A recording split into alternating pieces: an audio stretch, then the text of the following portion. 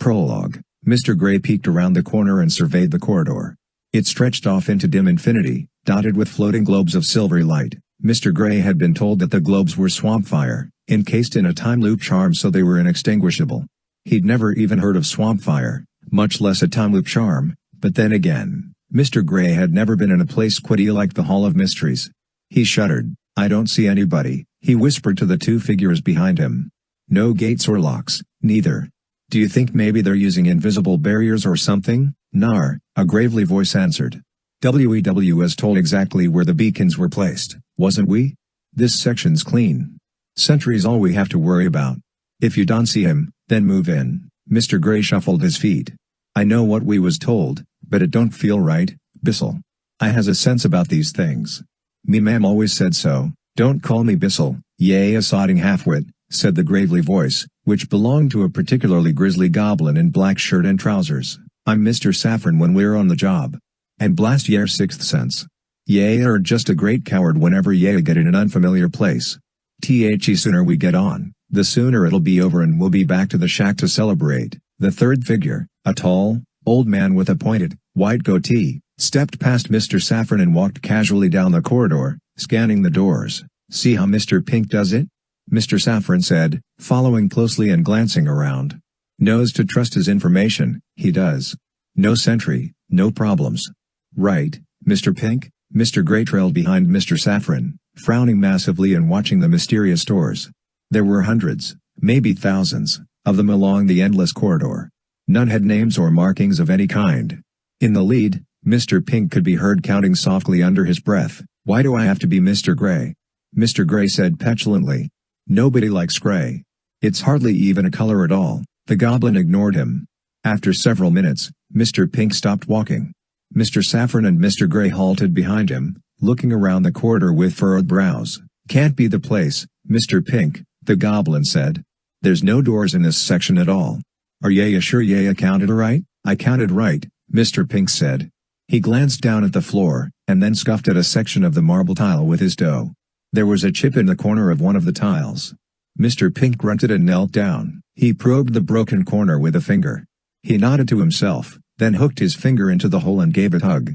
A rectangular section of the tile floor popped upwards, pulled open by Mr. Pink's tugging finger. He heaved and the rectangular chunk of floor slid upwards like a long, vertical drawer, rising with a grating rumble until it touched the ceiling. It shuddered into place. It was as wide and tall as a door, but only a few inches thick. Mr. Grey peered around it and could see the endless corridor of the Hall of Mysteries stretching away behind it. "How'd ye know that was there?" Mr. Saffron demanded, slitting his eye up at Mr. Pink. "She told me," Mr. Pink responded, shrugging. "She did she? Anything else you might know that you ain't told us about, yet?" "Just enough to get us there," Mr. Pink replied. "You're the lock breaker, Mr. Grey is the heavy hand, and I'm the mapper. We all know what we need to know, and nothing else." Yar, I remember," the goblin grumbled. "Let me get on with it, then, won't ya?" Mr. Pink stood aside as Mr. Saffron moved closer to the slab of mysterious stone. He studied it carefully, squinting and muttering. He laid one of his huge ears against it and tapped here and there. Finally, he reached into a pocket of his black shirt and produced a complicated device made of dozens of brass loops. He unfolded one and peered through it at the stone slab. "Hardly worth the effort, really," he muttered. "It's a homunculus lock. Only opens when a predefined set of factors is present. Could be it only opens when a red-headed lass sings the national anthem of Atlantis at 3 o'clock on a Thursday, or when the light of the setting sun is reflected from a cracked mirror onto a goat's eye, or when Mr. Grey hawks a bogey onto a purple nude. I've seen some good homunculus factors in my time, yar." "Is this a good one, then?" Mr. Grey asked rather hopefully. The goblin grinned, showing lots of tiny, pointed teeth. "Slight Mr. Pink says, isn't it? We all knows what we need to get the job done." He reached into another pocket and produced a tiny glass vial filled with red powder. Carefully, the goblin uncorked the vial and upended the contents onto the floor before the stone slab. The powder swirled and eddied as it fell, so that as it hit the ground, it formed an unnaturally regular pattern. Mr. Grey peered down and saw that it had formed the shape of a skeletal hand with one finger pointing toward the slab. Mr. Saffron produced a tiny brass tool and muttered, "A Kaliamos." A narrow beam of greenish light glowed from the end of the tool. The goblin squatted and carefully laid the tool across the bony hand so that the light pointed at the exact angle of the pointing, skeletal finger. Mr. Gray gasped and took a step backwards. Seen in the carefully arranged light of Mr. Saffron's tool, the rough stone surface of the slab was no longer random. The play of light and shadow revealed an ornate engraving of a grinning skeleton surrounded by dancing, impish shapes. The skeleton's right hand was outstretched, forming something like a door handle. The left hand was missing, and Mr. Pink shuddered again, realizing it was the shape formed in red powder on the floor. "It's a danse macabre," Mr. Saffron said, studying the engraving. "A dance of death. Revealed with powdered dragon's blood and cavern light. Yar, it's a good one, Gray. Is it unlocked, then?" Mr. Pink asked briskly. "Never was locked," the goblin replied. "We just had to know where to grasp." "Feel free to do the honors, Mr. Pink." The tall, bearded man approached the slab, careful not to block the greenish light. He reached forward and wrapped his hand around the outstretched fist of the skeletal engraving. He turned it, producing a low, grinding click. The engraved shape of the door swung inwards, revealing a large, dark space and a sound of distant, dripping water. Cold air pushed out of the opening, filling the corridor and ruffling Mr. Saffron's black shirt. Mr. Gray shivered as the sweat on his forehead went cold. "Where's that go to? That space isn't even here, if you know what I mean." "Of course it isn't," Mr. Saffron replied tersely, but he was clearly shaken as well. "It's the hidden depository. We was told about it, just like everything else. That's where the chest is. Come now, we haven't much time." Mr. Pink led them through the doorway, ducking to fit through. It became apparent by the smell and the echo of their footsteps that they were in a deep cavern. Mr. Pink produced his wand and illuminated it, but it revealed little more than the shiny, wet rock beneath their feet. The blackness sucked at the light, and Mr. Gray had the sense that they were in a place so deep that it had never known sunlight. Raw, musty cold pressed onto their skin, chilling them after the warmth of the corridor. Mr. Gray glanced back once and could just see the shape of the door leading back. It glowed like a pillar of silvery light, almost as if it were a mirage. "Where do you think we are?" he asked. "Air pocket in a cavern under the Atlantic Ocean," Mr. Pink replied, still walking. "Under," Mr. Gray said faintly, then swallowed. "I got a bad sense about this. Really bad. I want to go back, Bissell." "Don't call me Bissell," the goblin said automatically. "What's in this chest, anyway?" Mr. Gray moaned. "It better be worth a lot. I can't think of anything worth coming to a place like this." "Never mind that," Mr. Saffron said gruffly. "It's more than I've ever dreamed of. We'll never have to work like this again. No more petty cons and midnight holdups for us. Once we get the chest, we'll be set for good." "But what is it?" Mr. Gray insisted. "What's in the chest?" "Well, you'll just wait and see, won't ya?" Mr. Gray stopped walking. "You don't know, do you?" Mr. Saffron sputtered. "It doesn't matter what it is, a great dummy. We was told it was more than we could ever dream of, wasn't we? Alls we have to do is nick the box and gives a 20% share to our inside informer. They'd hardly help us break into the Ministry of Magic if they didn't have a prize bit of swag in mind, would they?" "Mr. Pink knows what it is, anyway. Why don't ya ask him?" "I don't know either," Mr. Pink said thoughtfully. There was a long moment of silence. Mr. Gray heard the steady drip of water echoing out of the darkness. Finally Mr. Saffron said, "Ya don't know neither?" Mr. Pink shook his head slowly, barely visible in his own wand light. The goblin frowned. "Each of us only knows what we needs to know, all we need to know is where to go," Mr. Pink said. "Once we get there, we'll know what to do." The goblin nodded, remembering. "All right, then. Let's go, Mr. Pink. You're the mapper." "We're there," Mr. Pink replied. "It's Gray's job from here." He turned and shone his wand ahead of them. A horrible, monstrous face loomed out of the blackness, lit in the feeble silvery light. Mr. Gray's knees went watery. "It's just a statue, a ninny," Mr. Saffron growled. "It's the dragon's head we were told about. Go on and open it. Earn your share, Mr. Gray." "I hate that name," Mr. Gray said, walking toward the dragon's head statue. It was taller than he was, formed eerily from the stalactites and stalagmites of the cavern wall. "I want it to be Mr. Purple. I like purple." He crouched and slipped his hands between the snaggled teeth of the dragon's upper jaw. Mr. Gray was unusually strong, but lifting the dragon's jaw required every ounce of his formidable power. Sweat streamed down his face and neck as he strained, but the statue wouldn't budge. Finally, just as Mr. Gray was certain he would tear his muscles loose from his bones, there was a glassy shattering sound and the jaw jarred loose. The stalactites that formed the hinge of the jaw had broken. Mr. Gray heaved the jaw upwards until it was high enough for the others to scramble through. "Hurry!" he ordered through gritted teeth. "Just don't drop the blasted thing on us," Mr. Saffron whined as he and Mr. Pink ducked into the gaping dragon's jaw. The opening behind the dragon's head was low and almost perfectly round. Stalactites and stalagmites surrounded the space like pillars supporting a smooth, domed ceiling. The stone floor was terraced, leading down to the center where a strange shape sat in the darkness. "It's not a chest," Mr. Pink stated flatly. "Nar," Mr. Saffron agreed. "But it's the only thing here, isn't it? Think we can lug it between us?" Mr. Pink descended the terraces, leaving the goblin to scramble after him. They studied the object for a moment, and then Mr. Pink placed his wand between his teeth. He bent down, grasping the object, and nodded for the goblin to grasp the other side. It was surprisingly light, though crusted with calcium and mineral. Clumsily, they carried the object between them, hefting it up the terraces. Mr. Pink's wand light bobbed and jerked, making their shadows leap wildly on the pillared walls. Finally, they heaved the object through the open jaw of the dragon's head statue. Mr. Grey was sweating profusely, his knees trembling.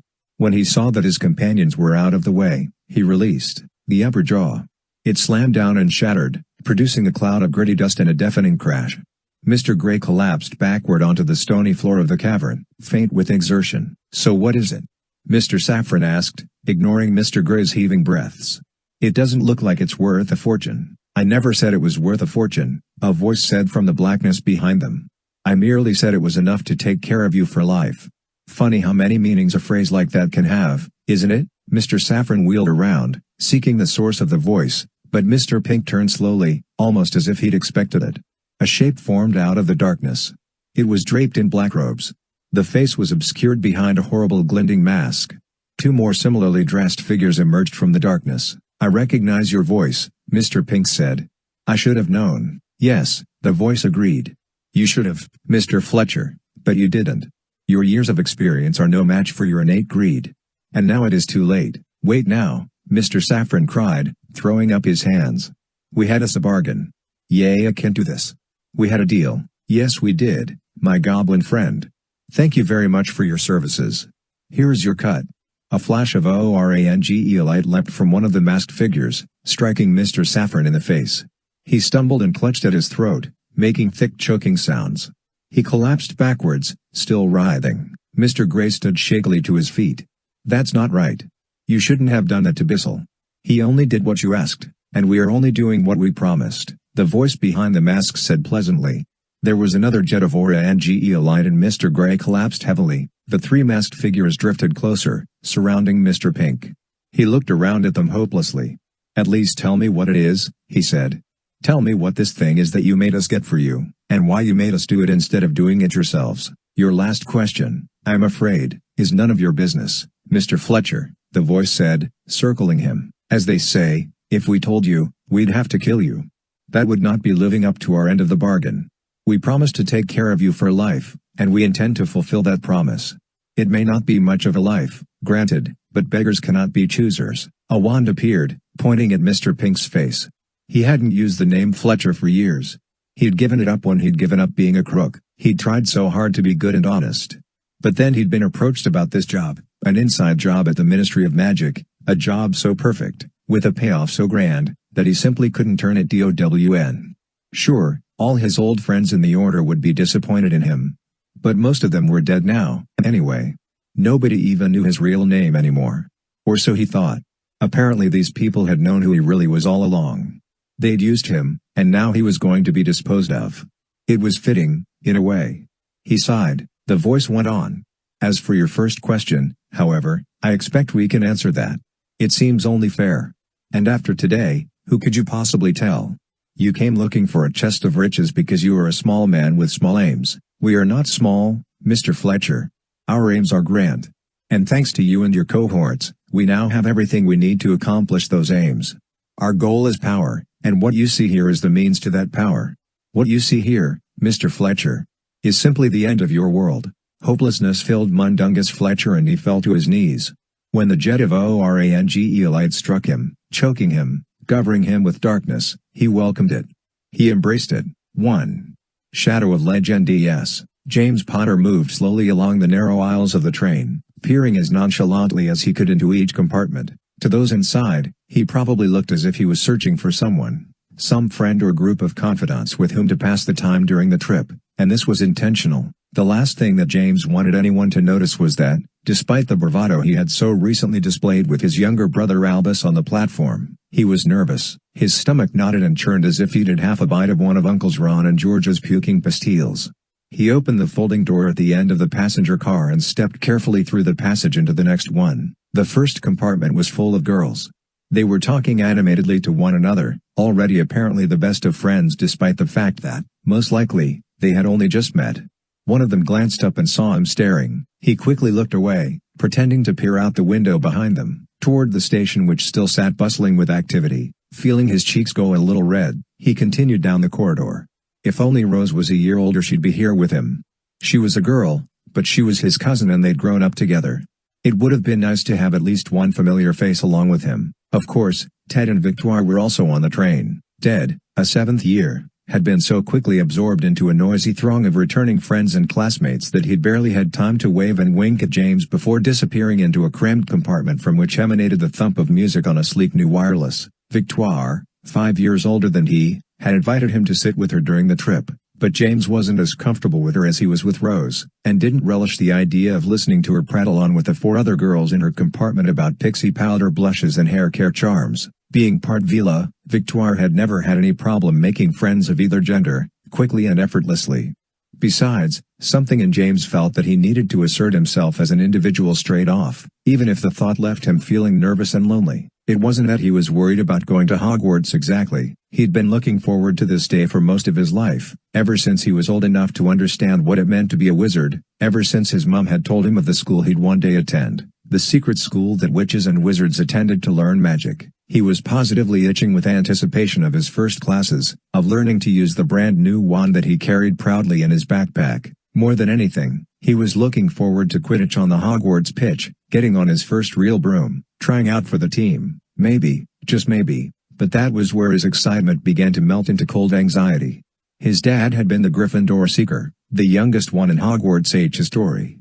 The best he, James, could hope for was to match that record. That's what everyone would expect of him, the firstborn son of the famous hero. He remembered the story, told to him dozens of times of how the young Harry Potter had won his first golden snitch by virtually jumping off his broom, catching the golden ball in his mouth and nearly swallowing it. The tellers of the tale would always laugh uproariously, delightedly, and if Dad was there, he'd smile sheepishly as they clapped him on the back. When James was 4, he found that famed snitch in a shoebox in the bottom of the dining room hutch. His mum told him it had been a gift to Dad from the old school headmaster. The tiny wings no longer worked, and the golden ball had a thin coat of dust and tarnish on it, but James was mesmerized by it. It was the first snitch he had ever seen close up. It seemed both smaller and larger than he'd imagined, and the weight of it in his small hand was surprising. This is the famous snitch, James thought reverently, the one from the story, the one caught by my dad. He asked his dad if he could keep it, stored in the shoebox when he wasn't playing with it, in his room. His dad agreed easily, happily, and James moved the shoebox from the bottom of the hutch to a spot under the head of his bed, next to his toy broom. He pretended the dark corner under his headboard was his Quidditch locker. He spent many an hour pretending to zoom and bank over the Quidditch green, chasing the fabled snitch, in the end, always catching it in a fantastic diving crash, jumping up, producing his dad's tarnished snitch FORTHE approval of roaring imaginary crowds. But what if James couldn't catch the snitch, as his father had done? What if he wasn't as good on the broom? Uncle Ron had said that riding a broom was in the Potter blood as sure as dragons breathed fire, but what if James proved him wrong? What if he was slow, or clumsy, or fell off? What if he didn't even make the team? For the rest of the first years, that would only be a mild disappointment. Even though the rules had been changed to admit them, very few first years ever made the HOUSCTEAMS. For James, however, that would mean he already hadn't measured up to expectations. He would already have failed to be as great as the great Harry Potter, and if he couldn't even measure up to his dad in terms of something as elemental as Quidditch, how could he ever hope to live up to the legend of the boy who defeated the Basilisk, won the Triwizard Cup, united the Deathly Hallows and, oh yeah, put old Moldy Voldy, the darkest and most dangerous wizard who ever lived, in the ground for good? The train gave a protracted, noisy lurch. Outside, the conductor's voice called for the doors to be shut. James stopped in the corridor, suddenly overcome by a cold certainty that the worst had already happened. He had already failed miserably even before he'd begun to try. He felt a deep, sudden stab of homesickness and blinked back tears, looking quickly into the next compartment.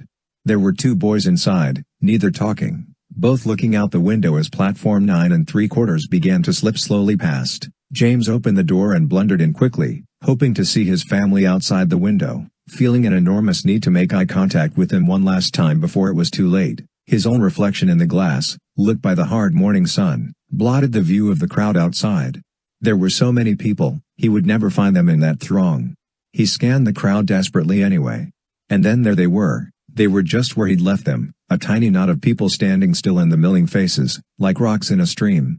They didn't see him, didn't know where he was in the train. Uncle Bill and Aunt Fleur were waving to a point further back on the train, apparently mouthing goodbyes to Victoire. Dad and Mum stood smiling somewhat wistfully at the train, scanning the windows. Albus stood next to Dad, and Lily held Mum's hand, transfixed by the gigantic crimson engine as it chuffed great bursts of steam and hissed and rang, picking up speed. And then Mum's eye caught James and her face lit up. She said something and Dad turned, looked, and found him. They both waved, smiling proudly. Mum wiped her eye with one hand, held up Lily's hand with the other, waving it to James. James didn't smile back, but watched them and felt a bit better anyway. They receded backward as if they were on a conveyor belt, more faces, more waving hands and milling bodies coming between them. James watched until they all vanished behind a wall at the end of the platform. Then he sighed, dropped his backpack onto the floor, and plopped into a seat. Several minutes of silence went by as James watched London scroll past the windows. The city thinned into crowded suburbs and industrial areas, all looking busy and purposeful in the bright morning sunlight. He wondered, as he sometimes did, what life was like as a non-magical person, and for once he envied them, going to their non-magical, less intimidating schools and jobs. Finally he turned his attention to the 2 other boys sharing his compartment. One was seated on the same side as him, closer to the door. He was big, with a squarish head and short dark hair. He was flipping avidly through an illustrated booklet called Elemental Magic, What to Know for the New Witch and Wizard. James had seen copies of these being sold from a small stall on the platform. On the cover, a good-looking teenage wizard in school robes was winking as he conjured a series of objects from a trunk. He had just produced a full-sized tree with cheeseburgers for fruit when the boy flipped the cover backwards and settled in to read one of the articles. James turned his attention to the boy across from him, who was looking at him openly, smiling. "I've got a cat," said the boy, unexpectedly. James blinked at him, and then noticed the box sitting on the seat next to the boy. It had a hinged grate for a door and a small black and white cat could be seen inside, lounging and licking its forepaw. "You aren't allergic to cats, are you?" the boy asked James earnestly. "Oh. No," James replied, "I don't think so. My family has a dog, but my Aunt Hermione has a big old carpet of a cat. I've never had a problem with it." "That's good," the boy answered matter-of-factly. He had an American accent that James found a little amusing. "My mom and dad are both allergic to cats, so we could never have one, but I like them. When I saw that I could bring a cat, I knew that was what I wanted. This is Thumbs. He has extra toes, see? One on each paw. It's not particularly magical, I suppose, but it makes him interesting." "What did you bring?" "I've got an owl. He's been in the family for a few years. A big, old barn owl with plenty of miles on him. I wanted a frog, but my dad says a boy should start school with an owl. He says there's no more useful animal for a first year, but I think he just wanted me to have one because he had one." The boy grinned happily. "So your dad is a wizard, too?" "Mine isn't. Neither is my mom. I'm the first in my family. We just found out about the magical world last year." I could hardly believe it. "I always thought magic was the sort of thing that happened at little kids' birthday parties. Guys in tall black hats pulling silver dollars out of your ear. Stuff like that." "Wow.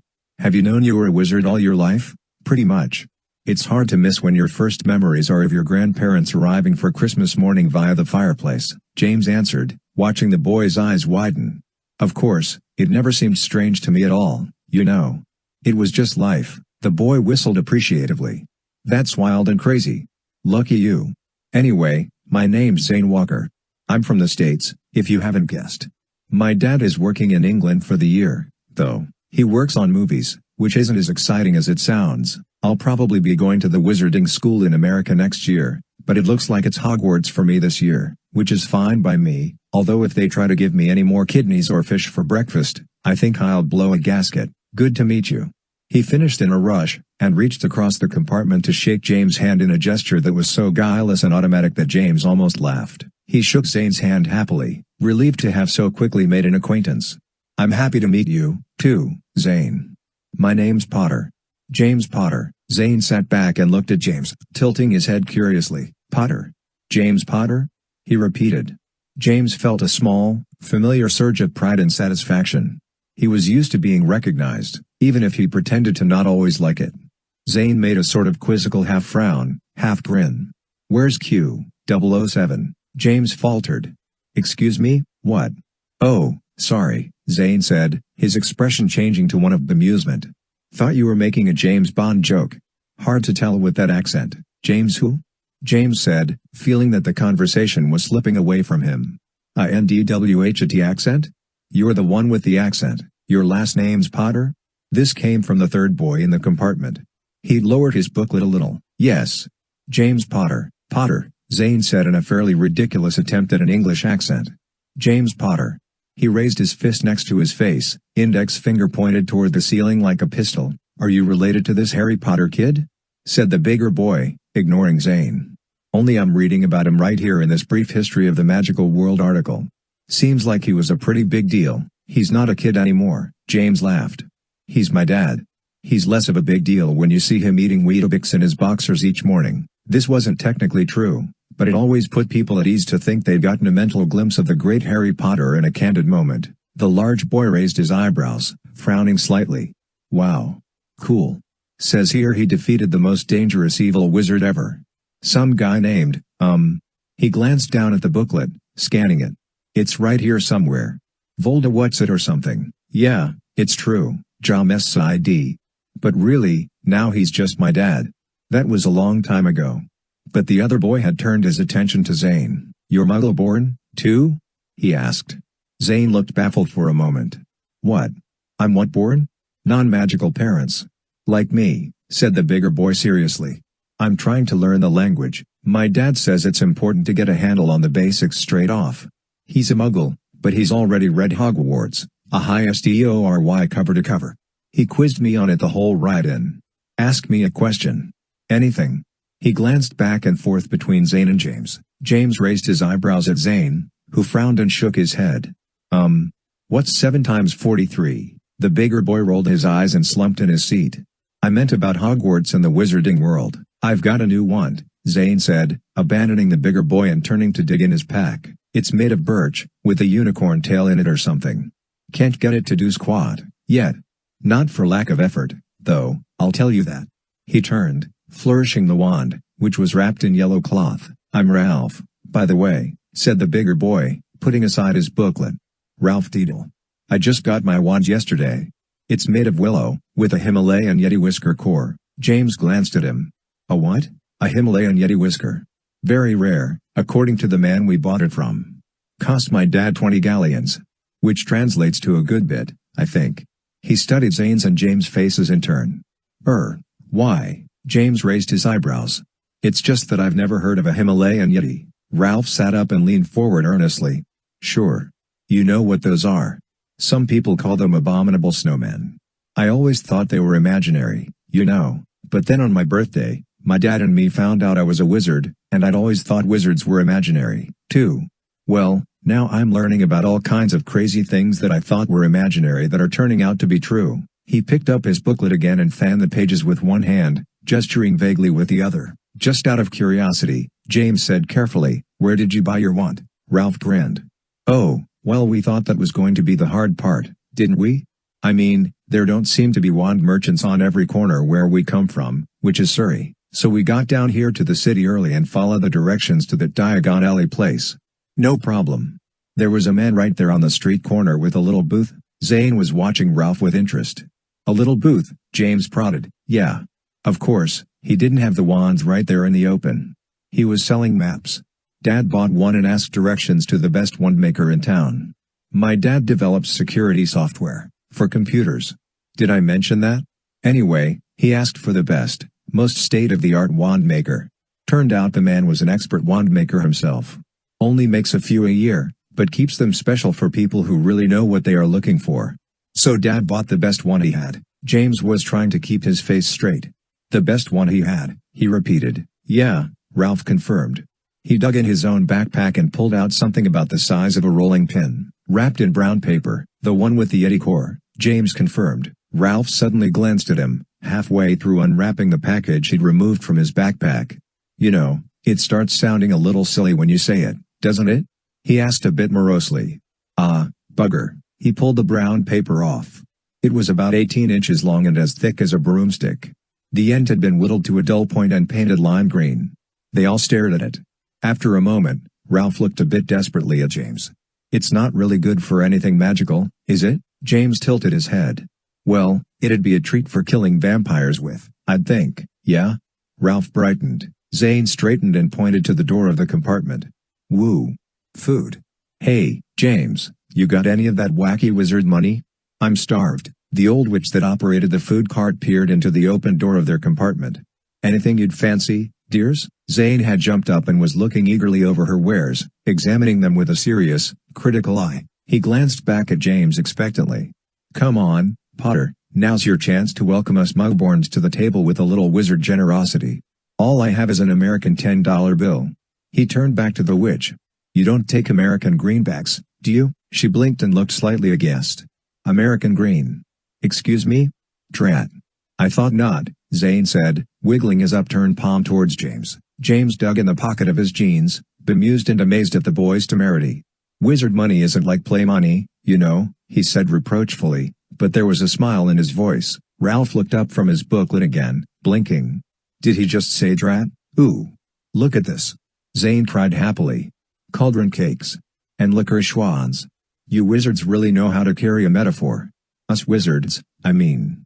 Hey, James paid the witch and Zane flopped back into his seat, opening a box of licorice wands. Assorted colors of wands were laid out in neat compartments.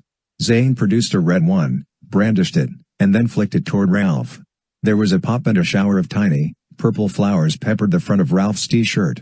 Ralph glanced down at them. Better than I've gotten out of my own wand, yet, Zane said, biting off the end of the wand with gusto. James was surprised and pleased to find that he wasn't nervous anymore, or at least not much. He opened the box containing his own chocolate frog, caught the frog in the air as it leapt out, and bit its head off. He looked down into the bottom of the box and saw the face of his dad peering up at him. Harry Potter, the boy who lived, ran the caption at the bottom of the card. He took the card out of the box and handed it to Ralph. Here. A little something for my new Muggle-born friend, he said as Ralph took it. Ralph hardly noticed. He was chewing, holding up one of the tiny, purple flowers. I don't know for sure, he said, looking at it, but I think these are made out of meringue. After the initial rush of excitement and worry, then the whirlwind of making new acquaintances, the rest of the train ride seemed remarkably mundane. James found himself in turns either acting as a tour guide for his two new friends or having their conversation explained to him wherever they centered on Muggle life and concepts. He found it incredible that they had apparently spent a great chunk of their lives watching television. Whenever they weren't watching it, it seemed that they and their friends were playing games on it, pretending to drive racing cars or go on adventures or play sports. James had, of course, heard of television and video games, but having had mostly wizard friends, he'd assumed Muggle children only engaged in those activities when there was absolutely nothing better to do. When he asked Ralph why he'd spent so much time playing sports on the television instead of playing them in real life, Ralph merely rolled his eyes, made an exasperated noise, and then looked helplessly at Zane. Zane had clapped James on the back and said, James, buddy, it's a Muggle thing. You wouldn't understand. James, in turn, had explained as best he could about Hogwarts and the magical world. He told them about the unplottable nature of the castle, which meant it couldn't be found on any map by anyone who didn't already know its location. He described the schoolhouses and explained the house points system Dad and Mum had told him about. He tried, as best he could, to explain Quidditch, which seemed to leave both of them confused and frustratingly unenthusiastic. Zane had had the ridiculous idea that only witches rode brooms, apparently based on a movie called The Wizard of Oz. James tried very patiently to explain that both wizards and witches rode brooms and that it wasn't at all a girly thing. Zane, apparently sensing the consternation this was causing, went on to insist that all witches were supposed to have green skin and warts on their noses, and the conversation quickly deteriorated. Just as evening was beginning to turn the sky a pale purple and silhouette the trees outside the train's windows, a tall, older boy with neatly cropped blonde hair knocked sharply on their compartment door. "Hogsmeade Station straight ahead," he said, leaning in with an air of brisk purpose. "You fellows will want to be getting your school robes on." Zane frowned and raised his eyebrows at the boy. "We will we?" he asked. "It's almost 7 o'clock. Are you quite sure?" He pronounced the word quiet with his ridiculous English accent. The older boy's brow darkened very slightly. "My name is Stephen Metzger. 5th year. Prefect." "And you are?" Zane jumped up, offering the boy his hand in a parody of the gesture he'd shown James at the beginning of the trip. "Walker. Zane Walker." "Happy to meet you, Mr. Prefect." Stephen glanced down at the proffered hand, and then decided, with an apparently great effort, to go ahead and shake it. He spoke to the compartment at large as he did so. "There will be a dinner in the Great Hall promptly upon your arrival on the school grounds. School robes are required, I will assume by your accent, Mr. Walker," he said, retracting his hand and looking bracingly at Zanee, "that dressing for dinner is a relatively new concept. No doubt you'll catch on fast." He caught James' eye, dropped a quick wink, and then disappeared down the corridor. "No doubt I shall," Zane said cheerfully. James helped Ralph and Zane make sense of their robes. Ralph had put his on backwards, making him look to James like the youngest cleric he'd ever seen. Zane, liking the look, had turned his around on purpose, proclaiming that if it wasn't the style yet, it soon would be. Only when James had insisted that it would be disrespectful to the school and teachers did Zane reluctantly agree to turn it back around. James had been told repeatedly and in great detail what would happen when they arrived. He knew about Hogsmeade Station, had even been there a few times when he was very young, although he had no memories of it. He knew about the boats which would ferry them across the lake and had seen dozens of pictures of the castle. Still, he discovered that none of it had quite prepared him for the grandness and solemnity of it. As the tiny boats glided across the lake, drawing V-shaped wakes on the glassy water, James stared with a kind of wonder that was perhaps even greater than that felt by those with him who hadn't come believing they knew what to expect. The sheer bulk of the castle amazed him as it rambled and clumped on the great rocky hilltop. It soared upwards in turrets and ramparts, each structural detail lit on one side by the blue of the approaching night, on the other by the golden rose of the setting sun. A galaxy of windows dotted the castle, glowing a warm yellow on the shaded sides, glittering like sunfire on the lit.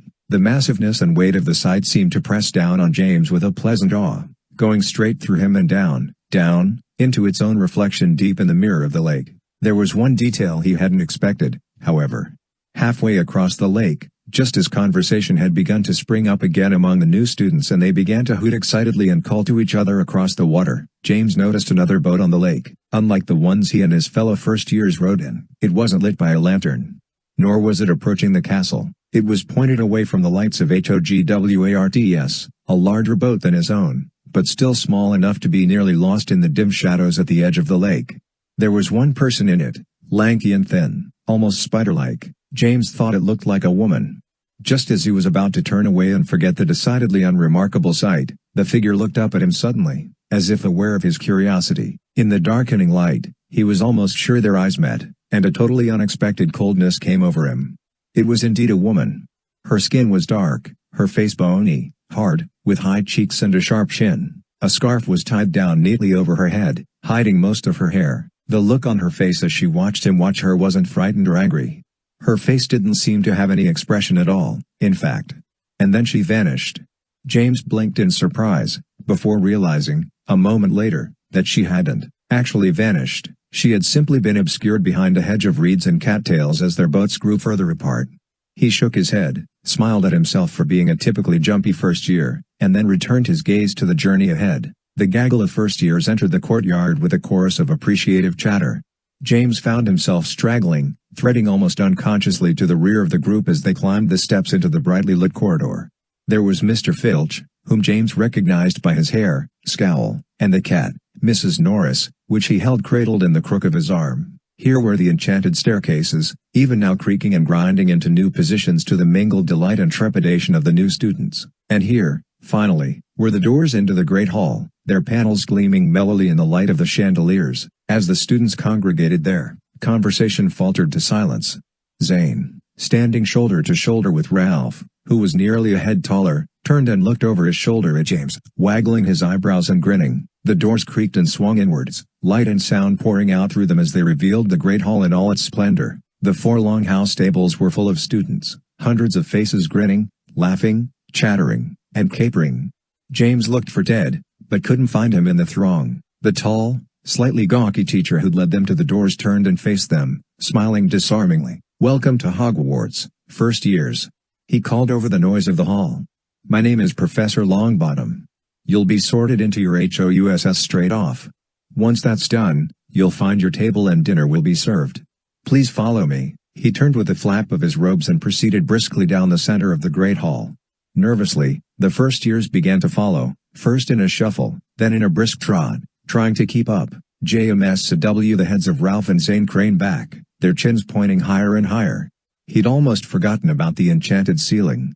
He looked up himself, but only a little, not wanting to look like he was too impressed. The higher he looked, the more the ceiling beams and alcoves retreated into transparency, revealing a stunning representation of the outside sky. Cold, brittle-looking stars glittered like silver dust on jeweler's velvet, and off to the right, just over the Gryffindor table, the half-moon could be seen, its giant face looking both mad and jolly. "Did he say his name was Longbottom?" Zane said to James out of the corner of his mouth. "Yeah. Neville Longbottom." "Wow," Zane breathed. "You Brits really have a thing to learn about subtlety. I don't even know where to start with a name like that." Ralph shushed him as the crowd began to quiet, noticing the first years lining up along the front of the hall. James looked along the table on the dais, trying to pick out all the teachers he knew about. There was Professor Slughorn, looking just as fat and ridiculously baroque as his parents had described. Slughorn, James recalled, had come on as a temporary teacher during his parents' time, apparently reluctantly, and then, simply never left. Next to him was the ghostly Professor Binns, then Professor Trelawney, blinking owlishly behind her gigantic spectacles. Further down the table, recognizable by his size, was Professor Flitwick. Several other faces James didn't recognize were scattered about, teachers who'd come since his parents' time and were therefore relatively unfamiliar. No sign of Hagrid, but James had learned that he was off among the giants again with Grop, and wouldn't return until the following day. Finally, at the center of the table, just then standing and raising her arms, was Minerva McGonagall, the headmistress. "Welcome returning students, and welcome new students," she said in her piercing, rather tremulous voice, "to this first banquet of this new year at Hogwarts School of Witchcraft and Wizardry." A cheer of happy acknowledgement went up from the seated students behind James. He glanced back over his shoulder, scanning the crowd. He saw Ted seated, hooting through his cupped hands, surrounded by a group of somehow impossibly handsome and beautiful older boys and girls at the Gryffindor table. James tried to smile at him, but Ted didn't notice. As the cheers diminished, Professor McGonagall continued, "I'm glad to see you are all as excited to be here as are your teachers and school staff. Let us hope that this spirit of mutual understanding and unity of purpose accompanies us throughout the school year." She eyed the crowd, picking out certain individuals.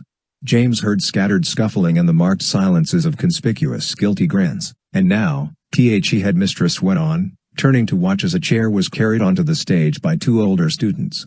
James noticed that one of them was Stephen Metzger, the prefect they'd encountered on the train. "As is our proud tradition on the occasion of our first gathering, let us witness the sorting of our newest students into their respective HOUSS.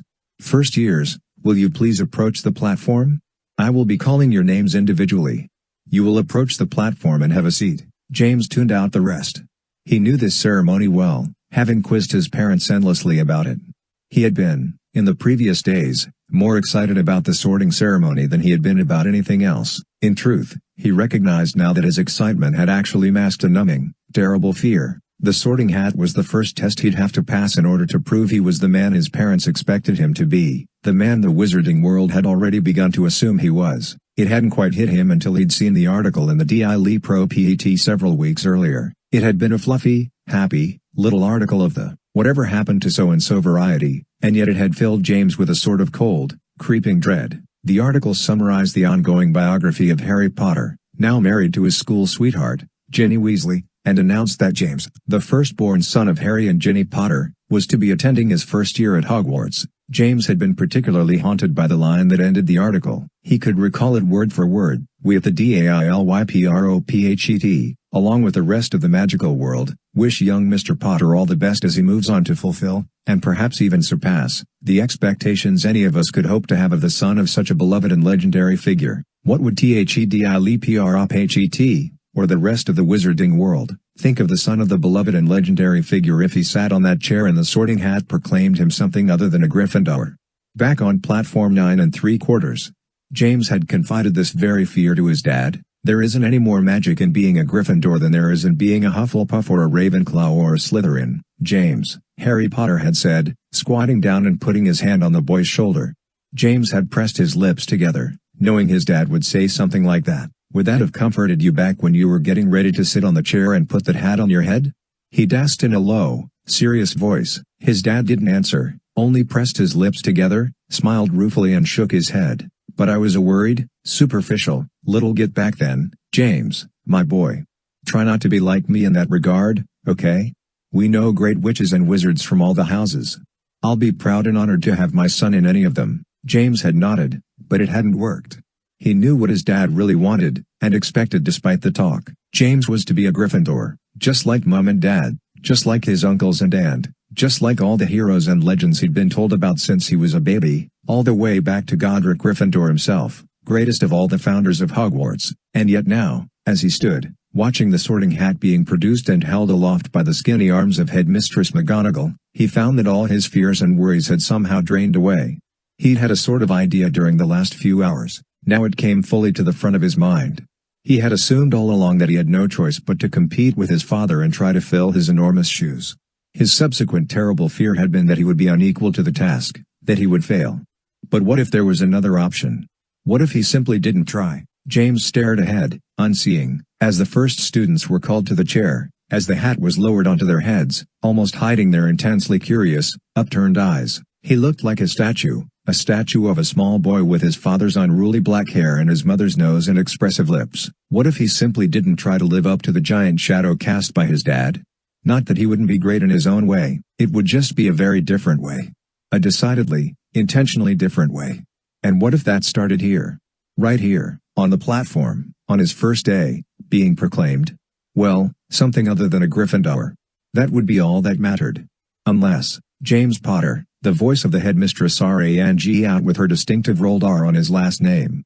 He startled, looking up at her as if he'd forgotten she was there. She looked 100 feet tall standing there on the platform, her arm held out ramrod straight and holding the Sorting Hat over the chair, casting a triangular shadow onto it. He was about to move forward and climb the short flight of steps to the platform when a noise broke out behind him. It shocked and worried him for a moment. He was irrationally afraid that somehow his thoughts had gotten out and betrayed him, that it was the noise of the Gryffindor table standing, booing him. But it wasn't the sound of booing. It was the sound of applause, polite and sustained, in response to the calling of his name.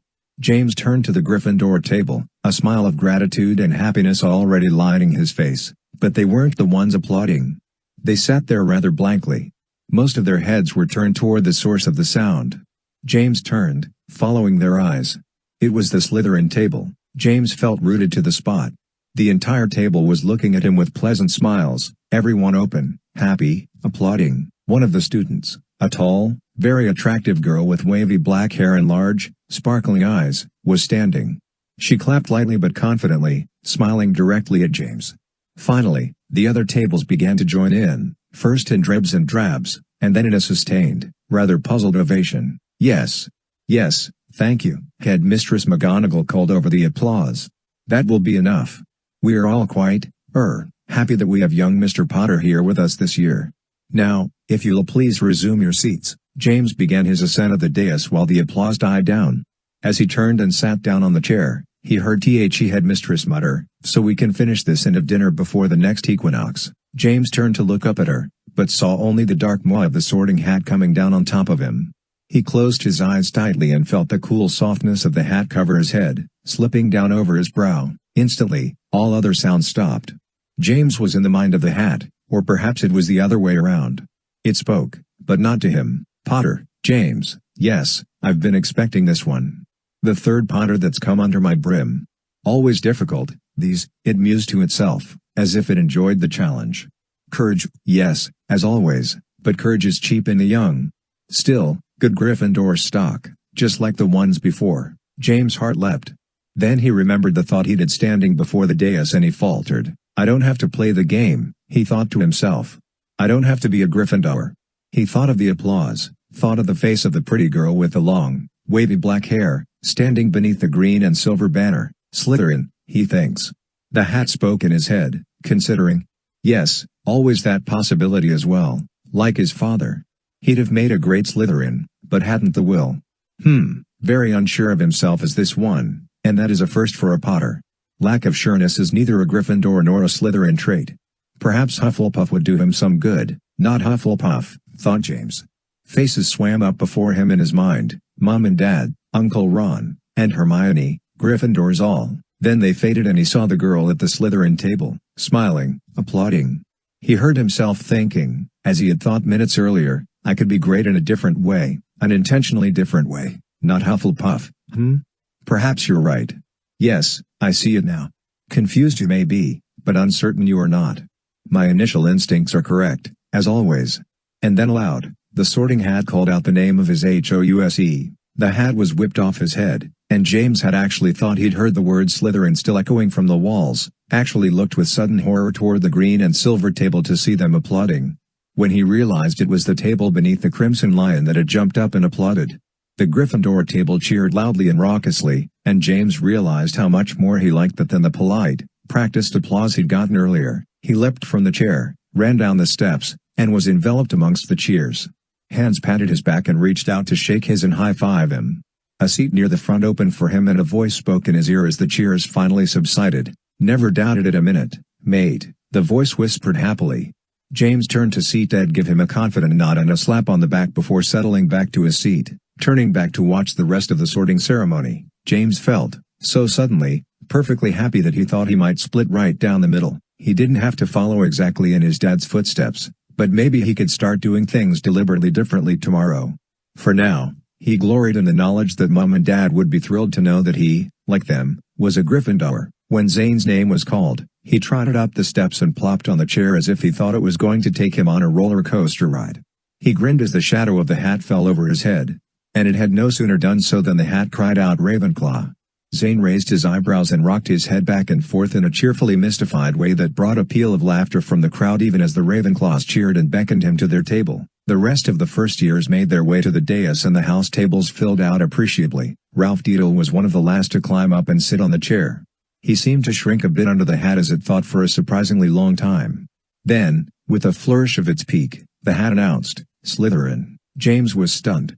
He had been sure that at least one, if not both, of his new friends would end up seated next to him at the Gryffindor table. Neither of them had joined him, however, and one of them, the one he least expected, had become a Slytherin. Of course, he conveniently forgot that he himself had almost succeeded in getting sent there. But Ralph? A Muggle born if ever there was one? He turned and saw Ralph seating himself at the table on the far side of the room, being patted on the back by his new housemates. The girl with the sparkling eyes and the wavy black hair was smiling again, pleasantly, welcomingly. Maybe Slytherin House had changed, he thought. Dad and Mum would hardly believe it. Finally, Headmistress McGonagall put the sorting hat away. First years, she called, your new house is your home, but we are all your family. Let us enjoy competitions wherever we may find them, but never forget where our ultimate loyalties lie. And now, she pushed her spectacles onto her nose and addressed the crowd over them. Announcements. As always, the Forbidden Forest is off limits to students at all times. Please be sure that this is not a merely academic preference. First years may ask any older students except for Mr. Ted Lupin and Mr. Noah Metzger, whose counsel you might wish to avoid on the matter what they can expect if they determine to ignore this rule. James let the rest of the announcements roll over him as he scanned the faces of the crowd. Zane, at the Ravenclaw table, had pulled a bowl of nuts in front of him and was determinedly working his way through it. Across the room, Ralph caught James' eye and gestured wonderingly at himself and his new housemates, seeming to ask James if it was all right. James shrugged and nodded non-committally, leaving us with one last order of business, Headmistress finally said, to the accompaniment of a few brave cheers.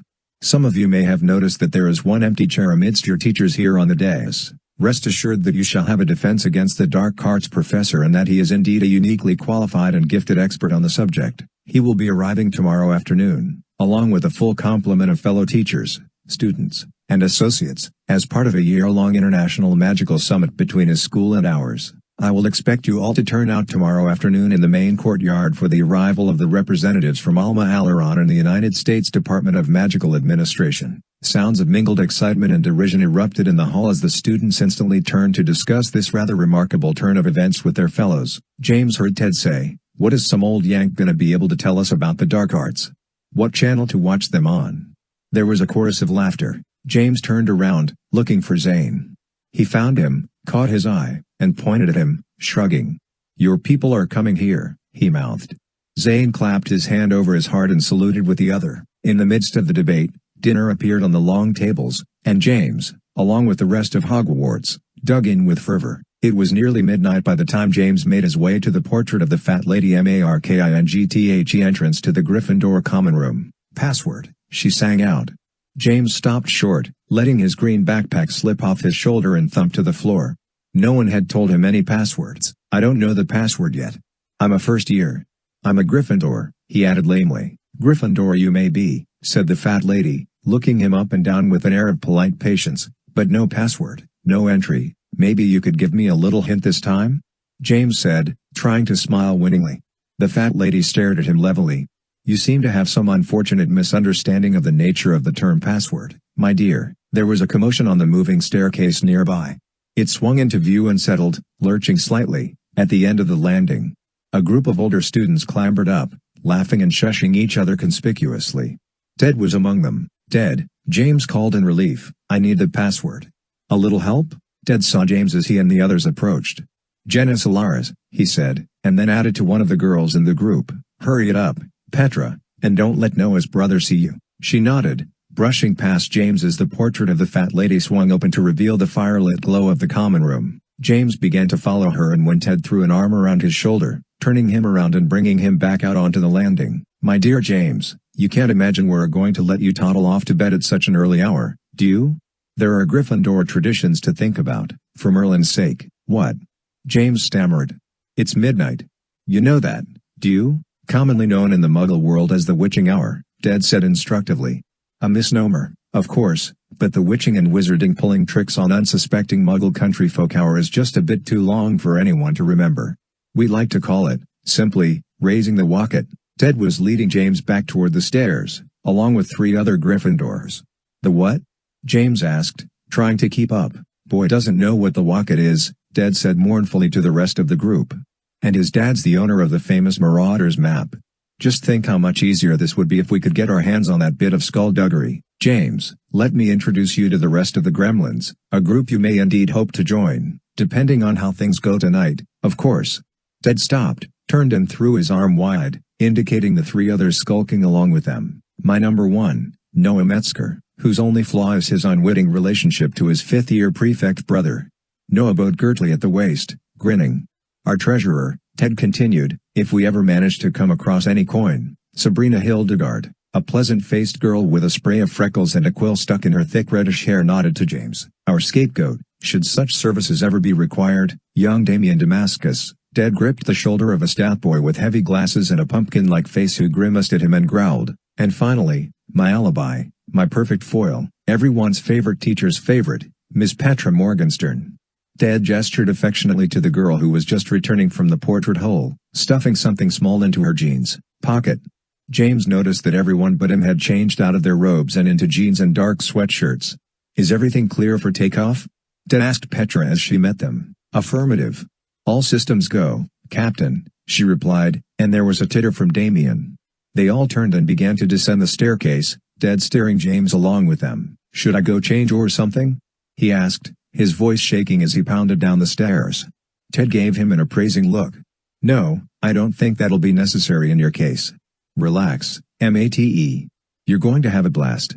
So to speak, jump just here, then. You don't want to step on that step, mind you."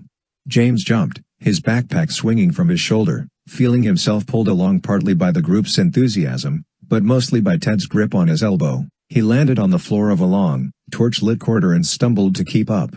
At the end of the hall, the group met 3 more students, all standing in the shadow thrown by a statue of a gigantic, hunchbacked wizard wearing a very tall hat. "Good evening, fellow gremlins," Ted whispered as they all clustered together in the shadow of the statue.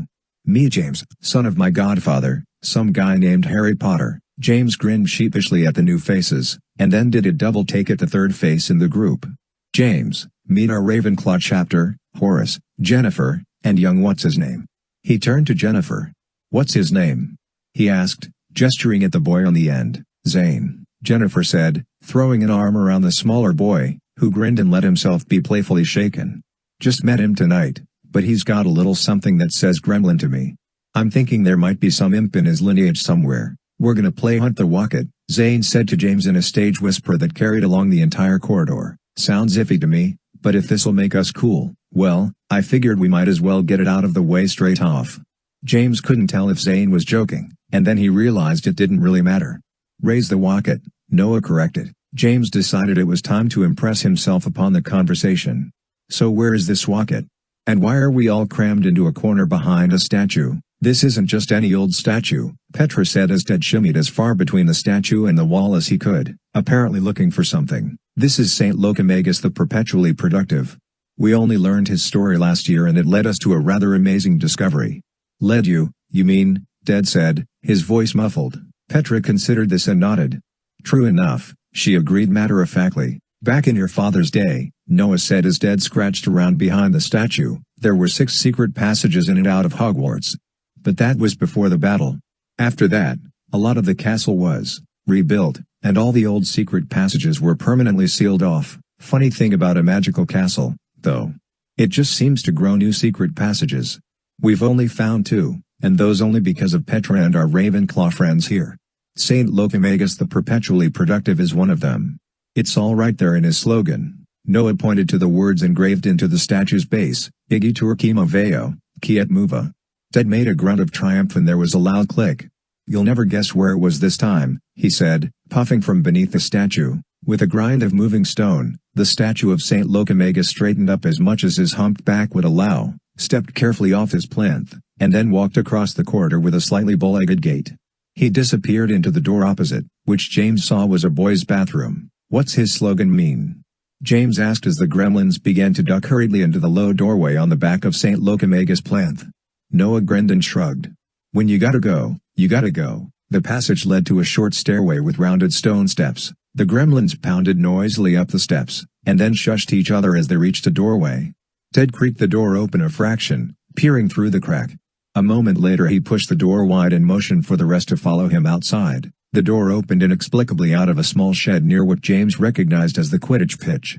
The tall grandstands rose into the moonlight, looking bleak and imposing in the silence. The passage only works one way, Sabrina explained to James and Zane as the group ran lightly across the Quidditch pitch toward the hills beyond. If you go into it without having come through St. Locomagus tunnel first you just find yourself in the equipment shed. Pretty convenient, since it means that even if we get caught, nobody else can chase us back through the tunnel. Have you gotten caught yet? James asked, puffing along next to her. No, but this is the first time we've tried to use it. We only discovered it at the end of last year. She shrugged as if to say we'll see how this turns out, won't we? Zane's voice came out of the darkness behind James, conversationally. What if St. Magic Buns gets done with the loo before we all come back through his hole? James shuddered at Zane's turn of phrase, but admired his logic. It seemed like a question worth asking. That's definitely a question for a Ravenclaw, Noah called back as quietly as he could, but nobody answered. After 10 minutes of skirting the border of a scraggly, moonlit wood, the group clambered over a wire fence into a field. Ted pulled his wand from his back pocket as he approached a patch of rambling bushes and weeds.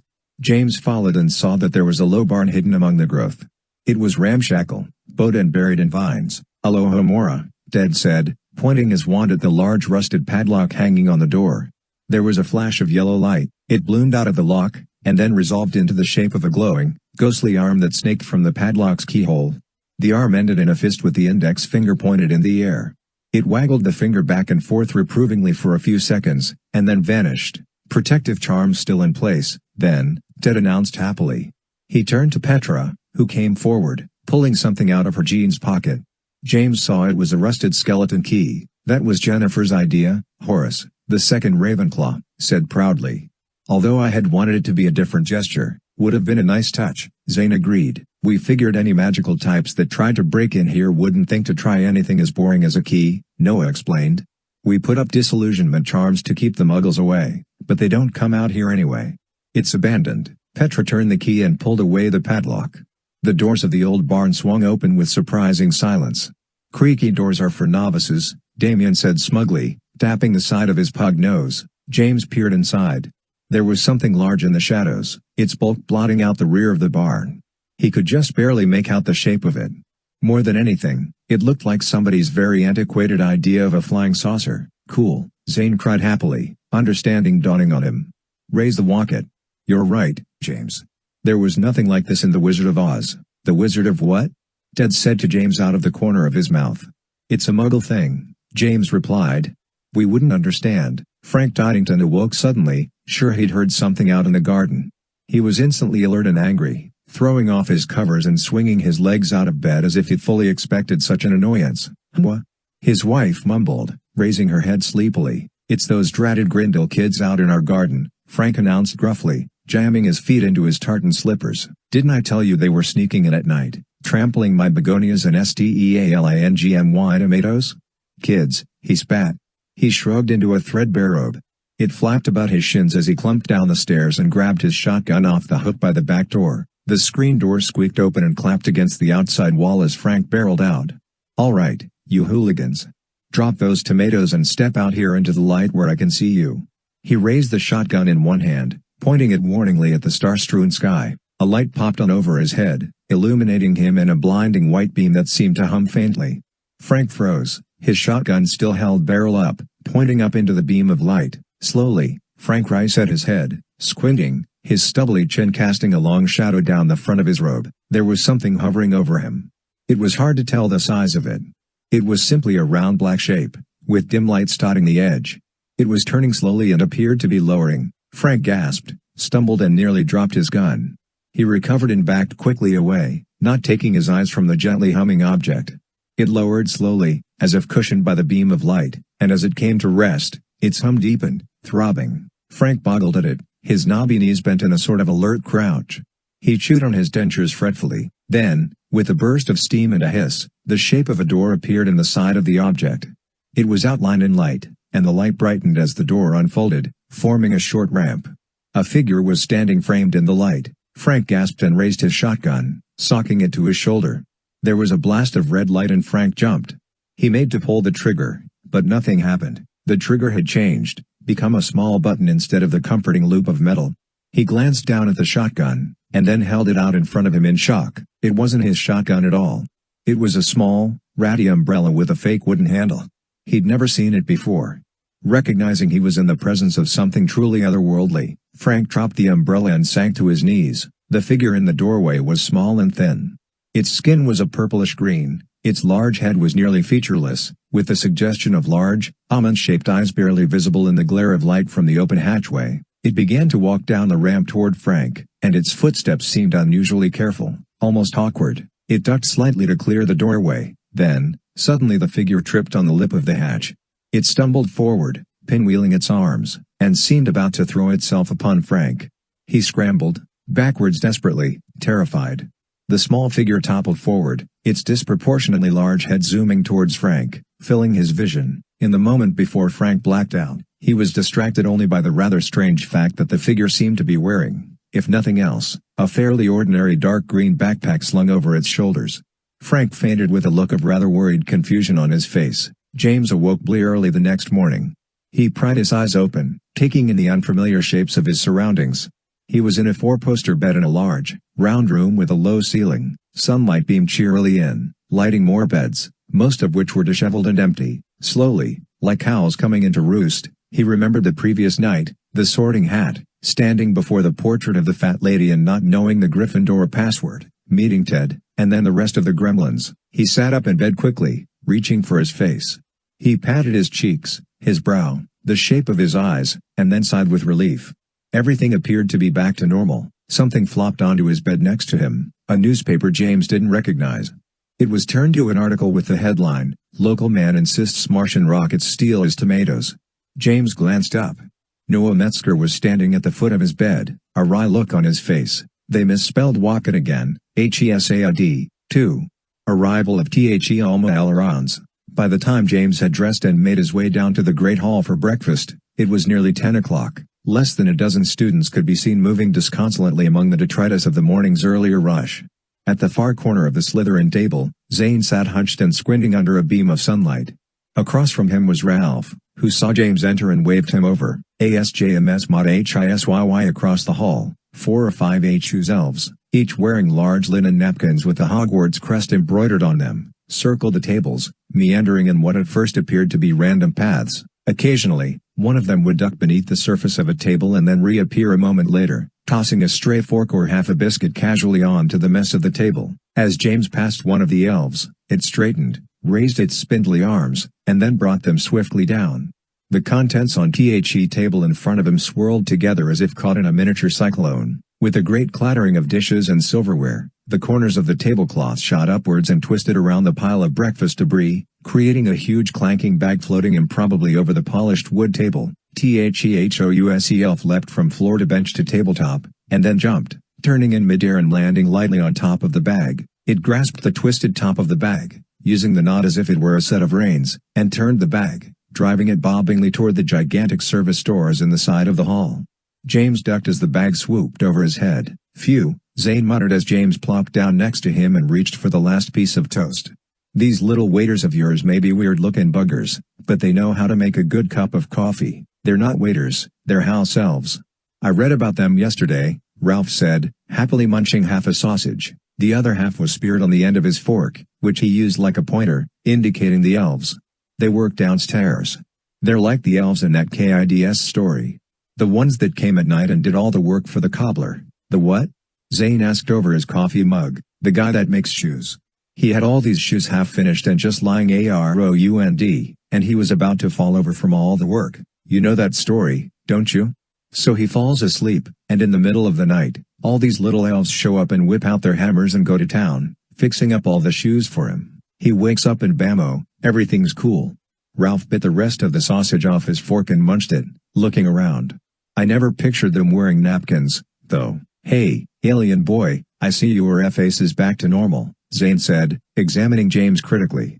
"What passes for it, I suppose," James replied. "Did it hurt at all when Sabrina zapped you?" "No," James said. "It felt weird. Really weird. But it didn't hurt. It just went back to normal overnight." "She must be an artist. You looked great. Webbed feet and all." "What are you two talking about?" Ralph asked, looking back and forth between them. They told him all about the previous night, about raising the Wocket, and the farmer who'd fainted when James, the little alien, had stumbled and fallen on top of him. "I was hiding in the corner of the yard, near the shed, and I about gave myself a hernia trying not to laugh when you tackled him." Attack of the Martian klutzes. He dissolved into laughter and after a moment, James joined him. "Where'd they get the SPS ship?" Ralph asked, bypassing the humor. "It's just a bunch of chicken wire and paper mache," Zane said, downing the last of his coffee and clapping the mug onto the table. He raised his arm and snapped his fingers twice. "Sabrina and Horace made it last year as part of a float for a Christmas parade down in Hogsmeade. It used to be a giant cauldron. Now, with the help of some paint and something Jennifer called a Visum-Ineptio charm, it's the RMS Wocket." A very small house elf approached Zane, frowning. "You, snapped, young master?" The elf's voice was gratingly deep despite his size. "Here you go, buddy," Zane said, handing the elf the empty coffee mug. "Nice work. Keep it up. This is for you." The elf looked down at the piece of paper Zane had just handed him. He raised his eyes again. "Thank you, young master. Will there, be anything else?" Zane flapped his hand dismissively. "No, thanks. Go get some sleep or something. You look tired." The elf looked at Ralph, then James, who shrugged and tried to smile. With a barely perceptible roll of the eyes, the elf tucked the $5 bill into his napkin and disappeared under the table. Zane looked thoughtful. "I could get used to this." "I don't think you're supposed to tip the house elves," Ralph said uncertainly. "I don't see why not," Zane said airily, stretching. "My dad tips everybody when he's traveling. He says it's part of the local economy. And it fosters good service, and you can't just tell a house elf to go get some sleep," James said, suddenly realizing what had just happened. "Why the heck not? Because that's exactly what he'll have to go and do," James said in exasperation. He was thinking of the Potter family house elf, a sad little pug of an elf whose moroseness was only offset by his sheer bloody-minded determination to do exactly what was asked of him. It wasn't that James didn't like Creature, it was just that you had to learn precisely how to ask things of Creature. House elves have to do what is asked of them by their masters. It's just the kind of beings they are. He's probably heading back to his cupboard, or shelf, or wherever it is he sleeps even now and trying to work out how he's going to sleep in the middle of the morning. James shook his head, and realized it struck him funny. He tried not to smile, which only made it worse. Zane saw it and pointed at him. "Ha ha. You think it's funny, too, he chortled. I can't imagine that they have to do everything we ask of them, Ralph said, his brow furrowed. We're just students. We don't own the place or anything. And we're just first years. You remembered the name of a spell Sabrina used to make the walket look like a rocket? Ja-MS asked, turning to Zane, impressed. Visum-Ineptio, Zane said, relishing the sound of it. It means something like eye fooling. If you work through the Latin, you can sort of figure it out. Horace says it just helps people see what they think they are going to see. James frowned. So when that beam of light came out of the sky onto that farmer, he, sort of, expected to see an alien spaceship. Sure. Everybody knows that a beam of light, at night, in the middle of nowhere means the little green guys are coming. You're a strange guy, Zane, Ralph said, not unappreciatively. Just then, James sensed someone standing behind him. All three of them turned, looking up. It was the Slytherin girl from the previous night, the one who'd led the applause for James before his sorting. She was looking down at him with a pleasant, vaguely indulgent expression. She was flanked by two other Slytherins, a boy with handsome, rather sharp features whose smile showed an awful load of teeth, and another girl, who wasn't smiling. Heat rushed to James' cheeks as he remembered he was sitting at the Slytherin table. Before he could think, he scrambled to get up, a chunk of toast still sticking out of his mouth. No, no. The pretty Slytherin girl said, raising her hand toward him, palm out, stopping him in his tracks almost as if she'd used magic. Don't stand. I'm happy to see you feel comfortable enough to sit at the Slytherin table with us. These are quite different times than those of your father. But I assume too much. Mr. Deedle, would you be so kind as to introduce me to your friend? Ralph coughed, clearing his throat in embarrassment.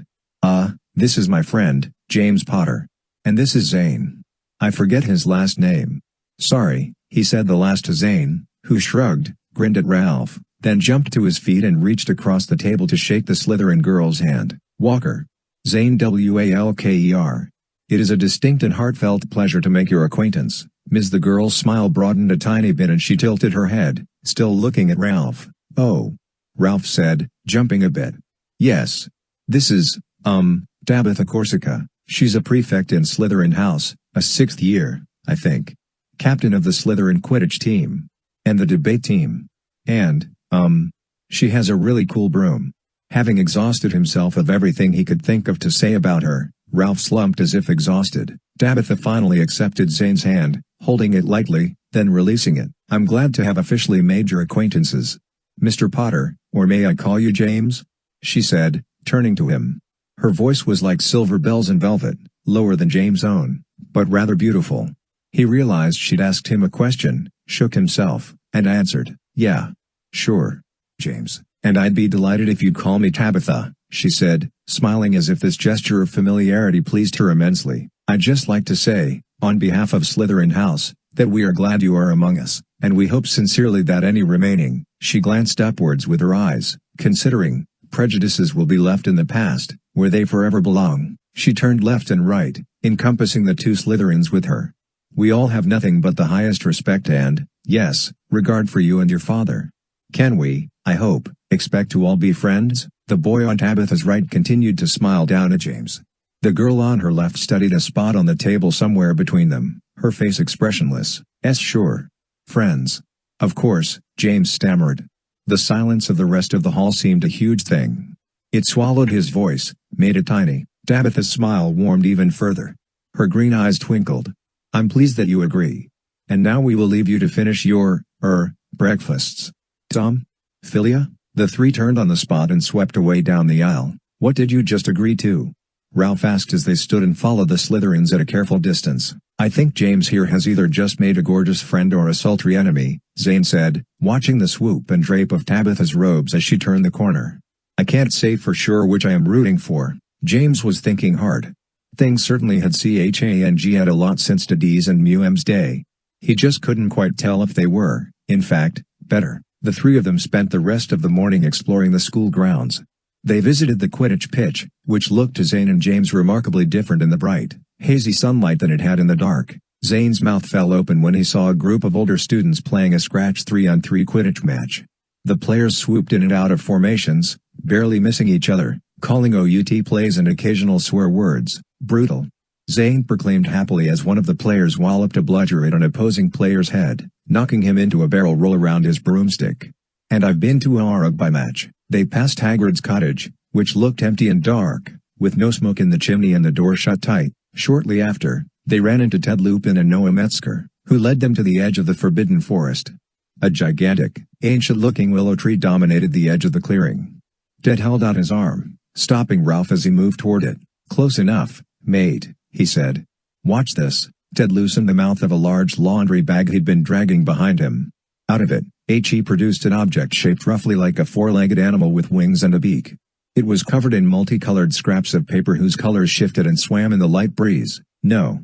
It's a piñata," Zane exclaimed. "In the shape of a don't tell me. A Sphinxoraptor. It's a hippogriff," James said, laughing. "I like his name better," Ralph said. "Me too." Noah added. "Silence," said Ted, raising his hand. He lifted the piñata in his other hand, hefted it, and threw it as hard as he could into the curtain of branches hanging from the willow. It vanished into the dense foliage, and for a moment, nothing else happened. Then there was a rustle among the whip-like branches. They writhed, as if something large was moving beneath them. Suddenly, the tree exploded into a violent flurry of motion. Its branches flailed wildly, slapping, groaning, and creaking. The noise it made was like a very localized windstorm. After a few seconds, the piñata was caught up visibly in the branches. The tree embraced it in dozens of coiling, angry whips, and all of the branches pulled at once. It was as if the piñata had been dropped into a blender. Shreds of multicolored paper and wizard candy exploded. Ballistics CHARM core of DHEPIN triggered. Confetti and candies peppered the tree and the surrounding clearing. The tree thrashed in apparent annoyance at the sudden colorful mess in its branches, then seemed to give up. It settled into its original shape. Ted and Noah laughed uproariously. "Behold the death of the Sphinxoraptor," Noah proclaimed. James had heard about the Whomping Willow, but was still impressed by both its violence and the other Gryffindor's casualness about it. Zane and Ralph simply stared, mouths agape. Without looking, Ralph plucked an every flavor bean out of his hair and stuck it in his mouth. He chewed meditatively for a moment, and then glanced at James. "Tastes like taco." "Cool." James separated himself from the group a little later and made his way up the stairs to the landing outside the Gryffindor common room. "Password," the fat lady sang out as he approached. "Genus Alaris," he replied, hoping it hadn't changed already. "Proceed," the painting answered, swinging open. The common room was empty, the fireplace cold. James ascended to the sleeping chamber and headed for his bed. He was already feeling a warm sense of belonging in this room, even in its dozing, midday emptiness. The beds had been neatly made. Nobby, James' huge, brown barn owl, was sleeping in his cage with his head tucked under his wing. James flopped onto the bed, took a sheaf of parchment and a quill, and began to write, being careful not to spill ink onto the blankets. "Dear Mom and Dad. Arrived last night with no problems. Met some cool new friends so far. Ralph turned out to be a Slytherin, which I'd have never guessed. Zane is a Ravenclaw, and he's about as crazy as Uncle George. They're both Muggle-born, so I'm learning a lot even though classes haven't started yet. With their help, Muggle studies should be a breeze. Ted showed us the Whomping Willow, but we didn't get too close, Mum. Some new teachers here. Saw Neville yesterday, but didn't have a chance to give him your greeting. And a delegation of American wizards and such is arriving later today. Should be interesting since Zane is from the States himself. Long story. More later, your son, James. P.S. I'm a Gryffindor." James smiled proudly as he folded and sealed the letter. He'd debated about the best way to announce his HOUSE to Mum and Dad, and had decided that just saying it straight up would be best. Anything else would have seemed either too casual or unnecessarily grand. "Hey, Nobby," Ms. whispered. The bird raised its head halfway, revealing one great orange eye. "Got a message for you to deliver. How about a nice fly home, Nobby stretched, ruffled his feathers so that he seemed to double in size for a moment, and then stuck out his leg. James opened Nobby's cage and attached the letter. The owl sidled carefully to the window, unfolded his wings, hunched, and then launched himself easily into the bright daylight beyond the window. James, feeling almost absurdly happy, watched until Nobby was a speck between the distant blue mountain peaks. Whistling, he turned and ran noisily down the stairs. He had lunch at the Gryffindor table in the Great Hall and then met up afterwards with Zane and Ralph as the rest of the school began to assemble in the main courtyard. A small student orchestra had assembled to play the American national anthem upon the arrival of the United States delegation. The cacophony as they tuned their instruments was deafening. Zane commented with conviction that it was the first time he'd ever heard the Star-Spangled Banner playedon bagpipes and accordion. Students milled and congregated, filling the courtyard. Finally, Professor Longbottom and another professor who James didn't know yet began to move among the crowd, pressing the students into orderly arrangements along the walls. James, Zane, and Ralph found themselves near the great front gates, watching for the arrival of the Americans with growing anticipation. James remembered the stories his parents had told of the arrival of the Beauxbatons and Durmstrang delegations back when the Wizard Tournament had been held at Hogwarts, the gigantic horses and flying carriage of the one and the mysterious submarine galleon of the other. He couldn't help wondering how the Americans might choose to arrive. The gathered throng watched and waited, voices hushed. The student orchestra stood on a small tiered grandstand, instruments held at the ready, blinking in the hazy afternoon sunlight. Headmistress McGonagall and the rest of the teaching staff stood, watching the sky, arranged along the portico which led into the main hall. Finally, someone pointed and voices called out. All eyes turned, straining. James squinted into the golden haze over the distant mountain peaks. A dot resolved, growing larger as it approached. As he watched, two more became visible, closely following the first. Sounds drifted into the courtyard, apparently coming from the approaching objects. James glanced at Zane, who shrugged, obviously mystified. The sound was a low, droning roar, growing quickly louder. The objects must have been moving at a great speed because they were already swooping down, taking on shape as they approached the courtyard. The sound of them became lower, vibrating, a beating thrum as of giant insect wings. James watched as the objects slowed appreciably, lowering to meet their shadows on the courtyard lawn. Cool. Zane called out over the sound of them. They're cars. James had heard about his grandfather Weasley's enchanted Ford Anglia, flown once by his daddy and Uncle Ron to Hogwarts, where it took refuge in the Forbidden Forest and was never seen again.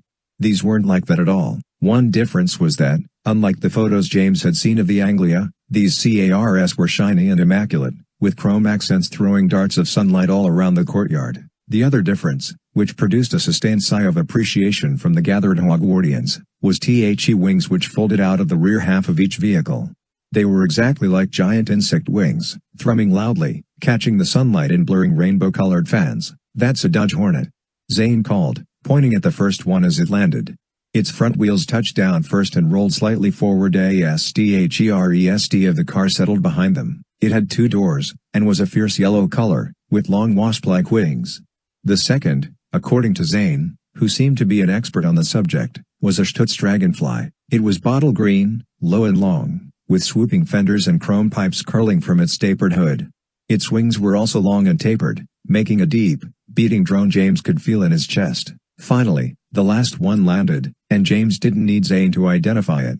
Even he knew what a Volkswagen Beetle was. Its bulbous body rocked back and forth as the flaming red car descended, its stubby wings thrumming underneath two hard outer wings which were unfolded from the back of the car just like a real beetle. It settled onto its wheels as if they were landing gear, and the wings stopped thrumming, folded delicately, and disappeared beneath the hard outer wings, which closed over them. The Hogwartians erupted into a great, exhilarated cheer at the same moment that the orchestra began to play the anthem.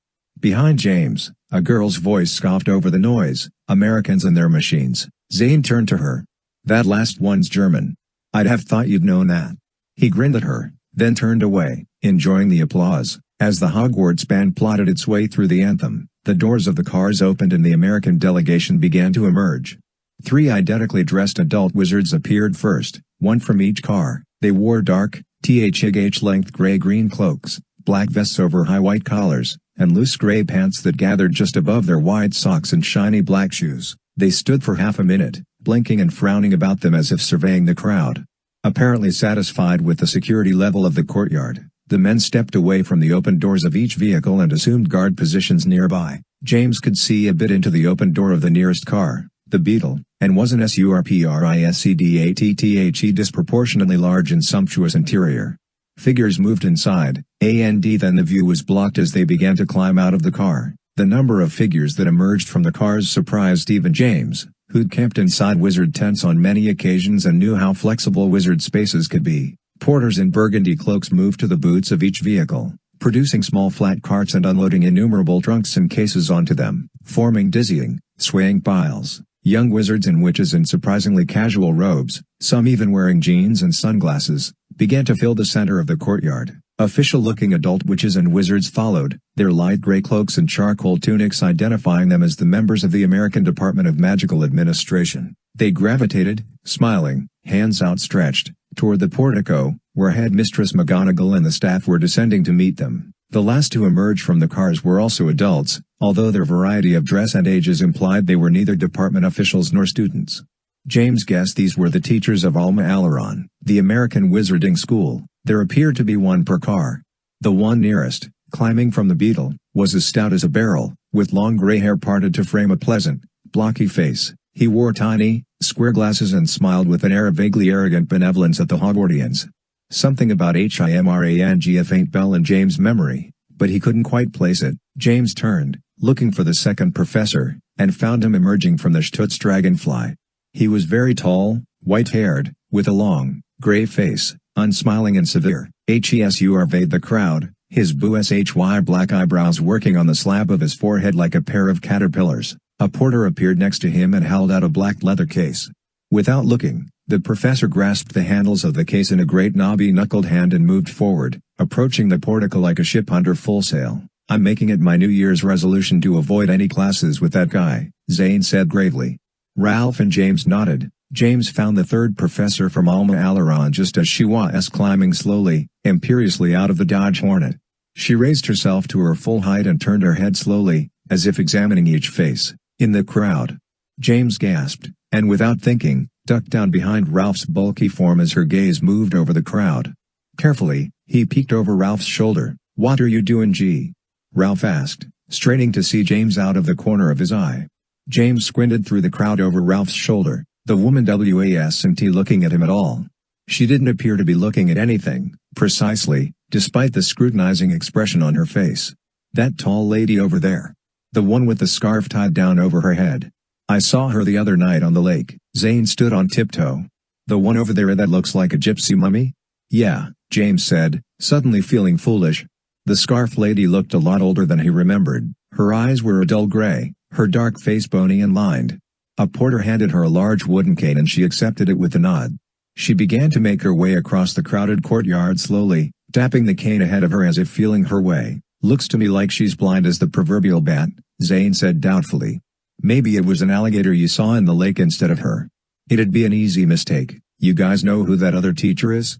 Ralph suddenly interjected in a low, odd voice, indicating the stout man in the square spectacles. That's. He's the 5. No. Wait, the 50, he babbled. Zane looked at the portico, frowning.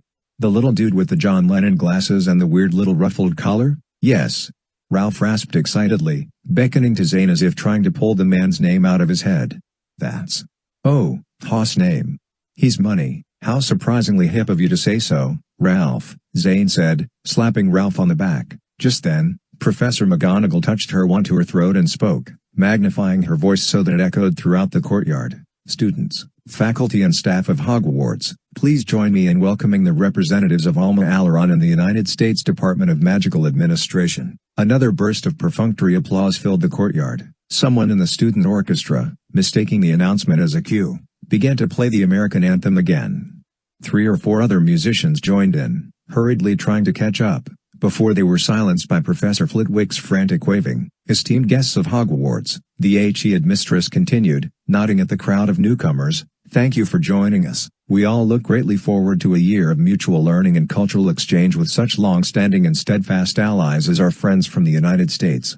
And now, representatives, from Alma Aleron, if you would be so kind as to step forward so that we may introduce you to your new pupils." James assumed that the tall professor with the steely features would be the leader, but this was not so. The stout wizard with the square glasses approached the portico and bowed gallantly to the headmistress. He turned and addressed the crowd without using his wand, his clear tenor voice carrying expertly, as if speaking in public was something he was quite used to. "Students of Hogwarts, faculty and friends, thank you for such a warm welcome.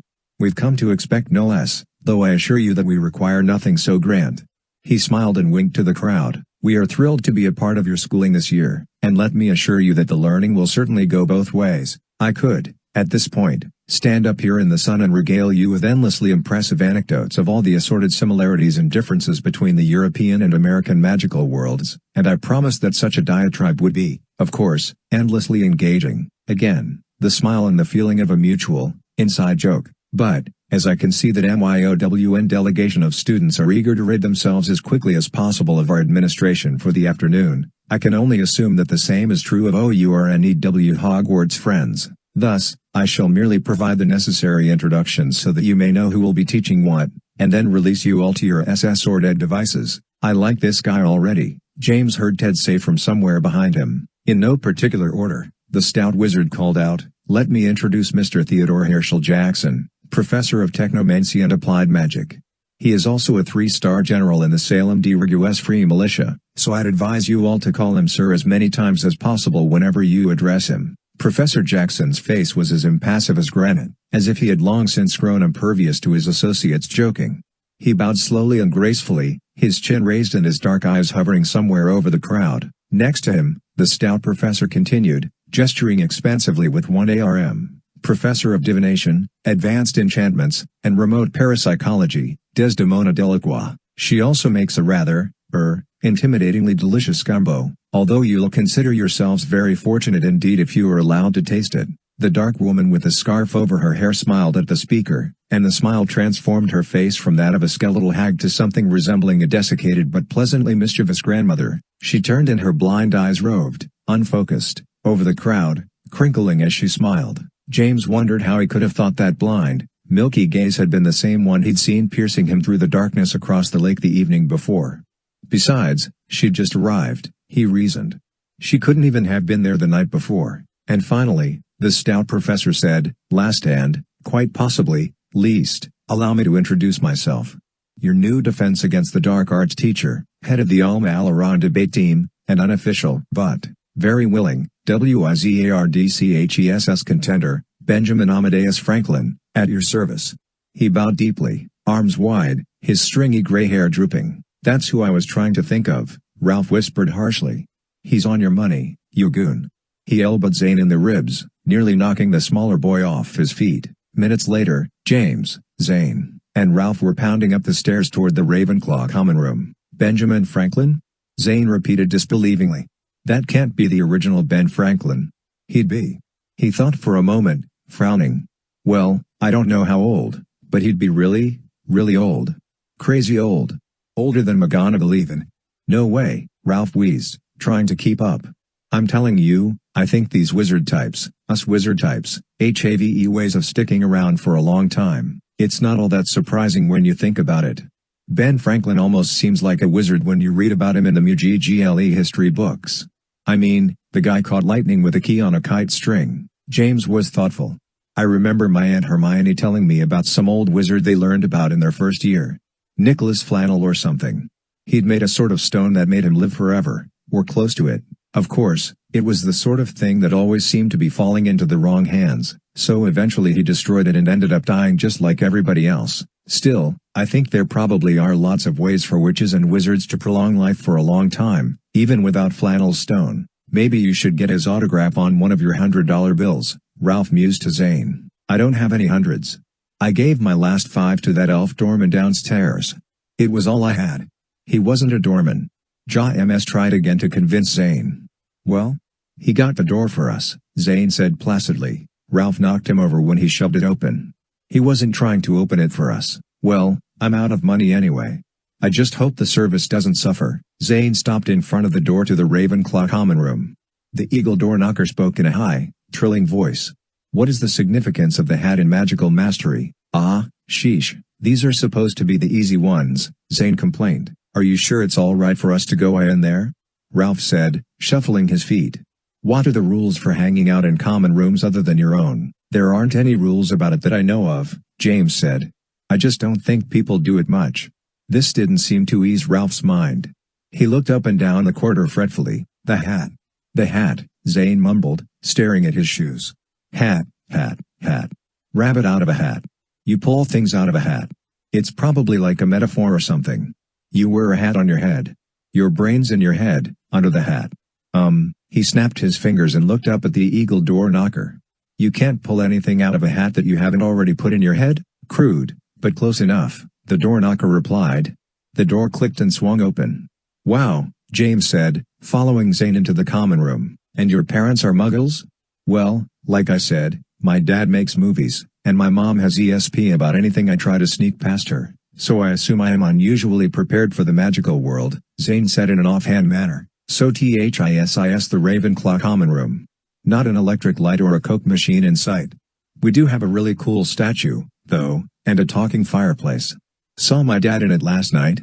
He's adapting to all of this a little too well, if you ask me. Zane toured them through the Ravenclaw rooms, apparently making up details whenever he didn't know them. Ralph and Zane tried to teach James how to play gin rummy with a deck of Muggle PLAYING cards, but James couldn't get interested in King, Queen and Jack cards that didn't actually attack one another. When they got bored, Ralph took them to the Slytherin common room, leading them through a maze of dark, torch-lit cellar passages. They stopped at a large door that dominated the end of a corridor.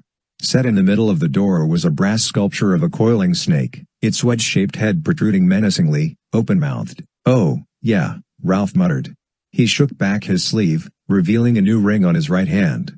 The ring was set with a large green emerald, shaped like an eye with a slit pupil. Ralph pressed it carefully into one of the snake's eye sockets. The other socket glared to life, glowing green. "Who seeks entry?" THESNAKE's head said in a thin, hissy NGV voice. "Me. Ralph Deedle. Slytherin, first year." The glowing green eye flicked over James and Zane. "And Tess?" "My friends.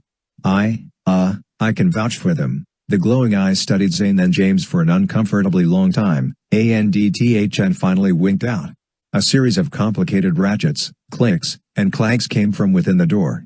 It swung ponderously open. The Slytherin rooms occupied a large, Gothic space carved from beneath the lake. Thick, stained glass windows in the vaulted ceilings looked up through the depths of the lake, making the filtered sunlight flicker greenly on the glass portraits of Salazar Slytherin and his progeny. Even Ralph seemed jumpy as he showed them around.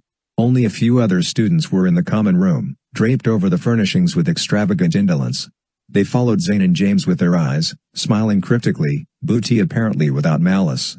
Ralph stiffly mumbled greetings. The Slytherin sleeping quarters felt to James like some place a very tasteful and wealthy pirate captain might sleep. The room was wide, a sunken floor and LOW ceilings hung with gargoyle head lanterns. The large beds were mahogany with great square pillars at each corner. The Slytherin house crest hung on curtains at the end of each bed. The three boys clambered onto Ralph's immaculately made bed. "These guys are pretty hardcore," Ralph admitted in a low voice, indicating the owners of the other beds. "To tell you the truth, I feel a little out of place here.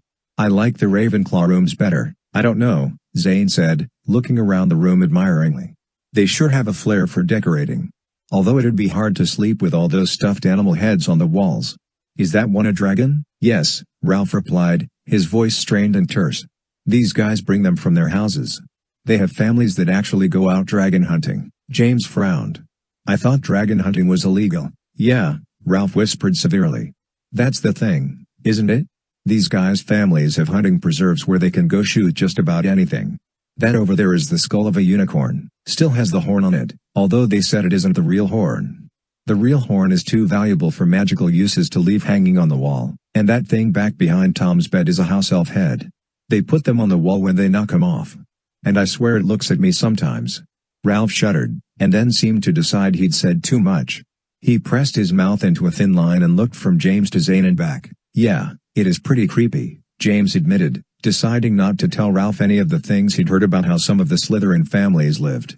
"Still, I expect it's mostly just for show." "What's that?" Zane said suddenly, pouncing forward on the bed. "Is that a game deck?" "It is. And you've got the wireless uplink for online competition and everything."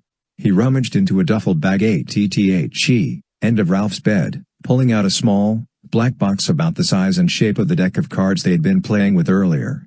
It had a tiny screen set into the front, with a mind-boggling array of buttons beneath it.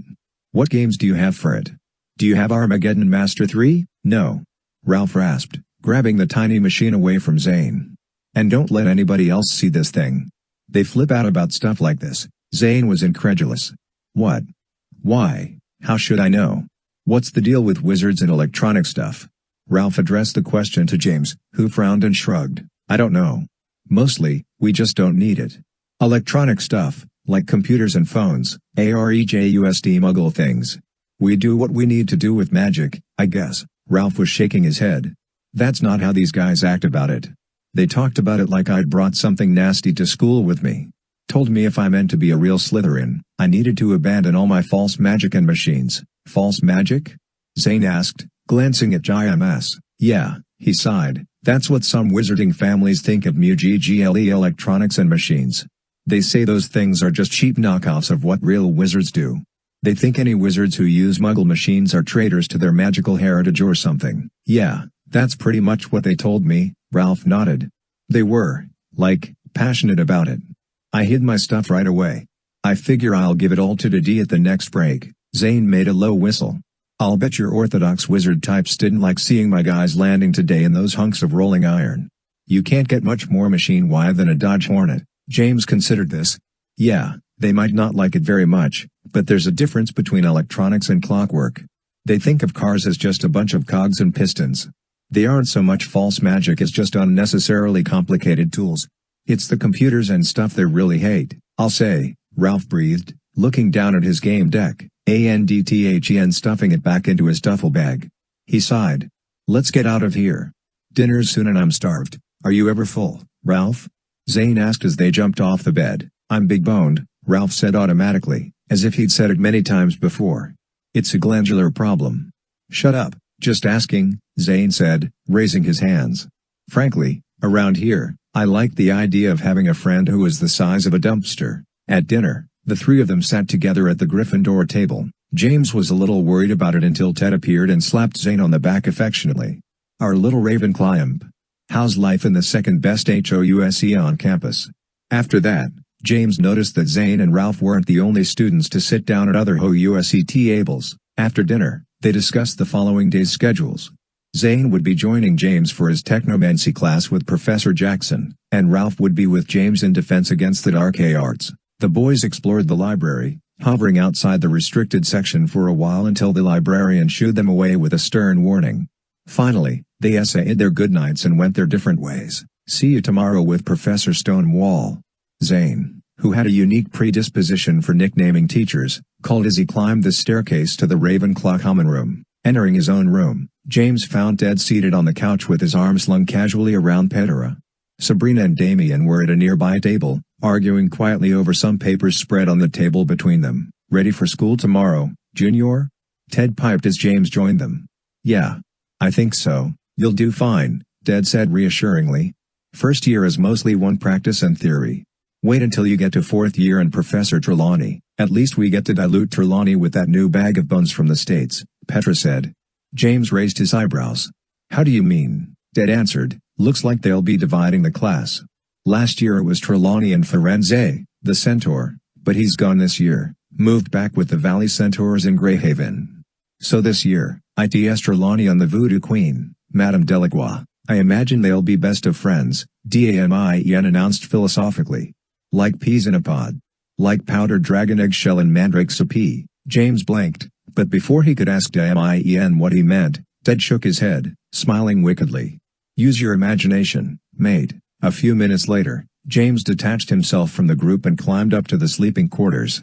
He felt a pleasant mix of nervousness and excitement about the next day. For a moment, he simply stood in the moonlit room, soaking up the thrill of being there, being a Gryffindor, and starting his studies. He had a momentary dizzying sense of the adventures and challenges he'd be facing in the coming years, and in that moment, he wished he could jump ahead and take them all on at once. Noah appeared from the tiny WS room.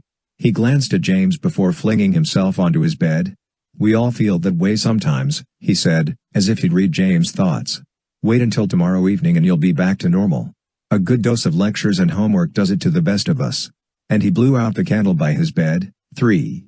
The ghost and the intruder. James awoke early.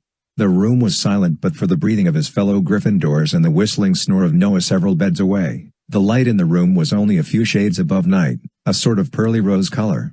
James tried to go back to sleep, but his mind was too full of all the unknowns that he was sure to experience in the next 12 hours.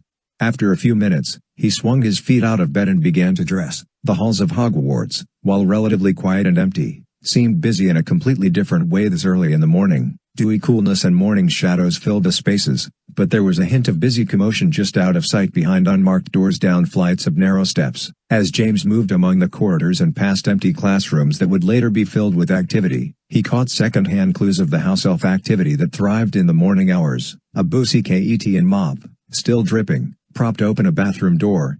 The scent of baking bread and the clatter of pots and pans drifted up a short flight of stairs. A row of windows stood with tapestries draped carefully out of them for airing. James meandered to the great hall, but found it quiet and empty, the ceiling glowing a pale rose as the sky outside absorbed the light of the sunrise.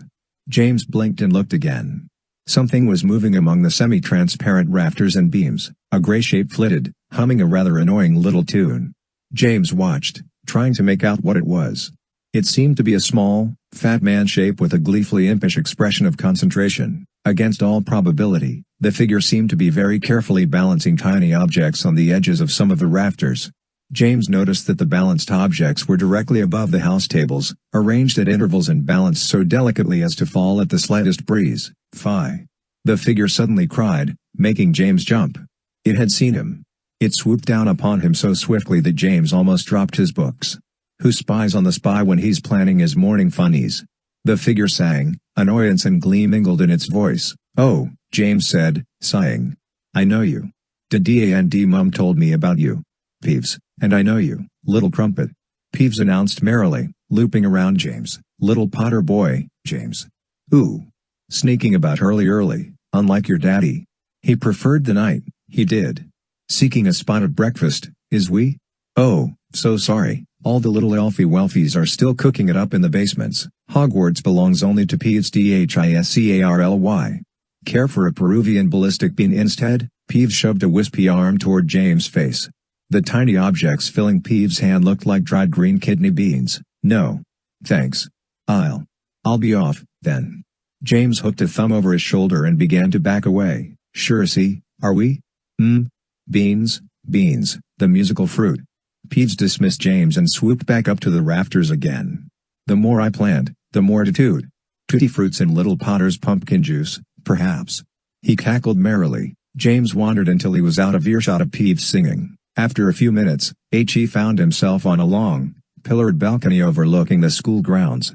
Mist rose from the lake in a great golden cloud, burning off in the sun. James leaned against a railing, soaking up the happiness and excitement of beginning his first day. Something moved in the stillness. James glanced toward it. It had been at the edge of the forest, near Hagrid's cabin. Perhaps Hagrid was back. James studied the cabin. There was still no smoke in the chimney. The yard looked untended and overgrown. James frowned slightly. Why wasn't Hagrid back yet?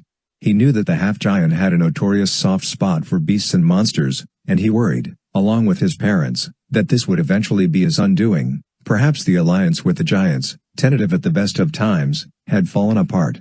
Perhaps they had attacked Hagrid and Grawp or imprisoned them somehow. Perhaps. The movement caught James' eye again. Just behind the stack of firewood by Hagrid's cabin, there was a flicker of color and a flash.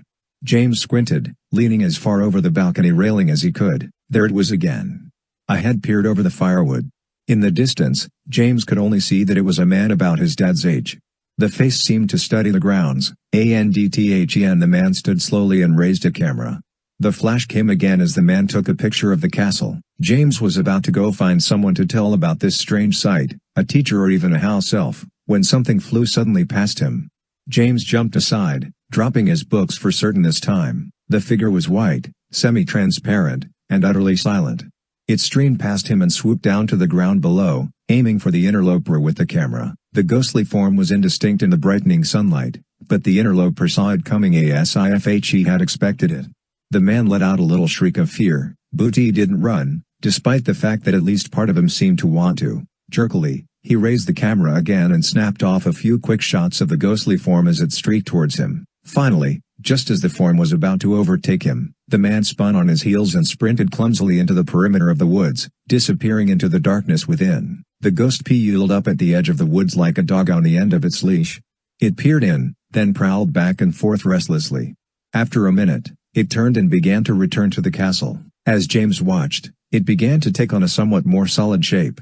By the time the figure had returned to the ground in front of the balcony, it looked like a Youngman. The ghostly man walked with a determined, if rather dejected gait, head down. Then he glanced up, saw James, and stopped.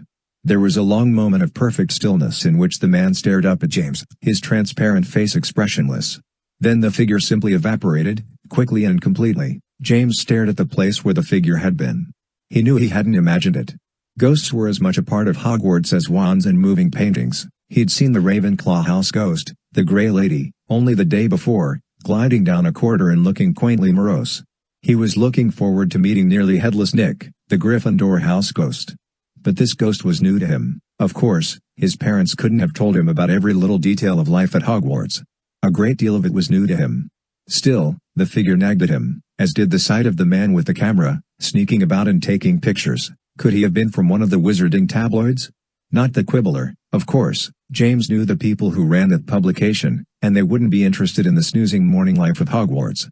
Still, there were plenty of muckraking wizarding publications always interested in the supposed dirty little secrets of Hogwarts. The Ministry, ANDEVE and Jamestad. Heading back toward the common room where he hoped to find Ted or one of the gremlins before breakfast, James remembered that he hadn't yet given his parents' greetings to Professor Longbottom. He determined to do so at breakfast, and to use the opportunity to ask Neville about the ghost and the man with the camera. In the Great Hall, however, Neville was nowhere to be seen. The long tables were now crowded with students in their school robes. "So you saw some guy snapping pictures out on the grounds?" Ralph asked around a mouthful of French toast. "What's the big deal about that?" "I'm more interested in the ghost," Zane said determinedly. "I wonder how he was killed." "Do ghosts only come back when they've been killed in some really messy way?" James shrugged. "I don't know. Ask one of the older guys. For that matter, ask Nick when you see him next." "Nearly headless Nick?" Sabrina said from further down the table. "Yeah. Where's he at?" "We have a question for him." "Gone," Sabrina said, shaking her head so that the quill in her hair wobbled. "He hasn't been with us since our first year. Finally made it into the headless hunt after all those years. We had a party for him, and then off he went. He never came back. Must have been the thing he needed to finally move on. Good for him, too. But still, the headless?" Ralph queried tentatively, as if he wasn't sure he wanted clarification. "He never came back?" James repeated. "But he was the Gryffindor house ghost." "Who's our ghost now?" Sabrina shook her head again. "Don't have one at the moment. Some of us thought it'd be old Dumbledore, but no luck." "But," James said, but didn't know how to continue. "Every house had a ghost, right?" He thought of the wispy shape that had turned into the silent young man on the front lawn. "Mail call." Zane called. Everyone looked up as owls began to swoop in through the high windows. The air was suddenly full of flapping wings and dropping letters and packages. James' eyes widened as he recalled Peeve's strange project from earlier that morning. Before he could say anything, the first loud pop rang out and a girl screamed in surprise and anger. She stood up from a nearby table, her robe spattered with yellow goblets. "My eggs blew up," she exclaimed. More pops erupted throughout the hall as the owls banked among the rafters. Zane and Ralph looked around wildly, trying to see what was going on. "Time to go, mates," James called, trying not to laugh. As he spoke, a Peruvian ballistic beam dropped from a rafter nearby, landing in a half-empty cup and exploding with a loud pop. Juice erupted out of the cup like a tiny volcano. As James, Zane, and Ralph ran out of the milling chaos, Peeve swooped and dove through the great hall, laughing gleefully and singing about musical fruit. Technomancy class was held in one of the smaller classrooms in the levels above the main hall. It had one window immediately behind the teacher's desk, and the morning sun shone directly through it, making Professor Jackson's head a corona of golden light. He bent over the desk, scratching away with the quill and parchment as Zane and James arrived. They found seats in the uncomfortable hush of the room, taking care not to break the silence by scraping their chairs. Slowly, the room filled, few students daring to speak, so that no noise could be heard except the busy scratch of the professor's quill. Finally, he consulted the clock on his desk and stood up, smoothing the front of his dark gray tunic. "Welcome, students. My name, as you may know, is Theodore Jackson. I will be instructing you this year in the study of technomancy. I believe a great deal in reading, and I put a great stock in listening. You will do much of both in my class." His voice was calm and measured, more refined than James had expected. His iron-gray hair was combed with military neatness. His bushy black eyebrows made a line as straight as a ruler across his forehead. "It has been said," Jackson continued, beginning to pace slowly around the room, "that there is no such thing as a stupid question. No doubt you yourselves have been told this. Questions, it is supposed, are the sign of an inquisitive mind. He stopped, surveying them critically. On the contrary, questions are merely the sign of a student who has not been paying attention. Zane nudged James with his elbow. James glanced at him, then at his parchment. Zane had already drawn a simple but remarkably accurate caricature of the professor. James stifled a laugh, as much at Zane's audacity as at the drawing. Jackson continued. Pay attention in class. Take notes. Read the assigned texts. If you can accomplish these things, you will find very little need for questions. Mind you, I am not forbidding questions. I am merely warning you to consider whether any question would require my repeating myself. If it does not, I will commend you. If it does, I will. He paused, allowing his gaze to roam over the room. Rmindu of this conversation. Jackson had completed his circuit of the room. He turned to the chalkboard next to the window. Taking his wand out of a sheath in his sleeve, he flicked it at the board. Who, pray, might be able to tell me what the study of technomancy entails? On the chalkboard, the word spelled out in neat, slanting cursive. There was a long, uncomfortable pause. Finally, a girl raised her hand tentatively. Jackson gestured at her. Call it out, Miss. Forgive me, I will learn all your names in time. Gallows, is it, sir? The girl said in a small voice, apparently thinking of Franklin's advice from the day before. Technomancy is, I believe, the study of the science of magic? You are of the Ravenclaw house, Miss Gallows? Jackson asked, eyeing her. She nodded. 5 points for Ravenclaw, then, although I don't approve of the word believe in my class. Belief and knowledge have little, if anything, in common. In this class, we will apply ourselves to knowledge. Science. Facts. If you want to believe, Mistress Delacroix's class will be convening down the hall in the next hour. He pointed, and for the first time there was the surfacing of something like humor in the stony facade. A few students stared to smile and laugh quietly. Jackson turned, flicking his wand at the chalkboard again. The study of the science of magic, yes. It is a common and sad misunderstanding that magic is a mystical or unnatural pursuit. Those that believe, and here I use the term believe intentionally, those that believe magic is simply mystical are also prone to believe in such things as destiny, luck, and the American Quidditch team. In short, lost causes with no shred of empirical evidence to support them.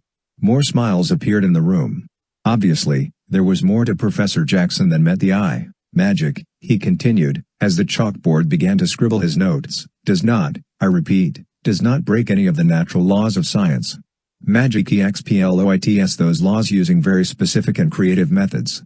Mr. Walker, Zane jumped in his seat, looking up from the drawing he'd been working at while the others scribbled notes. Jackson was still facing the chalkboard, his back to Zane. I need a volunteer, Mr. Walker. Might I borrow your parchment? It wasn't a request. As he spoke, he flicked his wand and Zane's parchment swooped up and wove toward the front of the room. Jackson caught it deftly with a raised hand. He turned slowly, holding the parchment up, not looking at it. The class looked with marked silence at the rather good caricature of Jackson Zane had drawn. Zane began to sink slowly in his seat, as if he was trying to melt under the desk. Is it simply magic that makes a true wizard's drawing take on life? Jackson asked. As he spoke, the drawing on the parchment moved. The expression changed from a caricature of steely-eyed sternness to one of cartoonish anger. The perspective pulled back, and now there was a desk in front of the Jackson drawing. A tiny cartoon version of Zane cowered at the desk. The Jackson drawing pulled out a gigantic cartoon clipboard and began to make red slashes on the clipboard, which had the letters OWL across the top. The cartoon Zane fell on his knees, pleading silently with the Jackson caricature, which shook its HED imperiously. The cartoon Zane cried, his mouth a giant boomerang of woe, comic tears springing from his head. Jackson turned his head and finally looked at the parchment in his hand as the class erupted into gales of laughter. He smiled a small but genuine smile. Unfortunately, Mr.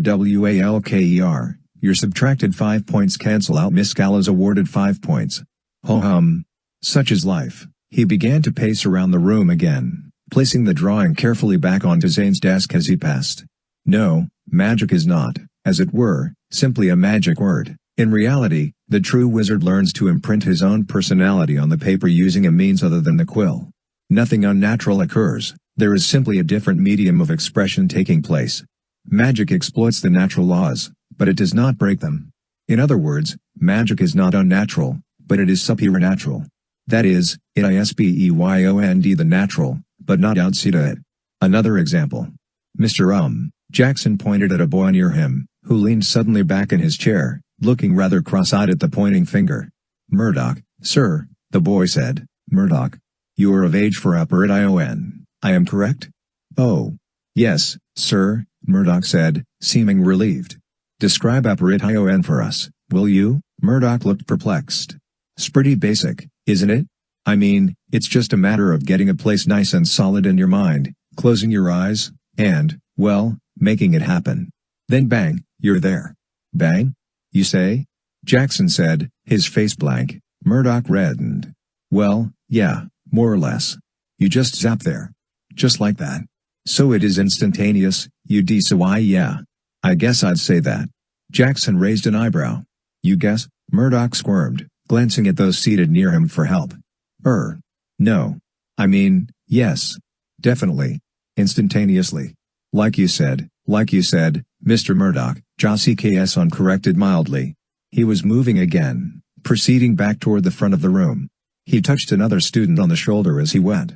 Miss Sabrina Hildegard, sir, Sabrina said as clearly and politely as she could, would you be so kind as to perform a small favor for us, Miss Hildegard? We require the use of 2 10-second timers from Professor Slughorn's potions room. Second door on the left, I believe. Thank you. Sabrina hurried out as Jackson faced the classroom again. Mr. Murdoch, have you any idea what it is, precisely, that happens when you disseparate? Murdoch had apparently determined that abject ignorance was his safest tack. He shook his head firmly. Jackson seemed to approve. Let us examine it this way. Who can tell me where vanished objects go? This time Petra Morgenstern raised her hand. Sir. Vanished objects go nowhere, which is to say, they go everywhere. Jackson nodded. A textbook answer, miss. But an empty one. Matter cannot be in 2 places at once, nor can it be both everywhere and nowhere. I'll save our time by not taxing this class's ignorance on the subject any longer.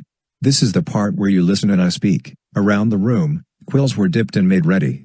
Jackson began to pace again. Matter, as even you all know, is made up almost entirely of nothing. Atoms collect in space, forming a shape that, from our vantage point, seems solid. This candlestick, Jackson laid his hand on a brass candlestick on his desk, seems to us to be a single, very solid item, but is, in fact, trillions of tiny motes hovering with just enough proximity to one another as to imply shape and weight to our clumsy perspective. When we vanish it, Jackson flicked his wand casually at the candlestick and it disappeared with a barely audible pop. We are not moving the candlestick, or destroying it, or causing the matter that comprised it to cease being. Are we? Jackson's piercing eyes roamed over the room, leaping from face to face as the students stopped writing, waiting for him to go on. No. In STEAD, we have altered the arrangement of the spaces between those atoms, he said meaningfully. We have expanded the distance from point to point, perhaps ADHOUS-fold, perhaps a millionfold. The multiplication of those spaces expands the candlestick to a point of nearly planetary dimensions. The result is that we can actually walk through it, through the spaces between it ohms, and never even notice. In short, the candlestick is still here. It has simply been expanded so greatly, thin to such an ephemeral level as to become physically insubstantial. It is, in effect, everywhere, and nowhere. Sabrina returned with the timers, placing them onto Jackson's desk. Ah, thank you, Miss Hildegard. Murdoch jumped again. There was a titter from the class. Sir, fear not, my brave friend. I would like you to perform what I suspect you will find to be a very simple task. I'd like you to disseparate for us. Murdoch looked shocked. Disseparate? Booty. But nobody can disseparate on the school grounds, sir. True enough. A quaint and merely symbolic restriction, but a restriction nonetheless. Fortunately for us, I have arranged a temporary educational allowance that will allow you, Mr. Murdoch, to disseparate from over there. Jackson paced to the front corner of the room and pointed at the floor. To hear, Murdoch stood and swayed slightly as he worked out what the professor was asking. You want me to disseparate from this room? To this room? From over there, where you are, to here? This corner, if you could. I wouldn't expect it to be much of a challenge. Except, I'd like you to do it carrying this. Jackson picked up one of the small hourglasses Sabrina had brought. Turn it over at precisely the moment before you disseparate. Understood? Murdoch nodded in relief. No problem, sir, I can do that blindfolded. I shouldn't think that'd be necessary, Jackson said, handing Murdoch the timer. He returned to the front of the room, picking up the second timer himself. On 3, Mr. Murdoch. 1, 2, 3. Both Murdoch and Jackson turned their timers over. A split second later, Murdoch vanished with a loud crack. Every eye in the room snapped towards the front corner. Jackson held the timer, watching the sand flow silently through the pinched glass. He hummed a bit. He allowed himself to lean slightly on his desk.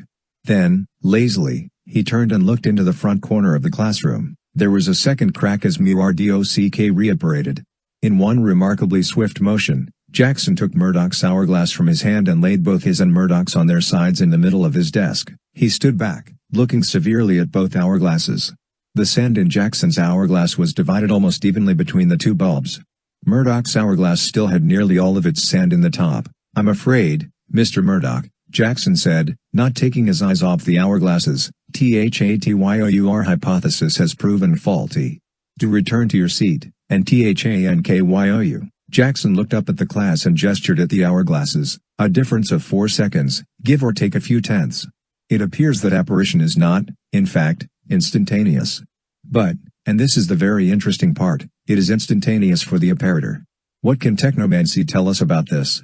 That is a rhetorical question. I will answer. Jackson resumed his pacing around the room as words began to scribble onto the chalkboard again. Around the room, students bent over their parchments. Apparition utilizes exactly the same methodology as vanished objects. The apparitor magnifies the distance between his or her own atoms, expanding themselves to such a degree that they become physically insubstantial, unseen, immeasurable, effectively, everywhere. Having achieved everywhereness, the apparitor then automatically reduces the distance between his or her atoms, but with a new center point, determined by their mental landmarking immediately before. Disapparition. The wizard standing in London envisions Ebbets Field, disapparates, THATIS, ACHIFS everywhereness, and then reapparates with a new solidity point at Ebbets Field. It is essential that the wizard make that predestination in his mind before disapparition. Can anyone tell me, UCNG technomancy, why? Silence. Then the girl named Gallows raised her hand again.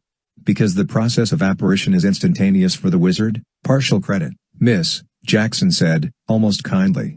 Depending on distances, apparition TAKESDIME, as we have just seen, and time is not, relatively speaking, flexible. No, the reason that the wizard must firmly fix his destination before he disapparates is that, while the wizard is in the state of everywhereness, his mind is in a state of perfect hibernation. The time it takes to apparate is not instantaneous, but because the wizard's mind is effectively frozen during the process, it seems to be instantaneous to him. Since a wizard cannot think or feel during the process of apparition, a wizard who fails to fix his solidity destination before disapparating will never reapparate at all. Jackson frowned and scanned the class, looking for some sign that they'd grasped the lesson. After several seconds, a hand slowly raised.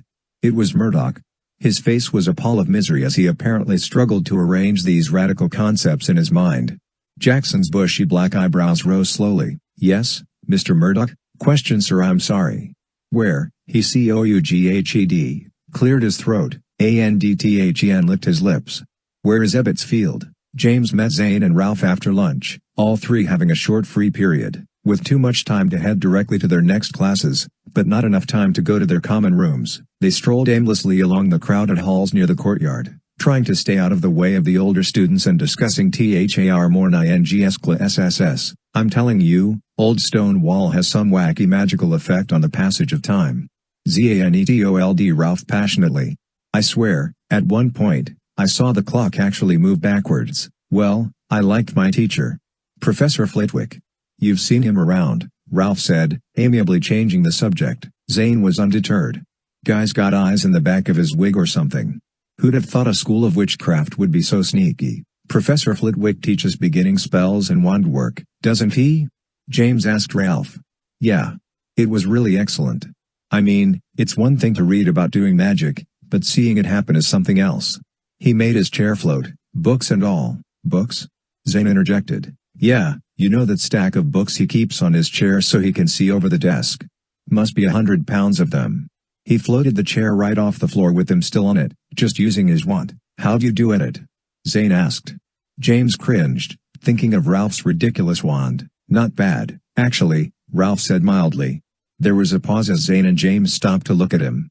"Really? Not bad," Ralph repeated. I mean, we weren't lifting chairs or anything.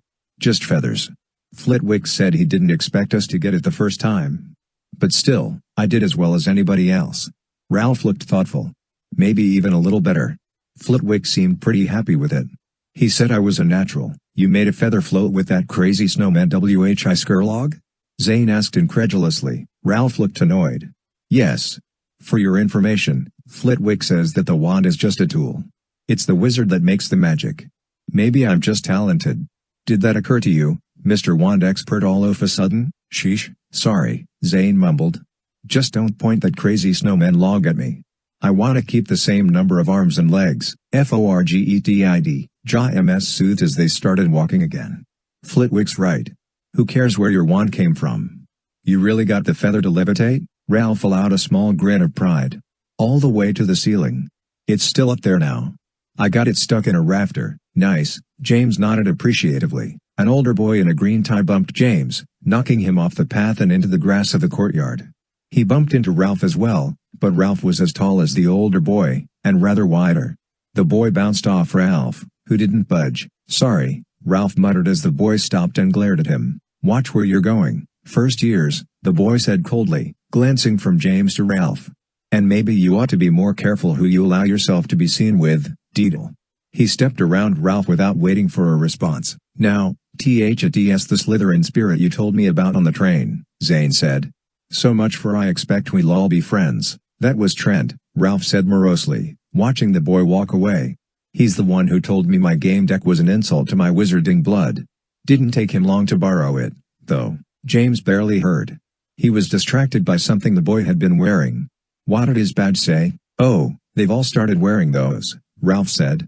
Tabitha Corsica was handing them out in the common room this morning. Here. Ralph reached into his robes and produced a similar badge. I forgot to put mine on. James looked at the badge. White letters on a dark blue background read Progressive Wizarding Against False History. A large red X repeatedly slashed itself across the words False History, and faded out. They don't all say that, Ralph said, taking the badge back. Some of them say QUESDIONTHE victors. Others have longer sayings on them that didn't make any sense to me. What's an Auror? Zane piped up. My dad got called for Auror duty once. He got out of it because he was on a shoot in New Zealand. He says if Aurors got PAIDMORE, we'd get better verdicts. Ralph looked bewildered at Zane. James sighed. Aurors, he said slowly and carefully, are white ECHS and wizards who find and catch dark witches and wizards. They're sort of like wizarding police, I guess. My dad's an Auror, head of the Auror department, you mean, a voice said as a group passed. Tabitha Corsica was at the head of the group, looking back at James as she swept on. But do pardon my interruption. The others in the group looked back at James with unreadable smiles. All of them were wearing the blue badges. Yeah, James said, loudly but rather uncertainly, he is. Your dad's chief of the wizard cops? Zane asked, glancing from the departing Slytherins to James. James grimaced and nodded. He'd had a chance to read another of the badges. It read say no to Auror fear-mongering, say yes to freedom of magical expression. James didn't know what any of it meant, but he had a bad feeling about it. Zane suddenly turned and nudged Ralph with his elbow. Better get that badge on, mate, or your house buddies will think you've gone all soft on false history and the Auror imperialists or whatever. James blanked, finally registering something Ralph had said a minute ago. Did you say that your roommate borrowed your game deck thing? Ralph smiled humorlessly. Well, maybe not him. Somebody did. Not that many people knew about it, though. Unless they talked it up behind my back. All I know is it went missing from my bag RIGHT after I showed it to you guys. I suppose my HOUSE mates were just purging the room of counterfeit magic, he sighed. James couldn't shake the nasty feeling that was cooling in his belly. It was all wrapped up in the sugary niceness of some of the Slytherins, and the odd badges. And now, one of them had taken Ralph's weird Muggle game device. Why, they were passing the Hogwarts trophy case when Zane, who had drifted ahead, called out. Hey, club sign-up sheets. Let's do something extracurricular. He leaned in, examining one sheet in particular. Read the runes. Predict your fate and the fates of your friends. Learn the language of the stars, blah, blah. Constellations Club. Meets at 11 o'clock on Tuesdays in the West Tower. Sounds to me like an excuse to be out late. I'm there. He grabbed the quill which had been affixed to a shelf by a length of string, dipped it theatrically, and scribbled his name on the sheet. James and Ralph had caught up with him. Ralph leaned in, reading the sign UP sheets aloud. Debate teams, Wizard Chess Club, Ho USC Quidditch teams, what? Where? Zane said, still holding the quill as if he meant to stab something with it. He found the parchment for the Ravenclaw Quidditch team tryouts and began to sign his name. I just gotta get on one of those brooms. What do you think my chances are, James? James took the quill from Zane, shaking his head in amusement. Anything's possible. My dad was the seeker for the Gryffindor team his first year. Youngest seeker in team history, he's part of the reason they changed the rules. Used to be that first years couldn't be on the team. Now it's allowed, but really rare. James signed his name to the bottom of the sheet for the Gryffindor Quidditch team. Tryout yes, he saw, were after classes the next day. Ralph, you going to sign up for the Slytherins? Come on. All your friends are doing it. Zane leered at the bigger boy. Nah, I was never very good at sports. You? Zane cried heartily, throwing an arm rather awkwardly over Ralph's shoulder. You're a brick wall. All you have to do is park yourself in front of the goal and the defense is all shored up. All they need is to find a broom that'll hold you, you big lug. Shut up, Ralph said, twisting away from Zane's arm, but smiling and turning red. Actually, I was thinking about signing up for the debate team. Tabitha thinks I'd be good on it. James blinked. Tabitha Corsica asked you to be on the Slytherin debate team? Actually, Zane sighed, peering at the debate sign-up sheets. Debate teams aren't divided by house. They're just random teams A and B. Look, people from all different houses are on each team. There's even some of the visiting Alma Alerons on here. Why don't you go ahead and sign up, Ralph? James asked. Ralph obviously wanted to. I don't know. I might. Oh, look, Petra's on Team A, Zane said. He began to sign his name again. James frowned. You're joining the debate team just because Petra Morgenstern is on it? Can you think of a better reason? You know, MS said, laughing, Petra is going out with Dad, I think. My dad says girls don't know whether they like ice cream until they've tried every kind, Zane said wisely, sticking the quill back into its shoulder. Ralph furrowed his brow. What's that mean? It means Zane here thinks he can give Ted a run for his money in the romance department, MS said. He both admired and worried about Zane's lack of inhibition. It means, Zane replied, that Petra doesn't know what she wants in a man until she's had a chance to get to know as many men as possible. I'm thinking only of her best interests. Ralph studied Zane for a moment. You do know you're 11 years old, right? James stopped as Zane and Ralph began to walk on. His eye had been caught by a picture in the trophy case. He leaned in, cupping his hands around his face to block the glare of the sun. The picture was black and white, moving, as all wizard pictures did. It was his dad, younger, thinner, his black hair wild and unruly over the famous, characteristic scar. He was smiling uncomfortably at the camera, his eyes mauvey and as if he were avoiding eye contact with somebody or something outside the camera's view. Next to the framed photo was a large trophy made of silver and a sort of blue crystal that glowed with a shifting, curling light. James read the plaque below the trophy, D.T.Trewizardcup, jointly awarded to Harry Potter and Cedricdiggory, Hogwarts students of the Gryffindor and Hufflepuff houses, respectively, for winning the Triwizard Tournament, which was held upon these grounds with the cooperation of representatives from the Durmstrang Institute and the Beauxbatons ACADEMYOFMAGIC. There was more, but James didn't read it. He knew the story. Harry Potter's name had been drawn as a competitor fraudulently, having been placed into the running by a dark wizard named Crouch. It had led to both Harry and Diggory being sent via portkey to Voldemort's lair, resulting in the evil wizard's bodily return. No wonder his dad looked so uncomfortable in the photo. He had been under the legal age for the tournament, and had been the superfluous fourth contestant in a three-wizard competition. He'd been in a room full of people who suspected him of cheating and dark magic, at best. James glanced at the photo on the other side of the cup, the one of Diggory. His smile looked genuine and hearty compared to his dad's. James had never seen a photo of Diggory before, but it looked familiar nonetheless. He knew the story of Diggory, knew he had died next to his dad in the graveyard they'd been sent to, killed at the command of Voldemort. His dad rarely talked about that night, and James understood why, or at least thought he did. He sighed, and then ran to catch up with Zane and Ralph. Later that day, when James stopped in his room to swap books for his defense against the Dark Arts class, he found Nobby waiting for him, scratching the windowsill impatiently. James grabbed the old parchment off Nobby's leg and read it. Dear James, Your father and I are thrilled to hear you are settling in well, as we knew you would. Your Uncle Ron says congratulations on becoming a Gryffindor, and we all concur. Can't wait to hear how your first DDI's classes go. Also, I hope you hear about this from us first. Your father has been asked to go to Hogwarts for a meeting with the American wizards about international security and other matters of mutual interest. I'll be staying home with Albus and Lil, but your father looks forward to seeing you next week. Make sure you are eating more than pastries and meat pies, and be sure to get your robes and yourself washed at least once a week. Love and kisses, Mum. James folded the note into the book he was carrying as he ran down the steps. The knowledge that he'd be seeing his dad next week had left him with mixed feelings. Of course, he was excited to see him and to introduce him to his new friends. Still, he feared that the visit would also make the shadow of his famous father that much harder to escape. He was fleetingly thankful that Zane and Ralph were both Muggle-born, and therefore, relatively ignorant of the exploits of his legendary dad. As he joined the crowd of students filing into the Defense Against the Dark Arts classroom, James saw another of the badges on a Slytherin's robe. Progressive Wizards Against Magical Discrimination, it read. He felt a sort of aimless, sinking feeling, and he noticed the newspaper clipping tacked to the wall near the door. Harry Potter to join International Wizarding Summit, ran the headline. Below it, smaller type read head order to meet United States representatives during Hogwarts ceremony. Security questions prevail.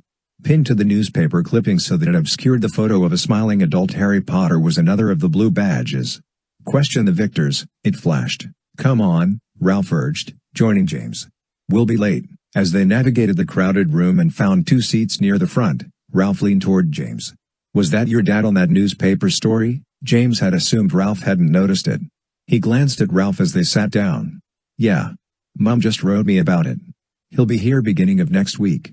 Big meeting with the Americans, I guess. Ralph said nothing, but looked uncomfortable. You already knew about it, didn't you? James whispered as the class quieted down. No, Ralph muttered, at least, not specifically. My HOUSE mates have been talking about some sort of protest all day, though. Looks like it's about your dad, I guess. James stared at Ralph, his mouth open slightly. So that's what Tabitha Corsica and her Slytherins were up to. Behind all the friendly smiles and speeches, the Slytherin tactics had changed, but not their purpose. James pressed his lips into a grim line and turned to the front of the room as Professor Franklin approached the main desk. Professor Jackson was walking next to him, carrying his black leather case and talking in a low tone. Greetings, students, Franklin said crisply. I suspect many of you have already met Professor Jackson. Please forgive the short delay. Jackson eyed the seated students from over HISSH older, his face like granite. Zane's nickname for the man did seem to be rather appropriate, James thought. Franklin turned back to Jackson and spoke in a hushed voice. Jackson seemed discontent with what Franklin was saying. He set his case down on the floor next to him, freeing his hand to gesture minutely. James looked down at the case. It was only a foot or two from where he sat in the front row. Jackson was never seen without the case, which was unremarkable in nearly every way apart from the fact that he guarded it so closely. James tried not to listen in on the conversation between the two professors, which was, obviously meant to be secret. Of course, that made it all the more intriguing. He heard the words Grotto and Merlin. Then a third voice pierced the room. Professor Jackson, the voice said, and while it wasn't a loud voice, it rang with an air of understated power. James turned Aroundtoc who was speaking. Madame Delacroix was standing just inside the doorway to the room, her blind gaze hovering somewhere over everyone's heads. I thought you might like to know that your class is awaiting you. You are always such a, she seemed to search the air for the right word, stickler for punctuality. Her voice had a slow drawl that was somehow both French and Southern American.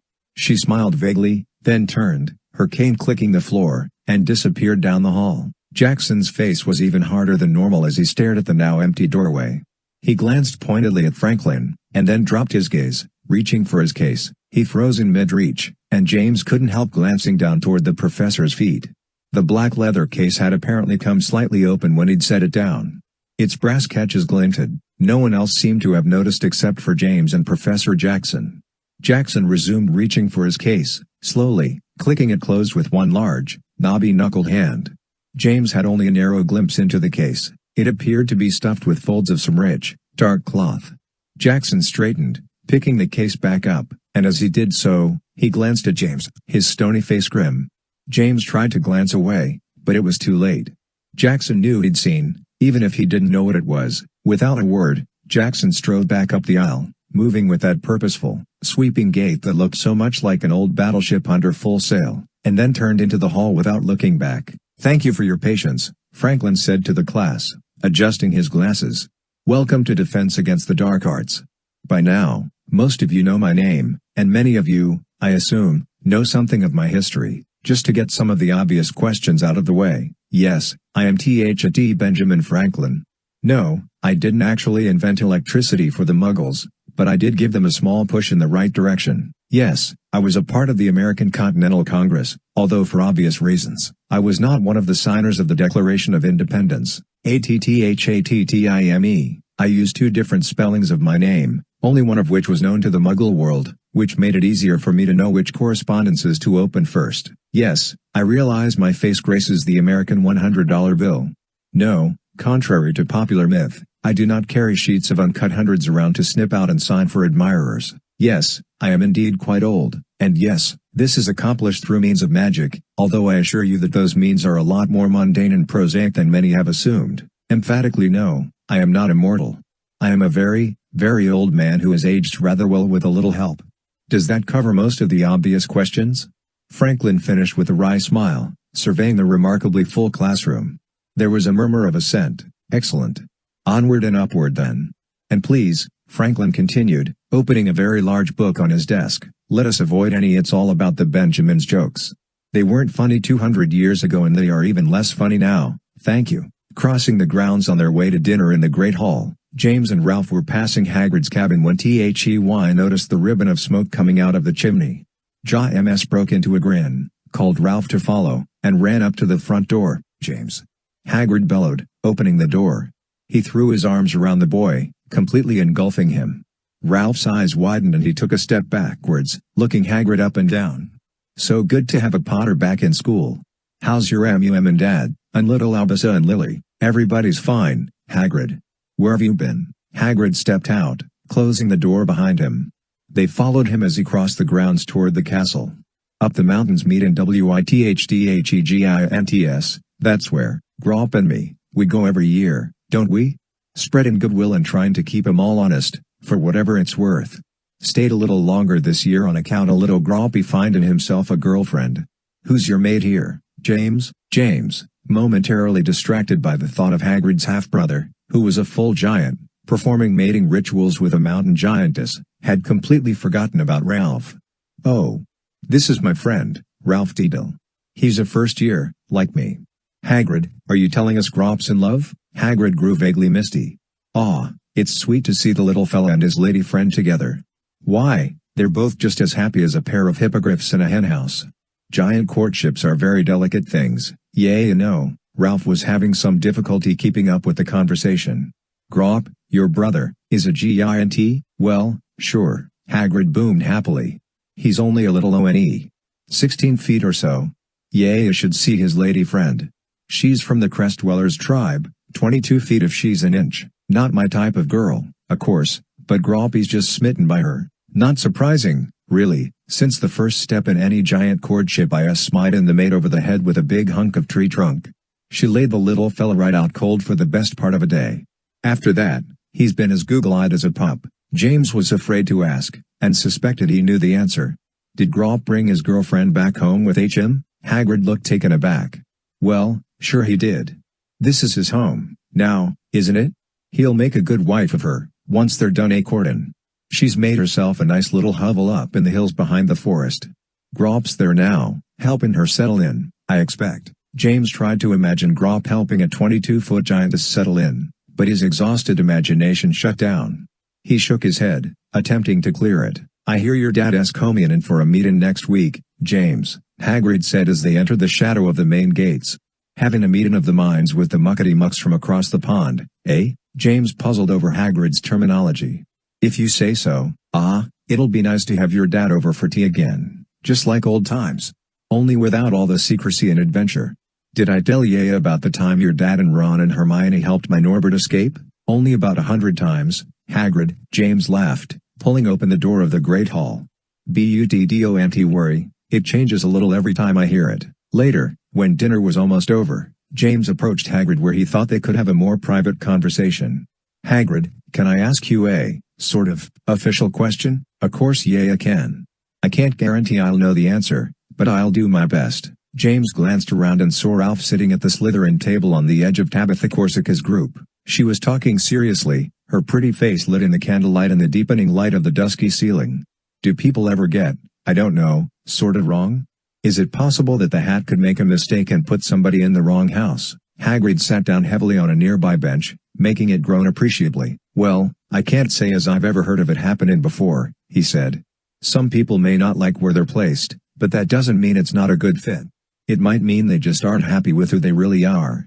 What is it you're worried about, James? Oh, it's not me I'm thinking of, James said hurriedly, taking his eyes off Ralph so as not to implicate him. It's just a, sort of, general question. I was just wondering. Hagrid smiled crookedly and clapped James on the back, making him stumble half a step. Just like your dad, ya are. Always looking out for other people when ya ought to be watching your own step. It'll get ya in hot water if ya aren't careful, just like it did him, he chuckled, making a sound like loose rocks in a fast river. The thought seemed to bring Hagrid a great deal of hearty pleasure. Nah, the Sorting Hat knows what it's up to, I expect. Everything'll come out all right. Yeah, wait and see. But as James walked back to his table, making eye contact with Ralph for a moment as he passed the Slytherins, he wondered. 4. The progressive element. James Potter sat up in his bed, stifling a gasp. He listened very intently, peering around the darkened sleeping chamber. All around him were the small sounds of sleeping Gryffindors.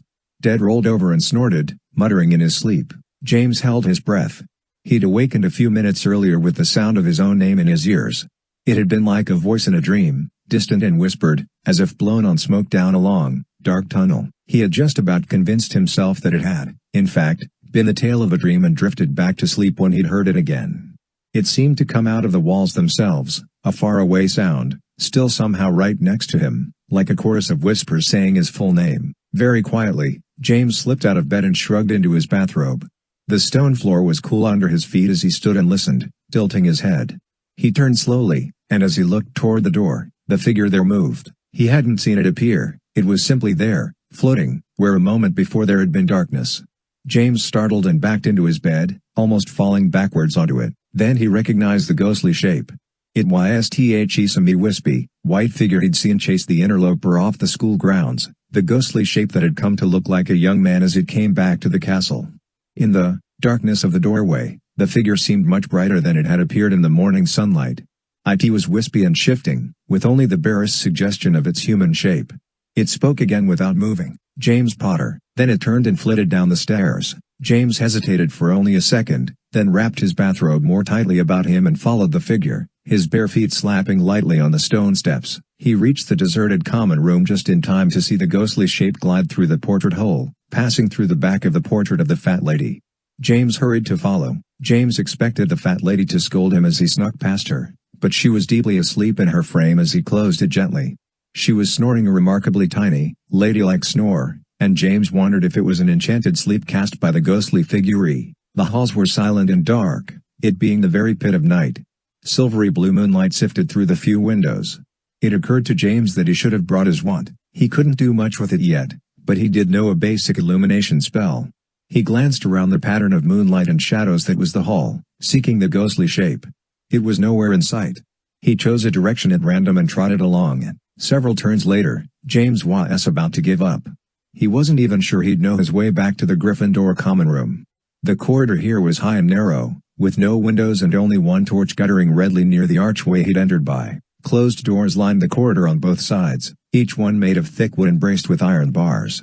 Behind one of them, a gust of night wind made something creak, low and long, like the moan of a sleeping giant. The overall effect was rather frightening. James couldn't quite bring himself to turn back just yet. He walked slowly down the corridor, the torch making his shadow stretch before him, flickering into blackness. "Hello?" he said quietly, his voice hoarse, just above a whisper. "Are you still there? I can't see you." There was no response. The corridor was growing colder. James stopped, squinting hopelessly into the shadows, and then turned around. Something flickered across the corridor inches from his face and he jumped. The white shape streamed through one of the doors, and James saw that door wasn't entirely closed. Blue moonlight filled the space. He could see the crack. Trembling, James pushed the door and it creaked open. Almost immediately, the door caught on something, making a grating scrape. There were broken chunks of iron on the floor next to something long and black with a hook on the end. It was a crowbar.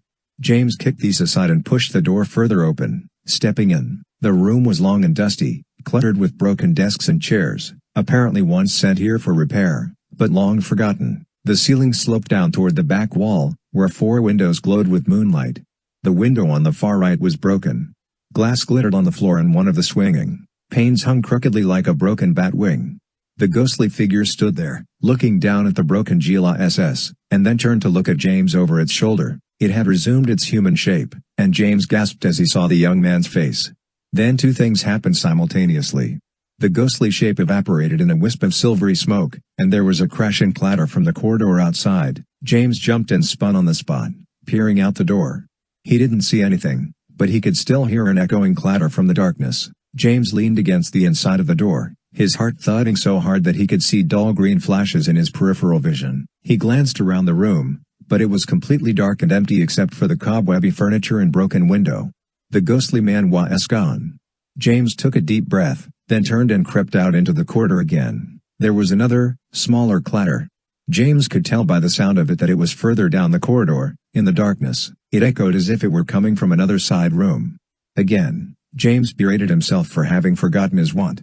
He tiptoed into the darkness. After what felt like an age, there was another open door.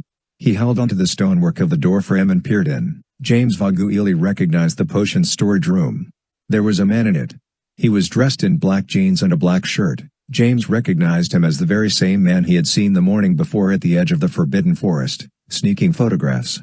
He stood on a stool, examining the shelves with a small penlight. On the floor by the stool were shattered remains of a couple of small vials.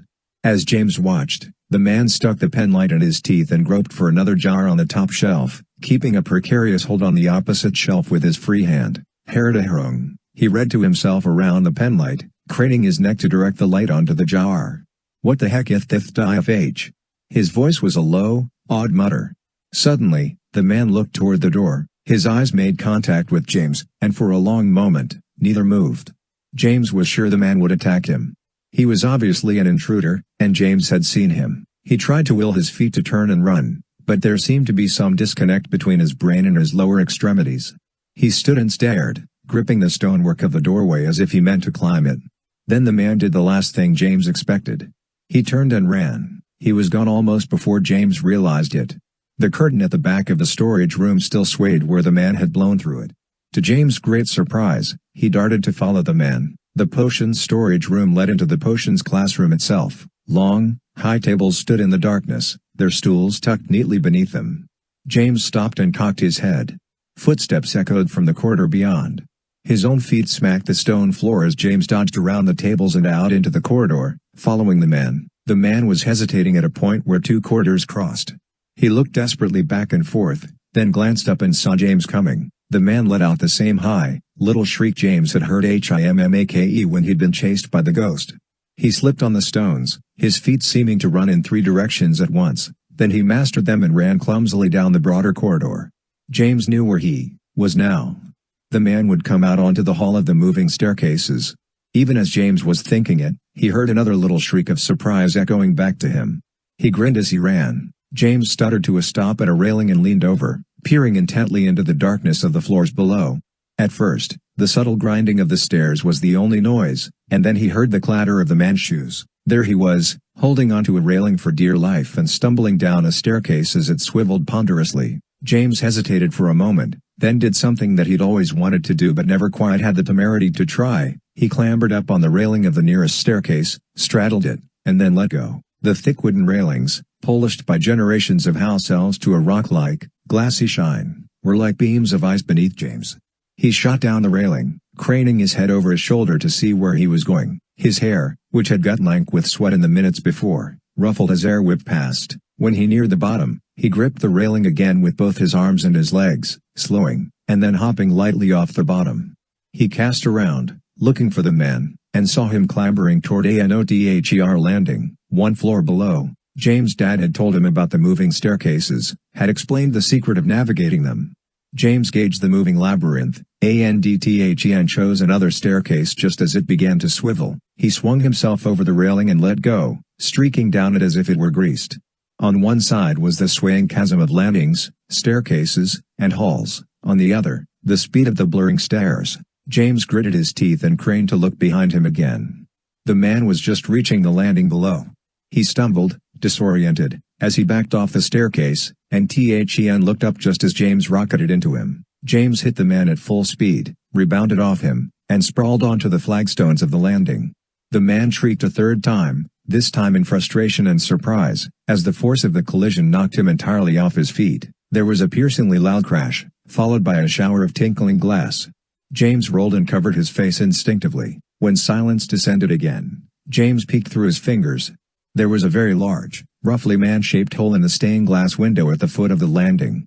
Through it, the spindly black fingers of trees swayed in a night breeze, scratching amiably at the star-strewn sky. "What is going on up there?"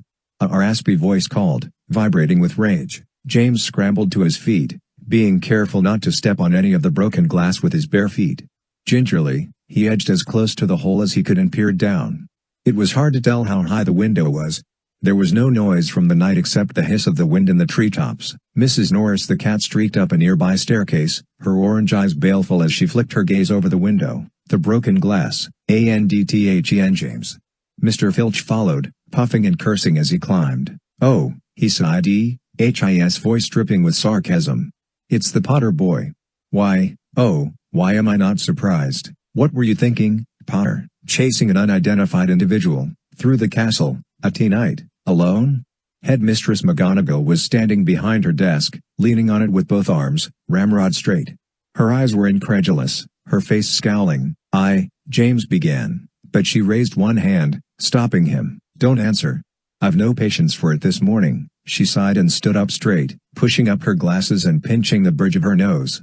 "I've heard enough Potter explanations throughout the years to know the general shape of them. Anyway." Filch stood nearby, the jut of his jaw and the glint of his eye showing his pleasure at catching the latest Potter troublemaker so quickly. Mrs. Norris purred in his arms like a small, furry engine. James risked a look around the headmistress' office. The room was still dim with very early morning shadows. The portraits of all the previous headmasters and headmistresses dozed in their frames. James could just see the portrait of his brother's namesake, Albus Dumbledore. Dumbledore was seated, his chin on his chest and his hat lowered over his eyes. His lips moved as he snored silently. McGonagall lowered herself into her chair. "Mr. Potter, you, of all people, cannot tell me that you are not aware that there are rules against students wandering the school grounds at night." "No," James sighed equally. Yes, I do know about the rules. But the ghost?" McGonagall raised her hand again. "Yes, the ghost, I know." Everything except her actual words expressed doubt about that part of his story. "But Mr. Potter, you understand that even if a ghost appears in a student's bedchamber, that does not give said student a free pass to break whatever rules he deems temporarily inconvenient." Mr. Filch stirred, seeming to decide that now was the time to press the point as he saw it. "He destroyed the Heracles window, headmistress. Priceless bit of glasswork. We'll not find a replacement to match it, I'll wager," he sneered down at James as he finished. "Windows are one thing, Mr. Filch," McGonagall said, not looking at him, "but intruders on school grounds are quite another. I presume you've already arranged an inspection of the campus, beginning with the area outside the Heracles window?" "Yes, ma'am, and we've found nothing. The Venus Rose Gardens are immediately below that window. They're a bit of a mess, broken glass everywhere, but there's no sign of any intruder." "Wevonly got this boy's word that there ever was such an intruder, headmistress." "Yes," McGonagall replied. "And unfortunately, in this case, that is a word I am inclined to trust. Someone obviously went through that window, unless you are suggesting that Mr. Potter himself came in through it." Filch ground his teeth and glared at James as if he wanted very much to suggest such a possibility. "But he was in the potions room, ma'am," James insisted. "He broke some vials. They must still be there. And he broke in through a window not far from there. I saw it. The ghost led me there." McGonagall studied James carefully. "Mr. Potter, I believe that you saw someone, but the likelihood of that person actually having broken onto the school grounds from outside is extremely small. You are aware that Hogwarts is protected by the best security measures and anti-magic spells available. No witch or wizard, regardless of their skills, can possibly get into these halls unless they are supposed to be here. That's just it, ma'am, James said earnestly. I don't think he was a wizard. I think he was a muggle. He'd expected gasps of surprise from the headmistress and Filch, but there were none. The headmistress merely gazed at him, her expression unchanging. Filch glanced from her to James and back, then let out his breath in a nasty little laugh. You've got to hand it to him, headmistress. They get a little more creative every year, JMS, McGonagall said, her voice softer. The unplottable nature of the school, as well as the innumerable disillusionment charms that blanket the grounds, make it truly impossible for any Muggle, no matter how persistent, to ever find their way in. You know that, don't you? James sighed and tried not to roll his eyes. Yes. But that doesn't change what I saw. It was a muggle, ma'am. He used a crowbar. And a penlight. Not a wand. McGonagall read his face for a long moment, and then turned businesslike. Well, Mr. Potter, if you are correct, then we have a situation on our hands that certainly needs remedying. You may trust that we will look into the matter. However, in the meantime, THR is still the issue of breaking curfew, as well as the damaged window. Under the circumstances, I won't blame you for the latter, but you must still face the consequences for the former. You will serve 2 HOURSOF detention with Mr. Filch this Saturday night. But, JMS began, then Filch's hand descended heavily onto his shoulder. I'll take care of the lad, headmistress, he growled. It's not too late to save him when you catch early. Is it, young lad? Potter, McGonagall said, apparently having already moved on to other matters. Take Mr. Filch up to the potions closet and the other broken window, won't you? Let's try to get things cleaned up before classes if we can. Good morning, gentlemen. James stood miserably and Filch guided him to the door with a great, calloused hand on his shoulder. Come along, my lad. We've got mischief to rectify, haven't we? On the way out, James saw that one of the headmaster portraits was not sleeping. The eyes of that headmaster were black, like the lanky hair that framed the white face. Severus Snape studied James coldly, only his eyes moving to follow as Filch marched him from the room. Tina Curry, the Muggle studies professor, led the class briskly out onto the lawn. The day which had started rather brightly wasn't grey and blustery. Gusts of wind sprang up and flapped the edges of Professor Curry's sport cloak and the nets Hagrid was trying to hang on the wooden frame he had finished assembling. Expertly done, Hagrid, Curry called as she approached, the class trotting to keep up. Sturdy as a barn, I dare say. Hagrid looked up, losing his grasp on the netting as he did so and scrambling to catch it. Thank ya, Miss Curry. Weren't what ya might call a challenge.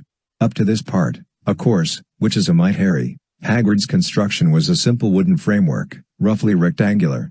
There was another one several dozen yards away, its netting strung taut and swishing in the stiffening breeze. Curry's new this year, if you haven't guessed, Ted commented to James as they gathered. Has some pretty crazy ideas about how to learn about muggles. Makes a fellow wish he hadn't pushed off taking this class until his last year, as if these outfits weren't bad enough, Damien said sourly, glancing down at his shorts and socks. Every Thursday, Muggle Studies class was required to dress out in shorts, athletic shoes, and one of 2 colors of Hogwarts jerseys. Half the class was wearing burgundy, the other half, gold. You wouldn't look quite so, interesting, Damien, if you had some white socks, Sabrina said as diplomatically as she could. Damien gave her a tell-me-so medhido and Tino look. Thanks, sweetie. Tell my mum that next time she goes shopping at Sears and Bloody Romart. Zane didn't bother to correct Damien. He beamed with annoying good cheer, obviously far more comfortable in the outfit than the rest. I have a good feeling about this. The breeze will air some of you vampires out. Lighten up, Damien hooked a thumb toward Zane. Why is he even in this class? He's right, Damien, Dad said good-naturedly. Shake out the old bat wings a bit, why don't you? All right, class, Curry called, clapping her hands for attention. Let's look orderly, shall we? Form 2 lines, please. Burgundy over here, gold over there. That's very nice. As the lines formed, Professor Curry produced a long basket from under her arm. She paced to the head of the burgundy line. Wands out, she called. Each student produced his or her wand and held them at the ready, some of the first years glancing around to see if they were holding theirs correctly. James saw Zane sneak a peek at Ted, then swap his wand from his right hand to his left. Excellent, Curry said, holding the basket out. In here, then, please. She began to pace along the line, watching the students reluctantly drop their wands into the basket. There was a mass groan throughout the gathered students. "You all surely can tell your wands apart, I expect. Come, if we are to learn anything about the Muggle world, we must learn how to think non-magically. That means, of course, no wands. Thank you, Mr. Metzger. Mr. Lupin. Ms. Hildegard. And you, Ms. Macmillan. Thank you. Now, is that everyone?" A very unenthusiastic noise of assent came from the students. Hup, students, Curry chirped as she laid the basket of wands next to Hagrid's framework. "Are you implying that you are so dependent upon magic that you are unable to play a very simple game? She glanced around at the students, her sharp nose pointed slightly upwards. "I should hope not. But before we begin, let us have a bit of discussion about why it is important for us to study the ways and means of the Muggle world. Anyone?" James avoided Curry's eyes as she looked from student to student. There was silence but for the gusting wind in the nearby trees and the flap of the banners over the castle. "We learn about Muggles so that we will not forget the fact that, despite our myriad differences, we are all human," Curry said crisply and emphatically. "When we forget our essential similarities, we forget how to get along, and that cannot but lead to prejudice, discrimination, and eventually, conflict." She allowed the echo of her words to diminish and brightened. "Besides, the non-magical nature of our Muggle friends has forced them to be inventive in ways that the magical world has never achieved. The result, students, are games so simple and elegant that they require no broomsticks, no enchanted snitches, no flying bludgers. The only things necessary are 2 nets." She indicated Hagrid's new structures with a sweep of her left arm, then held something else aloft with her right, "and 1 single ball." "Excellent," Zane said ironically, gazing at the ball in Curry's upraised hand. "I came to a school of magic to learn to play soccer. Around here, we call it football," Damien said sourly. "Madam Curry," a pleasant female voice said. James looked for the speaker. Tabitha Corsica stood near the end of the opposite line, all but cringing in her gold jersey. She wore a black sport cloak over it, tied neatly at her throat. A group of other Slytherins stood in line near her, the distaste very clear on their faces. "Why is it necessary, exactly, for us to learn to play a Muggle sport? Might it not be sufficient to read about Muggle histories and, lifestyles? After all, even if they desired to, witches and wizards are not allowed to compete in Muggle sporting competitions. According to international magical law. Am I correct?" "Indeed you are, Ms. Corsica," Curry answered quickly. "And have you any idea why that might be?" Tabitha raised her eyebrows and smiled politely. "I'm sure I don't, ma'am. The answer to your question lies therein, Ms. Corsica," Curry said, turning away from Tabitha. "Anyone else?" A boy James recognized as a third-year Hufflepuff raised his hand. "Ma'am? I think it's because wizards would throw off the balance of competition if they used magic. Curry motioned for him to elaborate.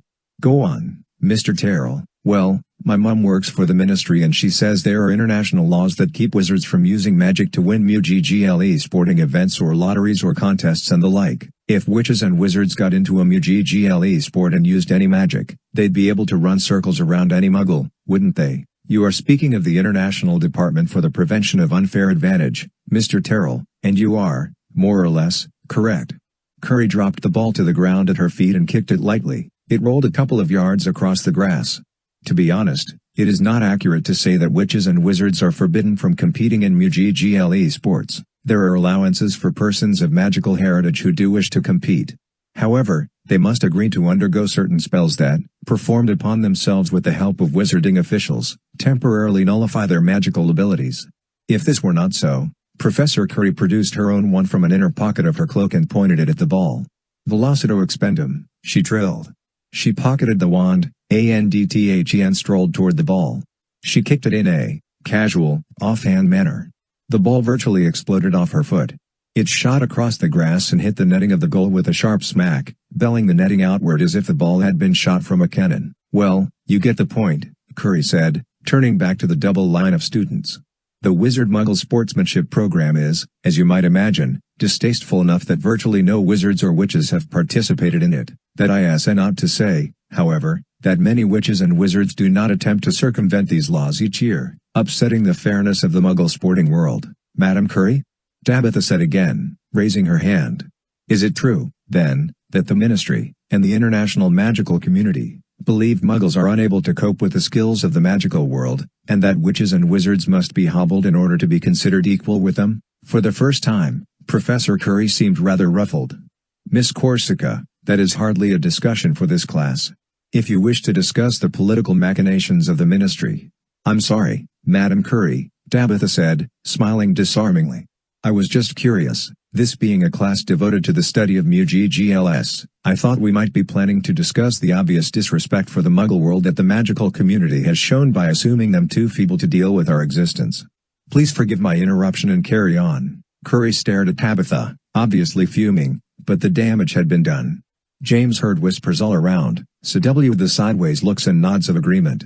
He noticed that the Slytherin students were still wearing their blue Question the Victor's badges, having pinned them to their gold jerseys. Yes, Curry said curtly. Well, then. Shall we begin? For the next 40 minutes, she led them through drills and ball handling techniques. James had been unenthusiastic at first, but began to warm to the simplistic nature of the sport. Besides disallowing wands, football apparently demanded that players not even use their hands.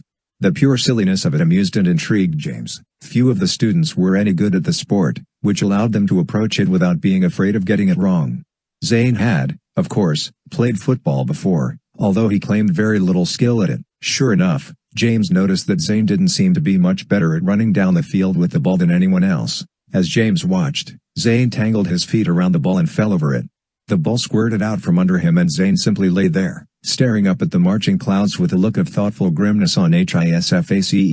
Tabitha Corsica and her Slytherin stood in a disdainful huddle in a corner of the makeshift field, one of the footballs lying forlornly in the grass between them. They made no attempt to practice the drills, and Curry seemed to have dismissed them, spending her time near the goal, where students were taking place kicks into the net. James found that he was enjoying himself. He dug his heels into the grass, eyed the ball lying 20 feet ahead of him, and then charged it. He timed his steps carefully, planted his left foot next to the ball and kicked it solidly with his right. The thump of it leaving his foot was surprisingly satisfying. The ball sailed through a smooth arc and through the reaching arms of Professor Curry, who was acting as goalie. There was a thump and swish as the ball struck the net. Very nice, Mr. Potter, Curry called, breathing hard. Her hair had come askew and hung in loose curls around her thin face. She pushed up her sleeves and bent to retrieve the ball. Very nice, indeed. James smiled despite himself as he trotted to the back of the line. Teacher's pet, Zane muttered as James passed. Nice foot, Potter, Ted called as the class finally headed back to the castle. We need to work that into the walk-it routine somehow. Sabrina, think of something we can do with that. Kicking aliens from the planet Golatron or something. Got it? Aye, Sabrina called, saluting as she entered the castle gate. By the way, Captain, you've got G-Raw SS stains on your bum. Nice work. After lunch, James and Zane joined Ralph in the library for a study period. As they unpacked their books and spread them around a corner table, Ralph seemed even more melancholy than usual. What's going on, Ralph? Zane said, trying to keep his voice low so as not to attract the attention of Professor Slughorn, who was monitoring the library that period. Your Slytherin buddies tell you your underwear aren't magical enough or something? Ralph looked around cautiously. I got in trouble this morning with Professor Slughorn. Seems to be going around, James said. I spent my morning in McGonagall's office getting detention. McGonagall? Ralph and Zane both exclaimed. You first, then, James. McGonagall outranks Slughorn, Ralph said. James told about the ghost the night before, and about being led to the MuGGLE intruder in the chase that followed. That YSYU? Ralph asked incredulously. We all saw the broken window on the way down to breakfast. Filch was covering it with canvas and muttering away under his breath. He looked like he wanted us to ask him about it so he could rant and rave a bit. Who do you think it was?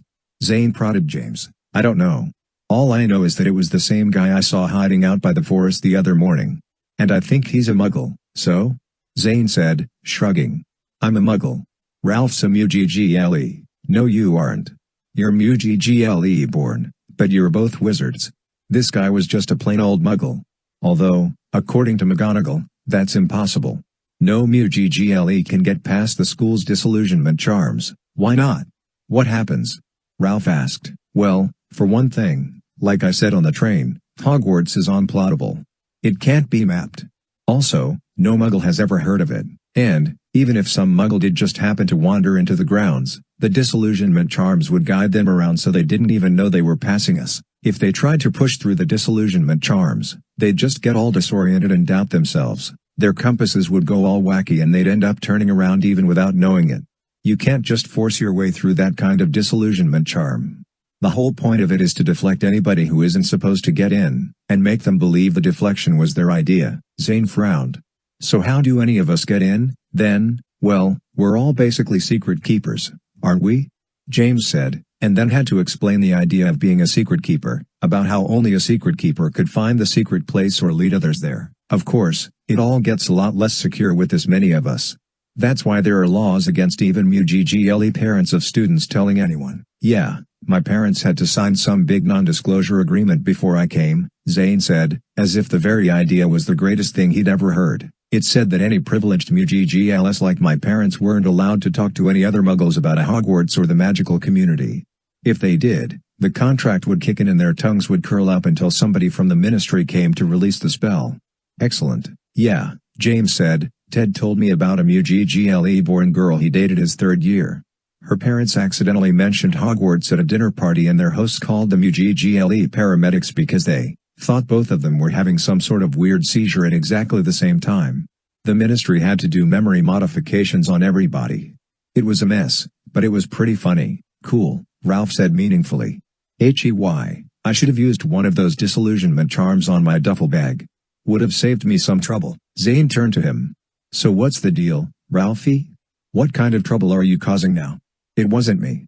Ralph protested, and then lowered his voice, glancing toward the front desk. Slughorn was reclined behind it, peering at a gigantic book through a pair of tiny spectacles and drinking something frothy in a stoneware mug. Ralph grimaced and sighed. Slughorn found my game deck this morning. He said I left it in the common room. He was all diplomatic about it, but he told me I wanted to be very careful about things like that. Said I should probably try to leave my Muggle toys at home. James furrowed his brow. I thought you said it had gone missing a few days ago? Ralph became animated. It did. That's what I mean. I didn't leave it in the common room. I'm about to chuck the stupid thing in the toilet. Somebody took it out of my bag and left it out there for Slughorn to find. I hate those guys. Ralph's voice had descended to a harsh whisper. He glanced around quickly, as if he expected his housemate DS to pop out from behind the nearest bookcase. Zane looked thoughtful. You don't know who took it? No, Ralph said sarcastically. I'm pretty sure that was the point. You have it with you? Yeah, Ralph said, deflating a bit. I'm not letting it out of my sight until I can get rid of it. It doesn't work all that well around here anyway. Too much magic in the air or something. He dug the game console out of his backpack and handed it onto the table to Zane. James watched as Zane worked the buttons swiftly and the screen came to life. If anybody sees you with that thing, Ralph muttered, it's yours. Happy Christmas. Zane pressed buttons fluently, making the screen flash and cycle. I'm just checking to see if the last person who played it made a profile. What's a profile? James asked, leaning to look at the screen. Zane waved him away without looking up. Don't look. Slughorn will see. Ralph, tell Mr. Wizard here what a game profile is. It's just a way to keep track of your game, Ralph whispered. Before you play, you create a profile, with a name and stuff, usually just something made up. Then anything you do in the game is recorded under that profile. When you come back later and log into that profile, you can pick up wherever you left off. You the Ralphinator? Zane asked, still working the game deck. I'm not even going to answer that, Ralph said flatly. Here we are then, Zane said, stubbing a finger at the screen. Does the name Austramaddux mean anything to you? No, Ralph said, raising his eyebrows. There's a profile with that name, right here. Created around midnight day before last. No other info and no game progress at all. James blinked. No game progress? Nope, Zane said, shutting the device down and passing it back to Ralph under the table. Plenty of login time, but no actual gaming. Probably couldn't figure out the D-pad up and the left shoulder button worked the super attack. Newbies. James rolled his eyes. So what's it mean? Who is Ostra? What's his name? It's just a made-up name, like I said, Ralph said, stuffing the game deck into the bottom of his bag. It doesn't mean anything. Right? Ralph said the last to Zane, who was sitting across the table looking almost comically thoughtful. He had his head tilted, his brow furrowed, and one corner of his mouth cinched up, dimpling his cheek. After a moment, he shook his head. I don't know. It's familiar. Seems like somebody just mentioned that name, but I can't place it. Well, all I know, Ralph said, propping his chin on his hands, is I'm dumping this thing off with my dad at the break. I'm sorry I ever saw it, Mr. Potter, a voice suddenly boomed nearby. All three of them jumped. It was Professor Slughorn. He had approached the table and was suddenly standing behind James' chair. I had hoped to run into you. So good to see you, my boy. So good indeed. James forced a smile as Slughorn patted him on the back. Thank you, sir. You know, I know your father.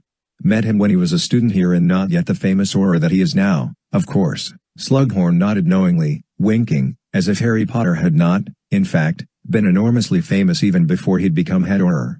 He's mentioned me, no doubt.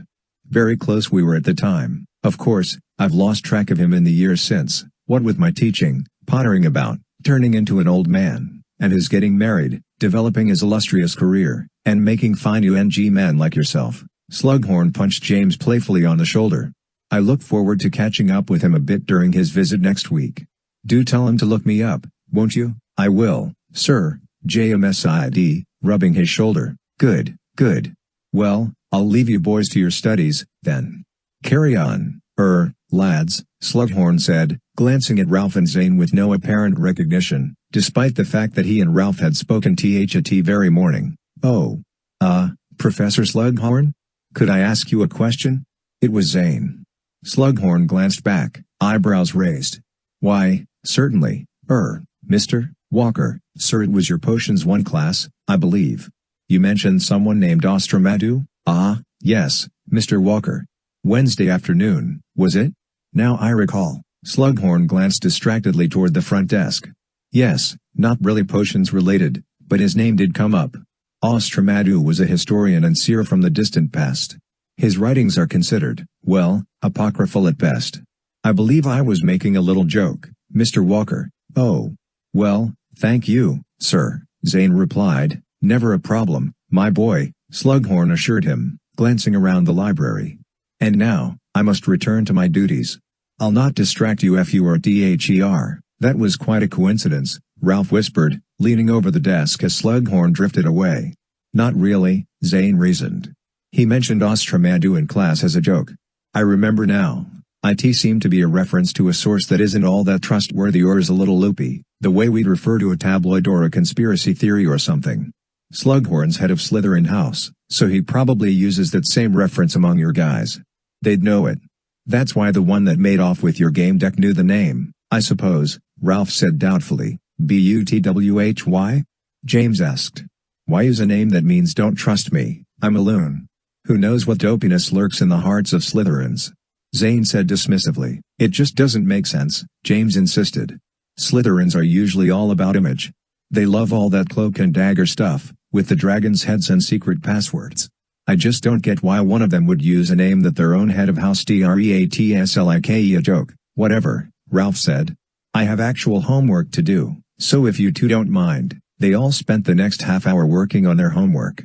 When it was time to pack up, Zane turned to James. Quidditch tryouts tonight, right? Mine, yeah. Yours, too? Zane nodded. Looks like we'll be sharing the field. Good luck, mate. Zane shook James' hand. James felt surprisingly touched. Thanks. You too. Of course, you'll rip it up out there, Zane pronounced airily. I'll be lucky to stay on top of a broom. How long have you been flying, anyway? I only ever flew a toy broom around the house when I was little, said James. The laws used to be pretty loose about brooms. There were underage height and distance restrictions, but pretty much anyone of any age could take one up as long as they were careful not to be seen by any MUGGLS. Then, back around the time Dad got his honorary diploma from Hogwarts, some teenagers got drunk on FIRU's KY and tried to play Quidditch in Trafalgar Square. Since then, the laws have been tightened up. Now it's almost like getting a Muggle driver's license. We have to take flight lessons and get certified before we can fly legally. Some wizarding families will still let their kids go up on a broom in the backyard and stuff, just to practice. BUDMY Dad being an Auror. BOTHYOU our dad and your mom were big-time Quidditch players, though, right? Zane asked, nudging James with an elbow and grinning. Even if you don't even know which end of a broom is up, you'll still be killer on it when you hit the field. Metaphorically, of course. James smiled uncomfortably. They headed to their classes. James couldn't help feeling nervous. He'd nearly forgotten all about Quidditch tryouts. The knowledge that he'd be out there in a few hours, getting on one of the team brooms for the first time and trying to be one of the few first years to make the Gryffindor team left him feeling vaguely sick. He thought of the snitch he'd grown up playing with, his famous dad's famous first snitch. Back then, he'd never doubted his future, the way Uncle Rod talked about it. It was almost James' birthright to be on the Gryffindor Quidditch team his first year, and James had never questioned it. But now that it was imminent, he was afraid. The fears he had felt during the sorting ceremony all came back. But that had turned out all right, he reminded himself. He'd been so worried about it, he'd almost talked the Sorting Hat into sending him to Slytherin House with Ralph, and he knew now what a mistake that would have been. The key was to relax. Quidditch, like being a Gryffindor, was in his blood. He had to just let it happen and not worry. By dinner, he had to admit his plan wasn't working. He could barely eat. "That's right, Potter," Noah nodded, seeing James' untouched plate. "The less you eat, the less you'll have to throw up when you're in the air. Of course, some of us see a little well-aimed sick as a great defensive technique. You've had your first broom lesson with Professor Ridcully, right?" James drooped and rolled his eyes. "No. I haven't. First class is on Monday." Noah looked serious for a moment. "ANDTHENSH Ed. You'll do fine. Brooms are easy. Lean forward to go, pull back to stop. Lean and roll into turns. Piece of cake." "Yeah," Ted agreed. "And all the rain and wind out there will only make it easier. You probably won't even be able to see the ground, WHATWITH the fog. Easier to trust your guts, just as long as you keep them on the inside," somebody called from further down the table. There was a chorus of laughter. James dropped his head onto his folded arms. The Quidditch pitch was sodden and muddy. Rain fell in great sheets, beating the ground and creating a dense mist that drenched James to the skin within the first minute. Justin Kennelly, the Gryffindor captain, led his group out onto the field, yelling over the steady roar of the rain. "Quidditch isn't called on account of rain," he bellowed. "Some of the best Quidditch matches have taken place in weather like this, and much worse. The 1984 Quidditch World Cup was held with a typhoon off the coast of Japan, you know. The Seekers both flew over 60 miles chasing the snitch and gale force winds. This is a trickle by comparison. Perfect weather for tryouts." Kennelly stopped and turned in the center of the pitch, rain running from the tips of his nose and chin. There was a large Quidditch trunk at his feet, as well as a line of broomsticks neatly laid out on the wet grass. James saw that most of the house brooms were Nimbus 2 THOUSANDS, serviceable but rather obsolete models. He was a little relieved. If he'd been asked to fly a new Thunderstreak, he was pretty sure he'd have ended up in a tree 100 miles away. At the opposite end of the pitch, James saw the Ravenclaw team assembling. He couldn't recognize any of them through the spattering rain and mist. "All right, then," Kennelly called out. "First years, you're up first. I'm told that some of you haven't yet had your first broom lessons, but thanks to new regulations and the disclaimers you all signed before school, there's no reason you can't climb on up and give it a go. Let us see what you see and do before we try anything with the rest of the team. No worries about formations or stunts, let's just see you get in the air and navigate the field without knocking each other to your dooms." James felt his stomach plummet. He had hoped to spend some time watching the older students practice. Now that he was about to climb onto his first broom, he wished he had paid more attention to how the players handled them during the matches he'd been to, rather than looking for the spectacular stunts and messiest BLUDGERHITS. The other first years were already moving forward, picking brooms and holding out their hands to summon them. James forced himself to join them. He stopped next to a broom and stared down at it. For the first time, the thing looked like nothing more than a chunk of wood with a brush on the end instead of a sleek flying apparatus. Rain dripped from the sodden bristles. James held his hand over it. "Up," he said. His voice seemed tiny and silly to him. Nothing happened. He swallowed past something that felt like a steel marble in his throat. "Up." He called again. The broom bobbed. ANDTHEN dropped back to the grass with a dull smack. He glanced around at the other first years. None of them seemed to be having much more luck. Only one of them had succeeded in raising his broom. The older players were gathered around watching with amusement, nudging each other. Noah caught James' eye and hoisted his thumb into the air, nodding encouragingly. "Up." James called again, mustering as much authority as he could. The broom bobbed again and James caught it before it could drop back. Close enough, he thought. He gave a huge sigh, then slung a leg over the broom. It floated uncertainly beneath him, barely supporting its own weight. Something swooped past him. "Way to go," Dad cried over the rain as a first-year girl named Baptiste swept upward, wobbling slightly. Two more first years kicked off. One of them slipped sideways and swung, dangling from the bottom of his broom. He hung on for a second or two, then his fingers slipped from the wet broomstick and he tumbled to the ground. There was a roar of amiable laughter.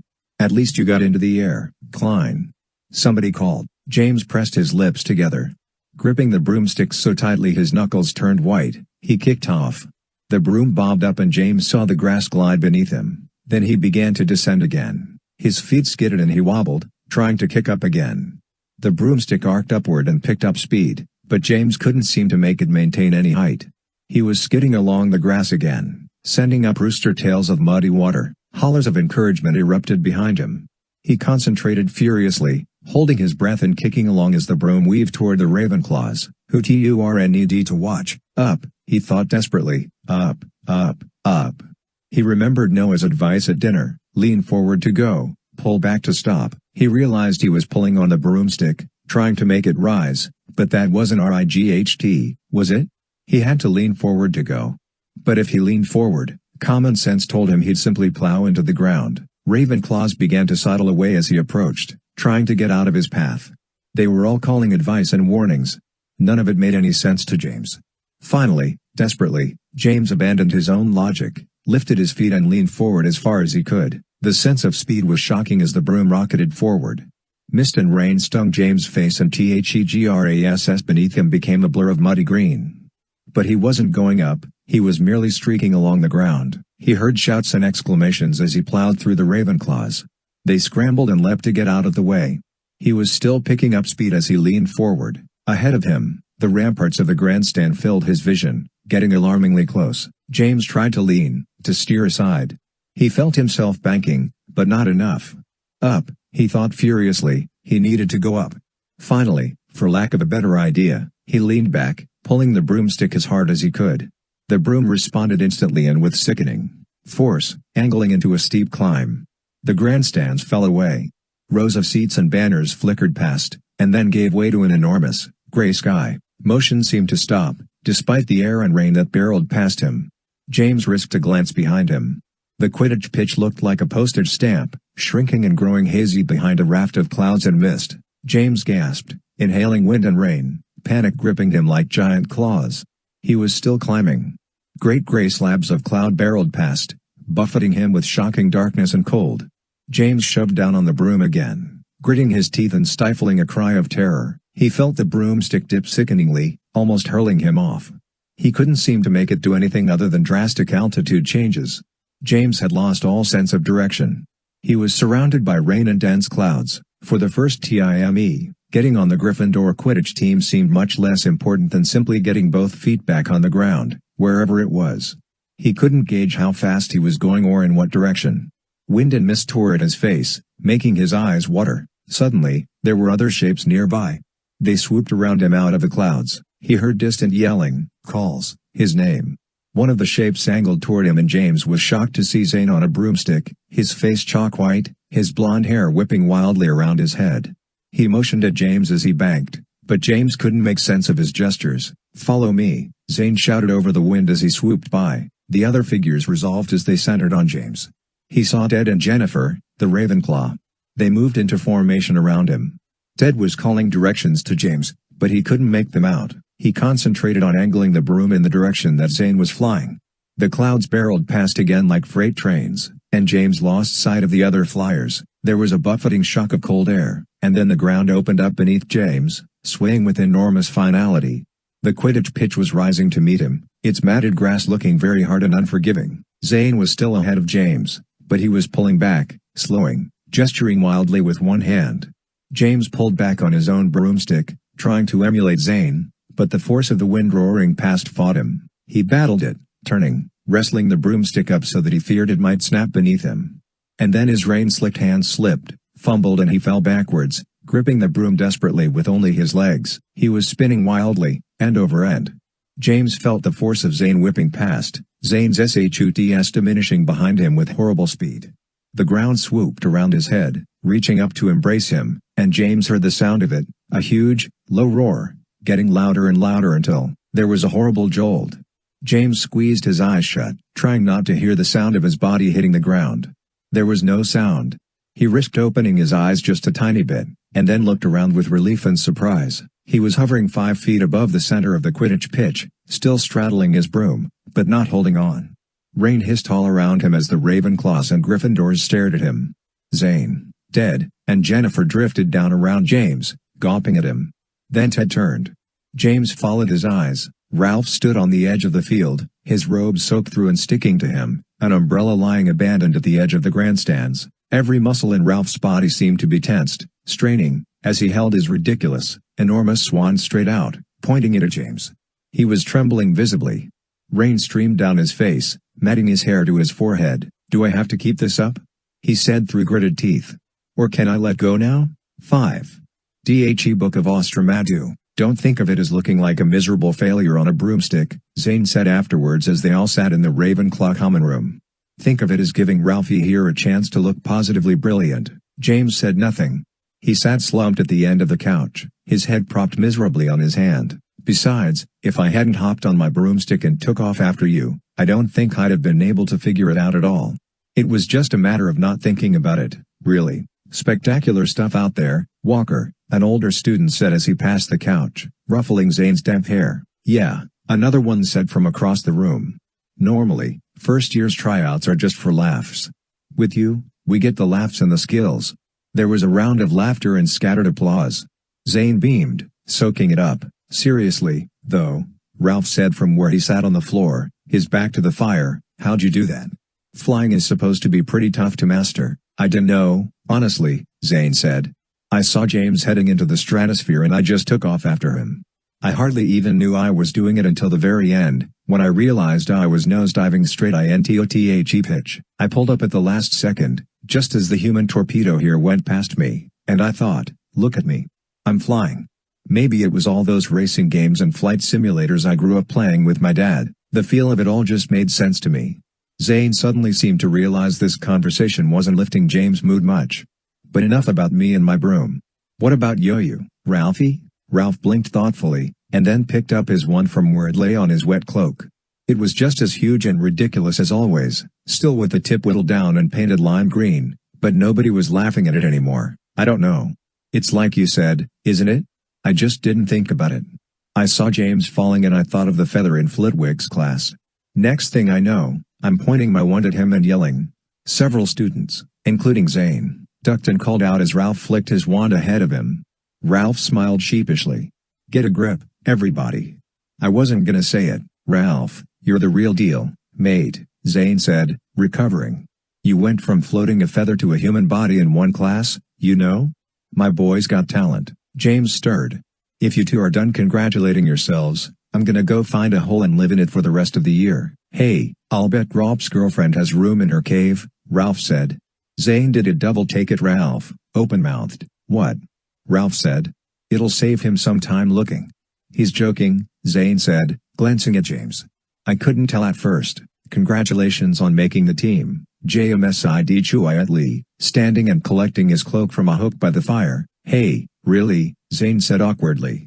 "I'm sorry about how things worked out. I didn't know it was that important to you." "Really?" James stood still for several seconds, staring into the fire. Zane's expression of regret struck him deeply. His heart ached. His face heated and his eyes burned. He blinked and looked away. "It wasn't that important to me, really," he said. "It was just really, really important."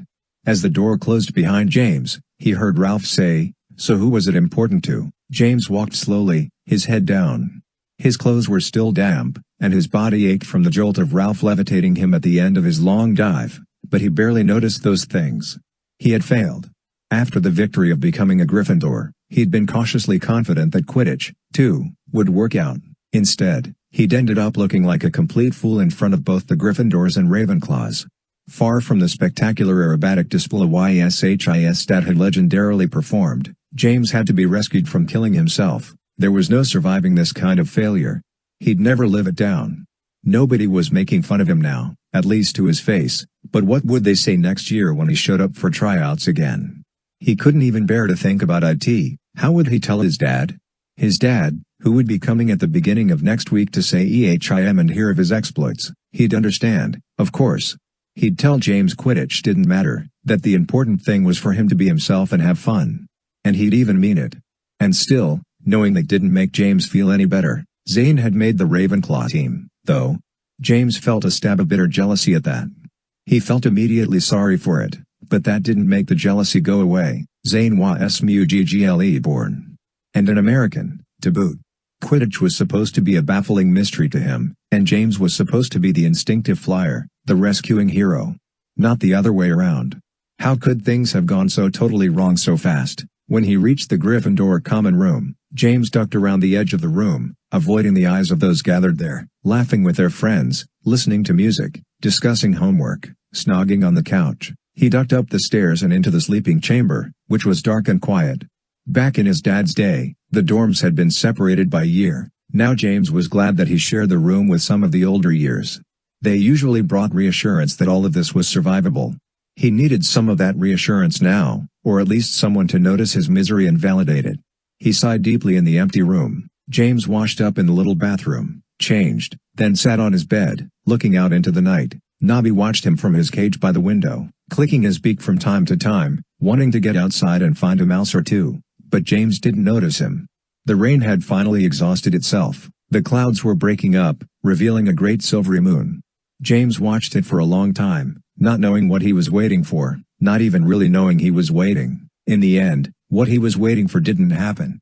No one came upstairs. He heard their voices below. It was Friday night. Nobody else was going to bed early. He felt utterly lonely and bereft. He slid under the covers and stared out at the moon from there. Eventually, he slept. James spent most of his weekend moping about in the Gryffindor common room. He knew that neither Ralph nor Zane could get into the common room without the password, and he was in no mood to see them or anyone else. He read his assigned homework chapters and practiced some work. He was particularly annoyed to discover that he couldn't get his practice feather to do any more than scuttle pathetically around the table. After 20 minutes, he grew exasperated, growled a word his mother didn't know he knew, and slammed his wand onto the table. It shot a stream of purple sparks, as if surprised at James' outburst. Saturday night's detention with Argus Filch came.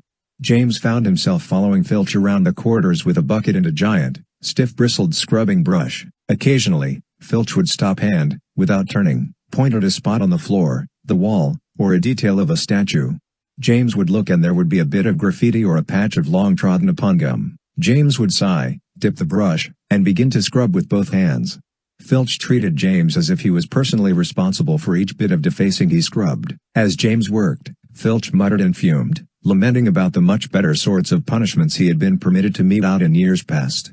By the time James was allowed to return to his rooms, his fingers were cold, red and sore, and smelled of Filch's ugly brown soap. On Sunday afternoon, James went for a moody wander around the grounds and ran into Ted and Petera, who were lounging on a blanket, ostensibly working out star charts on sheets of parchment. Now that Trelawney's SHARING divination class with Madame Delacroix, we have actual homework, Ted complained.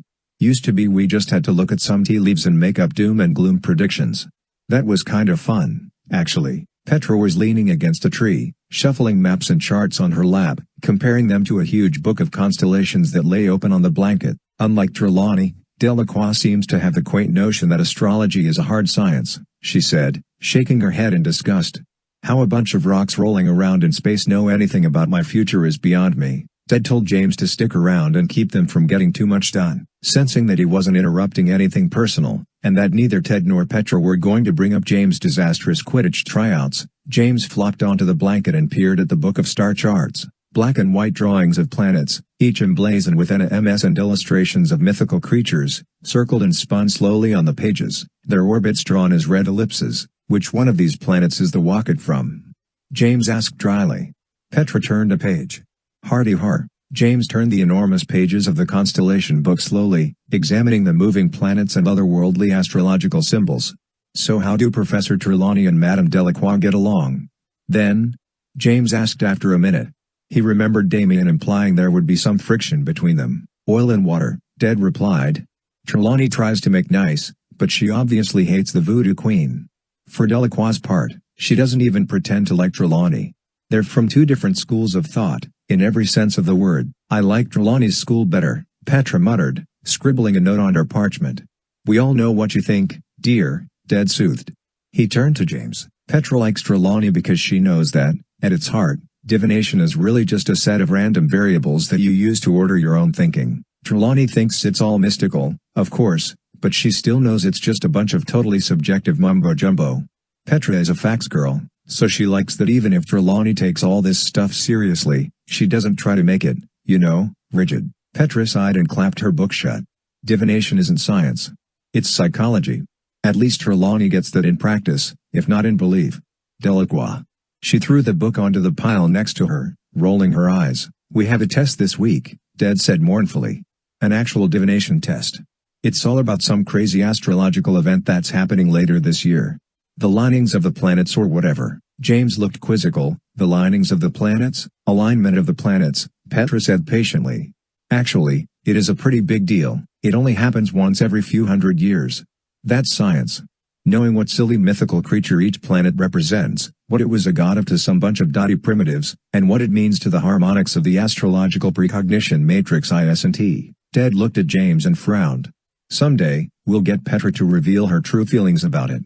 Petra smacked him over the head with one of the larger star charts. Later, at dinner, James saw Zane and Ralph sitting together at the Ravenclaw table. He saw Zane look over once, and was glad that he didn't try to come over and talk to him. He knew it was extremely petty of him, but he was still sick with jealousy and the shame of his embarrassment. He ate quickly, and wandered out of the great hall, unsure where he would go. The evening was pleasant and cool as the sun dipped behind the mountains. James explored the perimeter of the grounds, listening to the song of the crickets and throwing stones into the lake. He went to knock on the door to Hagrid's cabin, but there was a note on the door, written in large, clumsy letters. The note said that Hagrid was up in the forest until Monday morning. Spending time with Grop and Grop's lady giant friend, James figured. It was beginning to get dark. James turned and headed dejectedly back in the direction of the castle. He was on his way up to the common room when he decided to make a side trip. He was curious about something. The trophy case was lit with a series of lanterns, so that cups, blacks, and statues each glinted brightly. James walked slowly along, looking in at the team photos of decades past Quidditch teams, their uniforms outdated, but their smiles and expressions of hardy invincibility eternally unchanged. There were gold and bronze trophies, antique snitches, game bludgers strapped down with leather belts, but still wiggling slightly as he passed. James stopped near the end and looked in at the Triwizard Tournament display. His dad smiled the same uncomfortable smile, looking impossibly young and unruly. James leaned in and looked at the picture on the other side of the Triwizard Cup, the one of Cedric Diggory. The boy in the picture was handsome, guileless, with the same expression on HISFACETHAT James had seen in THEOLD Quidditch team photos, that expression of perpetual youth and seamless confidence. James studied the photo. The expression WASWHAT had kept him from making the connection the first time he'd seen the picture. It was you, wasn't it? James whispered to the picture. It wasn't really a question. The boy in the picture smiled his smile, nodding slightly, as if in agreement. James hadn't expected an answer, but as he started to straighten up, something changed on the plaque below the Triwizard Cup. The engraved words sank into the silver plaque. Then, after a moment, new words surfaced. They spelled out slowly, silently. James Potter Harry's SON. A shiver thrilled down James' back. He nodded. Yes, he whispered. The words sank back into nothing. Several seconds went by, and then more words drifted up. How long has it been? James didn't understand the question at first. He shook his head slightly. I'm sorry. How long has it been since what? The letters receded and spelled again, slowly, as if they took great effort. Since I died. James swallowed. I don't know, exactly. 17 or 18 years, I think. The letters faded out very slowly. No more formed for almost a minute. DHEN. Time is so strange here, it feels longer shorter. James didn't know what to say. A sense of great loneliness and sadness had crept into the corridor, filling the space, and James himself, like a cool cloud, my jaw-ms voice caught. He cleared his throat, swallowed, and tried again. My dad and mum, Ginny, used to be Weasley. They'd talk about you. Sometimes. They remember you. They liked you. The letters faded, surfaced. Ginny and Harry, I always knew there was something there. Cedric's ghost seemed to be seeping away, leaking out of the air of the corridor. The letters faded slowly. James had wanted to ask more questions, had meant to ask about the Muggle intruder, how he was getting in, but now it seemed unimportant. He just wanted to say something to lessen the pall of sadness he'd sensed in Cedric's presence, but he couldn't think of anything. Then the letters came once more, spelling out very faintly and slowly. Are they happy? James read the question, considered it. He nodded. Yeah, Cedric. They are. We are? The letters evaporated as soon as James spoke, and there was something like a sigh all around him, long and somehow exhausted. When it was over, James glanced around the corridor. He could tell he was alone again. When he looked back at the plaque below the Triwizard Cup, it had reverted to its normal state, covered in elaborate, engraved words. James shivered, hugged himself, then turned and began to walk bossy toward the main hall. The ghost had finally spoken, and it was Cedric Diggory. We are happy, James thought. As he climbed the steps to the common room, he realized it was true. He felt a little silly about the way he'd mooned around all weekend, stirring his jealousy and sense of failure like a stew. At this moment, it all seemed unimportant. He was just glad to be here, at Hogwarts, with new friends, challenges, endless adventures before him. He ran along the hallway to the portrait hole, wanting nothing more at that moment than to spend the last couple of hours of his first weekend at Hogwarts having some fun, laughing, forgetting the silliness of the whole Quidditch disaster. He realized, reluctantly, that on some level, it was even a little funny. As he entered the common room, he stopped and looked around. Ralph and Zane were there, sitting with the rest of the gremlins around the table by the window. They all looked up. There's our little alien, Zane said happily. We're trying to work your broom handling skills into the routine. What do you think of a Roswell crash kinda gig? Ralph's got his wand all ready to catch you. Ralph wiggled his wand and smiled sheepishly. James rolled his eyes and went to join them. James awoke late Monday morning. He ran into the Great Hall hoping to grab a piece of toast before Transfiguration class and met Ralph and Zane, who were just coming out. No time, mate, Ralph said, hooking James' arm and turning him around. Can't be late to first class. McGonagall teaches it and I've heard bad things about what she does to tardy students. James sighed and trotted along with them through the noisy, busy corridors. I hope she doesn't do terrible things to students whose stomachs growl during class as well. Zane handed something to James as they walked. Check that out when you get a chance. I already showed it to Ralphie and it blew his mind, didn't it? I've marked the spot for you. It was a thick, bedraggled book. The cover was cloth-bound in frayed fabric that had once probably been read. The pages were yellowed, threatening to fall out of the binding in chunks. What is it? James said, unable to read the embossed title, which was ghostly faint with age. Between Jackson and Flitwick, I've got enough reading to last me until next term. You'll be interested in this, believe me. It's the Book of Parallel Histories, Volume 7, Zane said. I got it from the Ravenclaw library. Just read the section I marked. Ravenclaw has a private library? Ralph asked, struggling to wrestle his Transfiguration textbook out of his overstuffed backpack. Do you Slytherins have dragons' heads on your walls? Zane shrugged. Sure. To each his own. As they filed toward the Transfiguration classroom, they passed through a cluster of students standing beside the door. Several of them wore the blue question of Victor's badges. More and more students seemed to be wearing them as the days went by. Signs on some of the bulletin boards had identified the badges as the mark of a club called the Progressive Element. James was dismayed to see that not all of the students wearing them were Slytherins. Your dad's coming today, eh, Potter? An older boy called out, smiling crookedly. Going to have a little meeting with his cronies from the States? James stopped and looked at the speaker. He's coming today, yeah, he said, his cheeks going red. But I don't know what you mean about his cronies. He hasn't even met the Americans before. Maybe you should read a little before you open your mouth. Oh, we've been reading, believe me, the boy replied, his smile disappearing. More than you and your father would like us to be, I'm sure. Your kind can't hide the truth forever. Hide the truth? James said, anger overcoming his caution. What's that supposed to mean? Read the badges, Potter. You know exactly what we're talking about, the boy said, hoisting his backpack and moving casually down the hall with his friends. And if you don't, you're even stupider than you look. He turned his back on James. James blinked in anger and amazement. What was that all about? Ralph sighed. Come on, let's get a seat. I'll tell you, although I don't understand much of it myself. But they had no time to discuss it before class. Headmistress McGonagall, who had taught Transfiguration to James Mumand Dad, taught it still, and with apparently the same degree of business-like briskness. She explained the basic wand motions and commands, illustrating by transforming a book into a herring sandwich. She even asked one of the students, a boy named Carson, to eat a portion of the sandwich. Afterward, she transformed the sandwich back into the book and showed the class that the book still bore the bite marks Carson had made. There were sounds of awe and amusement. Carson looked at the bitten chunks and pressed his hand to his stomach, a look of thoughtful dismay on his face.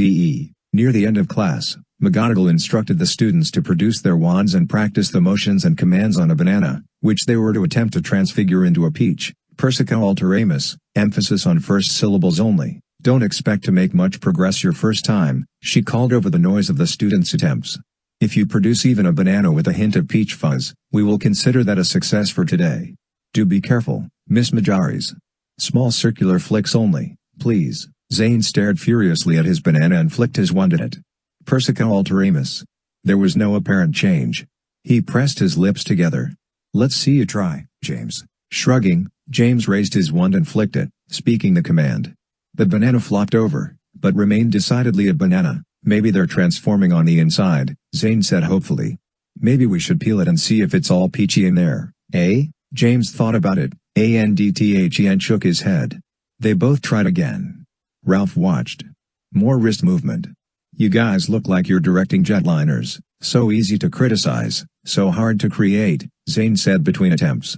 Let's see you have a go, Ralph Inator. Ralph seemed reluctant to try.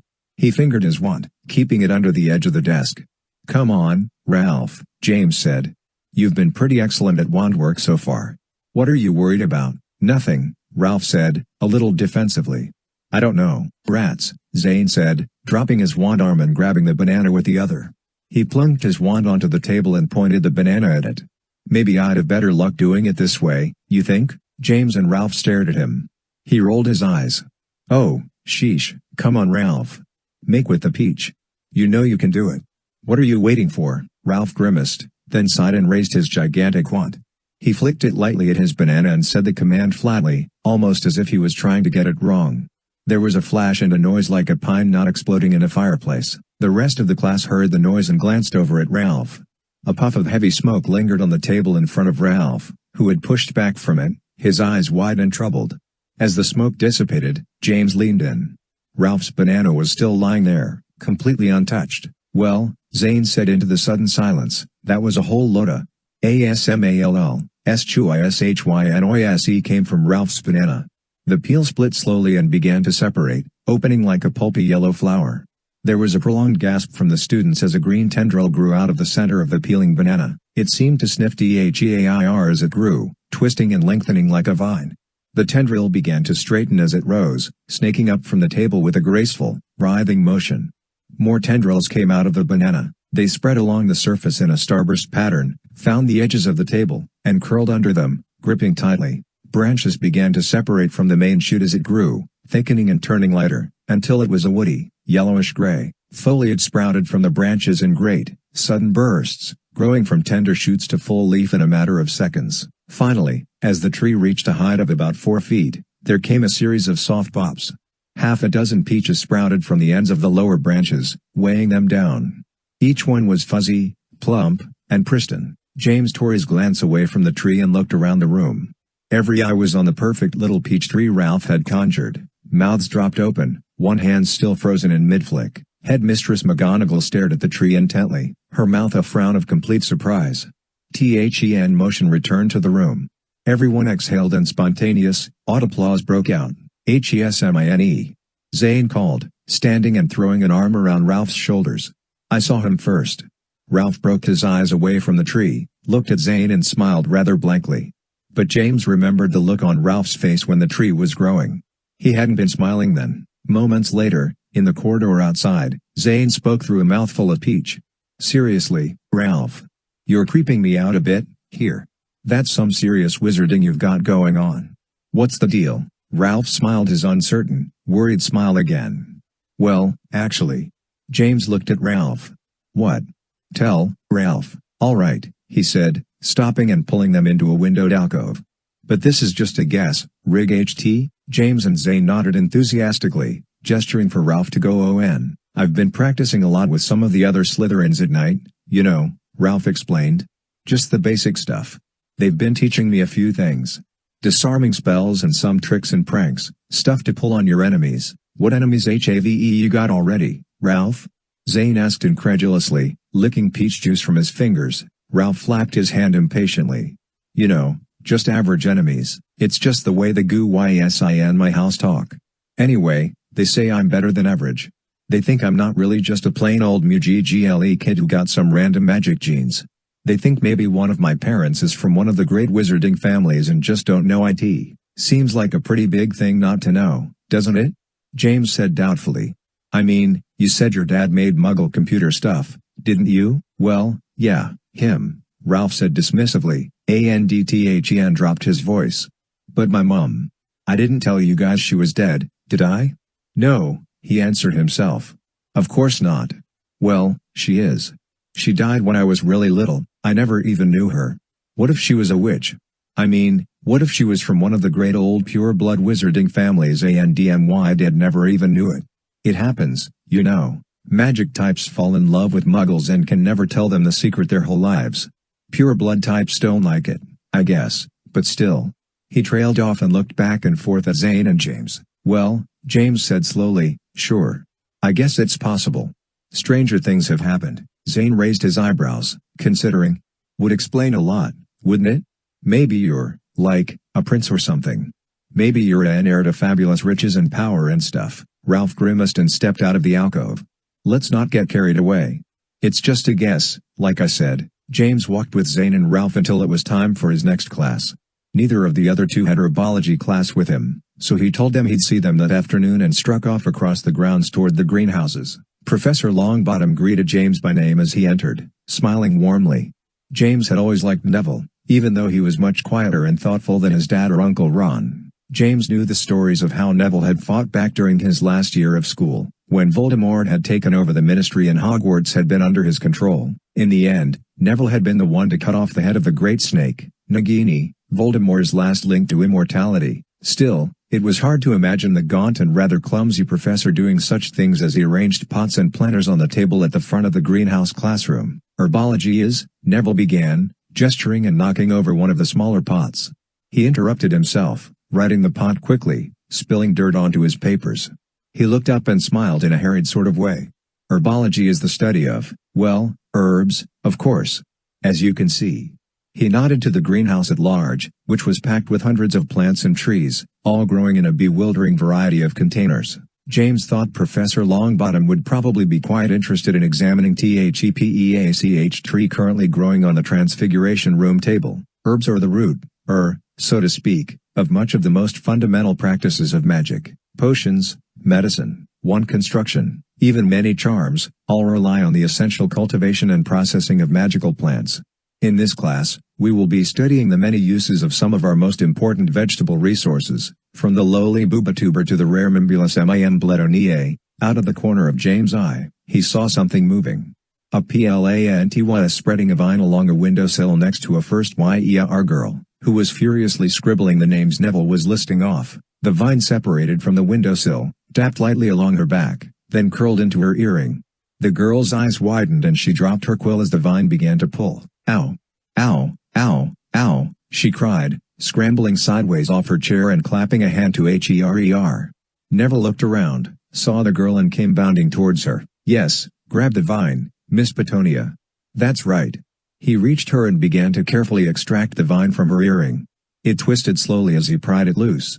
You've discovered our Larcenos Largulus, or rather, it has discovered you. I apologize for not warning you before you sat down. Bred by pirates several hundred years ago because of its innate attraction to sparkly objects, which it uses to magnify sunlight for photosynthetic purposes.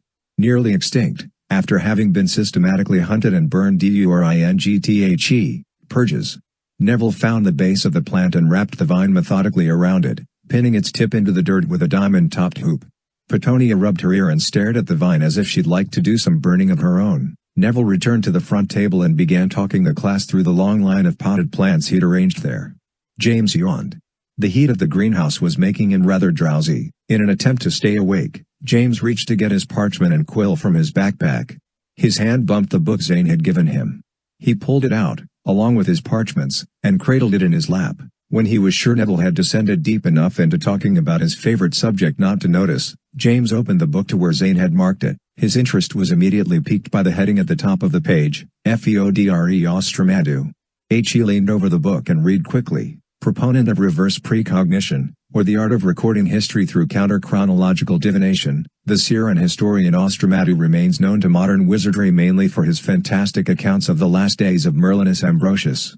Legendary sorcerer and founder of the Order of Merlin, Austramaddux' account, which is recorded in its entirety in his famous Inverse Histoire of the Magical World, deals with his acquaintance with Merlinus at the end of the latter's career as special magical regent to the kings of Europe. Having grown disenchanted with the corruption of the magical world as it became infected by influences from the growing non-magical kingdoms, Merlinus announced his plan to quit the earthly realm. Further, he claimed he would return to the society of men, centuries or even millennia later, when the balance between the magical and non-magical worlds was more, as Austramaddux put it, ripe for his ministrations. These predictions have been the source of many plots and conspiracies in the centuries since, usually led by those of a revolutionary bent, who believed that the return of Merlinus would facilitate their plans to overcome and subjugate the non-magical world via politics or outright war. James stopped reading.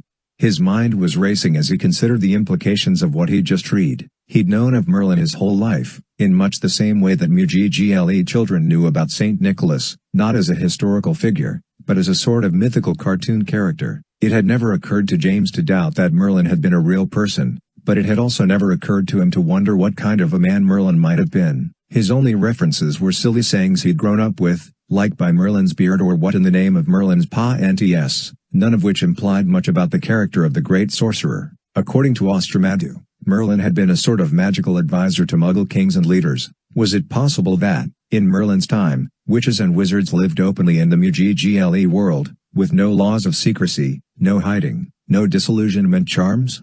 And if so, what did Merlin mean by saying the wizardy world had been infected by the Muggles? Even more, what had he meant by the creepy prediction that he'd return when the world was ripe for his ministrations? It was no wonder that dark wizards through history had tried to make Merlin's prediction come true, to bring the great sorcerer back into the world somehow. Dark wizards had always sought to rule the Muggle world, and apparently, there was some basis to believe that Merlin, the greatest and most powerful wizard of all time, would help them bring that about. A sudden thought occurred to James, and his eyes widened. He had first heard the name Austramaddux via a profile created by a Slytherin. Slytherin had always been the house of dark wizards intent on domination of the Muggle world. What if the enigmatic mention of Austramaddux wasn't just a meaningless coincidence? What if it was a sign of a new dark plot? What if the Slytherin who had made that profile was part of a plot to facilitate the predicted return of Merlinus Ambrosius, who would lead a final war against the Muggle world? James closed the book slowly and gritted his teeth. Somehow, the moment he thought of it, it seemed completely true. That explained why a Slytherin would use a name that even his head of house thought was a joke. The Slytherin knew it wasn't, and would soon be victorious in a plot that would prove it. James' heart pounded as he sat and thought furiously. Who could he tell? Zane and Ralph, of course. They might have already thought of it. His dad? James decided that he couldn't. Not yet, at least. James was old enough to know that most adults wouldn't believe such a story from a kid even if the kid could provide pictures that proved it. James didn't know exactly what he could do to stop such a plot, but he knew what he had to do next. He had to find out which Slytherin it was that had taken Ralph's game deck. He had to find the Slytherin that used the name Austramaddux. With that in mind, James bolted from the greenhouse as soon as class was over, forgetting entirely that tonight was the night his dad, Harry Potter, was arriving for his meeting with the Americans. As James ran across the grounds, he became aware of the noise of a crowd. He slowed, listening. Shouts and chants mingled with the babble of raucous, excited voices. As he turned the corner into the courtyard, the noise became much louder. A mob of students roiled around the courtyard, gathering from all directions even as James watched. Most were simply curious to see what the commotion was about, but there was a very active group in the center, marching, chanting slogans, some holding large, hand-painted signs and banners. James saw one of the banners as he approached the crowd, and his heart sank. It read "End Ministry or Fascism." Another sign waved and poked at the sky, "Tell the truth, Harry Potter." James circled around the group, trying to stay inconspicuous. Near the steps of the Mayan Hall, Tabitha Corsica was being interviewed by a woman with garish purplecatsi glasses and an overly attentive expression. With growing unease, James recognized her as Rita Skeeter, lead investigative reporter for the Daily Prophet, and one of his dad's least favorite people. As he passed, Tabitha glanced sideways at him and made a slight shrug and smile, as if to say, "So sorry about this, but these are hard times and we all do what we must."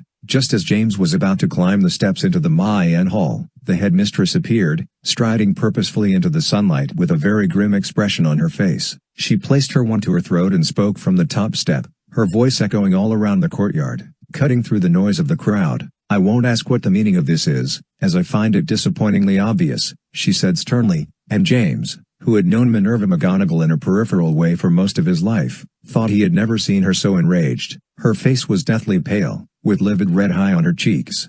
Her voice, still ringing around the courtyard, was controlled but steely with conviction. "Far be it from me to disabuse you of the right to maintain whatever ill-founded and preposterous notions many of you might have picked up, but let me assure you, regardless of what you might choose to believe, it is not the policy of this school to allow students to insult esteemed guests." The sides sagged, but did not lower completely.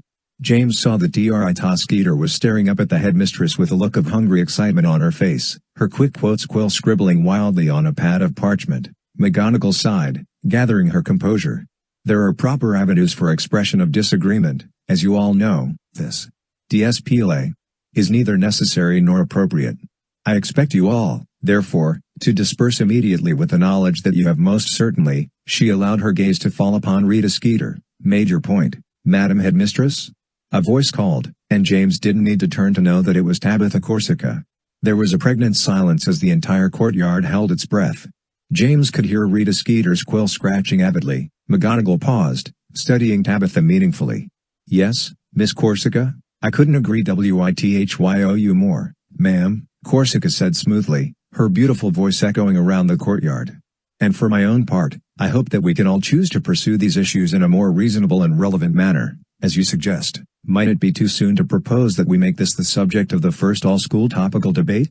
That would allow us to approach this sensitive issue respectfully and thoroughly, in the manner I'm sure you'd agree it deserves." McGonagall's jaw was like iron as she stared down at Corsica. The pause was so long that Tabitha actually looked away. She glanced around the courtyard, her composure faltering slightly. The quick quotes quill had caught up to the proceedings. It hovered over the parchment, waiting. "I appreciate your suggestion, Miss Corsica," McGonagall said flatly, "but this is neither the time nor the place for discussion of the debate team calendar, as you can surely imagine. And now," she let her gaze sweep over the courtyard critically, "I consider the matter closed. Anyone who wishes to continue this discussion may do so much more comfortably in the privacy of their rooms. I'd advise you to be off now, before I send Mr. Filch out to take a census." The crowd began to break up. McGonagall saw James, and her expression changed. "Come along, Potter," said, beckoning impatiently.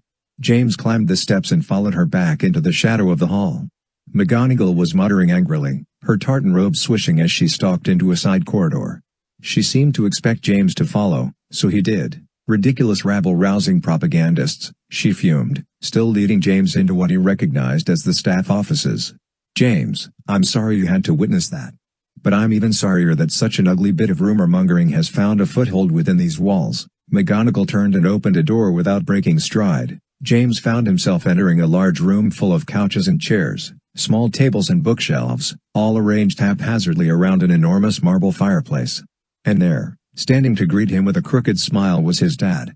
James grinned and ran past McGonagall. "James," Harry Potter said delightedly, pulling the boy into a rough hug and ruffling his hair. "My boy. I'm so glad to see you, son. How's school?" James shrugged, smiling happily but feeling suddenly shy. There were several other people present he didn't recognize, all of them looking at him as he stood with HISFADHER. "You all know my boy, JMS," Harry said, squeezing James' shoulder. "James, these are some representatives from the ministry who've come along with me. You remember Titus Hardcastle, don't you? And this is Mr. Recreant and Miss Saccharina. They both work for the Department of Ambassadorial Relations." James shook hands dutifully. He did remember Titus Hardcastle when he looked at him, although he hadn't seen him for a long time. Hardcastle, one of his dad's adorers, was squat and thick, with a square head and very tough, weathered features. Mr. Recreant was tall and thin, dressed rather fussily in pinstriped robes and a black derby. His handshake was quick and loose, rather like holding a dead starfish. Miss Saccharina, however, didn't shake hands. She smiled hugely at James and squatted down to his level, examining him up and down. "I see so much of your parents in you, young man," she said, tilting her head and affecting a conspiratorial manner. "Such promise and potential. I do hope you'll be joining us for the evening." In answer, James looked up at his dad. Harry smiled and put both hands on James's shoulders. "We're having dinner tonight with the Alma Alerons. Do you want to come along?" Apparently, very having, true American food, which could mean anything from hamburgers to, well, cheeseburgers, as far as I can guess. "Sure," James said, smiling. Harry Potter smiled back and winked. "But first," he said, addressing the rest of the group, "we'll be joining our friends from Alma Aleron for a look at some of their proprietary magic. We're due to meet them in the next 10 minutes, and I've asked a few others to join us as well. Shall we?" "I'll not be joining you, I'm afraid," McGonagall said briskly. "It appears that I will need to be keeping a close tab on certain elements of the student populace during your tour, Mr. Potter." "I apologize." "Understood, Minerva," Harry said. It always sounded strange to James that his dad called the headmistress by her first name, but she seemed to expect it from him. "Do what you have must, but don't worry about squashing every little outburst. It's hardly worth the effort." "I'm not sure I agree with you about that, Harry, but I expect I'd not be able to maintain perfect order regardless. I shall see you this evening, then." With that, the headmistress turned and left the room brusquely, still fuming. "Shall we, then?" Miss Saccharina inquired. The group began to move toward a door on the opposite side of the room. As they walked, Harry bent toward his son and whispered, "I'm glad you'll be coming along tonight. Saccharina and Recreant aren't exactly the most pleasant traveling companions, but Percy insisted I bring them.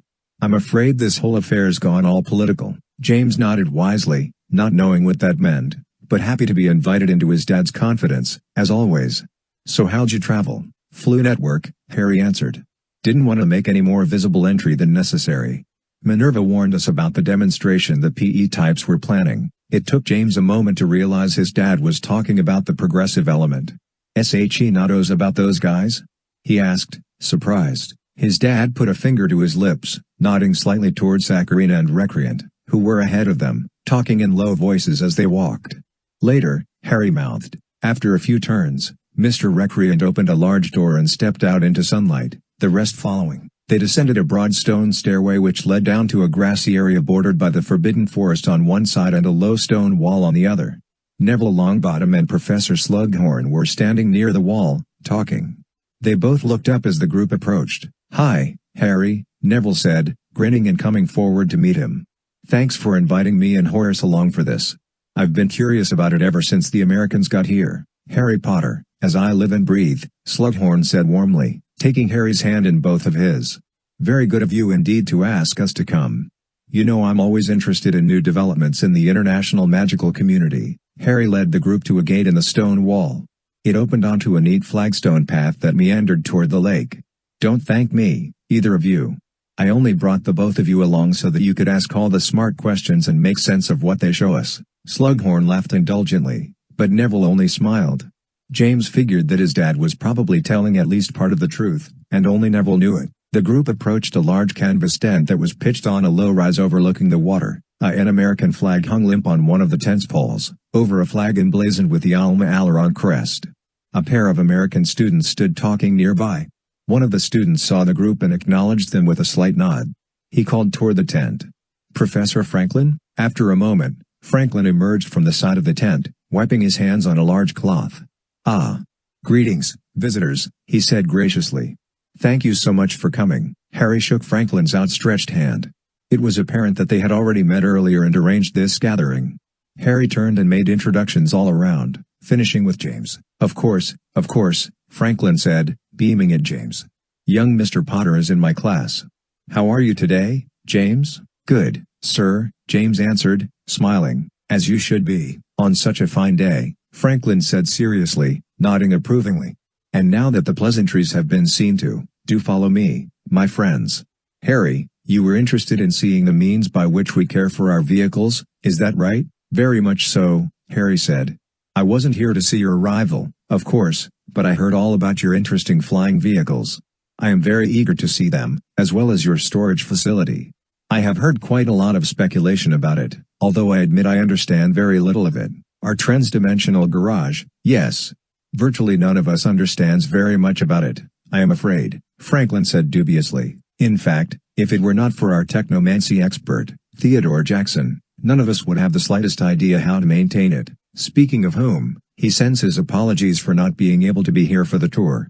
He will be joining us this evening and will be happy to discuss it with you then, should you have any questions for him, as I'm sure we will, Titus Hardcastle said in his low, gravelly voice. James followed his dad around to the open side of the tent and nearly tripped over his own feet when he looked inside. The tent was quite large, with complicated wooden struts and frameworks supporting it. All three of the Alma Aleron flying vehicles were parked inside it, leaving enough room for neat arrangements of tool chests, maintenance equipment, extra parts, and several men in work clothes who moved among the vehicles busily. The strangest thing about the tent, however, was that the back was missing. Where James was sure he should have seen the hanging canvas wall he had seen from the outside, there was simply open air, looking out onto a view that was definitely not any view of the Hogwarts grounds. Neat, red brick buildings and huge, thorny trees could be seen in the distance beyond the tent's missing back wall. Even stranger, the lighting of the scene was completely different than the bright noon sunlight of the Hogwarts grounds. On the other side of the tent, the scene was lit with a pale pink light, the huge, fluffy clouds in the distance tinged with gold. The trees and grass seemed to sparkle, as if covered in morning dew. One of the workmen nodded at Franklin, then turned and walked out into the strange scene, brushing his hands on his overalls. "Welcome to one of the world's few trans-dimensional structures," Franklin said, gesturing proudly. "Our garage, which simultaneously stands both here, in temporary residence on the grounds of Hogwarts Castle, and in its permanent location in the East Quadrangle of Alma Aleron University, Philadelphia, Pennsylvania, United States." "Great ghost of Gulgamethi," Slughorn said, stepping forward slowly. "I've read of such things, but never thought I'd live to see one. Is this a naturally occurring temporal anomaly? Or is this orchestrated via quantum transference CHRMS? That's why I invited you, Professor," Harry said, smiling and examining the interior of the tent. "The former," Franklin said, stepping between the Dodge Hornet and Volkswagen Beetle to make room for the group. "This is one of only 3 known dimensional plurality bubbles. What that means, I am told, is that this den exists within a dimensional bridge, allowing it to span 2 places simultaneously. Thus, we can see on one side the noontime grounds of Hogwarts." He gestured out the open side of the tent through which they had entered, what you might think of as the side of the transdimensional bubble, and on the other side, he spread a hand toward the dim landscape seen magically through the rear of the tent. Time Quadrangle of Alma Aleron University, the other side of the bubble. "Meet Mr. Peter Graham, our head mechanic." A man straightened up from the open hood of the Stutz Dragonfly. He smiled and waved. "Good to meet you, lady and gentlemen. So to speak." "Likewise," Neville, who was closest, said a bit faintly. "Mr. Graham and his men are all in the American half of the bubble," Franklin explained. "Seeing as they are specifically trained to work on our fleet, we find it best to let them handle the care and maintenance even while we travel. As you may guess, however, they are not, technically, here." To illustrate, Franklin reached toward one of the workmen who was squatted near the Hornet. Franklin's hand swept through the man as if he were smoke. The man seemed not to have noticed. "So," Harry said, frowning slightly, "they can hear us, and see us, and we can see and hear them as well, but they are still there, in America, and we are still here, at Hogwarts. Therefore, we cannot touch them?" "Precisely," Franklin said. James spoke up. "Then how is it we can touch the cars and so can your mechanics in the States?" "Excellent question, my boy," Slughorn said, patting James on the back. "It is indeed," Franklin agreed. "And that is where things get a bit, quantum. The simple answer is that these cars, unlike us, are multidimensional. You've all heard, I expect, the theory that there are more dimensions beyond the 4 we are familiar with." "Yes," there were nods. James hadn't heard of any such theory, but he thought he understood the idea nonetheless. Franklin went on. "The theory states that there are extra dimensions, unknowable by any of our senses, but just as real. Effectively, Professor Jackson has created a spell that enables these vehicles to tap into those dimensions, allowing them to exist simultaneously in 2 places anytime they are inside the walls of this garage. While they are parked here, they cross the dimensional bubble and exist in both places at once." "Remarkable," Slughorn said, running his hand along the fender of the Hornet. "So, effectively, your crew can service the vehicles regardless of where they travel, and you are afforded a view of home, even if you cannot access it." "Very true," agreed Franklin. "It is indeed both a great convenience and a touch of comfort." Neville was interested in the cars themselves. "Are they actual mechanized creatures or are they charmed machines?" James lost interest as Franklin launched into a detailed explanation of the winged cars. Walking over to the other side of the tent, he looked out into the grounds of the American school. The sun had just peeked over the roof of the red brick building nearby, casting its rose-colored light onto a clock tower. It was just after 6 in the morning there. How utterly strange and wonderful, James thought. Tentatively, he reached out his hand, curious to see if he could feel the coolness of the morning air in that other place.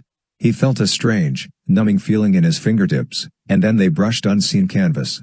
Sure enough, he couldn't pass through or even feel the air of the place. "Too bad you can't come on over, friend," a voice said. James looked up. The head mechanic was leaning against the fender of the Beetle, smiling. "It's almost breakfast and today's mushroom omelet day." James grinned. "Sounds good. It's lunchtime, here, Professor Franklin," James heard Mr. Recreant's voice say rather loudly. "How does this, structure comply with the International Magical Coalition's ban on unproven or dark magic? Being virtually one of a kind, it would seem difficult to establish much of a safety record." "Ah, too true," Franklin agreed, looking steadily at Mr. Recreant. "We have been fortunate enough not to have experienced any problems so far, thus we have gone more or less unnoticed by the Coalition. In any case, it would be difficult to prove the threat of any danger. Even a total failure of Professor Jackson's transdimensional spellwork would mean, at worst, that we'd have to take a taxi home instead of our beloved cars." "Excuse me," Miss Saccharina interjected, affecting a rather plastic smile.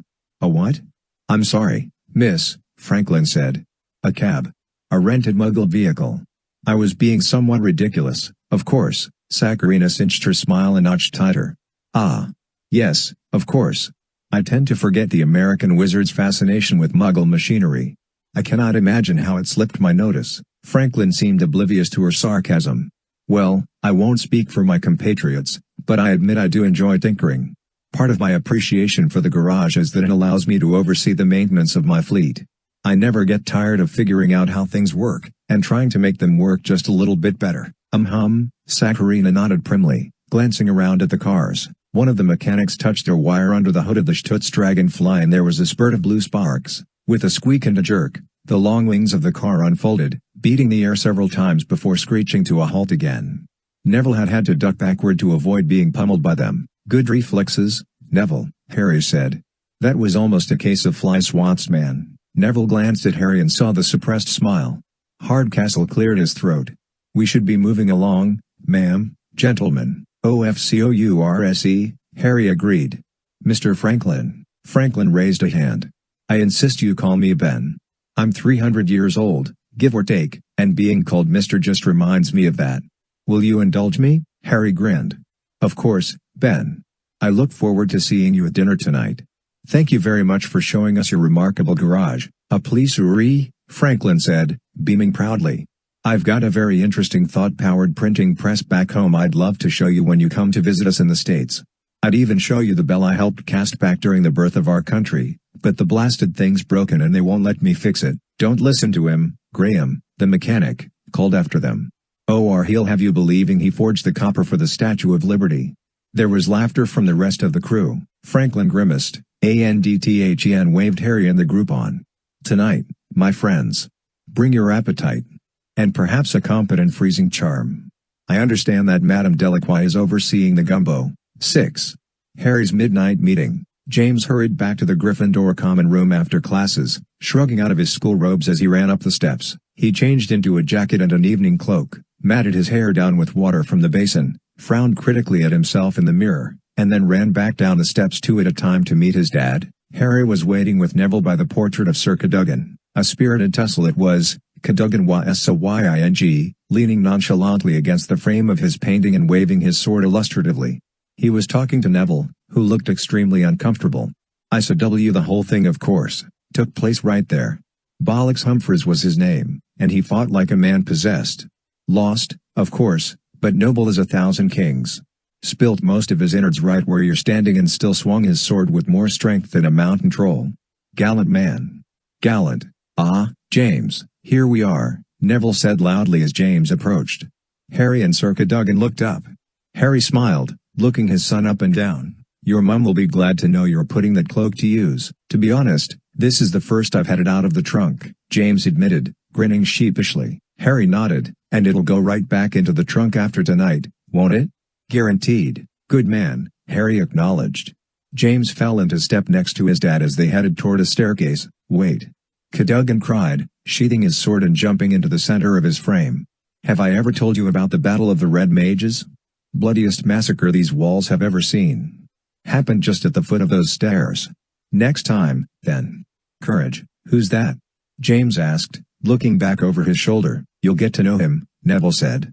Enjoy your ignorance while you can. As they walked, James listened as his dad told Neville about the current happenings at the Ministry. There had been an arrest of several individuals involved in a counterfeit portkey operation. More trolls were being seen in the foothills, and the Ministry was stepping up patrols to keep the troublesome idiots from venturing into Muggle territories. The new minister, Loquadio Usnap, was preparing to give a speech on expanded trade with Asian wizarding communities, including lifting the ban on flying carpets and something called shades. In other words, Harry said, sighing, things are more or less the way they always are. Little breakouts here and there, small conspiracies and squabbles. Politics and paperwork. What you mean, Neville said, smiling crookedly, is that peace can be a pretty boring thing for an Auror. Harry grinned. I guess you're right. I should be thankful my job isn't any more interesting, shouldn't I? At least I get to spend most nights at home with Ginny, Lil, and Albus. He glanced down at James, and take on an ambassador's assignment that just happens to afford me the chance to see my boy during his first week at Hogwarts. I understand he's only been to McGonagall's office once so far, Neville commented mildly. Oh? Harry said, still eyeing James. And what for? Neville raised his eyebrows at James as if to say you have the floor. I, broke a window. Harry's smile hardened a bit around the edges. I look forward to the story of how that happened, he said thoughtfully. James felt his dad stare like it was a set of tiny weights. They reached a double doorway with both doors thrown wide open. Delicious smells wafted down the hall. Here we are, Neville said, standing aside to allow Harry and James to enter first. The Americans' quarters during their stay. We've given them most of the southwest turret. Had it temporarily refitted with a recreational area, common room, kitchen, and staff to suit their needs. Sounds nice, HRISAID, examining the space.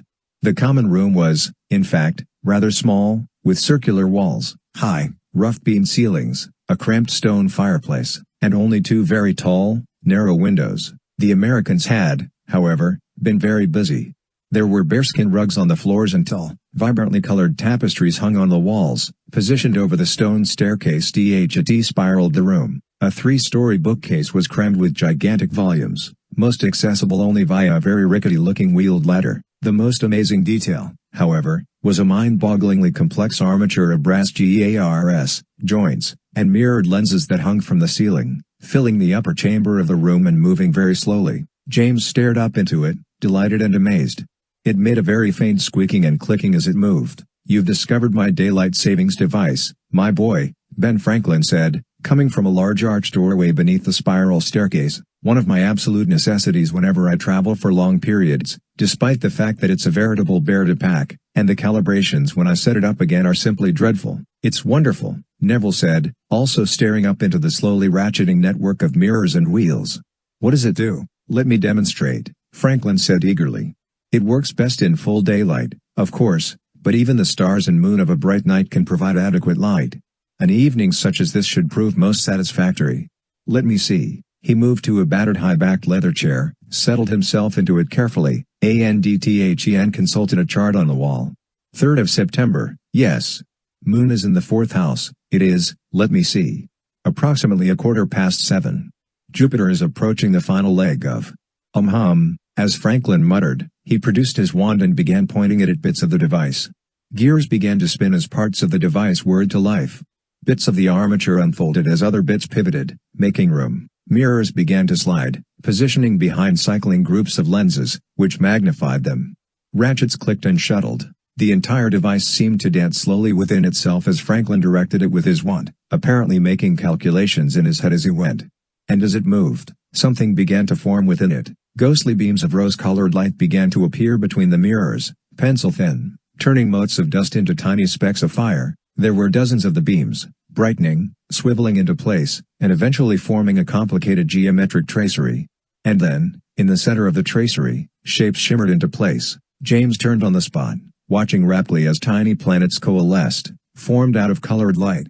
They spun and orbited, tracing faint arcs behind them. Two larger shapes condensed in the very center, and James recognized them as the sun and the moon. The sun was a ball of rose light, its corona spreading several feet around it. The moon, smaller but more solid, was like a silver quaffle, equally divided between its light and dark sides, turning slowly.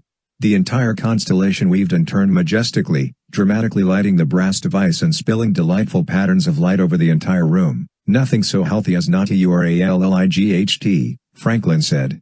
Captured here, through the windows, and then condensed within a carefully calibrated network of mirrors and lenses, as you can see. The light is filtered with my own optical spellwork for clarity. The final result is, well, what you see here. Excellent for the eyesight, the blood, and one's health overall, obviously. This is the secret to your longevity? Harry asked, rather breathlessly. Oh, certainly this is a small part of it, Franklin said dismissively. Mostly, I just prefer it to read by at night. Certainly, it's more fun than a torch. He caught James' eye and winked. Professor Jackson appeared in the archway. James saw him glance from Franklin to the light display overhead, a look of tired disdain on his face. Dinner, I am told, is served. Shall we adjourn to the dining room or shall I have it brought in here? Along with Harry, James, Neville, and the representatives from the ministry, most of the Hogwarts teaching staff was present, including Professor Curry. To James' consternation, Curry told Harry all about James' skills on the football field, assuring him that she would work to see that said skills were developed to their fullest extent. Contrary to his dad's suspicion, the meal was remarkably diverse and enjoyable. Madame Delacroix's gumbo was the first course. She carried it to the table herself, somehow not spilling a drop despite her blindness. Even more curiously, she directed the ladle with her wand, a gnarled and evil-looking length of grapefruit, dishing a portion into each bowl at the table while she stared at the ceiling and hummed rather disconcertingly. The gumbo was indeed spicy, thick with chunks of shrimp and sausage, but James liked it. Next came fresh rolls in several varieties of butter, including a brown and sticky goo that Jackson identified as apple butter.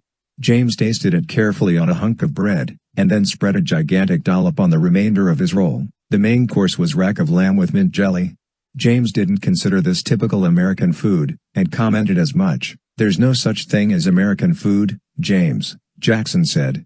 Our cuisine, like our people, is simply the sum total of the various world cultures we come from. That's not entirely true, Franklin interjected. I am pretty sure we can lay undisputed claim to the spicy buffalo wing. Will we be having those tonight? James asked hopefully. My apologies, Franklin said.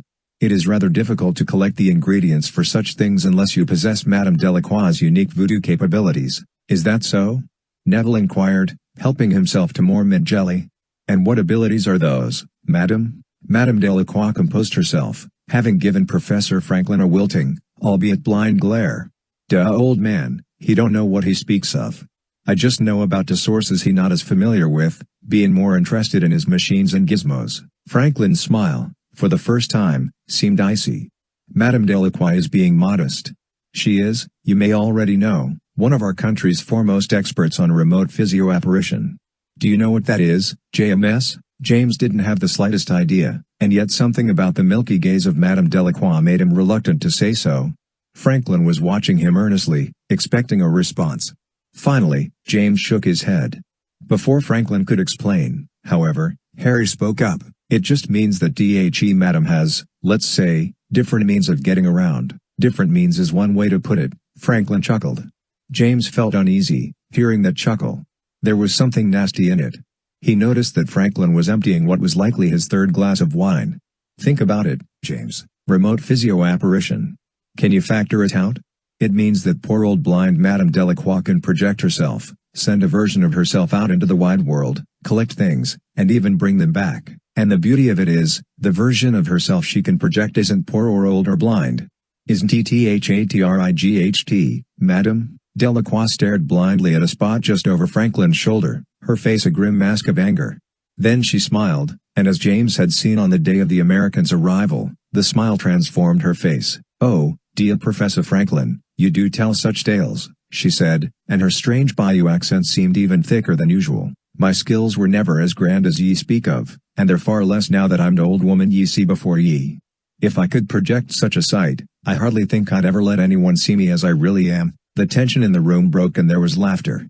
Franklin smiled a bit tightly, but let the moment pass. After dessert, Harry, James, and the rest of the Hogwartians retired to the common room again, where Franklin's daylight savings device had reproduced a condensed and shimmering version of the Milky Way. It lit the room with a silvery glow that James thought he could very nearly feel on his skin. Jackson offered the adults an after-dinner cocktail in tiny glasses. Neville barely touched his. Both Miss Saccharina and Mr. Recreant sampled tiny sips and gave forced, rather strained smiles. Harry, after holding it up to the light to look through the amber liquid, downed his in one gulp. He squinted and shook his head, then looked inquiringly at Jackson, unable to speak. "Just a little of Tennessee's finest, with a little wizard afterburn thrown in," Jackson explained. Finally, Harry thanked the Americans and bid them good night. Retracing their steps through the darkened corridors, Harry walked with his hand on James' shoulder. "Want to stay with me in the guest quarters, James?" he asked. "I can't guarantee I'll be able to see much of you after tonight.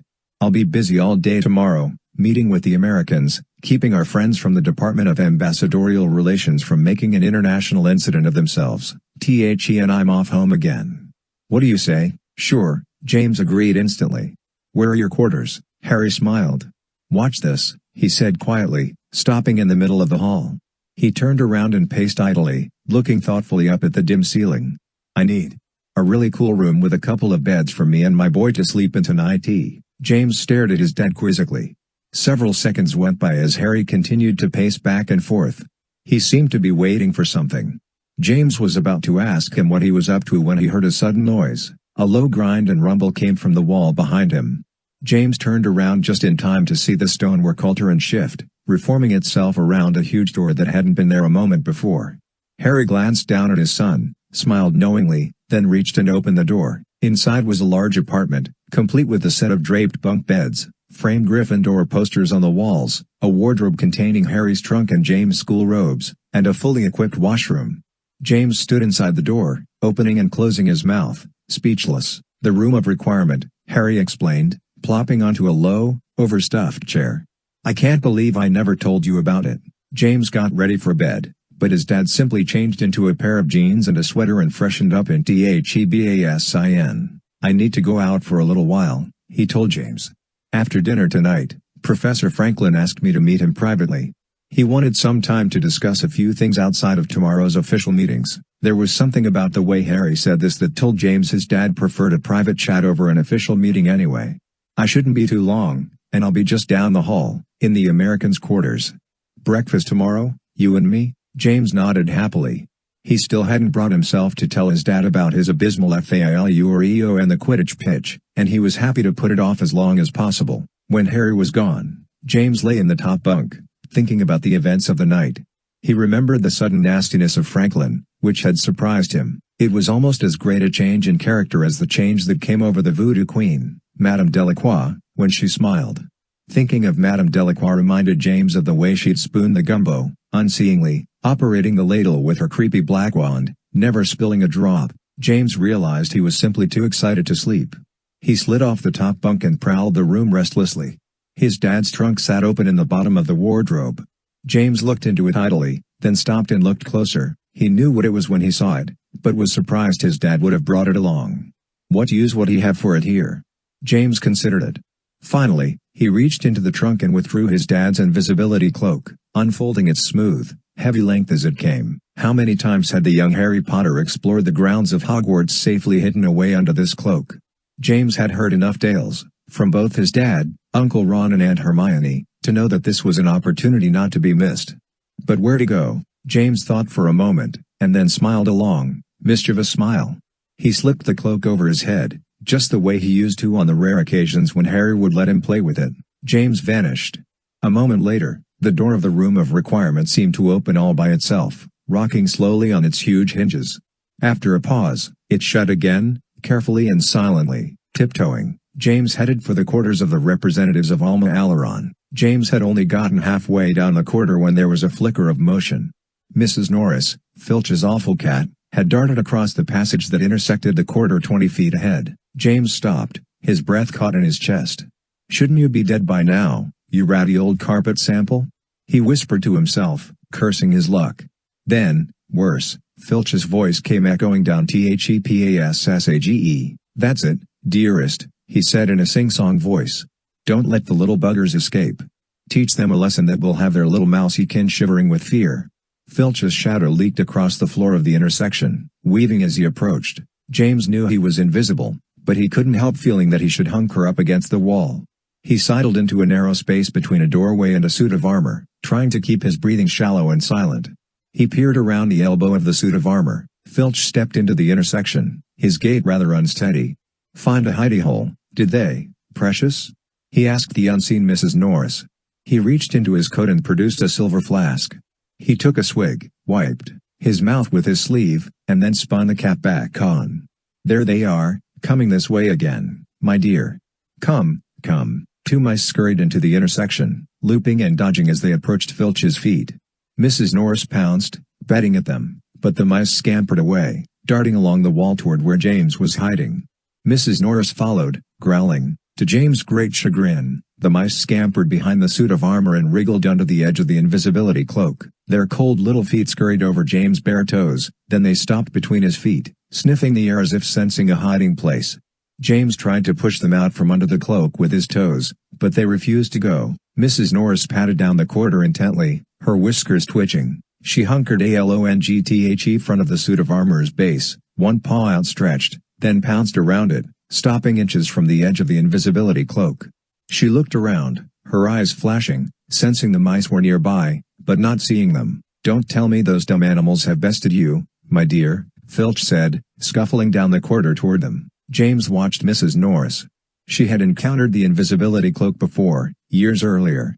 James knew the stories, having been told them by both Aunt Hermione and Uncle Ron. Maybe she remembered the smell of it. Or maybe she was sensing James himself, his heat or scent or the beat of his heart.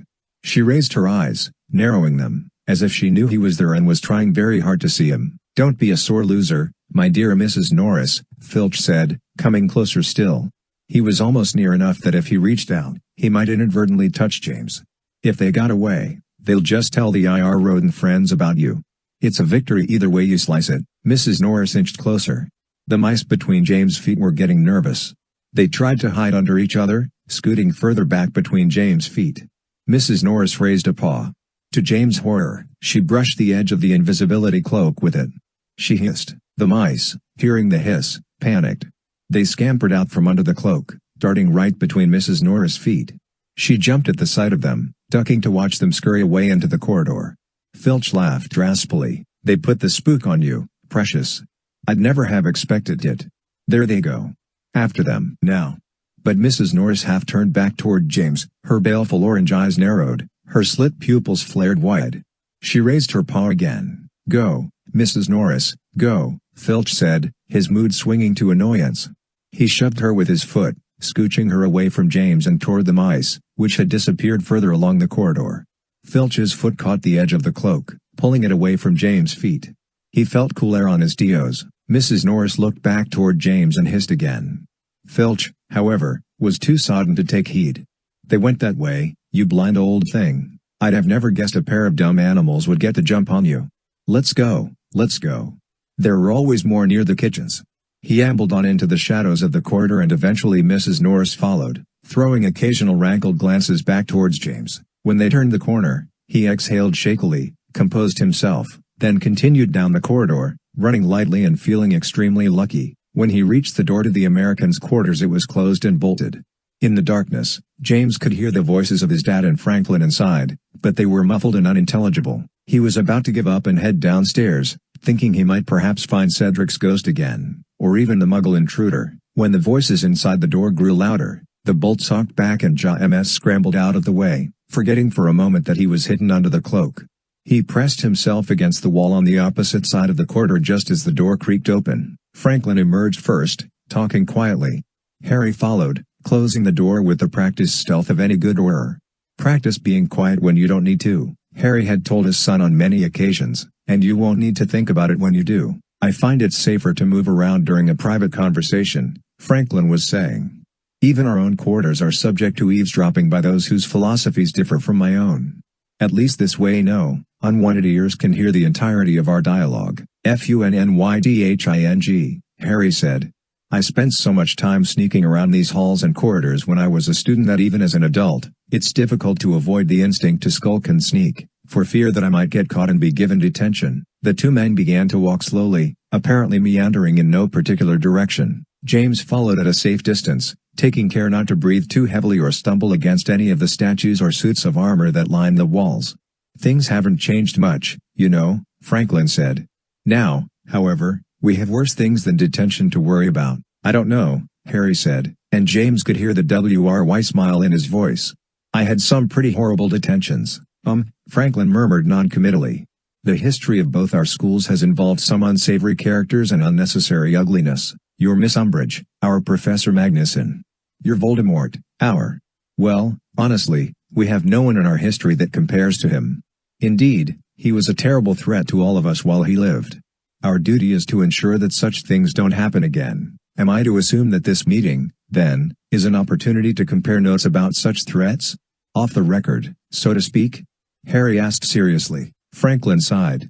"One can never have too many friends or too many sources, Mr. Potter. I am not an Auror, and I do not have any official authority or policing jurisdiction even in my own country. I am just an old teacher. Old teachers, however, are often underestimated, as you certainly know. Old teachers see quite a lot. You have your own version of the progressive element at Alma Aleron? Oh, it's beyond that, unfortunately.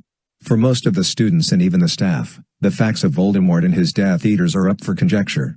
It's incredible how short a time must pass before a certain kind of mentality feels it is safe to turn history onto its head. The progressive element here knows they need to be very careful," Harry said in a low voice.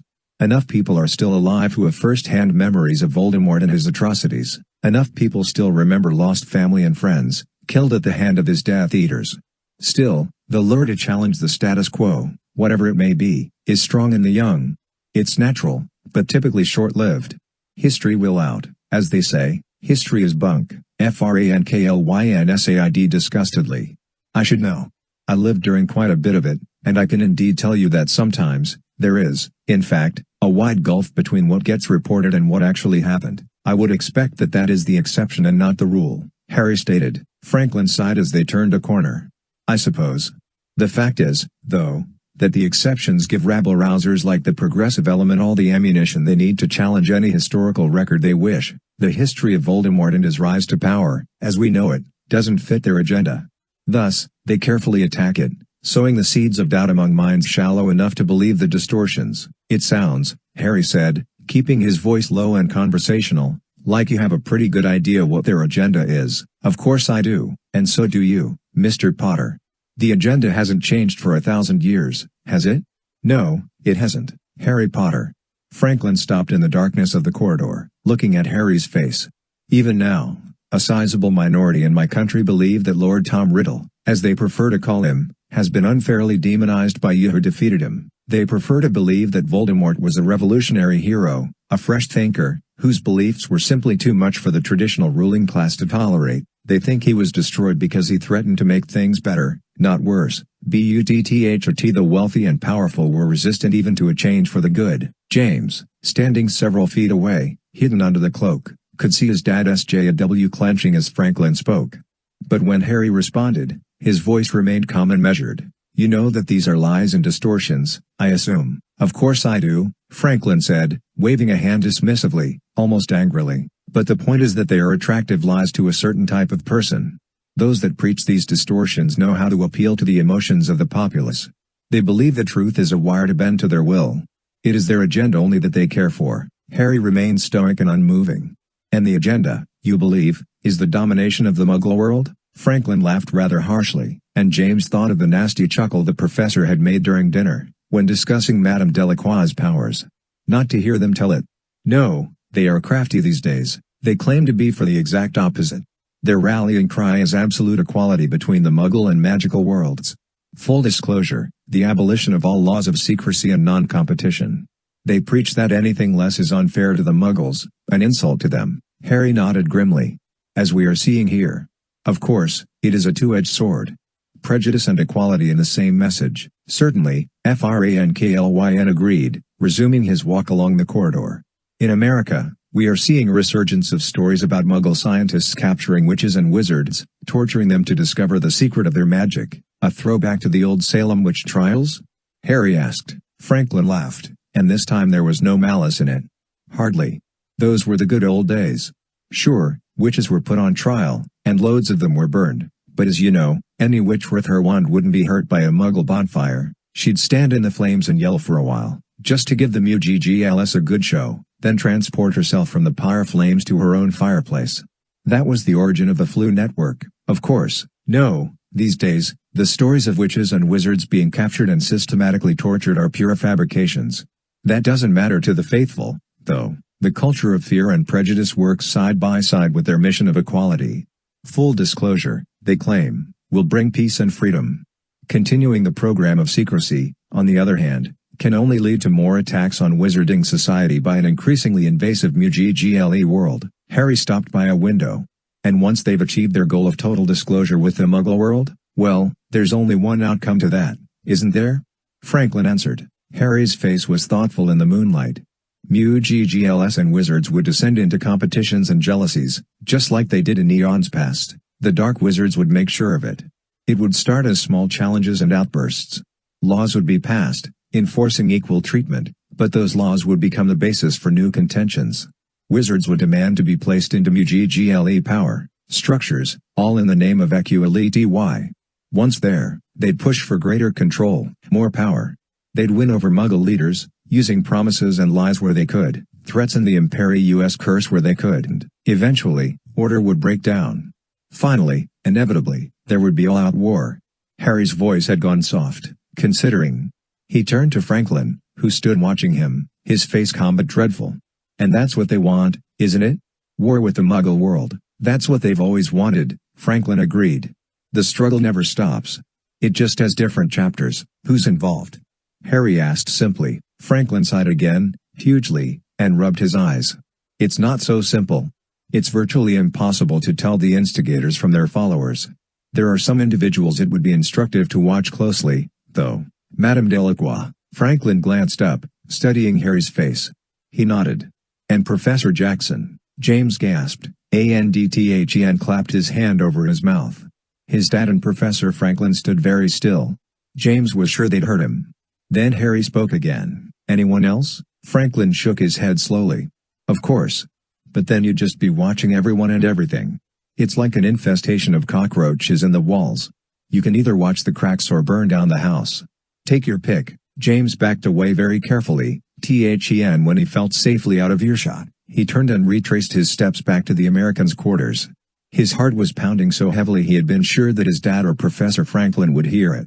He knew the so-called progressive element was no good, but now he knew it must be them that were planning the return of Merlinus Ambrosius, believing he would help them to accomplish their false goal of equality, which would lead inevitably to war. Merlin had said that he would return when the balance between Muggles and wizards was ripe for his ministrations. What else could that mean? He hadn't been surprised that Madame Delacroix might be involved in such a plot, but Professor Jackson? James had come to quite like the professor, despite his crusty exterior. He could hardly imagine that Jackson could be secretly plotting the domination of the Muggle world. Franklin had to be wrong about him. James ran lightly past the Americans' quarters, looking for the door to the guest room he and his dad were staying in. With a sudden stab of fear, he remembered that the doorway had vanished when he'd come out. It was a magical room, after all. How was he supposed to get back in? He had to be inside the room, apparently asleep, by the time his dad came back. He stopped in the corridor, not even sure what stretch of wall the doorway had appeared in. He glanced around hopelessly, unable to keep himself from looking for some subtle clue or hint of where the doorway was hidden. What had his dad called it? The room of requirement? James had remembered as one this time. He pulled it out and shook his hand out from under the cloak, revealing it. He began, whispering harshly and pointing his wand at the wall. Room of requirement. Open? Nothing happened, of course. And then James heard a noise. His senses had grown almost painfully sharp as his body shot full of adrenaline. He listened, his eyes wide. Voices. Franklin and his dad were coming back already. They must have begun their return journey at almost exactly the same time as James, but a little slower. He heard them talking in hushed voices, probably as they stood by the door into Franklin's rooms. His dad would be returning in mere moments, James thought furiously. What had his dad done to open the room? He had just stood there, hadn't he, waiting, and then bang, there was the door. No, James recalled, he had spoken first. And paced a bit. James replayed the evening in his memory, trying to remember what his dad had said, but he was too flustered. Light bloomed at the end of the corridor. Footsteps approached. James looked down the corridor frantically. His dad was approaching, one lip but held low, his head down. James remembered that he had his own wand held out, his arm outside the cloak. He yanked it in as quickly and silently as he could, arranging the cloak to cover him completely. It was hopeless. His dad would enter the room and see that James wasn't there. Maybe James could follow him in and claim to have been to his rooms to get a book he needed? He had never been any good at lying. Besides, he'd have the cloak with him. He almost groaned out loud. Harry Potter stopped in the corridor. He held the wand up and looked at the wall. "I need to get into the room my son is sleeping in," he said conversationally. Nothing happened. Harry didn't seem surprised. He said, apparently to himself. "I wonder why the door won't open. I suppose." He looked around, raising his eyebrows and smiling very slightly. "It's because my son isn't sleeping in the room of requirement at all, but is standing here in the corridor with me, under my invisibility cloak, trying as hard as he can to remember how in the world to open the door. Right, JMS?" James let out his breath and yanked the invisibility cloak off. "You knew all along, didn't you? I assumed it when I heard you gasp downstairs. I didn't know for sure until the trick with the door. Come on, let's get inside." Harry Potter chuckled tiredly. He paced 3 times and spoke the words that opened the room of requirement, and they went in. When they were both in their beds, James in the top bunk, staring up at the dark ceiling, Harry spoke. "You don't have to follow in my footsteps, James. I hope you know that." James worked his jaw, not ready to respond to that. He listened and waited. "You were down there tonight, so you heard Professor Franklin," Harry finally said. "There's one part of what he said that I want you to remember. There are always plots and revolutions in the works. The battle is always the same, just with different chapters. It isn't your job to save the world, son. Even if you do, it'll just go and get itself into danger again, and again, and again. It's the nature of things." Harry paused and James heard him laugh quietly. "I know how it feels. I remember the great weight of responsibility and the heady thrill of believing I was the only one to stop the evil, to win the war, to battle for the ultimate good. But James, even then, that wasn't my duty alone. It was everyone's fight. Everyone's sacrifice. And there were those whose sacrifice was far greater than my own. It isn't one man's duty to save the world. And it certainly isn't the duty of one boy who can't even figure out how to open the room of requirement yet." James heard movement from the bunk below. His dad stood, his head rising to look at James in the top bunk. In the darkness, James couldn't make out his expression, but he knew it nonetheless. His dad was smiling his crooked, knowing smile. His dad knew it all. His dad was Harry Potter. "What do you think, son?" James took a deep breath. He wanted to tell his dad about everything he'd seen and heard. It was on the tip of his tongue to tell him about the Muggle Intruder, and Cedric Diggory's ghost, and the secret of Austramaddux, the plot to return Merlin and use him to start a final war with the Muggles. But in the end, he decided not to. He smiled at his dad. "I know, Daddy. Don't worry about me. If I decide to save the world single-handedly, I'll send you and Mum a note first. Okay?" Harry smirked and shook his head, not really buying it, but knowing there was no point in pressing the point. He climbed back into the bottom bunk. 5 minutes later, James spoke up in the dark. "Hey, Daddy, any chance you might let me keep the invisibility cloak with me for the school year?" "None at all, my boy. None at all," Harry said sleepily. James heard him roll over. A few minutes later, both slept. When James and Harry Potter entered the Great Hall the next morning, James sensed the mood of the room change. He was used to the reaction that the wizarding community showed whenever he was out with his dad, but this was different. Rather than turning to look at them, James sensed people looking pointedly in the other direction. Conversations quieted. There was the strange sensation of people glancing at them sideways or turning to watch once James and Harry had passed them. James felt a surge of anger. Who were these people? Most of them were good witches and wizards, from hard-working parents who had always been supportive of Harry Potter, first as the boy who lived, then as the young man who helped bring about the downfall of Voldemort, and finally as the man who was head Auror. Now, just because some rabble-rousers had painted a few signs and spread around a few stupid rumors, they were afraid to look directly at him. Even as James thought that, however, he saw that he was wrong. As Harry and James sat down at the end of the Gryffindor table, there were a few grins and hearty greetings. Ted saw Harry, whooped, and ran down the length of table, giving Harry a complicated handshake that involved a lot of banging fists, hand grips and finally, an embrace that was one part hug and one part body slam. Harry collapsed onto the bench, laughing. "Ted, You're going to knock yourself clean out one of these times. My godfather, everybody, Ted said, as if introducing Harry to the room at large. Have you met Noah yet, Harry? He's a gremlin, like me and Pedro. Harry shook Noah's hand. I think we met last year at the Quidditch Championship, yes?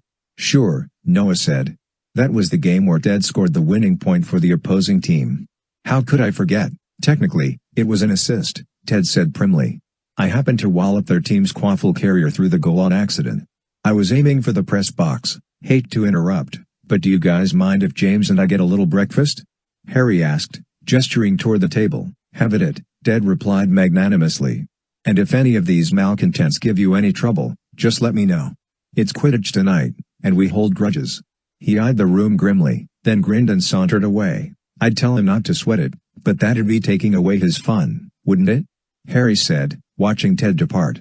James grinned. They both began to fill their plates from the steaming platters along the table. As they began to eat, James was pleased to see Ralph and Zane enter. He waved them over enthusiastically. Hey, Dad, here are my friends, Zane and Ralph, James said as they piled onto the benches, one on either side. Zane's the blonde one, Ralph's the brick house. Pleased to meet you, Zane, Ralph, Harry said. James tells me good things about both of you. I've read about you, Ralph said, staring at Harry. Did you really do all that stuff? Harry laughed. Straight shooter, isn't he? He said, raising an eyebrow at James. The major points, yes, those are probably true. Although if you'd have been there, it would have seemed a lot less heroic at the time. Mostly, me and my friends were just trying to keep ourselves from getting blasted, eaten, or cursed. Zane seemed uncharacteristically quiet. Hey, what's the deal? James said, nudging him.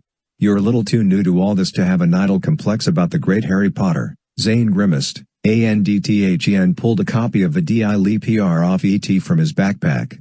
This SDINKS, he said, sighing and flopping the paper open onto the table, but you're gonna see it sooner or later. James leaned over and glanced at it. Hogwarts Anti-AUROR Demonstration Overshadows International Summit, the main headline read. Below it, in smaller type, Potter visit sets off school-wide protest as magical community re-evaluates Auror policies. James felt his cheeks flush red with anger. Before he could respond, however, his dad placed a hand on his shoulder. Harry said mildly. That's got Rita Skeeter's name all over it. Zane frowned at Harry, then glanced at the paper again. You can tell who wrote it just by the headline? No, Harry laughed, dismissing the newspaper and digging into a slice of French toast. Her name's on the byline. Still, yeah, that is pretty much her typical brand of tripe. It hardly matters. The world will forget it by this time next week. James was reading the first paragraph, his brow furrowed furiously. She says that most of the school was there, protesting and shouting. That's complete rubbish. I saw it, and if there were more than 100 people there, I'll kiss a blast-ended scroot. Besides, most of them were just there to see what was going on. There were only 15 or 20 people with the signs and the slogans. Harry sighed. It's just a story, James. It isn't supposed to be accurate, it's supposed to sell papers. But how can you let them say things like this? It's dangerous. Professor Franklin. The look Harry gave him stopped him from going any further. After a second, Harry's expression softened. I know what you are worried about, James, and I don't blame you. But there are ways of handling these things, and one of those ways isn't arguing with people like Rita Skeeter. You sound like McGonagall, James said, dropping his eyes and jabbing at a chunk of sausage. I should, Harry replied quickly. She taught me. And I think it's Headmistress McGonagall to you. James poked at his plate sullenly for a moment. Then, not wanting to look at it anymore, he folded the newspaper roughly and stuck it out of sight. FIRST Quidditch of the season tonight, then, right? Harry asked, waving his fork at the three boys in general. Ravenclaw versus Gryffindor. Zane announced. My first game. I can hardly wait. James looked up and saw his dad grinning at Zane. You made the Ravenclaw team, then. That's very cool. If I can finish early enough, I plan on coming to the match. I look forward to seeing you fly. What position will you play? Beater, Zane said, pretending to swat a bludger with his fork. He's pretty good, Mr. Potter, Ralph said earnestly. I saw him fly his first time. He just about made a crater in the middle of the pitch, but he pulled up at the last second. That takes some serious control, Harry acknowledged, studying Zane. You've had broom lessons? Not a one, Ralph cried, as if he were Zane's public relations agent. That's the amazing bit, Isn't it? James looked at Ralph, his face grim, trying to catch his eye and warn him off the topic, but it was already too late. He probably wouldn't have figured it out at all, Ralph said, if he hadn't taken off after James when he did the big out of control like a bottle rocket rumba. LPHS chew-armed on the bench, mimicking James' inaugural broom flight. But you'll be supporting the Gryffindors, of course. Zane interrupted suddenly, planting his palm on Ralph's forehead and pushing him backwards. Harry glanced around the table, chewing a chunk of toast, a quizzical look on his face. Well, yes. Of course, he admitted, still looking from boy to boy. Yeah, well, that's cool. I understand completely, Zane said quickly, waggling his eyebrows at Ralph who was sitting there looking nonplussed.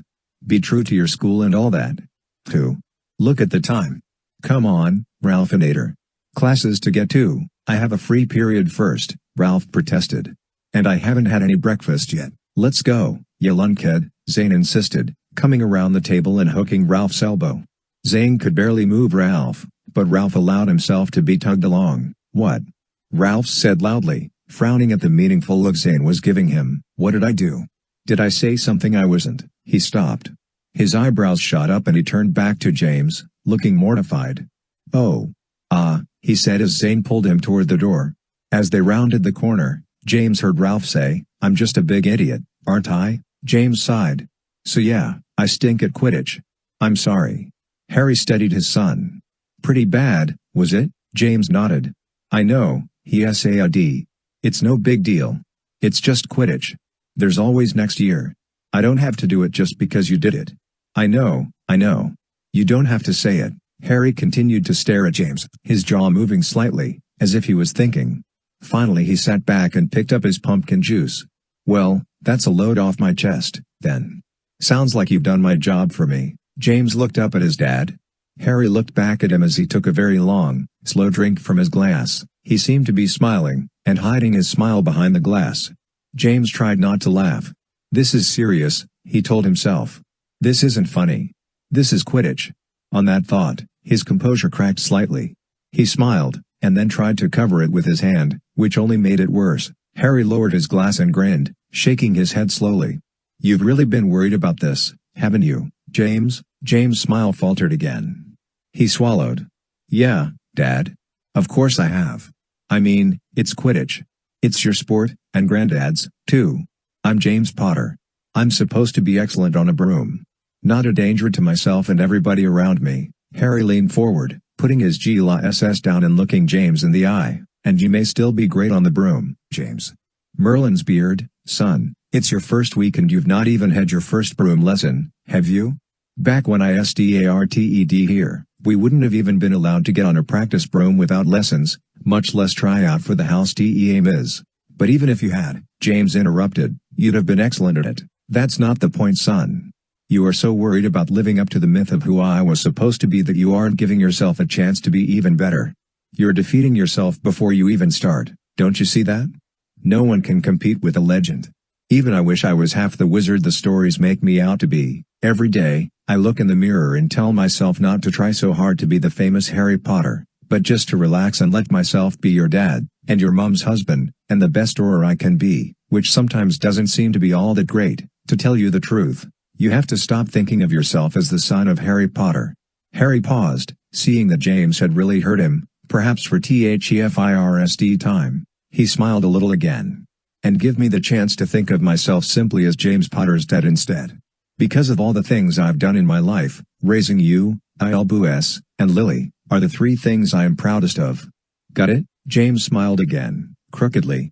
He didn't know it, but it was the same crooked smile he so often saw on his dad's face. All right, Dad. I'll try that. But it's hard. Harry nodded understandingly and sat back. After a moment, he said, Am I always that predictable? James broke into a knowing grin. Sure, Dad. You and Mum both. You aren't going outside wearing that, are you? Harry laughed out loud at James' impression of Ginny. James went on. It's cold in here, put on a sweater. Don't say whitey hat word in front of your grandmum. Stop playing with the garden gnomes or you'll get green thumbs. Harry was still laughing and wiping his eyes as they said goodbye, promising to meet that evening at the Quidditch match. 7. Broken loyalty. James' first class, ironically, was basic broom. The teacher was a giant slab of a man named Gabriel Ridcully. He wore a fawn-colored sport cloak over his Quidditch official's tunic, which displayed his enormous forearms and calves. "Good morning, first years," he boomed, and James guessed that Gabe Ridcully was one of the world's great morning people. "Welcome to Basic Broom. Most of you know me already, having seen me at the Quidditch matches and tournaments and whatnot. We'll be spending this year getting familiar with the fundamentals of flight. I believe in a very hands-on approach, so we'll all be jumping right into essential broom handling and control. Everyone approach your brooms, please." James had been dreading getting back onto a broom again, but as the class progressed, he found that, with proper guidance, he was able to manage getting his broom to levitate and support him, and even control its altitude and speed in very small formations. He realized that there were subtle variations in how the broom responded, based on speed and inclination. If the broom was merely hovering, leaning forward on the broomstick pressed it forwards, while pulling up drove it backwards. Once the broom was moving, however, those same controls began to also manage height.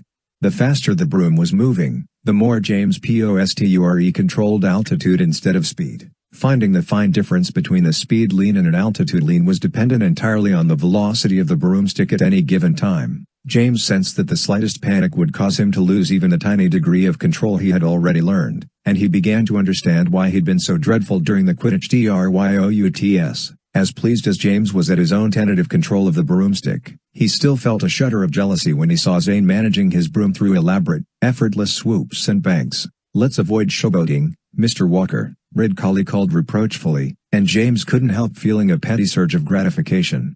"Save it for the match tonight, why don't you?" Ralph's entire body was tensed as he struggled to stay atop his broom. He'd gotten it to float about 4 feet off the ground and seemed to be stuck there. "How do I get it to swoop like that?" he asked, watching Zane. James shook his head. "I'd just worry about staying right side up if I was you, Ralph." The rest of the morning's classes were far less interesting, with basic spell work and ancient runes.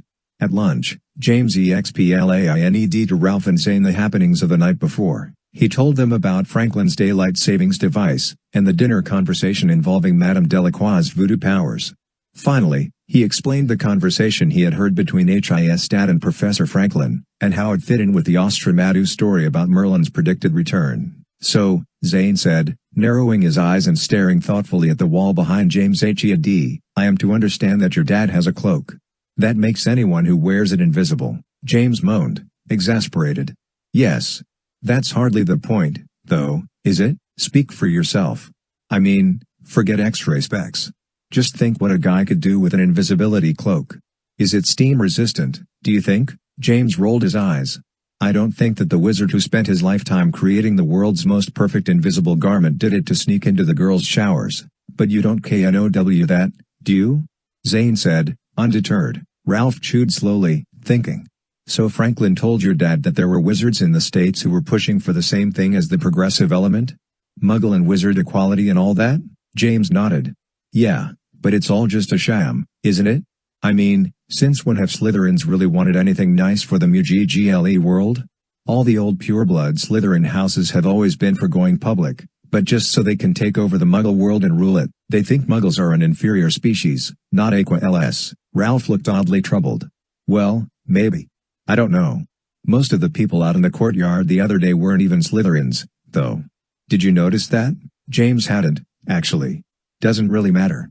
It was the Slytherins that got the whole thing started, with the progressive element slogans and badges and stuff. You said so yourself, Ralph." Tabitha Corsica was handing the badges out to all the Slytherins. "She's behind the whole thing. I don't think she's in on it like you think she is," Ralph sighed, "with this whole bringing Merlin back from the dead plot and all that.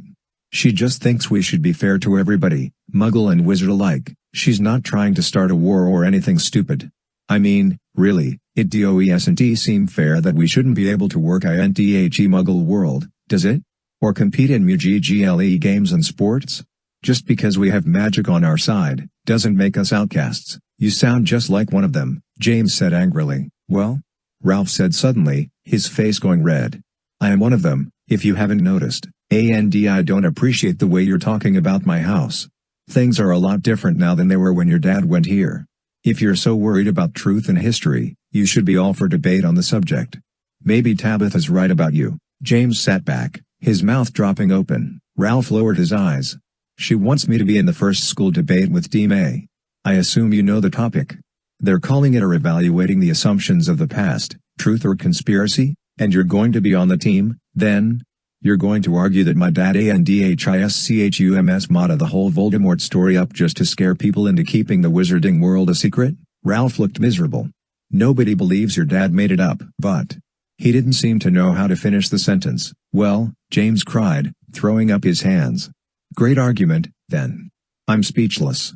Tabitha sure has a great partner in you, hasn't she? But maybe your dad wasn't on the right side after all, Ralph said hotly. Has that ever occurred to you? I mean, sure, people got killed, it was a war. But why is it that when your side killed people, it was a triumph of good, but when their side killed, it was an evil atrocity? The victors write the history books, you know. Maybe the truth of the whole affair has been skewed. How would you know? You weren't even born yet. James threw his fork down onto the table. I know my dad, he shouted. He didn't kill anyone. He was on the right side, because my dad is a good man. Voldemort was a bloodthirsty monster who just wanted power and was willing to kill anyone who got in his way, even his friends. You might want to remember that. Since you seem to be choosing to side with people like him. Ralph stared at James and swallowed. James knew, in some small, distant part of his mind, that he was overreacting. Ralph was Muggle born. Everything he knew about Voldemort and Harry Potter, he'd only read in the last 2 weeks. Besides, Ralph was being fed all this by his housemates, who he was desperate to get along with. Still, James was furious to the point of wanting to hit him, mostly because he didn't dare hit any of the Slytherins who were directly responsible for the malicious, self-serving lies about his dad. James broke eye contact first. He heard Ralph gather his books and backpack. Well, Zane said tentatively, I was going to see if you two wanted to meet after the MatKHDONIGHT for butterbeers with the gremlins, but maybe I'll just take a rain check, eh? Neither Ralph nor James spoke. After a moment, Ralph walked away. You were pretty horrible to him, you know, ZANESAIDEVENLY. Me? James exclaimed. Before you defend yourself, Zane said, raising a hand in a conciliatory gesture, just let me say, you're right. Of course, it's all a load of crap. But it's Ralph. He's just trying to get along. You know? No, James said flatly, not when getting along means talking up a bunch of lies about my dad. He doesn't know they're lies, Zane said reasonably. He's just a guy hearing all this for the first time. He wants to believe you, but he also wants to fit in with his house. Too bad for him they're all a bunch of whacked out, power-crazed lunatics. James felt slightly mollified. He knew Zane was right, but he still couldn't quite regret his outburst against Ralph. So? You're just a new guy hearing all this for the first time, too. Why aren't you running off to join the progressive element and chant slogans? Because lucky for you, Zane said, throwing an arm around James' neck, I got sorted into Ravenclaw, and they all hated old Voldy just as much as you Gryffindors. Besides, he looked slightly wistful, I happen to think Petra Morgenstern is, on the whole, just a little bit hotter than Tabitha Corsica. James elbowed Zane away from him, groaning. They both went to the library for study period. Nas's shirt, the ancient runes professor, W.S. monitoring the period, his thick glasses and long, skinny limbs in green robes making him look rather like a praying mantis seated behind the library head desk. Zane was copying arithmancy theorems, frowning as he worked them out. James, not wanting to disturb him, but equally disinterested in embarking on his own homework, pulled the morning's copy of the Daily Prophet out of his backpack, where he'd stuffed it at breakfast. He glanced at the lead articles again, pressing his lips together in disgust. Near the bottom of the front page, James was annoyed to see a picture of Tabitha Corsica. She looked like she always reasonable, thoughtful, and polite. Hogwarts prefect discusses progressives movement on campus. The headline next to her picture read. Knowing he shouldn't read it, James glanced at a random couple of lines in the middle of the article. Of course, my house doesn't believe in disturbing the harmony of the school for these discussions, but we respect the members of other houses as they voice their concerns, Miss Corsica explained, her eyes full of regret for the disruptions of the day, but obviously recognizing the validity of her fellow students' motivations. Despite the headmistress' reluctance to be clear about the debate schedule, I am confident that we will be allowed to forge ahead with our plan to foster a discussion about horror practices and policies, and the assumptions those are based on, in an open and free-ranging debate format. Miss Corsica, a fifth-year Slytherin, is also captain of her Quidditch team.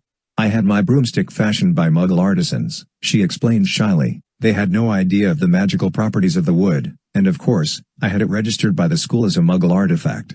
But still, I just thought it would be nice to experience something handmade by our Muggle friends. It also happens to be one of the fastest brooms on the pitch, she adds, biting her lip modestly, but I credit that to the hands that made it, as much as to the spells that infused the wood. James picked up the paper and flipped it over angrily, slapping it onto the table and earning a loud hush from Professor Shirt. He stared unseeingly at the back of the paper. How could anyone believe such obviously contrived drivel? Tabitha Corsica and her special order Muggle-made broom were just the icing on the cake, and she knew it. When James had seen her in the courtyard, Tabitha had been giving her interview with Rita Skeeter.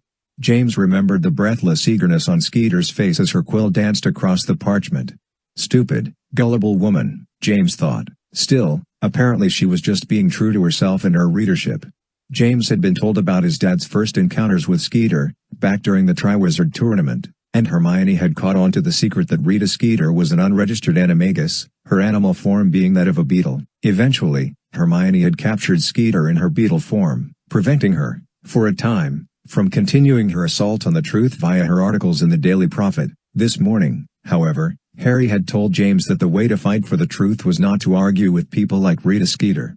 Frankly, James preferred Aunt Hermione's methods to those his dad claimed to espouse these days. As he ruminated on this, James' eye roamed unseeingly over the headlines and pictures on the back of the paper.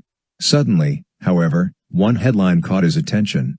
He leaned over it, his brow furrowing. Ministry break-in remains a mystery. London, last week's burglary of the Ministry of Magic headquarters leaves Aurors and officials alike baffled, as questions still surface about the burglars' motives and the possibility of inside accomplices. As reported by this news organ early last week, 3 individuals of questionable backgrounds were arrested on the morning of Monday, August 31st, related to a break-in and ransacking of several departments of the Ministry of Magic. The 3 alleged burglars, 2 humans and a goblin, were found during a search of the surrounding area hours after the break-in was discovered. Upon the realization that the individuals had fallen under the Langlock GNX, rendering them incapable of responding to interrogation, ALLTHREEWERES and under guard to St. Mungo's Hospital for Magical Maladies and Injuries. A search of the ransacked departments, which included the Department of INT Operation, the Currency Conversion Office, and the Department of Mysteries, however, revealed no apparently missing objects or monies. The criminal charges were subsequently reduced to destruction of property and trespassing, and the story, while curious, was dismissed until late last week, when it became known that no amount of counter-curses or jinxes were having any effect on the Langlocked accused. These are remarkably powerful curses, involving a not insubstantial degree of dark magic charm W or K, Psi DDR, H or a DIOF Loss EK, head of the counter-jinx facility at St. Mungo's.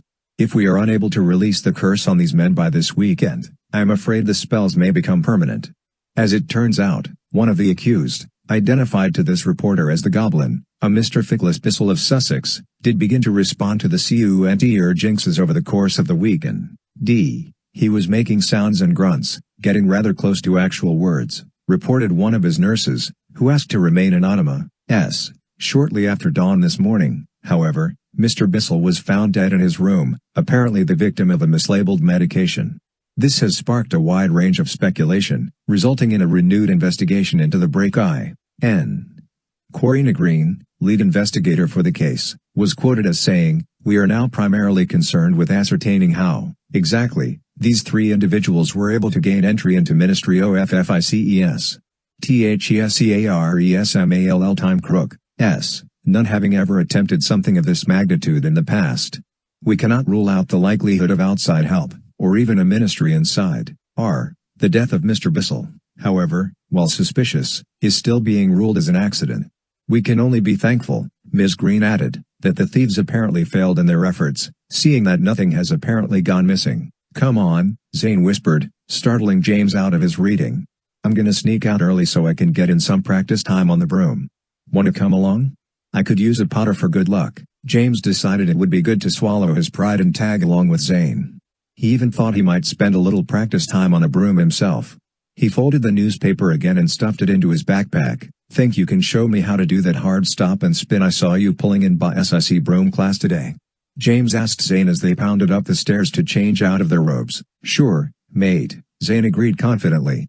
Just don't show it to Ralph until he can keep his broom under him while HE's floating still. James felt an ugly pang at the mention of Ralph's name, but he pushed it away. Minutes later, changed into jeans and t-shirts, the two of them ran exuberantly out into the sunlight of the afternoon, heading toward the Quidditch pitch. James spent the afternoon on the pitch with Zane, practicing his broom handling a little, but mostly just watching the Ravenclaw and Gryffindor teams assemble and run drills. When Zane joined his team to grab some quick dinner and get into their gear, James accompanied Ted and the Gryffindors back to the common room as they changed and headed down to dinner themselves. The atmosphere before the first match of the season was always charged with excitement.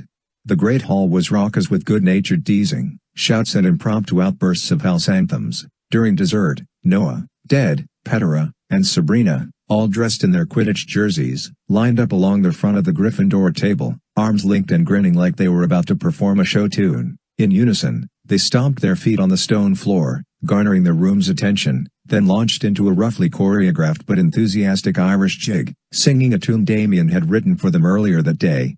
"Oh, we Gryffindors like to make jokes and have fun, but the Quidditch pitch with us will be overrun. And we hope that the Ravenclaws know that they're done, when the Lion team drops down on them like a ton. Oh, the game can be tough and the body checks harsh, and you might find your seeker has been tossed in DHEMARSH, but we Gryffindors with our goodwill are not sparse, so we'll warn you before we kick you in the—" The last words were drowned out by the mingled roars and cheers of the Gryffindors and the boos and catcalls of the Ravenclaws. The gremlins bowed deeply, grinning, obviously pleased with themselves, and then joined their teammates as the RANOUTTODHE Quidditch pitch for final preparations. The first and last matches of the Quidditch season, as James knew, were always the best attended. At the end of the year, during final tournaments, everyone knew that, whichever teams were playing, they'd be exciting matches. At the beginning of the year, though, people were excited and hopeful for their own house teams. Most matches saw the grandstands filled with students and teachers, decked out in their team colors and waving flags and banners. As James entered the pitch, he was delighted to see and hear the enthusiastic crowd. Students milled and shouted to each other as they filed into their seats. The teachers mostly sat at the tops of the sections dedicated to their houses. As James climbed the stairs into the Gryffindor section, he saw his dad seated near the press box, flanked by the ministry officials on his right and the Alma Aleron delegation on his left. Harry saw James and waved him up, smiling broadly. As James reached him, Harry orchestrated a complicated rearrangement of the seating that, while only freeing a single seat for James, required nearly everyone in the group to move. JMS mumbled apologies, but didn't really mind seeing the look of annoyance on Miss Saccharina's face, masked thinly by her omnipresent plastic smile. "As I was saying, yes, we do have Quidditch in the States," Professor Franklin said to Harry, his voice carrying over the dull roar of the assembling crowd, "but for some reason, it isn't quite as popular as sports like Swiv and Hodge, Grunchball or Broomstick Gauntlet. Our World Cup team shows some promise this year, though, or so I am told. I tend to remain skeptical." James glanced around at the Americans, curious to see who was in attendance and what they seemed to think of the match so far. Madame Delacroix was seated on the end of the row, her face expressionless and her hands folded tightly on her lap so that they looked unpleasantly like a ball of brown knuckles. Professor Jackson glanced at James and nodded in greeting. James saw that his black leather case, with its inexplicable cargo, was sitting between his feet, securely closed this time. Professor Franklin was dressed in what passed for his dress robes, with a high white collar and a frilly ascot at his throat, ANDHISS Chua spectacles which caught the light cheerfully as he looked around the grandstands. "Where's Ralph?" Harry asked James. "I thought I'd see him with you tonight." James shrugged noncommittally, avoiding his dad's eyes. "Ah. Here we are," Franklin announced, sitting up and craning to watch. The Gryffindor team streaked out of the broad doorway at the base of THR Grandstand, their red cloaks snapping behind each flyer like a flag. The Gryffindor squadron, led by Captain Justin Kennelly, is first to take the pitch. "DAMIEN Damascus" voice rang out stoutly from the press box. The team pulled into a corkscrew formation that tightened as it rose. ANDTHEN yanked their brooms to a halt as the players formed a large letter G right in front of the Gryffindor section of the grandstands. Then the shape dissolved as the players broke formation, dodging around one another in a dizzying bout of aerial acrobatics, and reformed into the letter P. All the players sat up straight on their brooms, faced Harry and James, and saluted, grinning broadly. The Gryffindor grandstand applauded wildly, deafeningly, and James saw dozens of smiling and shouting faces turning to view Harry's reaction. He waved and nodded curtly, half standing to receive the accolade. "You'd think the Queen was in attendance," Ms heard Harry mutter as he sat back down. "And now, here come the Ravenclaws," the MIEN called, his voice echoing around the pitch. Headed by Captain Jennifer Tellis, fresh from last year's tournament victory, the Ravenclaw team burst from the opposite side of the grandstand like fireworks, each flyer pulling off into a different direction, weaving through each other and tossing a quaffle from player to player with speed that defied the eye. After several seconds of spiraling wildly and apparently randomly around THE grandstands, the Ravenclaws streaked simultaneously into the center of the pitch, pulled to a sudden stop, then spun on their broomsticks to face the crowd in all directions. Each player raised their right arm, and Jennifer, in the center, held THE quaffle over her head. There was wild cheering from the Ravenclaw grandstand, and cheers of appreciation and respect from the rest. Finally, Jennifer and Justin flew into position in the center of the pitch, nodding greetings as the teams took UP formation behind their captains. Beneath them, standing in the center mark of the pitch in his official's tunic, Gabriel Ridcully held the quaffle under his arm, his foot resting on the Quidditch trunk. "I want to see a clean match," he called up to the players. "Captains, ready? Players in formation?" And he hefted the quaffle in his massive palm, arm outstretched. "Quaffle INPLY." Ridcully heaved the quaffle straight up and simultaneously lifted his foot from the Quidditch trunk. The trunk sprang open, releasing the two bludgers and the snitch. All four balls shot upwards, merging with the players as they exploded into motion. The grandstands erupted into cheers and wild shouting. James remembered to look for Zane among the Ravenclaws. His blonde hair wasn't hard to find against the royal blue of his cloak. He spun through a knot of players, executing a surprisingly tight barrel roll, then leaned precariously and backhanded a bludger as it banked around the group. The bludger missed its target, but only because Noah ducked and rolled aside at just the right moment. The crowd roared in mingled delight and disappointment. The heat of the summer evening was unusually fierce. The lowering sun beat down on players and spectators alike. On the ground, both teams had marked out team cool-down areas, one at each end of the pitch. Each area held a dozen large buckets filled with water. Occasionally, a flyer would perform a wand signal, alerting the team's cool-down crew. One member of the crew would use his wand to levitate the water out of one of the buckets, so that it floated 30 feet over the pitch like a solid, wobbling bubble. Then, just as the flyer swooped into position, another crew member would point his wand at the levitating ball of water, exploding it into a cloud of droplets just as the player flew through it. The crowd laughed delightedly every time a player emerged from the rainbow-laden mist, shaking water from their hair and joining the fray again, happily refreshed. Gryffindor took the lead early on, but Ravenclaw began a steady comeback that stretched into the evening. The sun was setting by the time Ravenclaw overtook Gryffindor, and the match took on that feverish, hectic tone that only very close games can sustain. James watched THE Seekers, trying to get a glimpse of the elusive snitch, but he couldn't see any sign of the tiny golden ball. Then, just as he looked away, there was a flash of setting sunlight on something over the Hufflepuff grandstand. James squinted, and there it was, flitting in and out of the banner poles. The Ravenclaw team seeker had already seen it. James shouted to Noah, the Gryffindor seeker, jumping to his feet and pointing. Noah spun around on his broom, looking wildly. He saw the snitch just as it angled down, directly into the melee of circling flyers and careening bludgers. The Ravenclaw seeker lunged as the snitch streaked past him.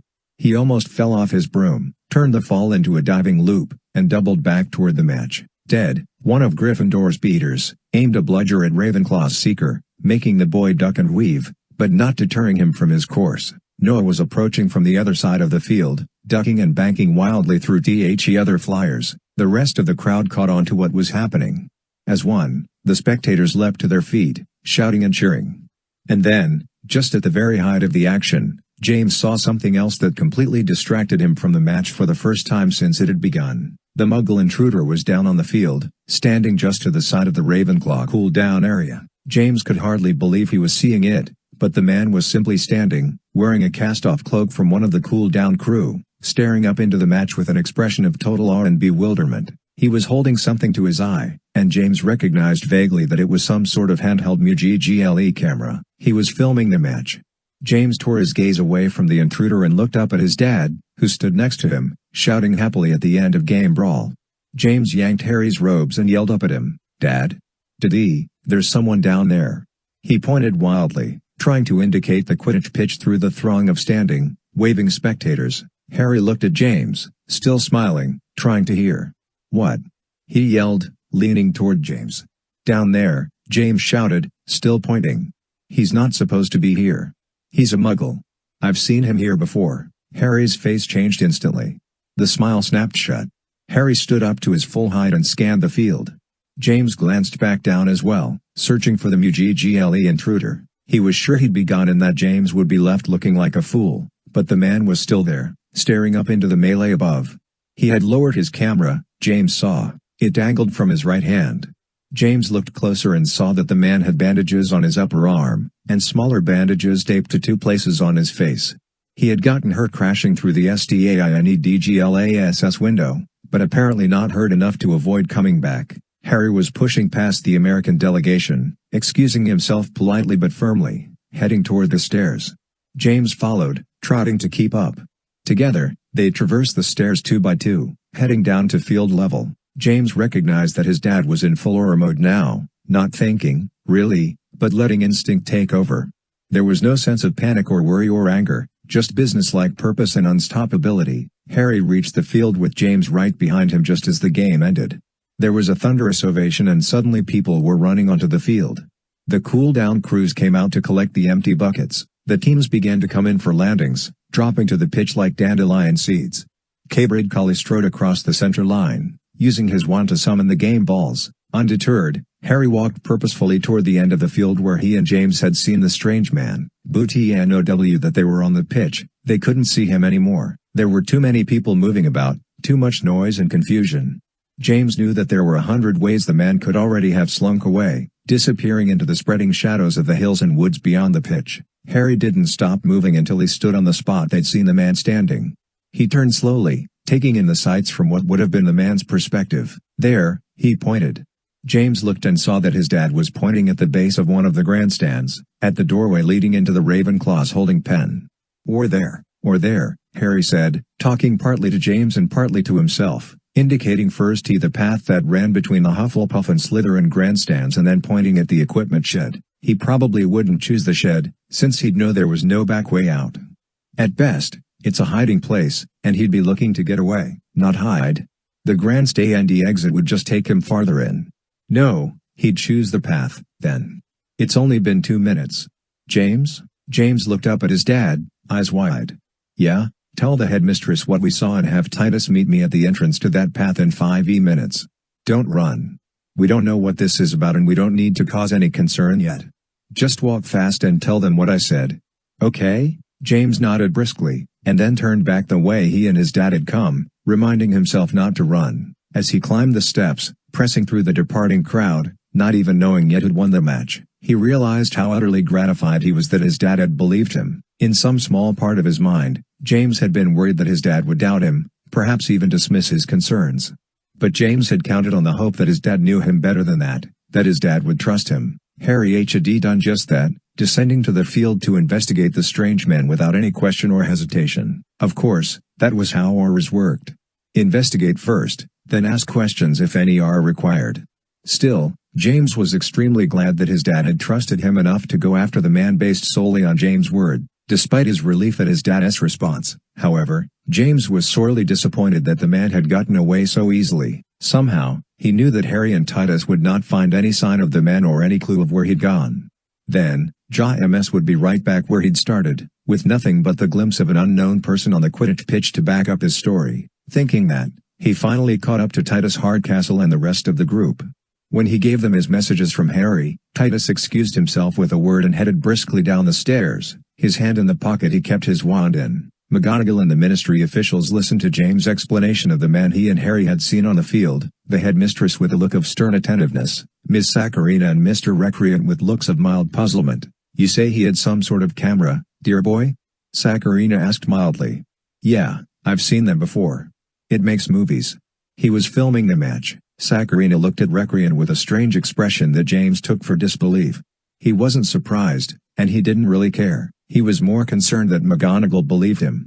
He was about to tell her the man was the same man that he'd accidentally kicked through the window, but something about the expression on Saccharina's face made him decide to wait until they were in private. On the way down the steps again, flanked by McGonagall, the ministry officials, and the Alma Alerons, James finally heard the score. It turned out that Ravenclaw had won the game.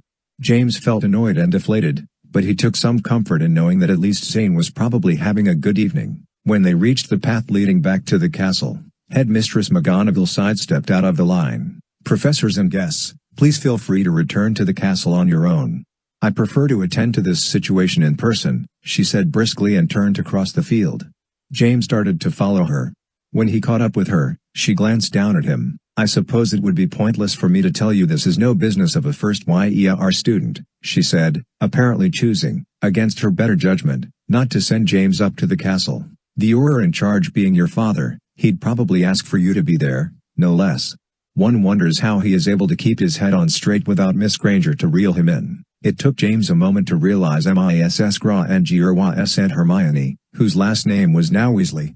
He couldn't help smiling at the thought. Headmistress still tended to think of his dad and aunt and uncle as troublesome, if generally likable, little kids. By the time they reached the head of the path that cut between the Slytherin and Hufflepuff grandstands, Harry and Titus Hardcastle were coming back from their cursory examination of the area. McGonagall spoke first. "Any sign of the intruder?" "Nothing so far," Hardcastle said gruffly. "Too dry for footprints and too dark to pick up his trail without a team or a dog." "Madam Headmistress," Harry said, and James could tell his dad was still in Auror mode. "We have your permission to conduct a broader search of the area? We'd require the help of a small crew of our choosing." "You believe that this individual is a threat?" Headmistress asked Harry before answering. Harry spread his hands and shrugged. "There's no way of knowing without more information. But I do know that the man I saw was too old to be a student, nor did I recognize him as any of the faculty or staff. He was wearing a cloak from one of the ground crew as an attempted disguise, so he was certainly hiding from someone, if not everyone. And James tells me he's seen this person on the grounds before." Everyone looked at James. "He's the one I told you about the other morning, ma'am," Ms. explained, addressing the headmistress. "I'm sure of it. He had bandages on his arm and face. I think he got hurt when I knocked him through the window." "I knew that would be an interesting story," Harry muttered, suppressing a smile. "But certainly, Mr. Potter, Mr. Hardcastle," McGonagall said, looking at the adults, "you realize there is no conceivable way that anyone could overcome the protective perimeter of the school. Anyone you saw simply must have been permitted to be on the grounds, otherwise." "You're right, Minerva," Harry said. "But the individual I saw didn't act as if he believed he was permitted to be here, so the question is, if he's been allowed in, who gave the permission, and how? These are questions I'd very much like to ask, but our only hope of doing so rests on our beginning a search of the grounds immediately." McGonagall met Harry's eyes, nodded reluctantly, then more certainly. "Of course. Who do you require?" "I'd like Hagrid, for starters. No one knows these grounds like him, and of course, we'll want Trife. We'd like to split into 3 teams, Hagrid with Trife, myself leading a team into the Forbidden Forest, and Titus heading the other team around the perimeter of the lake. We'll need more sets of eyes to watch for sign." "Too bad Neville is away tonight. We could summon him back," Hardcastle commented. Harry shook his head. "I don't think that's necessary. We're looking for a single individual, possibly a Muggle. All we really need are a couple people who know how to spot a trail. How about Daddy Lupin and you, James?" James tried not to look too pleased, but a thrill of pride went through him. He nodded at his dad with what he hoped looked like duty and confidence, instead of giddy excitement. "Does the school keep any hippogriffs at the moment, madam?" Titus rumbled. "A view from above is what's called for here. If the man's been on the grounds before, he must be camped out nearby." "No, none at the moment, Mr. Hardcastle. We have Thestrals, of course." Harry shook his head. "Too light. Thestrals can only carry 1 person, and none as heavy as Titus or myself. Hagrid would break one right in half." James was thinking hard. "How high do you have to be?" Hardcastle looked sideways at James. "Higher than man height's really all that matters. High enough to get a bird's eye view of the ground, but slow enough to be able to study it. You've an idea?" "Spill it, son." "What about giants?" James said after a pause. He was worried it was a stupid idea. Mostly, he was afraid of losing the respect his dad had shown him by inviting him along on the search. "There's Grop, who's tall as some trees, and his new lady friend. Hagrid says she's even bigger than your regular giant." Hardcastle glanced at Harry, his expression unreadable. Harry looked considering. "How fast do you think Hagrid can get them here?" he asked, addressing the question to the headmistress. "That's certainly a question worth asking," she said, a little archly, "seeing as I had no idea we now had 2 giants living among us. I'll go and request their services from Hagrid personally." She turned to James. "Go and fetch Mr. Lupin, and tell no one what you are up to." Both of you meet YOU or FATHER at Hagrid's cottage with Cloak and Wand within 15 minutes. I'll need to return to the castle to see to our GUSTS, and James, Harry said, smiling that crooked smile. Now, you can run. James was out of breath by the time he reached the common room. He found Ded still in his Quidditch jersey, moping with several other players in a corner alcove. Ded, come here. James called, catching his breath.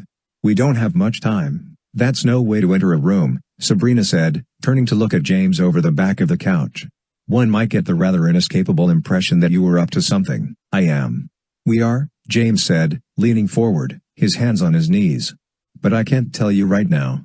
Not allowed to. Afterwards. But they want you, Ded. We're supposed to be at Hagrid's cabin in 5 minutes. Wand and Cloak. Ded jumped up, apparently happy to forget the first loss of the season and always ready to tag along for an adventure. Well, we all knew this day would come. Finally, my unique skills and insight are being recognized. We'll regale you with the story of our adventure, assuming we live to tell the tale. Lead on, James. Ded stuffed his wand into his pocket and slung his cloak over his shoulder. As both boys strode through the portrait hole, James still panting, Ded strutting and rock-jawed, Sabrina called after them, bring more butterbeers when you get back, oh mighty ones. On the way around the balcony, James was dismayed to see Zane wave at him from across the stairwell. He detoured to meet them at the landing. Hey, Ded, great game, Ted growled, annoyed to be reminded of it. Where you going? Zane asked, trotting to keep up with James and Ted. Adventure and mortal peril, I'm thinking, Ded replied. You want to come? Yeah. What's the plan? No, James exclaimed. Sorry. I'm not supposed to tell anyone about it but Ded. My dad's ID, Zane's eyebrows shot up. Your dad? Cool. Serious AUROR stuff. Come on, you can't run off to have Harry Potter-style adventures without your buddy Zane, can you? James stopped in the main hall, exasperated. All right. You can follow us out, but if Dad says you have to come back in and be quiet about it, you have to. All right, woohoo. Zane called, running ahead of them down the steps into the courtyard. Come on, you guys. Adventure and really wild stuff awaits. Harry and Titus Hardcastle were standing outside Hagrid's cabin with their wands lit by the time the three boys arrived. Thanks for coming, Ded, Harry said, his face stoic. And Zane, as well, who I hadn't exactly expected. I asked him to come, Harry, Ted said, affecting a grave expression. He's new, but he's sharp. I thought he might be of service, depending on what you're planning. Ted studied Zane critically. Zane wiped the grin off his face and attempted to look serious, without much success. Harry studied them both. Mainly, we just need eyes. Since Zane has as many of those as the rest of us, I guess he's qualified. Let's just hope Minerva doesn't find out I took another first year into the forest or she'll bloody well figure out a way to give us all detention. JMSHASNT told you what we're doing here tonight? Ted shook his head. Nary a word. Just said it was top secret, HUSH hush stuff. Harry slid an eye toward James. The headmistress told you not to say anything, my boy. I didn't. James protested, shooting a look at Ted. I just said I wasn't allowed to tell anyone what we were doing. Best way to get people suspicious, James, is to tell them not to ask. But Harry didn't seem angry. In fact, he seemed a little amused. No matter, though. We'll be done and back to the castle before your gremlin friends mount any kind of reconnaissance. Right, Ted, they're probably tucked into their beds even as we speak, Godfather, Ted said primly. Harry rolled his eyes. James became aware of a dull rumbling underfoot. Moments later, he heard the distant barking of Trife, Hagrid's bull mastiff, who had long since succeeded his beloved boarhound, Fang. Everyone present turned toward the woods as the rumbling underfoot became a rhythmic pounding. After a minute, huge shapes loomed in the darkness, lumbering between the trees, their footfalls shaking the ground. Trife bounded in and out of the giant's legs, apparently unfazed by the fact that he'd be squashed to putty if one of them accidentally stepped on him. He barked up at them excitedly, his normally substantial frame dwarfed by the plodding figures. Hagrid followed, occasionally calling at Trife to quiet down, but with no real conviction. Grop was easy to bring along, Hagrid called, stepping out of the forest. He always wants to help. Got himself a great big heart of gold, he does. Getting better and better with his words, too. His lady friend, though, he dropped his voice as he approached Harry, affecting a secretive pose that James thought was about as subtle as a banshee in a matchbox. She's not quite so used to being around folks as Grop is. Didn't take too well to being woken up, either. Barely understands a word we say, but it seems best just to keep on talking to her as if she does. She'll come along all right, so long as we take it slow with her. James reminded himself that this was the same Hagrid who had raised blast-ended Scroots for fun, and persisted in thinking that the primary characteristic of dragons was their cuteness. Any warning from Hagrid about a creature's temperament, therefore, was definitely worth hearing. Everyone turned to greet the giants as they emerged from the trees. Grawp came first, blinking and smiling in the wand light. He waved a piano-sized hand at Harry. "Hello, Harry." Grawp's voice was deep and slow. James had the impression that making words wasn't quite what it had been designed for. "How Hermione noun?" "Hermione." Harry tried to save Grawp the effort. "Hermione is fine, Grawp. She would say hello if she had known I'd be seeing you." This seemed to be more than Grawp could quite wrap his mind around. "Hello, Hermione." He continued working through Hermione's name as the she-giant emerged tentatively from the forest behind him. James craned his neck, feeling an involuntary thrill of fear course down his spine. The she-giant was so tall that she had to push the canopy of the trees apart as she stepped out of the forest, cracking and snapping branches. The wand light only reached her chest, which was roughly about the same height as Grawp's head. Her head was merely a shadowed shape moving above the treetops, outlined against the starry sky. She moved slower than Grawp, ponderously, her great feet coming down to the ground like falling millstones, shaking leaves from the nearby trees with each step. "So much for stealth," Hardcastle commented, staring up at the monstrous figure. "Harry, Titus, James, Zane, and Ted," Hagrid called out very slowly, "meet Prichka." "Prichka, these are friends." Prichka bent down slightly so that her head hovered over Grawp's shoulder. She made a low, interrogative grunt that James thought actually rattled the windows in Hagrid's cottage. Harry raised his lit wand over his head and smiled. "Prichka, Grawp, thank you both for coming and helping us. We won't keep you long, I hope. Hagrid has explained what we are asking you to do, Tony HT, has he?" Grawp gathered himself to speak. Harry looked for Sneaking Man. "Grawp and Prichka help." "Excellent," Harry said, turning to address the group. "Hagrid, you take Trife and get him on the scent from the path. See if he can pick you Panything leading off the trail into the forest or around the lake. If so, send up a red signal. Ted, you'll be with me and Prichka in the forest. Zane, James, you'll both join Titus and Grawp searching the perimeter of the lake. We're searching for a back trail as much as we're looking for the intruder himself, so watch for broken branches, disturbed undergrowth and ground leaves, and anything human-related, such as bits of cloth, trash, papers, or anything of that nature. Everyone clear? Who are we looking for, Harry?" Ted asked. Harry was already approaching Prichka slowly. "We'll know that when we find him, won't we?" 8. Grotto Keep, Zane, James, and Hardcastle climbed onto Grawp's back as the giant squatted down. James and Zane both clambered onto a shoulder, gripping Grawp's ragged shirt for support. Hardcastle, apparently oblivious to how ridiculous it might look, straddled the back of Grawp's neck like a kid being carried by his dad. He held his lit wand up and out, spreading a halo of light onto the ground around them, and directed Grawp toward the lake. As they left, Harry and Ted were still working out the best method to get onto Prichka's shoulders. "Do we need a ladder, you think?" Ted called. "Get her to bend all the way over." With her hands on the ground, Harry called, waving up to she giant, who had kneeled, but become distracted by Hagrid's garden. She pulled up a handful of pumpkins, roots and all, and began stuffing them into her mouth. That's right, Hagrid called soothingly. "Just lean over here a bit. There we go." Oh. There was a sharp wooden crunch as Prichka leaned on Hagrid's wagon, crushing it to kindling. Hagrid patted the gigantic elbow, shaking his head. "Oi, at least I can climb up now, Harry. Just while there is a step."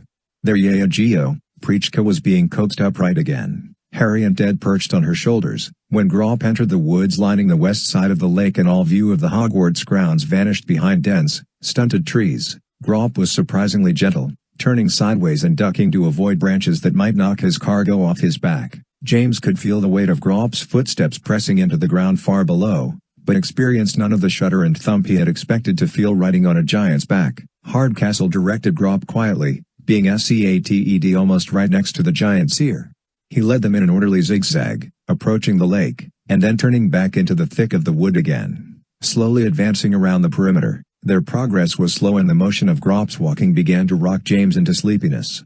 He shook himself awake, studying the ground below for any of the signs his dad had described. In an attempt to keep himself awake, He explained to Hardcastle and Zane how he had seen the unidentified man on the Quidditch pitch. He told them about the camera, and described the other 2 times he'd seen the man on THEGRUNDS. "You've seen this person 3 times, then?" Hardcastle asked, his voice a gravelly monotone. "Yeah," James nodded, "but apart from your dad tonight, no one else has seen him at all?" James felt rankled by that, but answered directly. "No. Nobody." They were silent again for a while. James guessed that they had traveled approximately a third of the way around the perimeter. He saw glimpses of the castle looming over the lake whenever they neared its edge. The woods seemed annoyingly untouched and normal. Crickets buzzed and creaked, filling the night air with their strange chorus. Everywhere James looked, fireflies stitched the shadows, going about their nocturnal business. There was no sign that anyone had ever been through this wood, much less anyone recently. "Stop, Grop," Hardcastle said suddenly, his voice tense. Grop stopped obediently and stood still. His massive head turned slightly as he looked around. James peered around Grop's enormous, dirty ear, trying to see what Hardcastle was looking at or listening for. Half a minute crept by. James knew not to speak.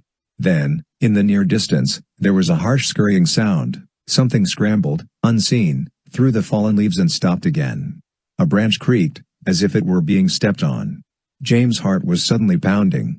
Still, neither Grop nor Hardcastle moved. James saw Hardcastle turn his head slightly, trying to pinpoint the direction of the sound. It came again, nearer this time, but still unseen. It was ahead of them, behind a low rise on the wood side of their path. James couldn't help thinking that there was something distinctly inhuman about the scurrying sound. It was, somehow, too busy.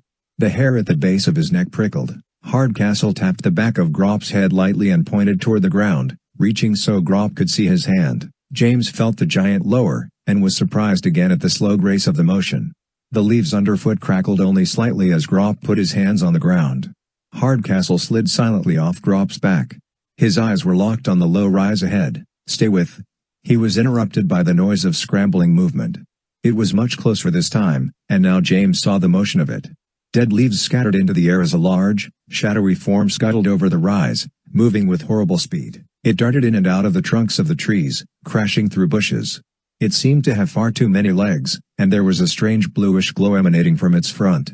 It flickered wildly as the thing moved. Hardcastle leapt in front of Grop as the thing approached. He flicked his wand with the practiced economy of a trained orer, sending red stunning spells into the thrashing brush and leaves. The creature changed course, skirting around the men into a gully. The flickering blue glow marked its progress as it skittered over dead logs, retreating deeper into the wood. "Stay with Grop, you two," Hardcastle growled, setting off after the creature at a run. "Grop, if anything other than me comes back, crush it." He moved with amazing agility for his size.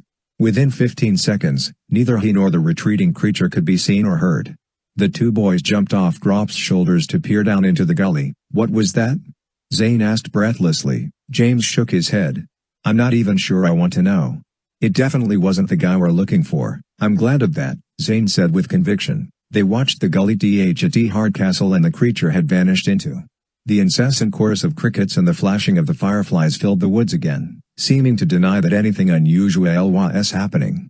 There was no noise or movement from the gully. "How far will he chase that thing?" Zane finally asked.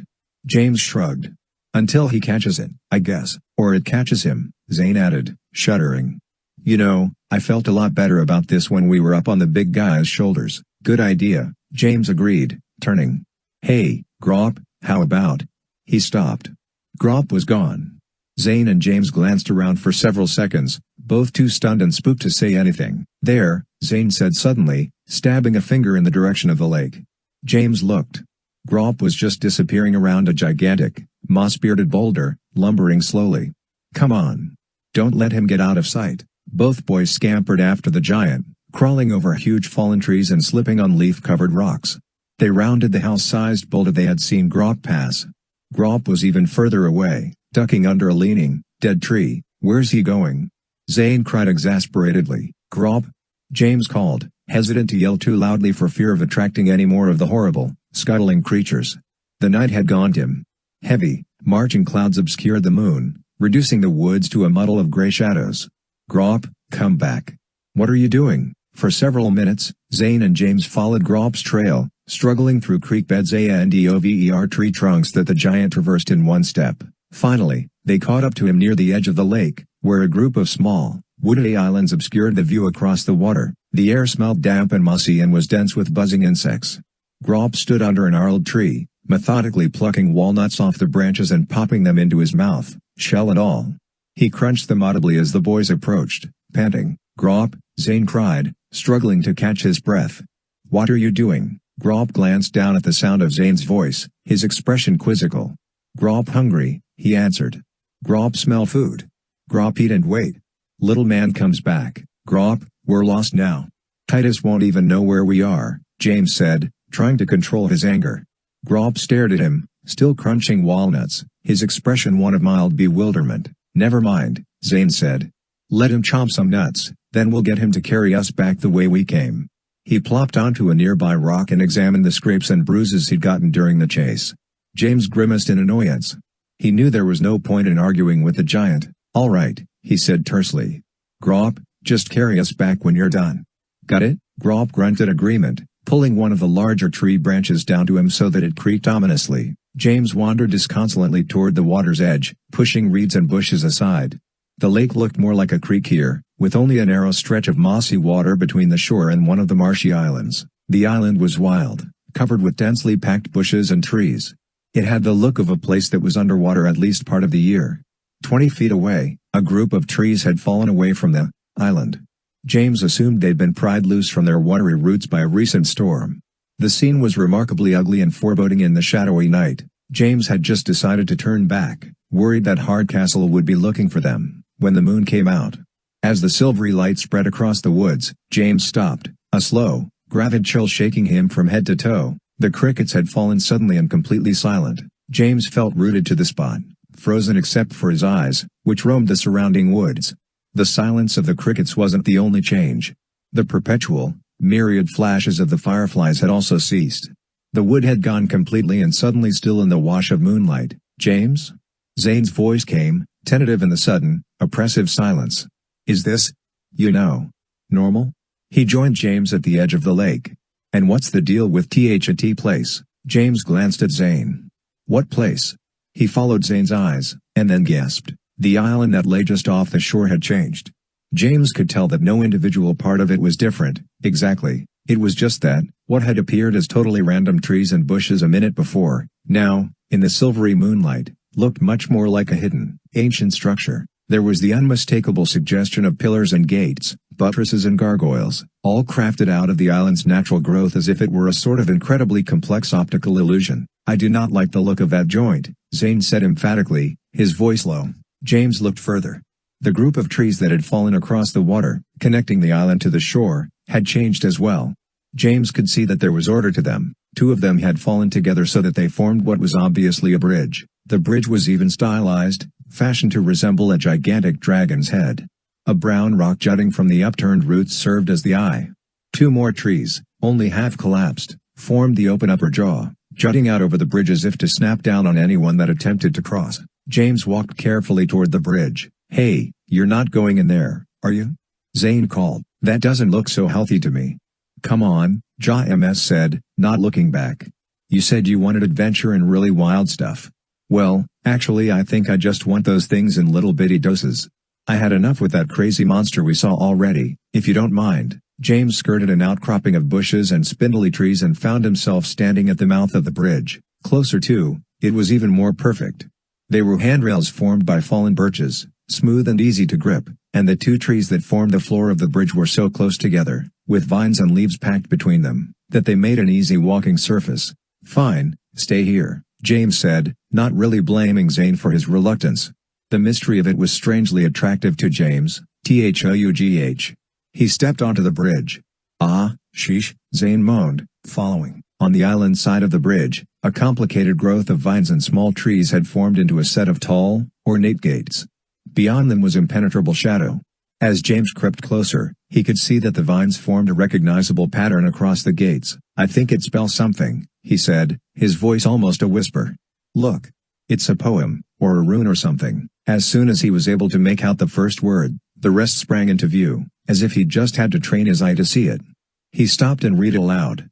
"When by the light of Solver bright he found the Grotto Keep, before the night of time requite did wake his languid sleep, Upon return the fretted dawn with not a relic lossing, bygone a life, a new eon, the Hall of Elders crossing. Something about the poem made James shudder.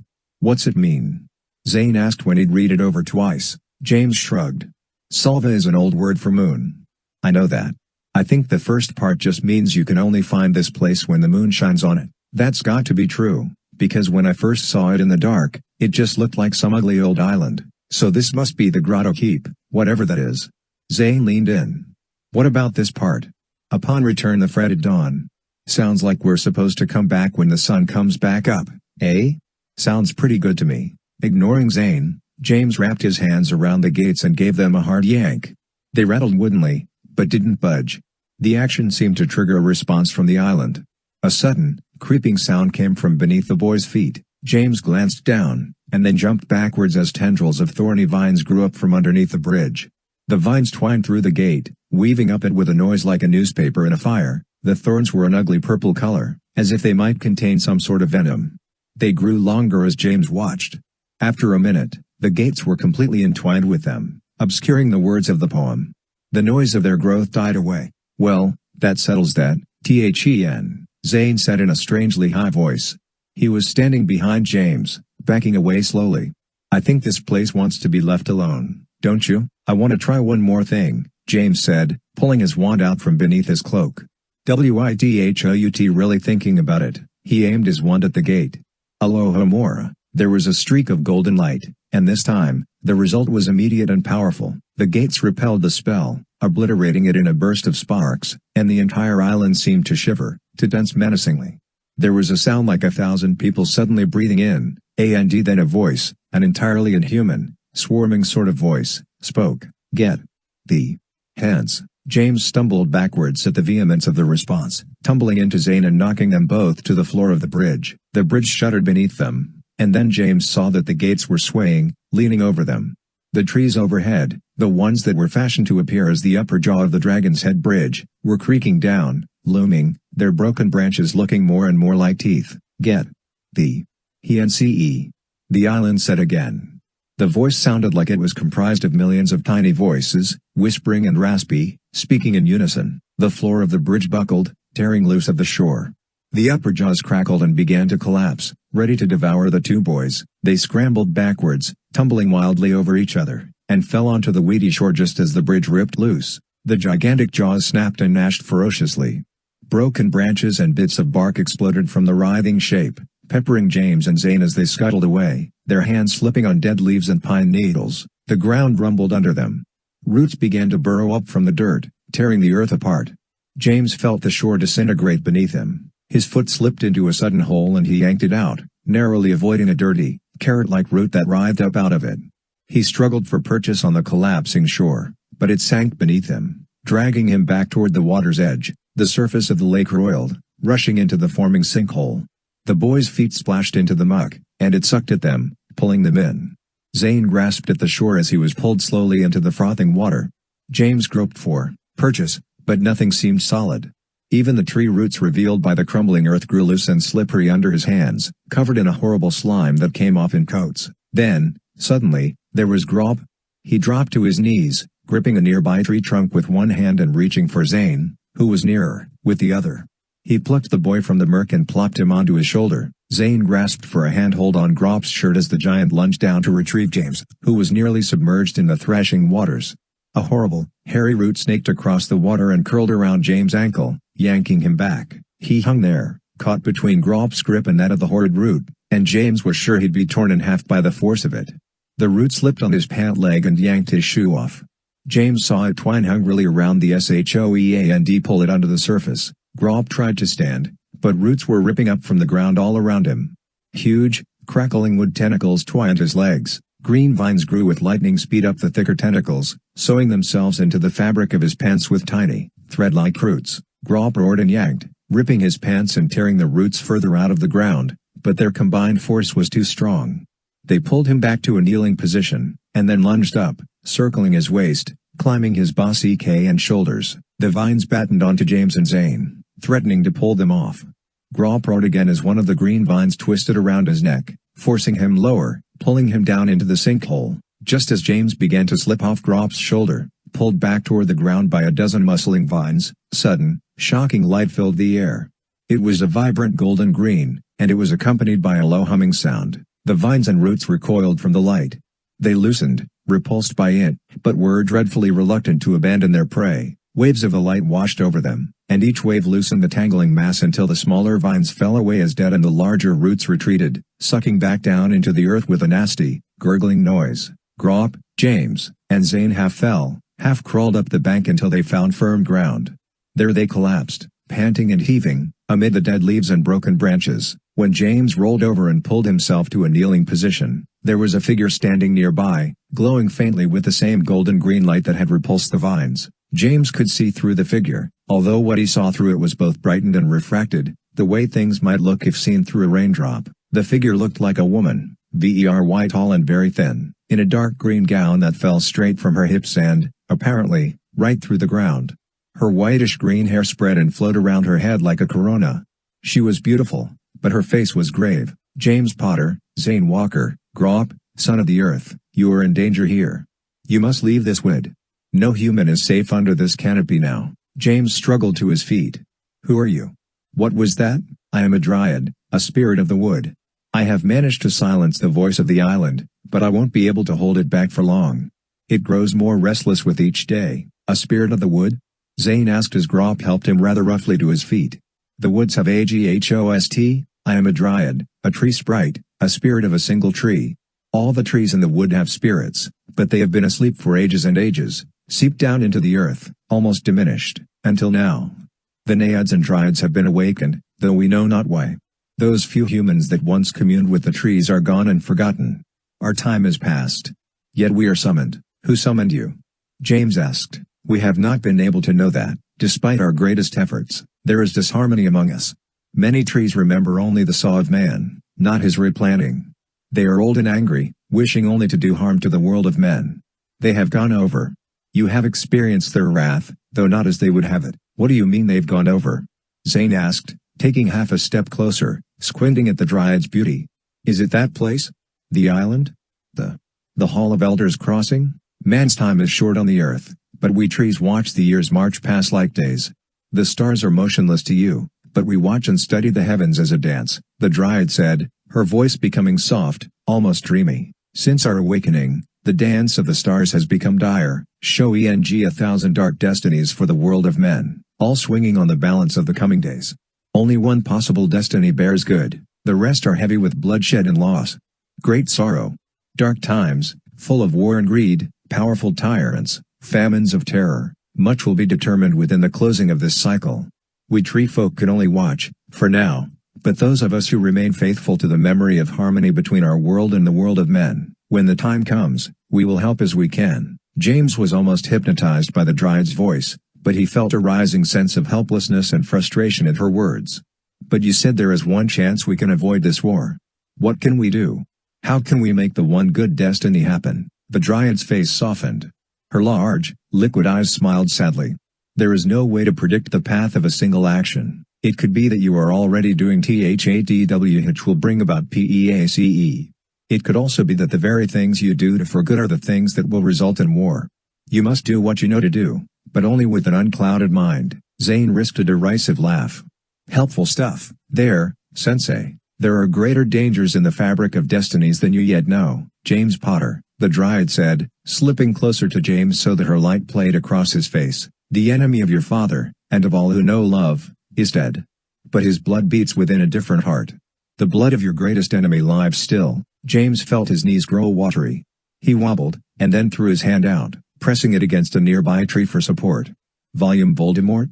He whispered. The dryad nodded, apparently unwilling to say the name. His preferred plan was thwarted forever by your father. But he was infinitely crafty. He prepared a second plan. A successor, a bloodline. The heart of that bloodline beats today, at this moment, not 1 mile hence. James' lips were trembling. Who? He asked in a barely audible voice. Who is it? But the dryad was already shaking her head sadly. We are prevented from knowing, not from without, but from within. Those trees that have gone over work against us, fog our vision, keep many of us asleep. We can only know of that heartbeat, that it is there, but no more. You must beware, James Potter. Your father's battle is over. Yours begins." The dryad was fading. Her eyes slipped shut, and even as she drifted into nothingness, she already seemed to be asleep. There was a creaking groan, then a splash from the island. "Well," Zane said with manic cheerfulness, "what say we jump back onto our giant buddy's shoulders and make this place a memory before it does the same to us?" The three of them met Titus Hardcastle before they were halfway back to their starting point. His face was like a thunderstorm, but all he said was, "Is everyone safe?" "Safe enough," Zane called down from Grop's shoulders. "But let me tell you, we've had one weird time of it." Grop bent down to allow Hardcastle to climb onto his back. "It's going around, then, isn't it?" Hardcastle grunted. Zane held a hand out, intending to help Hardcastle climb up and almost getting yanked from his seat instead. "So what was that thing you were chasing, anyway?" he said, puffing. "Spider. One of old Aragog's kin, no doubt. They've grown dumb in the last decade or two, but that one had gone and found himself a toy." Hardcastle held something up, and James saw that it was the little handheld video camera that the intruder had been using on the Quidditch pitch. "It was still working when I caught up to the brute," the little screen all lit up. "Got broken when I, dispatched the beast. At least it had had a good last meal." James shuddered involuntarily as Grop began to make his way back through the woods. "You really think it ate the guy?" Hardcastle set his jaw. "Circle of life, James. Strictly speaking, though, spiders don't eat people. They just suck their juices out. Ugly way to go, but at least he's not a problem anymore." James didn't say so, but he had a feeling that the real problems were just beginning. Wednesday morning, James felt sluggish and prickly as he entered the great hall for breakfast. It was a thoroughly glum morning, with a low, bruised sky filling the top portion of the hall and a fine misty speckling the windows. Ralph and Zane were seated at the Slytherin table, Zane blowing on his traditional morning coffee and Ralph attacking an orange with a butter knife, sawing through it, peel and all. They didn't appear to be talking much. Zane wasn't typically a morning person, and he had been out just as late as James had been. Neither Zane nor Ralph looked up, and James was glad. He was still angry and disgusted with Ralph. Under that, though, he was sad and hurt about the boy's betrayal. He tried not to feel resentment toward Zane for sitting with Ralph, but he was too tired to make much of an effort, and the mood of the morning wasn't helped by NG. James made his way to the Gryffindor table, glancing up at the dais as he went. Neither his dad nor Titus Hardcastle were anywhere to be seen. James figured that, despite the lateness of the Previosnig HT, they had still risen and breakfasted shortly after dawn and were already about their morning's business. The thought that his dad's and Titus' day was already well underway, probably full of exciting meetings and secret intrigues, while he was just now having breakfast on his way to a day of gloomy classes and homework, filled him with melancholy. He found a seat surrounded by happily babbling Gryffindors, plopped into it, and began to eat methodically, joylessly. The night before, James had been up with Titus Hardcastle, his dad, and Headmistress McGonagall for almost 2 hours after their return from the perimeter of the lake. Titus had sent up a wand signal as soon as they'd reached the castle, summoning Harry, Dead, Preachka, and Hagrid back from their forays. When they'd all assembled again by Hagrid's cottage, the headmistress dismissed Grop and Preachka, thanking them both formally, and offering them a barrel of butterbeer for their efforts. After that, the group convened in Hagrid's cottage, congregated around the huge, rough table, drinking Hagrid's tea, which was suspiciously cloudy and brown and tasted vaguely medicinal, and avoiding some rather stale biscuits. Hardcastle had spoken first. He explained to everyone present how he had first heard the spider, and then pursued it. Leaving James and Zane in the protection of Grop, Harry had shifted in his seat, but refrained from comment. After all, he had been the one to request James go along on the expedition, and had consented, albeit reluctantly, to Zane's accompaniment. The headmistress had pointed a rather long and penetrating glare at Harry when she'd seen Zane enter the cottage. "Now McGonagall TURNEDTO Hardcastle," asking how he'd managed to kill the spider. Hardcastle's beady eyes glinted a little as he said, "Best way to kill a spider that won't fit under your boot is to get its legs off. First one's the hardest. After that, it gets easier and easier." Hagrid wiped a hand over his face. Poor old Aragog. If he'd lived to see his young turn wild, it'd have killed him. Poor fellow was just doing what spiders do. You can hardly blame him. "The spider had the intruder's camera," Harry said, glancing down at the broken object on the table. "The lens was shattered and the little screen on the back was cracked.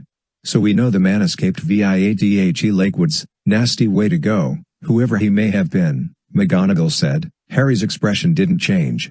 "We don't know for certain that the spider caught the man. Seems unlikely the thing asked to borrow his camera so it could make home movies of its kids, doesn't it? Hardcastle rumbled, spiders aren't the polite type. They're the hungry type. Harry nodded thoughtfully. You're probably right, Titus. Still, there's always the chance the intruder dropped the camera and the spider simply found it. It wouldn't hurt to increase security for a while, Minerva. We don't yet know how this person got in or who he was. Until we learn those things, we have to assume there is an ongoing risk of breach. I'm particularly interested in knowing how this camera managed to operate within the grounds. The headmistress sniffed, staring hard at the device on the table. It is well known that Muggle equipment of this sort doesn't work inside the school's magical environment. That is indeed well known, Madam Headmistress, Hardcastle rumbled, but very little understood. The Muggles are endlessly inventive with their tools. What once was true may not be so anymore. And we all know that the protective spells erected around the grounds since the battle are not quite as perfect as those maintained by old Dumbledore. God rest his soul. James thought of Ralph's game deck, but decided not to mention it. The broken video camera was all the proof they needed that at least some modern Muggle devices worked on the school grounds. Finally, attention turned to James and Zane. James explained how Grop had wandered away in search of food, and how the two boys had chased him, finding him by the lake and the marshy island. Zane chimed in then, describing the mysterious island and the bridge. He carefully glossed over the part where James had tried to open the gates using magic, and James was glad. It had seemed foolish the very moment he'd done it, and he regretted it. Still, at the time, it had felt so natural. They took turns telling of the enchanted dragon's head bridge that attempted to eat them, then the attacking vines that had almost pulled them all intotechnkho. Finally, James explained the tale of the tree sprite. Naiads and Dryads? Hagrid exclaimed incredulously. James and Zane stopped, blinking at him. Hagrid went on, well, they're not for real, are they? They're just stories and myth, aren't they? He addressed the last question to the adults present. The lake woods are just an extension of the Forbidden Forest, Harry said. If there is a place where things like the Naiads and Dryads can exist, it'd be there. Still, if it's true, they haven't been seen for hundreds of years. Of course we'd think of them as myth. What do you mean, if it's true? James asked, a little louder than he'd intended to. We saw her. She spoke to us. Your father is being an Auror, James, McGonagall said placatingly. All possibilities must be considered. You were all under a great deal of stress. It isn't that we don't believe you. We must simply determine the most likely explanation for what you saw. Seems like the most likely explanation to MISTHTSHE was what she said she was, J.M.S. muttered under his breath. James purposely hadn't told H's dad or any of the other adults the last thing the sprite had said, the part about the successor, the blood of the enemy beating in another heart. Part of his reluctance was in his remembrance of his dad's stories of how the wizarding world had treated him, Harry Potter, when he'd returned from the Triwizard Tournament maze with the tale of Voldemort's return, how he had been doubted and discredited. Another part of it was that his dad wasn't even prepared to believe the part about the Dryad. If he doubted that, how could he accept that the Dryad had predicted a new kind of Voldemort's return, through an heir, a bloodline? But the thing that had finally determined James not to tell was his memory of the very last words the Dryad had spoken. Why our father's battle is over, yours begins. The conversation had droned on long after all the details had been described and discussed, long after James had grown bored with it. He wanted to get back so that he could sleep, but more than that, he wanted time to think about what the Dryad had said. He wanted to work out what the island was for, what the poem on the gate meant. He worked to remember it, itching to write it down while it was still fresh in his mind. He was sure, somehow, that it all fit in with the story of Austramaddux and the secret plot of the Slytherins to bring back Merlin and start a final war with the Muggle world. He wasn't even asking himself anymore if it was true. It had to be true, and it was up to him to prevent it. Finally, the adults finished talking. They had determined that the mysterious island, while obviously dangerous, was just one of the many mysterious and inexplicable dangers that made the Forbidden Forest forbidden. The primary concern was still discovering how the intruder had gotten in, and making sure no one else was able to do it again. With that resolution, the meeting broke up. Headmistress McGonagall had accompanied James, Zane, and Ted back to the castle, instructing them to do their best to keep the discussions of the night a secret, especially you, Mr. Lupin, she said sternly. The last thing we need is you and your band of hooligans running off into the woods in the middle of the night attempting to duplicate Mr. Potter's and Mr. Walker's experiences. Fortunately, Ted knew enough not to try to deny the possibility of such a thing. He merely nodded and said, yes, ma'am. James only saw his dad once more during his visit, and that was after classes that evening, Just as Harry, Titus, and the ministry officials were preparing to leave, Neville had returned to Hogwarts that afternoon, and he chaperoned James to the headmistress' office to say goodbye to Harry and the rest. DHE Group planned to travel via DHE Flu Network, as they had arrived, and had decided upon the headmistress' fireplace for their departure since it was the most secure. If it struck Neville odd that the office now belonged to his former teacher, who he'd known as Professor McGonagall, INSTEADOF to Albus Dumbledore, he didn't let on. But he did pause for a moment next to the portrait of the former headmaster. Off again, is he? He asked Harry. I think he generally just sleeps here. Dumbledore's got portraits all over the place, Harry sighed, not to mention all his old chocolate frog cards. He still shows up in them sometimes just for fun. I keep mine in my wallet, just in case. He pulled his wallet out and slipped a dog-eared card out of it. The portrait space was empty. Harry grinned at Neville as he put it back. Neville moved to the group congregated around the fireplace. Harry squatted down next to James. I wanted to thank you, James. James hid the look of pride that surfaced on his face. I was just doing what you asked us to do. I don't just mean coming along with us and helping us find out what happened. Harry sighed, putting a hand on James' shoulder. I mean for spying the intruder on the field and pointing him out to me. And for being alert enough to see him the other times. You've got a sharp eye and an alert mind, my boy. I shouldn't be surprised, and I'm not. James grinned. Thanks, Dee. Don't forget what we talked about the other night, though. Remember? James remembered. I won't be saving the world single-handedly. I'll have at least Zane's help, he thought, but didn't say, and maybe Ted's, too. Now that Ralph's abandoned me, Harry hugged his son, and James hugged him back. They grinned at each other, Harry with his hands on James' shoulders, and then he stood, leading James over to the fireplace. Tell Mom I'm doing good and eating my vegetables, James instructed his dad. And are you? Harry asked, raising one eyebrow. Well, yes and no, MS said, a bit uncomfortable as everyone looked at him. Make it true and I'll tell her, Harry said, removing his glasses and tucking them into his robe. Moments later, the room was empty but for James, Headmistress McGonagall, and Neville. Professor Longbottom, the headmistress said, I suspected it'd be best for me to inform you of all that has happened these past 28 hours. You mean regarding the campus intruder, madam? Neville asked. The headmistress looked markedly taken aback. I see. Perhaps I might simply be repeating myself, then. Do tell me what you've already heard, Professor. Merely that, madam. Word amongst the students is that a man was seen or captured on the Quidditch pitch yesterday. The common theory is that he was a representative of the gambling community either reporting on or influencing the match. Pure rubbish, of course, but I assume it's better to let tongues wag and inflate the tale to something ridiculous than to deny anything. Mr. Potter would no doubt agree with you, the headmistress sighed pointedly. Although, since I will be requiring your services in increasing the security of the grounds, I should explain to you precisely what did occur. James, you are free to wait a moment, aren't you? I shall not detain the professor for long, and he will accompany you down to the corridor. Without waiting for a reply, she turned back to Neville, launching into a detailed account of the previous night. James knew the whole story, of course, but still felt he was meant to wait near the door, as far from earshot as possible. It was uncomfortable and vaguely annoying. He felt rather proprietary about the intruder, having been the first to see him, and having been the one to point him out on the Quidditch pitch. It was just like adults to deny something a kid said, then, when it proved true, to completely take over and dismiss the kid. He realized that this was another part of why he hadn't yet told any adults about H's suspicions concerning the Slytherin-Merlin plot.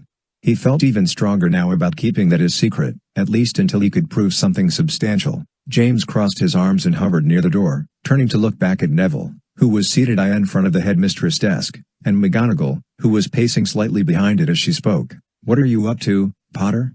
A low voice drawled behind James, making him jump. He spun around wildly, eyes wide. The voice cut him off before he could respond. Don't ask who I am and don't waste my time with a load of pointless lies. You know exactly who I am. And I know, even more than your own father, that you are up to something. It was, of course, the portrait of Severus Snape. The dark eyes probed James coldly, the mouth turned down into a knowing sneer. James began, and then stopped, feeling very strongly that if he lied, the portrait would know. I'm not going to tell. A more honest answer than any ever provided by your father, at least, Snape drawled, keeping his voice low enough not to attract the attention of McGonagall or Neville. It's a pity I'm not still alive to be headmaster, or I'd find ways of getting the tale from you, one way or another. Well, James whispered, feeling a little braver now that shock had worn off. "I guess it's a good thing you aren't headmaster anymore, then." He thought it might be a bit too much to say it's a good thing you're dead. James' dad had a load of respect for Severus Snape. He'd even made Severus Albus' middle name. "Don't try the smart tactic with me, Potter," the portrait said, but more tiredly than angrily. "You, unlike your father, know well enough now that I was as devoted to Albus Dumbledore in the downfall of Voldemort as was he. Your father believed it was up to him to win battles entirely on his own. He was as foolish and destructive. Don't think I didn't see that very same look in your eye not 5 minutes ago." James couldn't think what to say. He just met the portrait's dark gaze and frowned stubbornly. Snape sighed theatrically. "Have it your way, then. Like Potter, like son. Never learning the lessons of the past. But know this, I will be watching you, as I did your father. If your unnamed suspicions are, against all probability, accurate, be assured that I will be working toward the same and asyu. Try, Potter, not to make the same mistakes as your father. Try not to leave others to pay the consequences for your arrogance." That last stung James to the core. He assumed Snape would leave his portrait frame after a salvo like that, confident of having had the last word, but he didn't. He stayed, that same penetrating stare on his face, reading James like a book. Still, there wasn't anything specifically malicious in that gaze, despite the pointed words. "Yeah," James finally found the voice to say. "Well, I'll keep that in mind." It was a lame response and he knew it. He was only 11, after all. "James?" Neville said behind him. James turned and looked up at the professor. "Sounds like you had an exciting nightlast. I'm curious about the vines that attacked you. Maybe you could tell me more about them sometime." "Yes, sure," James said, his lips feeling numb. When he turned back toward the door, following Neville out, the portrait of Snape was still occupied. The eyes followed him darkly as he left the room. 9. Debate Betrayal. As James became more familiar with the routine of school, time seemed to slip past almost without his noticing. Zane continued to excel at Quidditch, and James continued to feel an uncomfortable mix of emotions about Zane's success. He still felt the stab of jealousy when he heard the crowd cheer for one of Zane's well-hit bludgers, but he couldn't help smiling at how much the boy loved the sport, how he delighted in each match, in the teamwork and camaraderie. Also, James was growing increasingly confident of his own broom skills. He practiced with Zane on the Quidditch pitch many evenings, asking Zane for tips on technique. Zane, for his part, was always enthusiastic and supportive, telling James that he'd definitely make the Gryffindor team next year. "Then I'll have to stop practicing with you and giving you pointers, you know," Zane said, flying next to James and calling over the roar of the air. It'd be like consorting with the enemy. As usual, James couldn't tell if Zane was joking or not. James enjoyed becoming more confident on the broom, but he was surprised to discover that he loved football. Tina Curry had divided all of her classes into teams and arranged a casual game schedule for them to play against one another. Many students had grasped the essential concepts of the game and, being competitive at heart, had worked to make the class time matches interesting. Occasionally, a student would forget the non-magical nature of the sport and would be seen frantically searching their pockets for their wands or simply pointing at the ball and yelling something like "Hackio football," resulting in a general breakdown of the match while everyone laughed. Once, a Hufflepuff girl had simply grabbed the ball in both hands, forgetting the basic rules of the game, and charged down the field as if she were playing rugby. James discovered, rather reluctantly, that Professor Curry's assessment of his skills had been fairly accurate. He was a natural. He could control the ball easily with the tips of his trainers as he zigged and zagged down the field. His ball handling was regarded as among the best of any of the new players, and his scoring rate was second only to fifth-year Sabrina Hildegard, who, like Zane, was Muggle-born and, unlike Zane, had played on Muggle leagues when she was younger. James and Ralph, however, barely talked. James' initial anger and resentment had simmered down to a stubborn aloofness. Some small part of him knew that he should forgive Ralph, and even apologize for yelling at him that day in the Great Hall. He knew that if he'd kept his cool, Ralph probably would have seen the error of siding with his Slytherin housemates. Instead, Ralph seemed to feel it was his duty to support the Slytherins and the progressive element as earnestly as he could. If it wasn't for the fact that even Ralph's enthusiastic support was rather weak-willed and doleful, James would have found it easier to stay angry at him. Ralph wore the blue badges, and he attended the debate meetings in the library, but he did so with such a dogged attitude of obligation that it seemed to do more harm than good. If any of the Slytherins actually spoke to him, he'd jerk upright and respond with manic eagerness, then deflate as soon as they turned their attention elsewhere. It hurt James a little to watch it, but not enough to make him change his attitude toward Ralph. In his room at night or in a corner of the library, James would study the poem he and Zane had seen on the gate to the Grotto Keep. With Zane's help, he had written it down from memory and was confident it was accurate. Still, he couldn't seem to make much of it. All he knew for sure was that the first 2 lines referred to the fact that the Grotto Keep could only be found by moonlight. The rest was a puzzle. He kept fetching up on the line that read did wake his languid sleep, wondering if that could refer to Merlin. But Merlin wasn't asleep, was he? Makes it sound like he's Rip Van Winkle, Zane whispered one day in the library. Snoozing away a few hundred years out under a tree somewhere.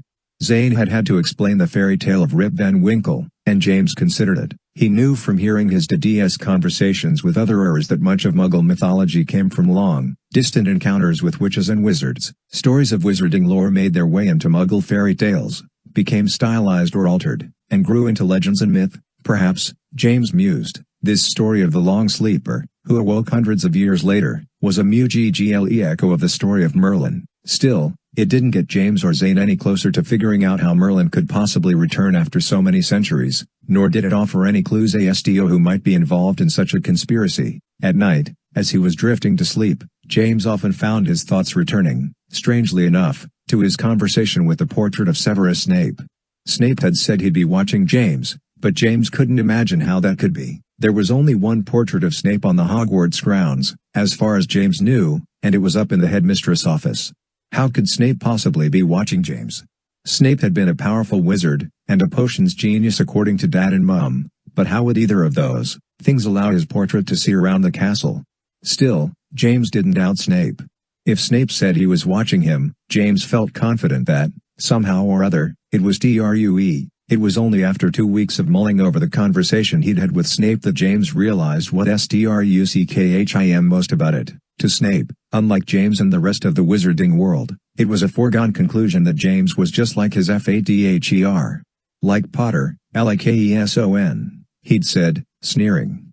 Ironically, though, to Snape, if no one else, this was not precisely a good thing. As the leaves in the Forbidden Forest began to settle into the browns and yellows of autumn, the blue progressive element buttons were augmented by the posters and banners for the first all-school debate. As Ralph had predicted, the theme was evaluating the assumptions of the past, truth or conspiracy. As if the words themselves weren't enough, the right side of each banner and poster bore a drawing of a lightning bolt that was enchanted to shift into the shape of a question mark every few seconds. Zane, who, according to Petera, was quite good at debate, told James that the school debate committee had argued for quite some time about the topic of the first event. Tabitha Corsica was not on the debate committee, but her crony, Philia Goyle, was the committee chair, so in the end, Zane had reported to James, the debate team turned out to be a great example of democracy in action. PHA argued all night, then she chose. He shrugged wearily, the sight of the signs and banners, and especially, that very unambiguous lightning bolt, made James' blood boil. Seeing Ralph on a ladder finishing hanging one of the banners just outside the door to technomancy class was more than he could take. I'm surprised you can reach like that, Ralph, James said, anger pushing the words out. What with Tabitha Corsica's hands so far up your backside? Zane, who'd been walking next to James, sighed and ducked into the classroom. Ralph hadn't noticed James until he spoke. He glanced down, his expression surprised and wounded. What's that supposed to mean? He demanded. It means, I'd think by now, you'd have gotten sick of being her little first-year puppet. James already regretted saying anything. The guileless misery on Ralph's face shamed him. Ralph had the mantra down well, though. Why our people are the puppet masters, preying on the fears of the weak-minded to maintain the demagoguery of prejudice and unfairness, he said, but without much conviction. James rolled his eyes and walked into the classroom. Professor Jackson was absent from his usual spot behind the teacher's desk. James sat next to Zane in the front row. As he sat down, he made a point of joking and laughing with a few other Gryffindors nearby, knowing Ralph was watching through the doorway. The mean pleasure it gave him was hollow and raw, but it was pleasure nonetheless. Finally, the room hushed. James looked up and saw Professor Jackson entering, carrying something under his arm. The object was large, flat, and wrapped in cloth. Good morning, class, he said in his usual, brusque manner. Your last week's essays are graded and on my desk. Mr. Murdoch, would you mind distributing them, please? On the whole, I am not terribly disappointed, although I think most of you can be relieved that Hogwarts does not generally grade ONTHE curve. Jackson carefully set his parcel on the desk. As he unfolded the cloth from around it, James could see that it was a stack of 3 rather small paintings. He thought of the painting of Severus Snape and his attention perked up. "Today is a day for taking notes, I can assure you," Jackson said ominously. He arranged the paintings in a row along the shelf of the chalkboard. The first painting was of a thin man with owlish glasses and an almost perfectly bald head. He blinked at the class, his expression alert and slightly nervous, as if he expected someone, at any moment, to jump up and shout boo at him. The next painting was empty but for a rather bland wooded background. The last showed a fairly ghastly clown in white face with a hideously large, red smile painted over its mouth. The clown leered inanely at the class and shook a little cane with a ball on the end. The ball, James noticed with a shudder, was a tiny version of the clown's own head, grinning even more insanely. Murdoch finished handing back everyone's papers and slid back into his own seat. James glanced down at his essay. On the front, in Jackson's perfect, left slanting cursive, were the words, "tepid, but borderline cogent. Grammar needs work. As always, questions about your grades may be submitted to me in writing. Further discussion will be obtained, as needed, during my office hours, assuming any of you remember where my office is." And now, onward and upward, Jackson paced slowly along the line of paintings, gesturing vaguely at them. As many of you will recall, in our first class, we had a short discussion, spearheaded by Mr. Walker. He peered beneath his bushy eyebrows in Zane's direction, about the nature of magical art. I explained that the artist's intentions are imbued on the canvas via a magical, psychokinetic process, which allows the art to take on a semblance of motion and attitude. The result is a drawing that moves and mimics life at the whim of the artist.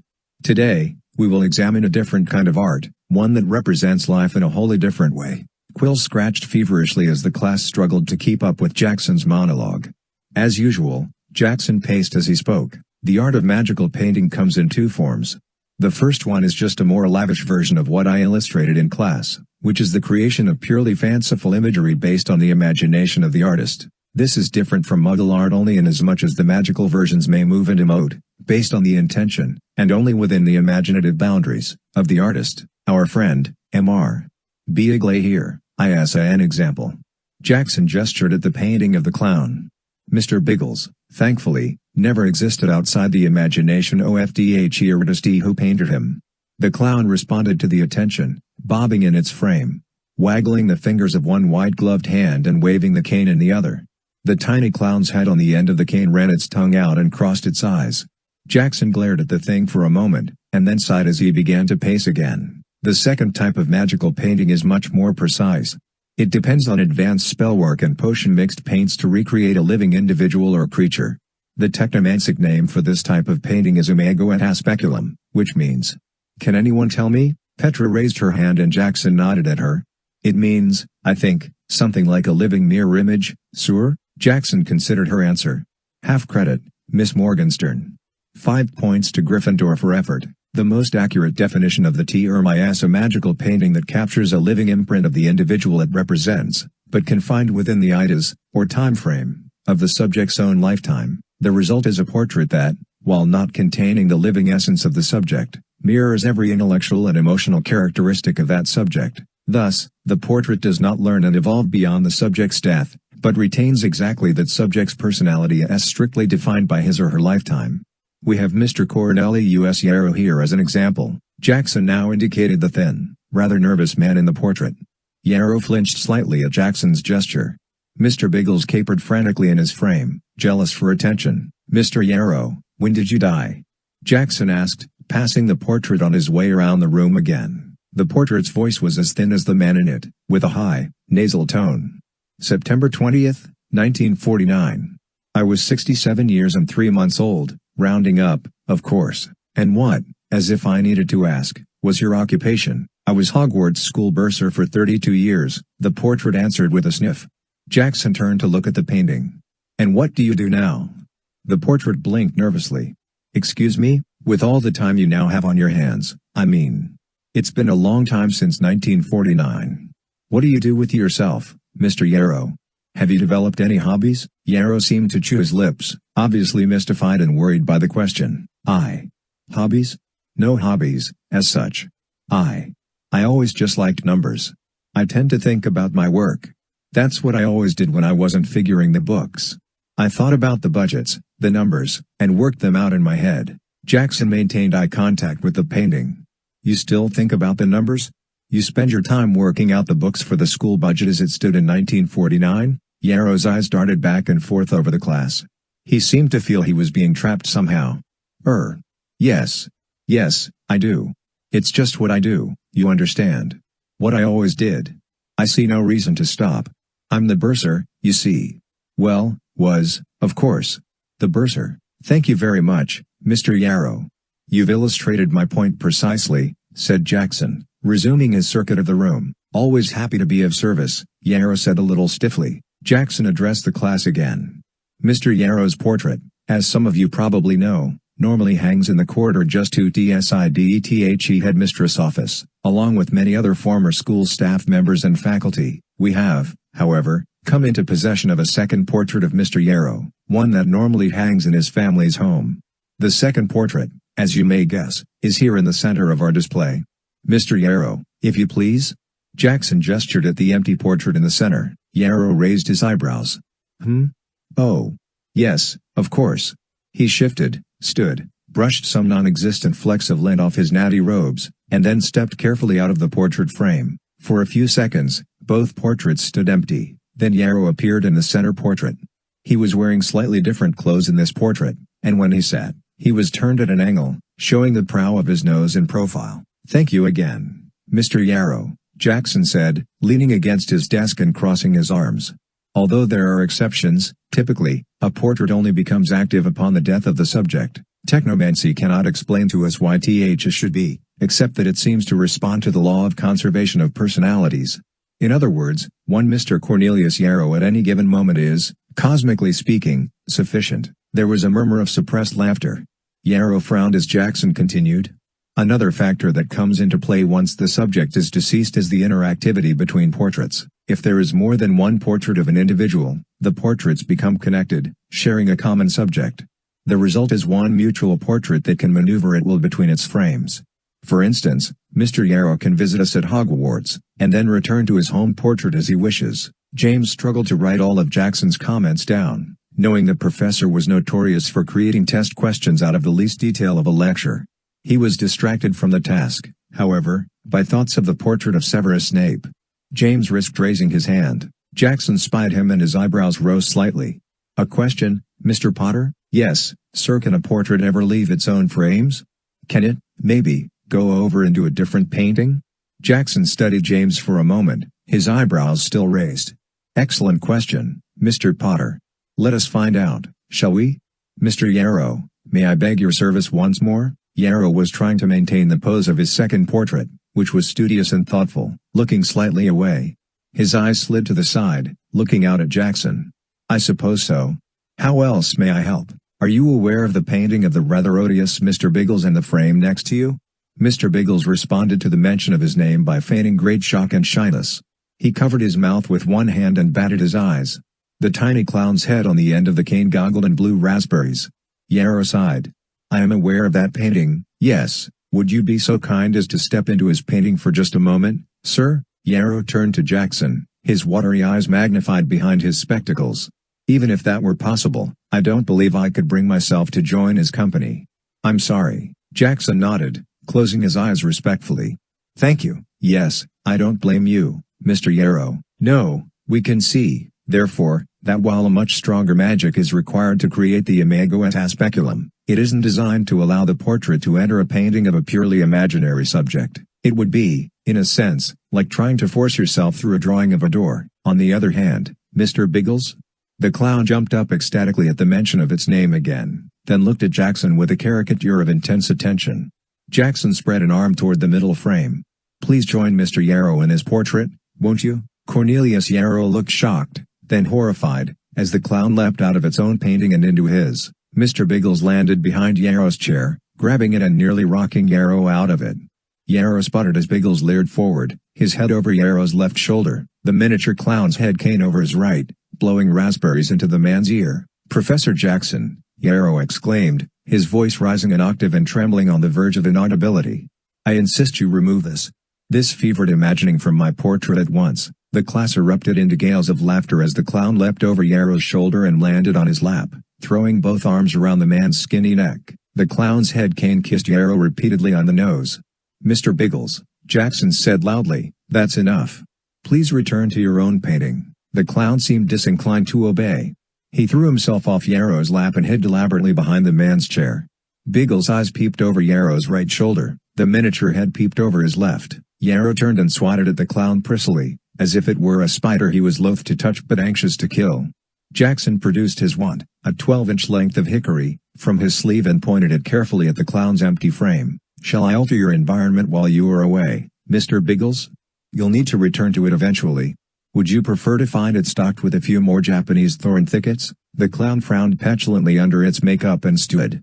Sulking, it clambered out of Yarrow's portrait and back into its own frame. "A simple rule of thumb," Jackson said, watching the clown give him a very enthusiastic nasty look. "A one-dimensional personality can merge into a two-dimensional personality's environment, but not the other way around. Portraits are confined to their own frames, while imaginary subjects can move freely into and through any OTHER painting in their general vicinity. Does that answer your question, Mr. Potter?" "Yes, sir," James answered, then rushed on. "One more thing, though. Can a portrait ever appear in more than one of its frames at once?" Jackson smiled at James while simultaneously furrowing his brow. "Your inquisitiveness on the subject knows no bounds, it seems, Mr. Potter. As a matter of fact, that is possible, although it is a rarity. For great wizards, whose portraits have been duplicated many times, there has been known to be some division of the personality, allowing the subject to appear in multiple frames at once. Such is the case with your Albus Dumbledore, as you might guess. This phenomenon is very difficult to measure and, of course, depends entirely on the skill of the witch or wizard whose likeness appears in the portrait." "Is that all, Mr. Potter?" "Professor Jackson, sir?" a different voice asked. James turned to see Philia Goyle near the back, her hand raised. "Yes, Miss Goyle," Jackson said, sighing. "If I understand correctly, the portrait knows everything that the subject knew, yes?" "I believe that is apparent, Miss Goyle. The painting reflects the personality, knowledge, and experiences of the subject. No more and no less. Does a portrait, then, make its subject immortal?" Philia asked. Her face, as always, was stoic and impassive. "I am afraid you are confusing what appears to be with what is, Miss Goyle," Jackson said, eyeing Philia closely, "and that is a dreadful mistake for a witch to make. Much of magic, and much of life in general, I might add, is concerned primarily with illusion. The ability to separate illusion from reality is one of the fundamental basics of technomancy. No, a portrait is merely a representation of the once living subject, no more alive than your own shadow where it falls on the ground. It can in no way be thought to prolong the life of the deceased subject. Despite all appearances, a wizard portrait is still merely paint on canvas." As Jackson finished speaking, he turned toward the painting of Mr. Biggles. With one swift movement, he pointed his wand at the painting, not even quite looking at it. A jet of clear, yellowish liquid spurted from the end of the wand and splashed on the canvas. Instantly, it dissolved the paint. Mr. Biggles stopped moving as his image blurred, then ran freely down the canvas. The unmistakable smell of turpentine filled the room. The class was deadly quiet. Professor Jackson walked slowly behind his desk.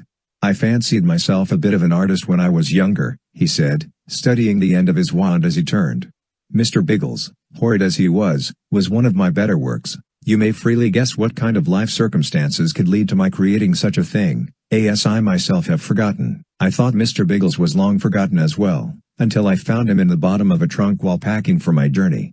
I thought," he said, glancing over at the streaky mess that ran out of the frame and dripped to the floor, "that this would be a fitting end for him." Jackson sat down at his desk, carefully laying his wand on the blotter in front of him. "And now, class, what technomantic truth can we derive from what I've just illustrated?" No one moved. Then a hand raised slowly. Jackson inclined his head. "Mr. Murdoch?" Murdoch cleared his throat. "Don't try to be an artist if you're supposed to be a technomancy teacher, sir. That wasn't quite what I had in mind, Mr. Murdoch, but that is inarguably true as well. No, the truth I was illustrating is that, while a wizard painting, portrait or otherwise, is indeed still merely paint on canvas." JSCKS searched the class, then settled on James. "Only the original artist can destroy his painting, no one or nothing else. The canvas can be slashed, the frame destroyed, the bindings cut, but the painting will endure. It will continue to represent its subject, no matter what happens to it, even in 100 pieces. Only the original artist can destroy that connection, and once he does, it is destroyed forever. As the class YSDS missed, James couldn't help slowing as he passed the destroyed painting of Mr. Biggles. The clown's face was nothing more than a muddy gray blur in the center of the canvas. Squiggly streaks of paint ran over the bottom edge of the frame, puddled in the chalk tray, and dripped onto the floor, making a drab spatter of white and bloody red. James shuddered, and then walked on. He thought he'd never look at another wizard painting the same way again. As he made his way to his next class, he passed a painting of several wizards gathered around a gigantic globe. Ironically, James noticed that one of the wizards, a severe man with a black mustache and glasses, was watching him closely. James stopped and leaned in. The wizard's stare became stonier, his eyes piercing. "You've got nothing to worry about," James said quietly. "I don't even know how to draw." "Art is Zane's department." The painted wizard grimaced at him, annoyed, as if James had entirely missed the point. He made a harumphing noise and pointed in the direction James had been walking, as if to say move along. "Nothing to see here." James resumed his walk to Charms class, musing idly about the wizard in the painting. He'd looked familiar, but James couldn't quite place him. By the time he entered Professor Flitwick's classroom, James had already forgotten the little painted wizard and his piercing stare. The day of the much ballyhooed first school debate came and James was surprised at how many people were planning to attend. He had assumed debates were typically stodgy little affairs attended only by the teams themselves, some teachers, and a handful of the more academically minded students. By lunch that Friday, though, the debate had generated the sort of boisterous tension that accompanied certain Quidditch matches. The one thing that seemed to be missing, however, was the joking taunts between the supporters. Thanks to the carefully worded banners and signs advertising the debate, the student population had been rather evenly divided between two worldviews that, it seemed, were not compatible on any level. The result was a sullen tension that filled the silences where jests and competitive taunts might otherwise have been. James had not been seriously considering attending the debate. Now, though, he realized that the outcome of the event would very likely affect the entire culture of Hogwarts. For that reason, he felt an obligation to go, as well as a growing curiosity.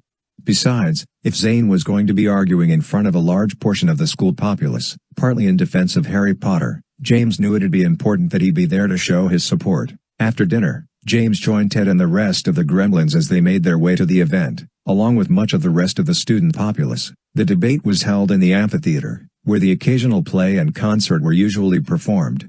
James had never been in the amphitheater before. The open-air seating area, carved out OFDHE hillside behind the East Tower, descended in steep terraces down to a large stage. As James made his way through the crowded arch that opened onto the top tier of seating, he saw that the stage below was nearly empty. A high-backed, official-looking chair sat in the center rear of the stage, flanked by two podiums and two long tables, with chairs arranged along their backs. Professor Flitwick was on stage, guiding a phosphorus globe into the air with his wand, placing it among several others that lit the stage at strategic locations. The orchestra pit had been covered over with a great wooden platform, and then arranged with a library table and 6 chairs. Zane had explained that the judges would sit THERE. The noise of the crowd of students was a hushed babble, nearly lost in the normal evening noises emanating from the dim hills and the nearby forest. Ted, Sabrina, and Damien led the way into a row halfway up the middle section, joining a group of other Gryffindors. Noah was already there. He waved at James as they found their seats. "Gremlin salute," Noah said, performing, with a straight face, a complicated series of hand gestures that involved a traditional hand to the forehead salute, a raised fist, a waggle of both elbows that looked a bit like a chicken dance, and ended with both hands framing the sides of his face. Pinky and thumbs extended, apparently mimicking gremlin EARS. Ted nodded, responding with only the gremlin ear gesture, which was apparently the countersign. "Have our friends from Triple W come through for us?" Noah nodded. "We ran a small test this afternoon under controlled circumstances. Looks even better than we hoped. And," he added, grinning, "they provided their services free of charge." George sent a note with the package, asking only that we tell him exactly how it turns out. Ted smiled rather humorlessly. "We'll give him a full report either way." James nudged Ted. "What's going on, James, my boy?" Ted said, scanning the crowd. "Do you know what the term plausible deniability means?" James shook his head. "No, ask your buddy, Zane. It was invented by the Americans. Let's just say, sometimes, it's best not to know anything until after the fact." James shrugged, figuring he was sitting close enough to the action to know, probably before anyone else, what the gremlins were up to. Someone nearby had a small wireless tuned to the Wizarding wireless network. The tiny voice on the speaker burbled away, forming part of the background noise, until James heard the phrase crowded amphitheater. He swept his gaze over the groups clustered near the stage, and then saw what he was looking for. A tall man wearing a purple bowler hat was speaking into the tip of his wand. The cadence of his speech blew small, smoky puffs off the end of HISYND, the puffs forming THE shapes of words as they floated through the air. On a small table near the man was a machine that looked somewhat like an old-fashioned record player with a huge funnel. The wispy word shapes were sucked into the funnel as fast as they flowed off the man's wand. James had never seen a magical broadcast in action. He read the words the wizard was speaking a second before they were broadcast to the nearby wireless. The curious and the contentious alike seemed to have gathered in droves for tonight's contest, the announcer said, illustrating the ongoing debate all around the wizarding world these days, as doubts about ministry policy and or practices meet questions regarding recent magical history. Tonight, via this special broadcast of Current Wizards News Watch, we will see what one of the country's foremost centers of magical learning thinks of this divisive issue. I'm your host, Myron Madrigal, speaking on behalf of tonight's sponsor, Wimnot's Wand Polish and Enchant Enhancer. Better spells come from a Wimnot wand. We'll be right back for opening comments after this important message. The announcer twirled a finger at an assistant, who plugged the funnel with a large plunger, then spindled a record into the device. A commercial for Wimnot Wand Polish began to play on the nearby wireless. James had been concerned about the debate being broadcast to the wizarding world at large, but then decided it was better than having it parsed and reported in bits by someone like Rita Skeeter. At least this way, all the arguments would be heard in their entirety. He could only hope that Zane, Petera, ANDTHEIR team would argue well against Tabitha Corsica and her carefully woven agenda of doubts and half-truths. Just as the commercial on the nearby wireless ended, Benjamin Franklin approached the left-side podium on stage. On the wireless, the announcer's voice spoke in a hushed tone. In a daring turn of events, the Chancellor of the American Wizarding School, Alma Aleron, Benjamin Amadeus Franklin has been asked to officiate tonight's debate. He approaches the podium. Good evening, friends, students, guests, Franklin said, foregoing his wand and raising his clear, tenor voice. Welcome to this, Hogwarts inaugural law school debate. My name is Benjamin Franklin, and I am honored to have been chosen to introduce tonight's teams. Without further delay, will teams A and B take their places on the stage? A group of 10 people stood from the front row. The group split, half ascending the stage on the right side and half on the left. They filed into the chairs behind the two tables as Franklin introduced them. Team A consisted of Zane, Petera, Jennifer Tellis, a Hufflepuff named Andrew Halbert, and an Alma Aleron student named Gerald Jones. Team B was, not surprisingly, mostly 5th to 7th YER Slytherins, including Tabitha Corsica, her crony, Tom Squallis, and two others, Heather Flack and Nolan Beetlebrick. The fifth person at the table, and the only one younger than 15, was Ralph. He sat in his chair as rigid as a statue, staring at Franklin as if he was hypnotized. Tonight's debate, Franklin continued, adjusting his square spectacles, as can be assumed by the turnout in the press coverage, deals with subjects both weighty and far-reaching. It has been said that dissent is the greatest expression of freedom, and that debate and discourse are the fuel for a right-thinking populace to maintain a fair government. These are the axioms that define us, and tonight, we will see them in action. Let us all assume an attitude of respect and reason, regardless of our own opinions, so that what flows tonight does so in a manner befitting this school and all who have passed through its halls, no matter the outcome. Franklin turned at this point, acknowledging the two debate teams seated on either side. Let us leave here as we entered, friends, classmates, and fellow witches and wizards. There was a round of applause which, James thought, sounded rather more perfunctory than appreciative. Franklin produced a paper from his robes and examined it. ISYS determined earlier this evening by lots. He called out in an official voice, Team BIS first to offer opening statements. Miss Tabitha Corsica, I believe, will represent. Miss Corsica. Franklin backed away from the podium, taking a seat in the high back chair at the rear center of the stage. Tabitha approached the left podium, her hands empty. She smiled her wonderful smile at the crowd, seeming to take every person in one by one. Friends and classmates, teachers and members of the press, may I be so bold as to begin by pointing out that the remarks of our esteemed Professor Franklin, in fact, represent the very heart of the error that underlies our discussion tonight? The crowd reacted with something like a mutual gasp or sigh of anticipation. Tabitha took the moment to turn and smile at Benjamin Franklin. With apologies and respect, Professor. Franklin seemed entirely unperturbed. He raised a hand to her, palm up, and nodded. "Do tell," the gesture seemed to say. "Of course, decorum and respect must rule the day during a discourse like this," Tabitha said, returning her attention to the audience. "In that respect, we couldn't agree more with the professor. No, the error lies in Professor Franklin's last sentence. He encourages us, most of all, to remember that we are all, in the end, fellow witches and wizards, friends. Is this the essential basis of our identity? If so, then I contend that we are the worst of tyrants, the lowest form of bigot, for are we not, beneath the wands and the spells, more human than witch or wizard? To allow ourselves to be primarily defined by our magic is to deny the humanity we share in common with the non-magicil world. Worse, it relegates, by omission, the rest of humanity to a status both lower and less important than our own. Now, I do not ascribe these prejudices to Professor Franklin in particular. These prejudices are as ingrained into the methods and manners of current wizarding policy as magic is ingrained into a broomstick. It is not the innate belief of the magical world that Muggle humanity is inferior to our own, but it is the unfortunate and inevitable result of current ministry policies. Our argument tonight is that the assumptions of the current ruling class have led to this prejudice. Those assumptions are threefold. The first is that the law of secrecy is a necessary safeguard against a Muggle world supposedly incapable of dealing with our existence. While possibly necessary in a past age, we maintain that the law of secrecy is now obsolete, resulting only in a segregated society that unfairly denies both the wizarding and the Muggle worlds the benefits of each other. The second assumption is that history proves the idea that magical Muggle Congress can only result in war. We will argue that this claim has been vastly orchestrated out of a series of isolated and unconnected historical incidents that, on their own, were unfortunate, but relatively unimportant. The specter of the all-powerful evil wizard seeking world rule has been placed alongside the prejudice of the weak-minded Muggle world, incapable of accepting the existence of magical society. Both of these threats, we assert, have been cultivated by the magical ruling class to maintain a culture of fear, thus cementing their own agenda of power and control. And the final assumption we wish to question is the existence of so-called dark magic. We will argue that dark magic is simply a form of complex, if occasionally dangerous, magic, only considered evil because it was mostly used by those who at one time opposed the current magical ruling class. Dark magic is, in short, an invention of the Aura department, used to justify the squashing of any individual or group that the ruling class feels threatened by. We assert that these three assumptions form the basis of the policies of prejudice against the world.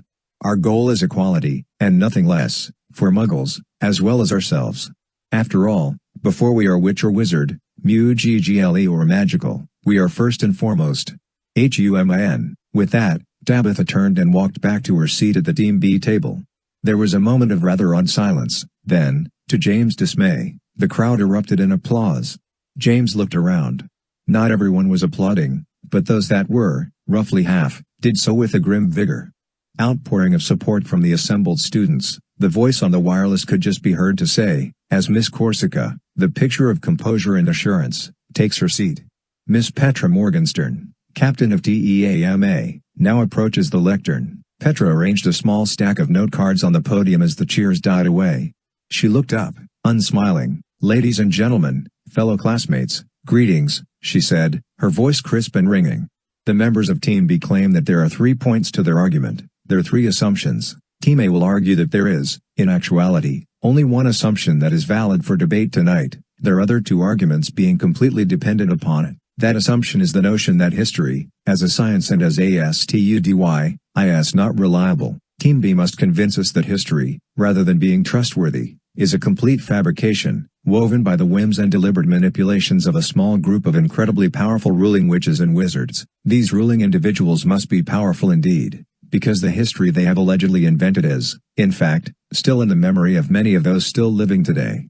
Our parents and grandparents, our teachers, and yes, our leaders. They were there when this supposedly fabricated history took place, much of it right here on these very grounds. Using the logic of TEAMB, the Battle of Hogwarts either never occurred or occurred so differently as to be completely meaningless. If this is so, then we may well argue their other assumptions. CHASTHE assertion that there is no necessity for the law of secrecy and that dark magic is an invention of the Aura department. If, however, the historical record of the rise of the Dark Lord and his bloody quest for power and dominion over the Muggle world can be shown to be accurate, the rest of TEAMB's claims fall as well. Thus, we will spend our energies on that argument only. With apologies to TEAMB, there was another moment of charged silence, precipitated by the mention of the Dark Lord, then another burst of applause, equal in volume to the previous, but scattered with exuberant whoops and whistles. A short but pithy opening statement by Miss Morgenstern, the announcer's voice ID. James C.W. the man in the purple bowler, and read his words as they flowed from his wand to the broadcasting funnel, apparently crafted on the spot as a response to Miss Corsica's threefold outline. This promises to be a direct and spirited dialogue, ladies and gentlemen. For the next 40 minutes, members of each team took to the podiums, offering argument and counter-argument, all timed and officiated by Professor Franklin. The audience had been instructed to refrain from applause, but this had proven impossible to prevent. Once one round of applause had been sounded for a team's argument, it seemed incumbent upon supporters of the opposing viewpoint to cheer their own side as well. Night descended on the amphitheater, ominously dark, with only a thin sickle moon low on the horizon. Enchanted lanterns floated over the stairs and archways, leaving the seating areas in shadow. The stage glowed in the center, lit like noonday in the glow of Professor Flitwick's gently floating phosphorus globes. Zane faced off against Heather Flack, debating the assertion that recorded histories were always manufactured by the victors. "I'm from the United States, you know," Zane said, addressing Heather Flack across the stage. "If your statement is true, it's a remarkable thing that I've ever learned anything about my country's occasionally terrible past, from our treatment of Native Americans, to the Salem witch hunts, to the one-time institution of slavery. If the victors fabricate our histories, how is it that I know that even Thomas Jefferson once owned slaves?" Benjamin Franklin winced at that, then nodded slowly, approvingly. The supporters of Team A applauded uproariously. Finally, with no clear outcome, the captains of both teams approached the podiums for final arguments. Tabitha Corsica still had first option. "I appreciate," she began, glancing at Petera, "that my opponent in this debate has made it a point to restrict discussion to this one central tenet, that the recent history of the wizarding world has been enhanced and stylized to instill terror of some fabled, monstrous enemy. To be specific, they have continuously risen the image of the Dark Lord, as they prefer to call him. If Miss Morgenstern wishes to evade the other valid facets of tonight's discussion, I will concur. If, that is, she is willing to debate the details of the one figure around whom all the other details revolve. Let us discuss the treatment of Lord Tom Riddle." A distinct gasp of surprise and awe washed over the crowd at the mention of Voldemort's name. Even for Tabitha Corsica, James thought, bringing up Tom Riddle seemed like a terrible risk, even if he was, in fact, the heart of the issue. James sat forward in his seat, his heart pounding. "The Dark Lord, as the Auror Department likes to call Tom Riddle," Tabitha said into the hushed darkness, "was indeed a powerful wizard, and perhaps even a misguided one. Overzealous, he may have been, but what, really, do we know for sure about his plans and his methods? Miss Morgenstern will simply tell you he was evil. He was a dark wizard, she will say, intent only on power and death. But really, do such people even exist? In comic books, perhaps. And in the minds of those who breed fear. But is anyone, in reality, utterly and irredeemably evil? No, I suggest that perhaps Tom Riddle was a misguided but well-meaning wizard whose desire for MUGGLE wizard equality was simply too radical a notion for the magical ruling class to allow. The powers that be put together a very careful campaign of half-truths and outright lies, all designed to discredit Riddle's ideas and demonize his followers, whom THE Ministry-controlled media dubbed DEATH cheaters. Despite this, Riddle's reformers were eventually able to win enough confidence to assume control of the Ministry of Magic for a short time.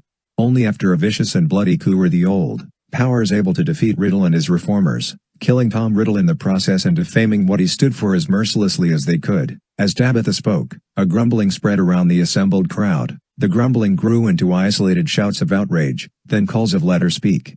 Finally, just as she finished, the crowd erupted into an agitated frenzy that James found frightening. He glanced around. Many students had stood and were shouting through cupped hands.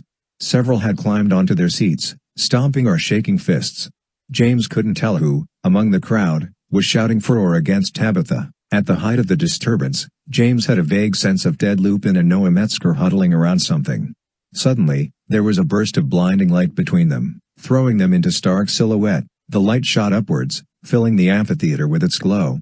At about 100 feet, the ball of light exploded into a million tiny lights. The crowd hushed, bewildered, every eye tilted up. The tiny lights swam together, forming shapes. There was a collective gasp as the lights formed the huge shape of the legendary Dark Mark, a skull with a snake squirming out of the mouth. Then, almost instantly, the shape was overwhelmed by a stylized lightning bolt shape. The lightning bolt seemed to strike the skull, which bit the snake in half. The front half of the snake rolled over dead, its eyes turning to little crosses, and then the skull broke in half. The lightning bolt vanished as a sign popped up out of the BROKENSKULL.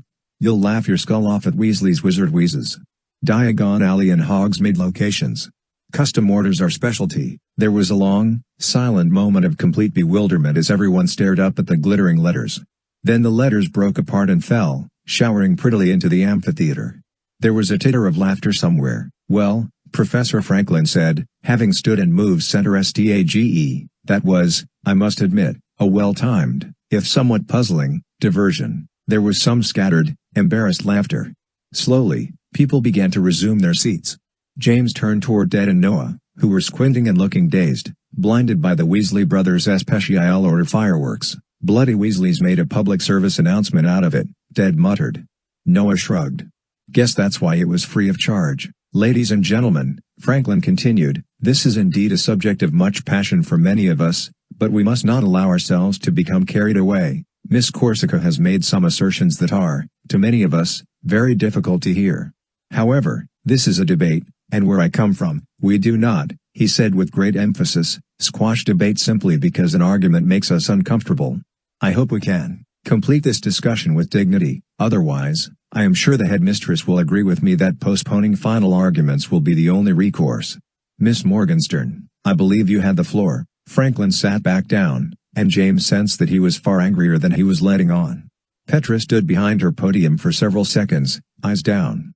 Finally, she looked up, obviously shaken. I admit I don't know quite where to begin in responding to Miss Corsica's frankly incredible hypothesis.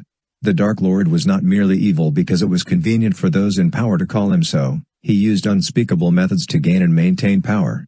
He was known for freely using, and for instructing his followers to use, all three unforgivable curses. Lord Voldemort was no more interested in Muggle equality than. She stopped, fumbling. James pressed his lips together furiously. He felt for her. There were so many lies to address. Any that slipped past would be touted as truths she was reluctant to admit. Miss Morgenstern, Tabitha said, her voice beseeching, do you have any basis for these claims, or are you simply repeating the things you've been told? Petra looked over at Tabitha, her face pale and furious. Only the totality of recorded history, and the living memories of those who experienced it firsthand, she spat. It is incumbent on you, I suggest, to provide proof for your claims that Lord Voldemort was anything other than what all of accepted record tells us he was. Since you mentioned that, Tabitha said smoothly, I believe that there are individuals here this evening who were first-hand witnesses to the Battle of Hogwarts. We could settle accounts right now, if we desired, by interviewing them in person. This is not a courtroom, though, so I will merely ask the following. Can anyone in attendance, anyone who was there at the battle, deny that Lord Tom Riddle himself stated for all to hear that he deplored the loss of any blood in battle? Can anyone deny that he pleaded with his enemies to meet with their leader personally, so that violence could be avoided? Tabitha peered out over the audience. There was perfect silence but for the distant drone of the crickets and the creak of wind in the trees of the Forbidden Forest. No, none deny it because it is the truth, she said, almost kindly. Many died, of course. But it is a matter of fact that many more died than Lord Tom Riddle desired. All because those who opposed him could not bear for him to be known as anything other than a murderous madman. Petra had regained her composure. She spoke now, clearly and strongly. And is it the act of a peace-loving reformer to seek out and personally murder the family of an infant, then attempt to murder the infant as well? You speak of Harry Potter, then? Tabitha said, not missing a beat. The man who, ironically, happens to be the head of department? You deny it is true, then? I deny nothing. I simply question and challenge. I suggest only that the truth is a far more complex thing than we have been allowed to believe. I submit that allegations of cold-blooded murder and attacks on children, all of which are rather conveniently unprovable, factor very well into the doctrine of fear that has ruled us these past 20 years. How dare you? James heard his own voice before he realized he'd meant to speak. He was standing, pointing at Tabitha Corsica, trembling with rage. How dare you call my dad a liar? Dhatn Monster killed his parents. My grandparents are dead because of him, and you stand there and tell us that it's some sort of made-up story. How dare you? His voice cracked. I'm sorry, Tabitha said, and her face was, indeed, a portrait of compassion. I know you believe that is true, James. Professor Franklin had stood and was moving forward, but James shouted again before Franklin could speak. "My dad killed your great hero," he called, his eyes blurring with tears of rage. "That monster tried to kill my dad twice, the second time because my dad gave himself to him. Yourgreat Saviorwas a monster, and my dad finally defeated him. Your father," Tabitha said, her voice rising and becoming stern, "was a half-rate wizard with a good PR department. If it wasn't for the fact that he'd been surrounded by greater wizards than himself at every turn, we wouldn't even know his name today." At that, the crowd exploded again, angry outbursts and shouts filling THESPACE like a cauldron. There was a clatter on stage. James looked and saw that Ralph, who'd never even spoken, had jumped up, knocking over his chair. Tabitha turned and looked at him, and he met her eyes for a second. "SITDOWN, she mouthed at him, her eyes livid. Ralph returned her glare, then turned resolutely and left the stage. James saw it, and even in the midst of his anguish and fear at the nearly rioting crowd, his heart rejoiced. There was no point in continuing the debate any further.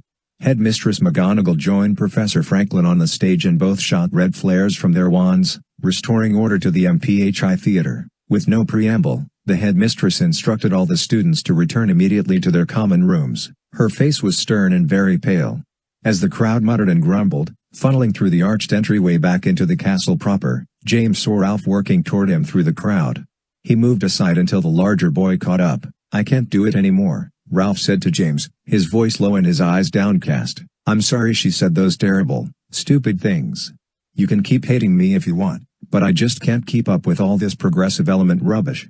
I don't know anything about it, really, except that it's just too much work to be so. Sopiolita Cal." James couldn't help grinning. "Ralph, you're a brick. I don't hate you.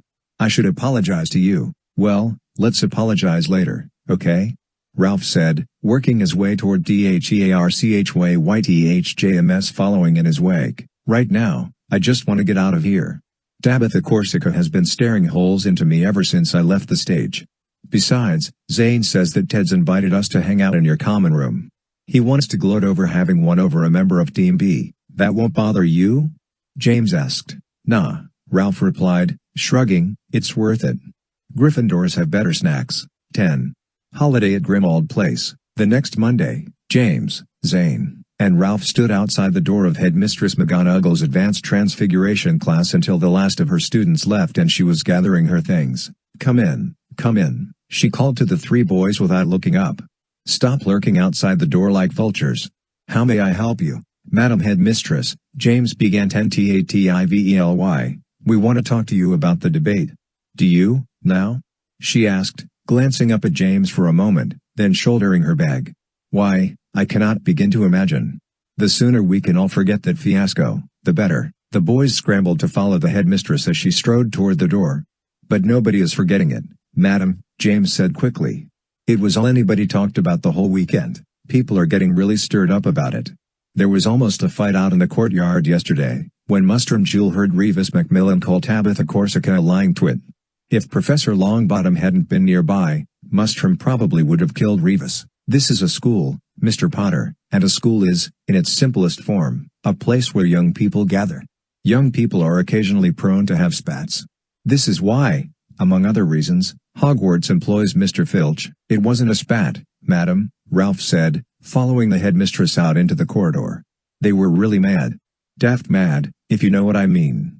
People are coming unglued about this whole business. Then, like Mr. Potter says, it is fortunate Professor Longbottom was nearby. I fail to see, precisely, why this is your problem." Zane trotted to keep up with the headmistress' stride. "Well, the thing is, ma'am, we're just wondering why you're letting it all go on. I mean, you were there when the battle took place. You know what this Voldemort guy was like. You could just tell everyone how it was and put Tabitha in her place, neat as you please." McGonagall stopped suddenly, leaving the boys to scramble to a halt near her. "What, may I ask, would you three wish me to do?" she said, dropping her voice and looking at each one intently. "The truth about the Dark Lord and his followers has been common knowledge for 30 years, ever since he murdered your grandparents, Mr. Potter. Do you suppose that my repeating it one more time will dispel all the revisionist rabble-rousing that has been going on, not only at this school, but throughout the wizarding world?" Her eyes were like diamond chips as she glared at them. James realized that she was, if anything, even more agitated about the debate than they were. And suppose I summon Miss Corsica to my office and forbid her from disseminating these lies and distortions, do you expect that this progressive element of theirs will simply give up? How long do you suppose it would be before we'd be reading an article in the Daily Prophet about how the administration of Hogwarts is working with your department to stifle the free exchange of ideas on school grounds? James was stunned. He had assumed that the headmistress was indulging Tabitha Corsica for some reason, allowing, for a time, her charade to continue. It simply hadn't occurred to him that McGonagall might not, in fact, be capable of addressing the matter without making it worse. So what do we do, Ma-am? James asked. We? McGonagall said, raising her eyebrows. My dear James, I admit that you amaze and impress me. Despite what you may believe, the future of the wizarding world does not, in fact, rest upon you and your two friends' shoulders. She saw the annoyed grimace on his face, and then she showed him one of her rare smiles. She bent a bit to speak more conspiratorially, addressing all three boys. The revived memory of the Dark Lord is not an overlarge concern to those of us who once faced the living thing.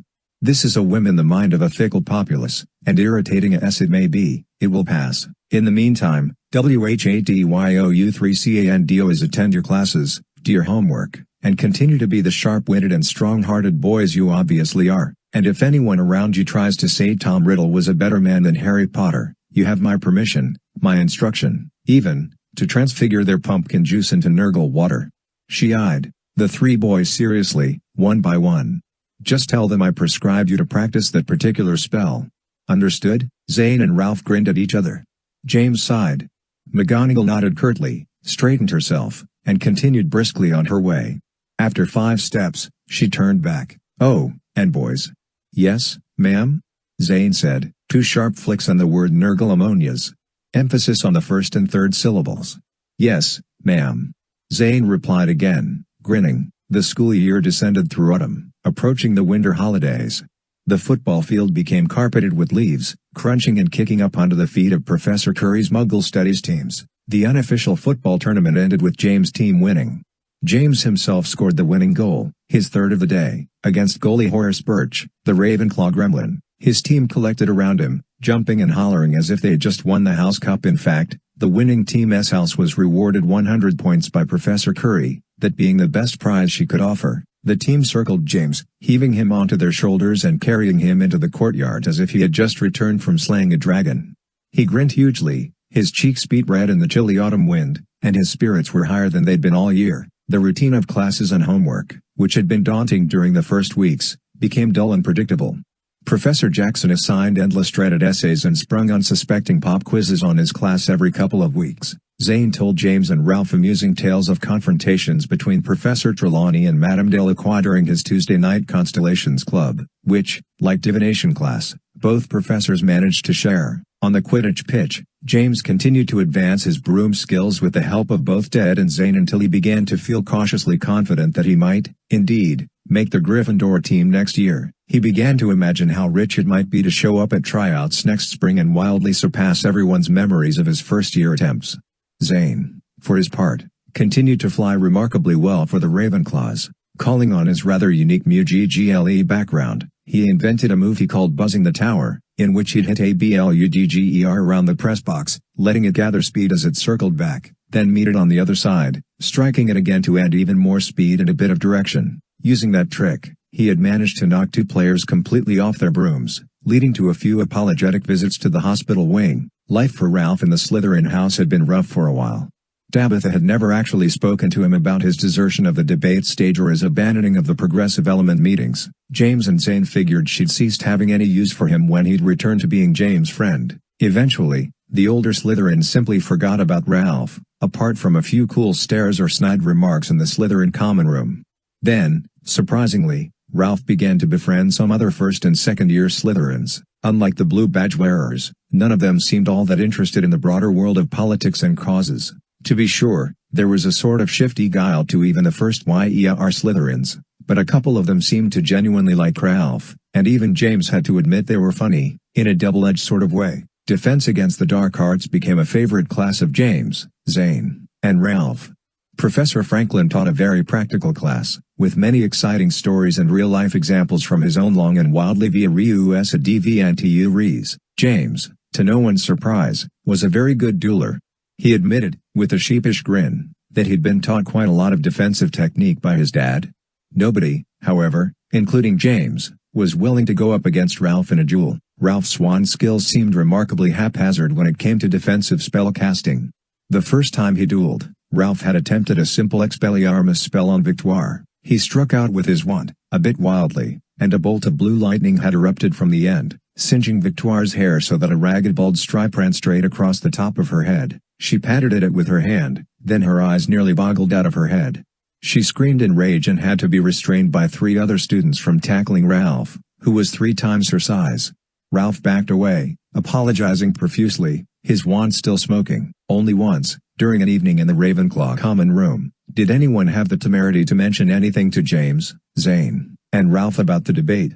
They were just finishing their homework when a large 4th-year named Gregory Templeton sat down at the table across from them. "Hey, you were both in that debate, weren't you?" he said, pointing back and forth between Zane and Ralph. "Yeah, Gregory," Zane said, shoving his books into his backpack, his voice betraying his general dislike of the older boy. "You were the one at the table with Corsica, right?" Gregory said, turning to Ralph. Yeah," Ralph said. "But, you tell her from me she's right on the mark, eh? I've been reading a book that tells all about the whole thing. It's called The Dumbledore Plot, and it's all about how the old man and that Harry Potter cooked the whole thing up, start to finish. Did you know they made up the whole story about Riddle and The Horcruxes on the night the old man died? Some even say it was Harry Potter himself killed him, once they'd worked it all out." James struggled to control his temper. He looked levelly at Gregory. "Do you even know who I am?" Zane stared hard at the bottle in Gregory's hand. "Hey," he asked with forced casualness, surreptitiously pulling out his wand, "what's that you're drinking?" 90 seconds later, James, Zane, and Ralph scrambled as Gregory spat Nurgle water all over the common room table. "Practicing," Zane called, ducking under Gregory's grasping arms. "I swear. I was supposed to practice the transfiguration. Your drink just got in the way." "Ask McGonagall." The 3 boys successfully ducked from the room, laughing uproariously at the ensuing chaos. By Christmas holiday, James was ready for a break. After lunch on his last day of class, James went up to the Gryffindor sleeping chamber to pack his things. The sky outside the tower window had grown chilly and gray, making him wish for the grand fireplace back at number 12 Grimmauld Place and one of Creature's very complicated hot chocolates, which consisted, at last count, of 14 unnamed ingredients, including, he had been assured, at least a pinch of actual chocolate. "Hey, James," Ralph's voice called up the stairs. "You up there?" "Yeah.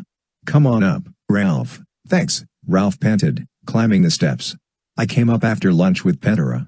She said you'd be here packing. All raring to go, I expect." "Yeah. We're having everyone over to the old headquarters for the holidays this year. Uncles George and Ron, Aunts Hermione and Fleur, Ted and his grandmom, Victoire, even Luna Lovegood, who you don't know, but you'd be keen on. She's the weirdest grown-up I've ever met, but in a good way. Mostly. Grandmom and Granddad won't be there, though. They're visiting Charlie and everybody in Prague this year. Still, I think even Neville will be there. Professor Longbottom, I mean." Ralph nodded glumly, staring into James' trunk. "Sounds swell." "Yeah, well, I hope you have a happy Christmas and all that, then." James stopped packing, remembering that Ralph's dad was traveling for business over the holidays. "Oh, yeah. So what will you be doing, Ralph? Will you be spending Christmas with your grandparents or something?" Ralph said, glancing up. "Oh. Nah. Looks like I'll just be hanging around here for the holidays. Zane's not leaving until next week, so at least I'll have him to hang around with over the weekend.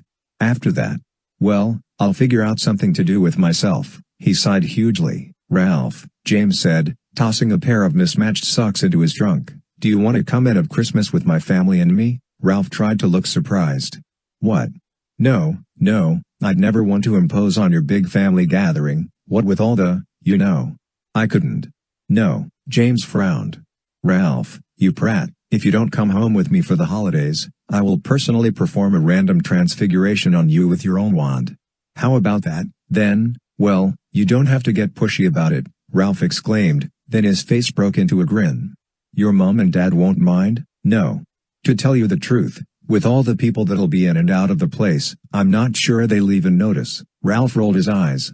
"I meant about me being on the wrong side of the debate and everything. They listen to it on the wireless, Ralph." "I know, and you never said a word." Ralph opened his mouth, then closed it.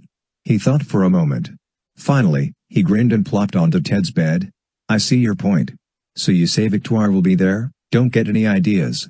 She's part Vila, you know. She puts the whammy on any guy that gets within 10 feet of her. I just wanted to try to make it up to her somehow. You know, about that whole incident in DADA." James slammed his trunk. "Ralph, mate, the less you say about that, the better." The next morning, breakfast in the Great Hall was thinly attended. A heavy frost had fallen in the early hours, etching silver fern shapes in the corners of the windows and giving the view beyond a hoary ghostliness. James and Ralph arrived at the same time and found Zane at the Ravenclaw table. "You're lucky stiff, Ralph," Zane said grumpily, huddling around his coffee cup. "I'm dying to see what a magical Christmas is like." "To tell you the truth," James said, pouring himself a pumpkin juice, "I doubt it'd live up to your imagination." "Maybe you're right. Even at the best of times, I gotta admit, it feels a little like Halloween around here." "Hey, Ralph," James said, nudging the bigger boy, "wait until you see our traditional Christmas parade of ghouls. We'll have candy cane stuffed bats to eat and drink hot chocolate out of elf skulls." Ralph blinked. Zane looked sour and rolled his eyes. Yeah, you're a laugh riot." "Not." "Come on," Ralph said, finally getting the joke. "You'll have a great Christmas with your family. At least you get to see your mum and dad." "Yeah, sure. An 8-hour flight back to the States with my sister, Greer, bugging me the whole way about life at that crazy magical school. She'll be disappointed that, so far, the only way I can affect things with my wand is to hit them with it. We're not allowed to practice magic out of Hogwarts, anyway," Ralph said instructively. Zane ignored him.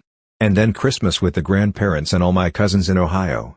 You have no idea what kind of craziness that always is." James couldn't help asking.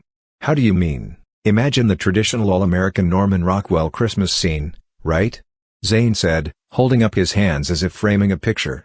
"Opening presents, and carving turkey, and carols by the Christmas tree. Got it?"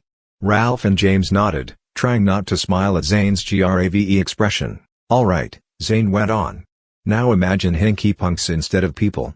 You'll get the idea." James burst out laughing. Ralph, as usual, just blinked and looked back and forth between the two other boys. "That's fantastic." James hooted. Zane smiled reluctantly. "Yeah, well, it is pretty funny, I guess. The screeches and the clawing, all those tiny shreds of wrapping paper flying all over the place, landing in the fireplace and nearly burning the place to the ground." "What's a hinky punk?"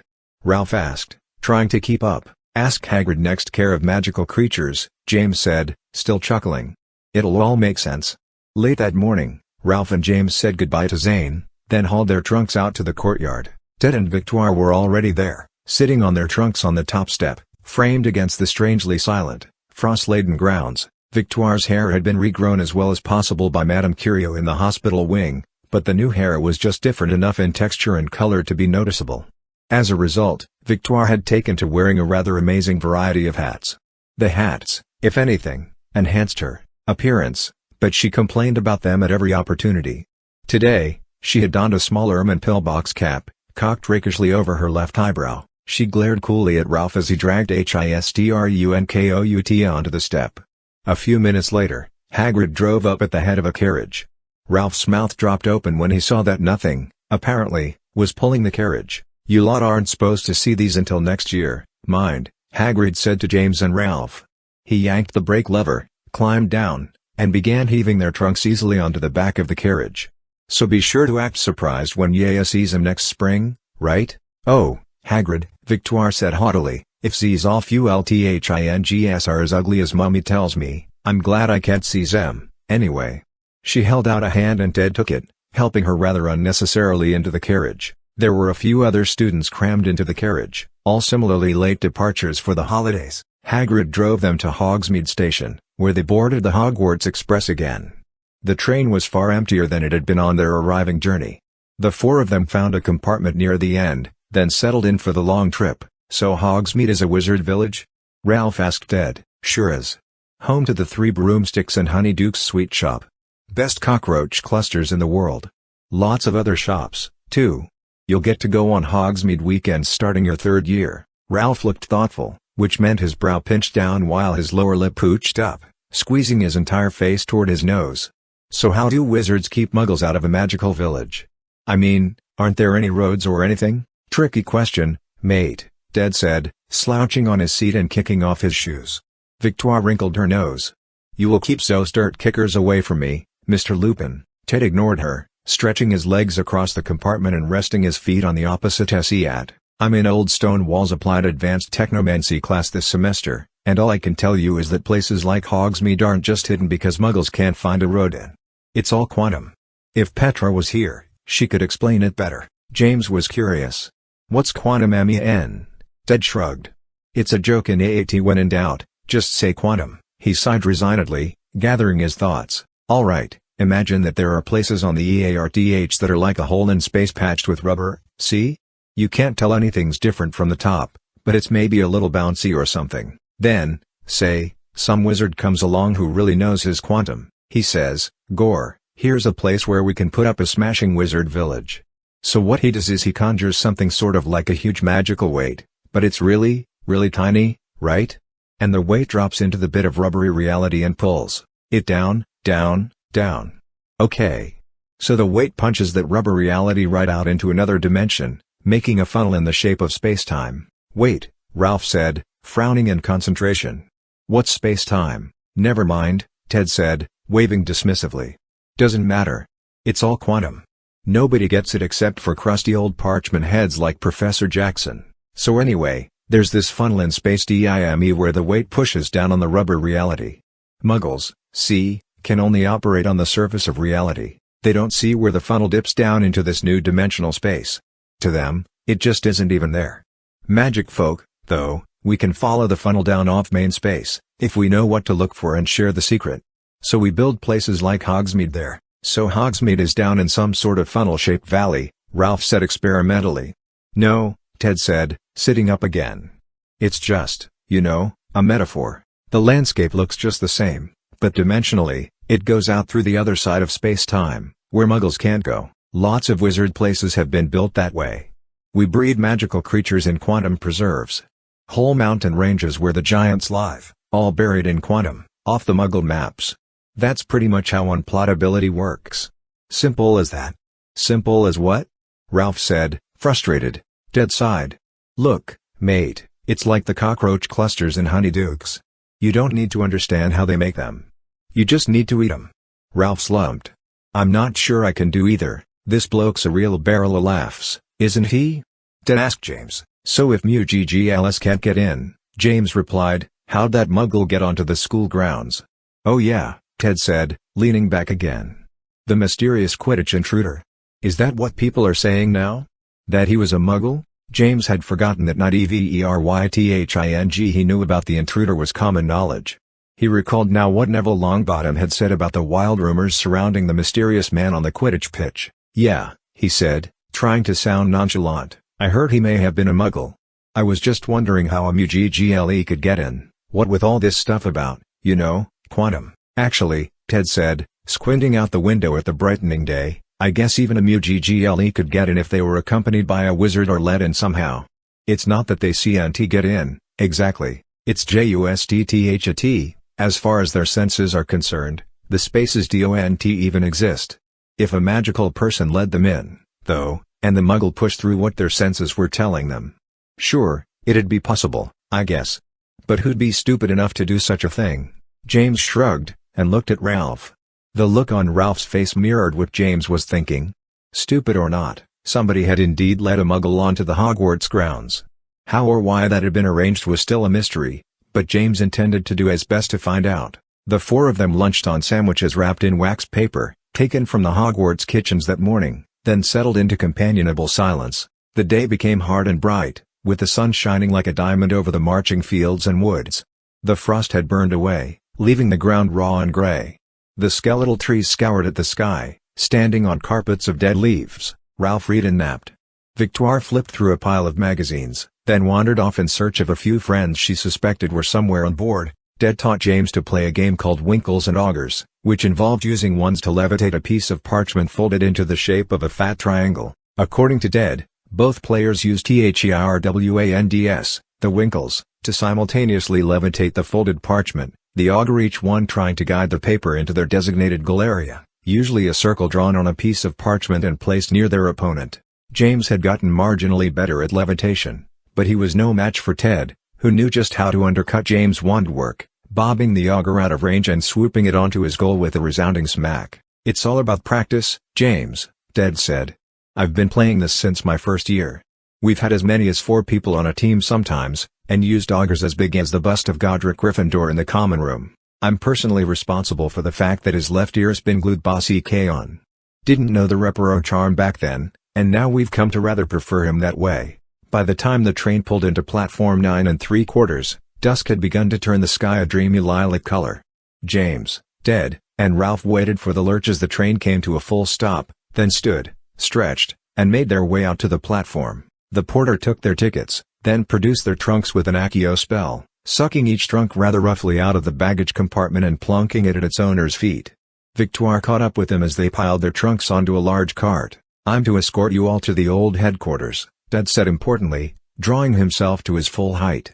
"It's close enough, and your parents are pretty busy tonight, James, what with everyone else arriving, and Lily and Albus just getting out of school today as well." They filed through the hidden portal that separated PLATFORM 9 and THREE quarters from the Muggle platforms of King's Cross Station. "You don't drive, Ted," Victoire said reproachfully. "And you'll hardly fit the 4 of us on your broom. What do you expect to do?" "I suppose you're right, Victoire," Ted said, stopping in the center of the concourse and looking around. Muggle travelers moved around them, hurrying here and there, most bundled into heavy coats and hats. The huge concourse echoed with the sound of train announcements and the tinkly din of recorded Christmas carols. "Looks like we're stuck," Ted said mildly. "I'd say this is an emergency of sorts, wouldn't you?" "Ted, no," Victoire scolded as Ted raised his right hand, his wand sticking up out of it. There was a loud crack that echoed all around the concourse, apparently unheard by the milling Muggles. A huge, purple shape shot through the doors framed in the gigantic glassed arch at the head of the concourse. It was, of course, the night bus. James had known to expect it when Ted had made the signal, but he'd never known it could travel off-road. The enormous triple-decker bus dodged and squeezed through the oblivious crowd, never losing speed until it squeaked violently to a halt directly in front of Ted. The doors shuttled open and a man in a natty, purple uniform leaned out. "Welcome to the night bus," the man said, a bit huffily. "Emergency transport for the stranded witch or wizard. You know this is the middle of effing King's Cross SDATION, don't you? Seems like you could have at least made it to the front step."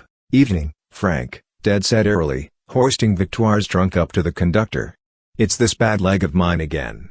Old Quidditch injury. Acts up at the worst of times." "Old Quidditch injury, my topmost granny's last MOLR, Frank muttered, stacking the trunks on a shelf just inside the door.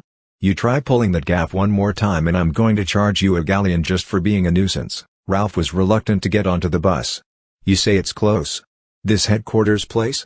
Maybe we could, walk, in this cold?" Ted replied heartily. "And with his bad leg?" Frank added sourly. Ralph climbed on and had no sooner crossed the threshold when the doors slammed shut. "Corner of Pancras and St. Chad's, Ernie," Ted called, grabbing a nearby brass handle. The driver nodded, set his face grimly, gripped the steering wheel as if he meant to wrestle it, then punched the accelerator. Ralph, despite James' advice, had forgotten to grab onto something. The night bus rocketed forward, throwing him backwards onto one of the brass beds that, strangely enough, seemed to occupy the lowest level of the bus instead of seats. "HMMPH?" The sleeping wizard that Ralph had landed on muttered, raising his head from the pillow.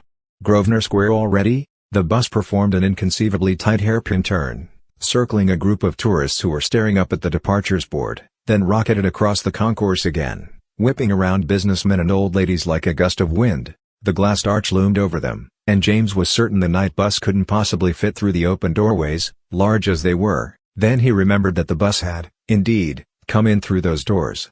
He braced himself.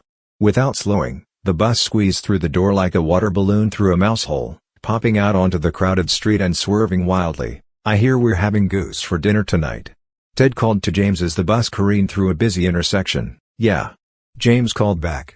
Creature insisted on a full-course meal our first night back. "Gotta love that ugly little brute," Ted yelled appreciatively. "How's Ralph doing?" James glanced around. Ralph was still sprawled on the bed with the sleeping wizard. "It's all right," he yelled, clutching the bed with both hands. "I threw up in the souvenir sleeping cap they gave me." The night bus screamed around the corner where St. Chad's Street met Argyle Square, then jammed to a halt. If anything, the sudden cessation of motion was as jarring as the ride itself. The gigantic purple bus sat quietly and primly, puttering a dainty cloud of exhaust. The doors shuttled open and Ted, Victoire, James, and Ralph clambered out, the latter a little drunkenly. Frank, despite the rankled look he shot Ted, stacked their trunks carefully on the sidewalk and bid them a happy Christmas. The doors cranked shut and a moment later, the night bus leapt down the street, streaking around a lorry and performing something rather like a pirouette at the intersection. 3 seconds later, it was gone. "That worked as well as could be expected," Ted said heartily, grabbing his and Victoire's trunks by the handle and yanking them toward a line of dilapidated row houses. "What number is it?" Ralph said, puffing and dragging his huge trunk. "Number 12. "Right here," James replied. He had been to the old headquarters so many times he'd forgotten that it was invisible to most people. Ralph stopped at the base of the steps, his brow furrowed and frowning. "Oh yeah," James said, turning around. "Okay, Ralph. You can't see it yet, but it's right here. Number 12 Grimmauld Place, right here between 11 and 13. It used to belong to my dad's godfather, Sirius Black, but he willed it to Dad. It was the headquarters of the Order of the Phoenix, back in the day when they were fighting Voldemort. They buried it with the best secrecy spells and disillusionment charms all the most powerful good wizards at the time could conjure. It was the best kept secret place of the Order, until right at the end, when a eater followed my aunt here using side-along apparition. Anyway, it officially still belongs to Dad, but we don't live here most of the time. Creature keeps it up when we're not here." "I didn't understand about every third word of that," Ralph said, sighing, "but I'm cold. How do we get in?" James reached down for Ralph's hand. Ralph gave it to him, and James pulled him up onto the first step of the landing leading into number 12. Ralph stumbled, regained his footing and looked up. His eyes widened and a grin of delight spread across his face. James had no memory of his first visit to the old headquarters, but he knew from other people's descriptions how the doorway revealed itself the first time you arrived, how number 12 simply pushed numbers 11 and 13 aside like a man shouldering his way through a crowd. James couldn't help grinning back at Ralph's wonderment. "I love being a wizard," Ralph said meaningfully. As James slammed the door, his mum strode quickly toward him from the hall, wiping her hands on a towel. "James," she cried, gathering him into her arms and nearly yanking him off his feet. "Mum," James said, embarrassed and pleased. "Come on, you're gonna melt the chocolate frog in my shirt pocket already. You're not too old to give your mum a kiss after being gone for 4 months, you know," she chided him. "You know how it is," Ted exclaimed mournfully. "One moment, they're yanking your apron strings, the next, they're asking to borrow the broom to go snogging with some crumpet. Where do we the time G.O.?" James grinned, turning to Ted and embracing him as well. "Ted, you never change. Or shut up. Welcome. And you too, Victoire, adorable hat, by the way." Ralph groaned, but James' mum went on before Victoire could offer any pointed explanation. "And you are Ralph, of course. Harry mentioned you, and of course, James has told me loads about you in his letters. My name's Ginny. I hear you are quite the wand master. Where is Dad, by the way?" James asked quickly, cutting Victoire off again. "He picked up Andromeda after work today. They should be home soon enough. Everyone else will be here tomorrow, James." Two smaller voices chimed in unison, to the accompaniment of thundering footsteps. "Ted. Victoire." Lily and Albus shoved past their mum. "What did you bring us?" Albus demanded, stopping in front of James. "Direct from Hogwarts School of Witchcraft and Wizardry," James said grandly. "I bring you both. Hugs."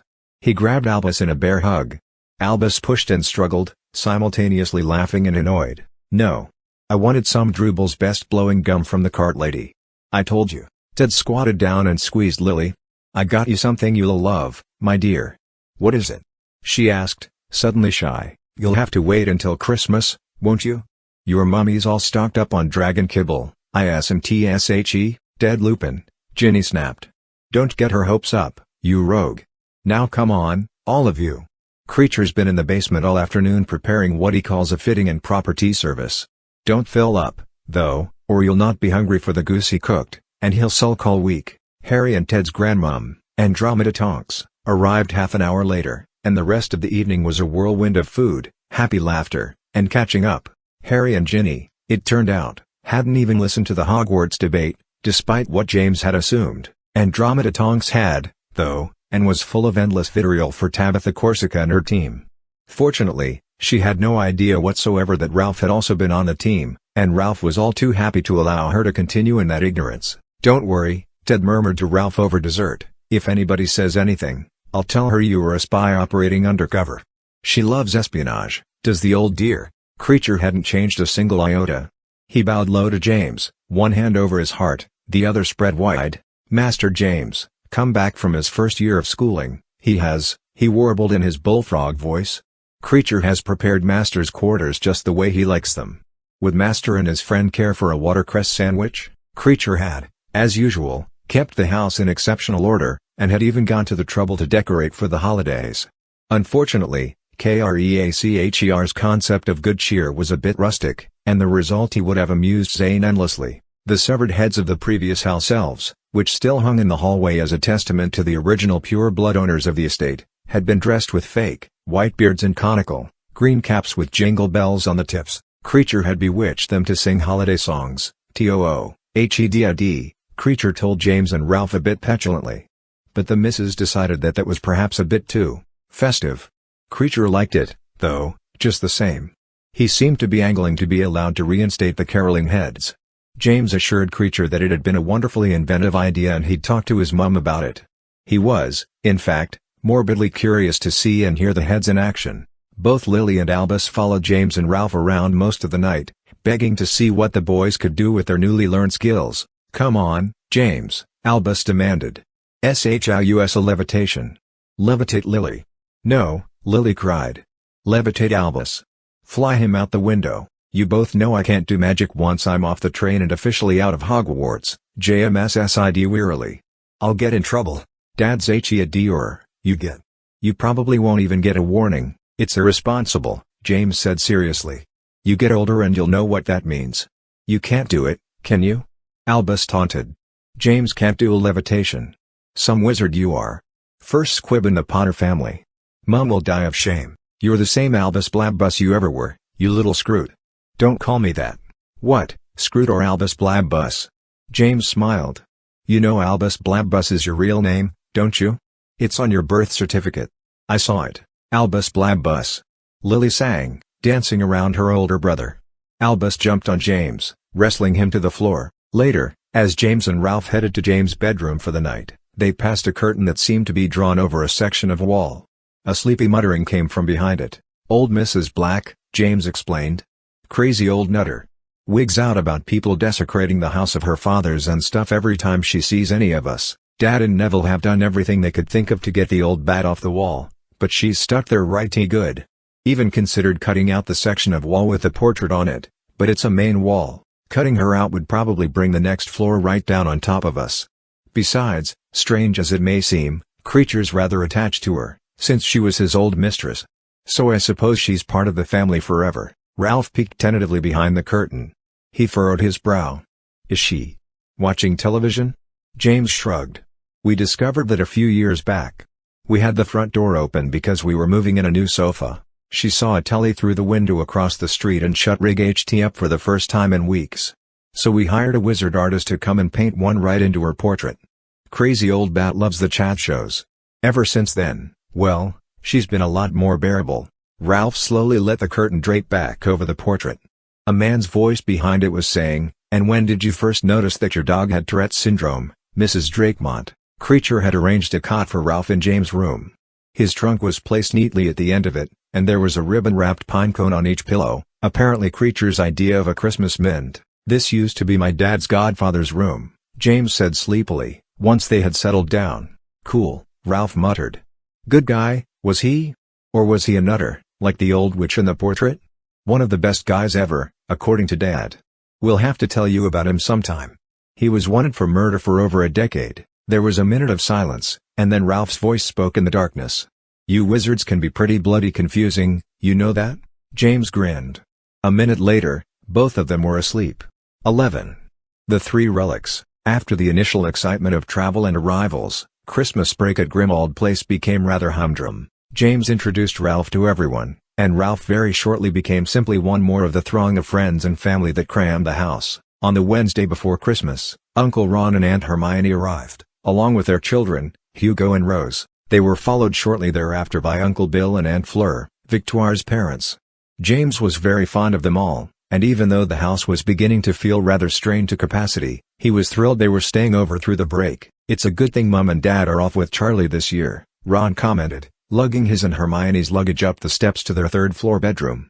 "This place seems so much smaller than it did when we were kids." "It's just you who's bigger, Ron," Hermione chided, elbowing him affectionately in the stomach. "You've got no room to complain." "I'm not complaining. At least we get a room. If Percy was here, he'd have to bunk in with Creature." James and Ralph, along with James' siblings and cousins, spent their days by the fire, playing wizard chess with Uncle Ron or roaming the nearby streets, performing last-minute errands and Christmas shopping with Janier and Hermione. Fleur and Bill enlisted James and Ralph's help in picking out and transporting a Christmas tree, which had looked merely charmingly plump outside, but had taken up 2/3 of the main hall when they'd brought it in. "Seems a shame to do it," Bill said, producing his wand and pointing it at the tree. Reducio. The tree shrunk by 1/3, but managed to maintain its density, so that it ended up looking rather more like a Christmas bus than a tree. Ralph, James, Rose, and Victoire spent most of the day before Christmas Eve stringing popcorn, decorating the tree, and wrapping presents. That night, Hermione gathered the entire household with the intention of bundling everyone up and going Christmas caroling. Neither Ron nor Harry, however, were particularly overjoyed about the idea. "Give us a break, Hermione," Harry said, dropping into an easy chair by the fire. "We've been on our feet all day." "Yeah," Ron chimed in, bolstered a bit. "It's just the start of the holiday.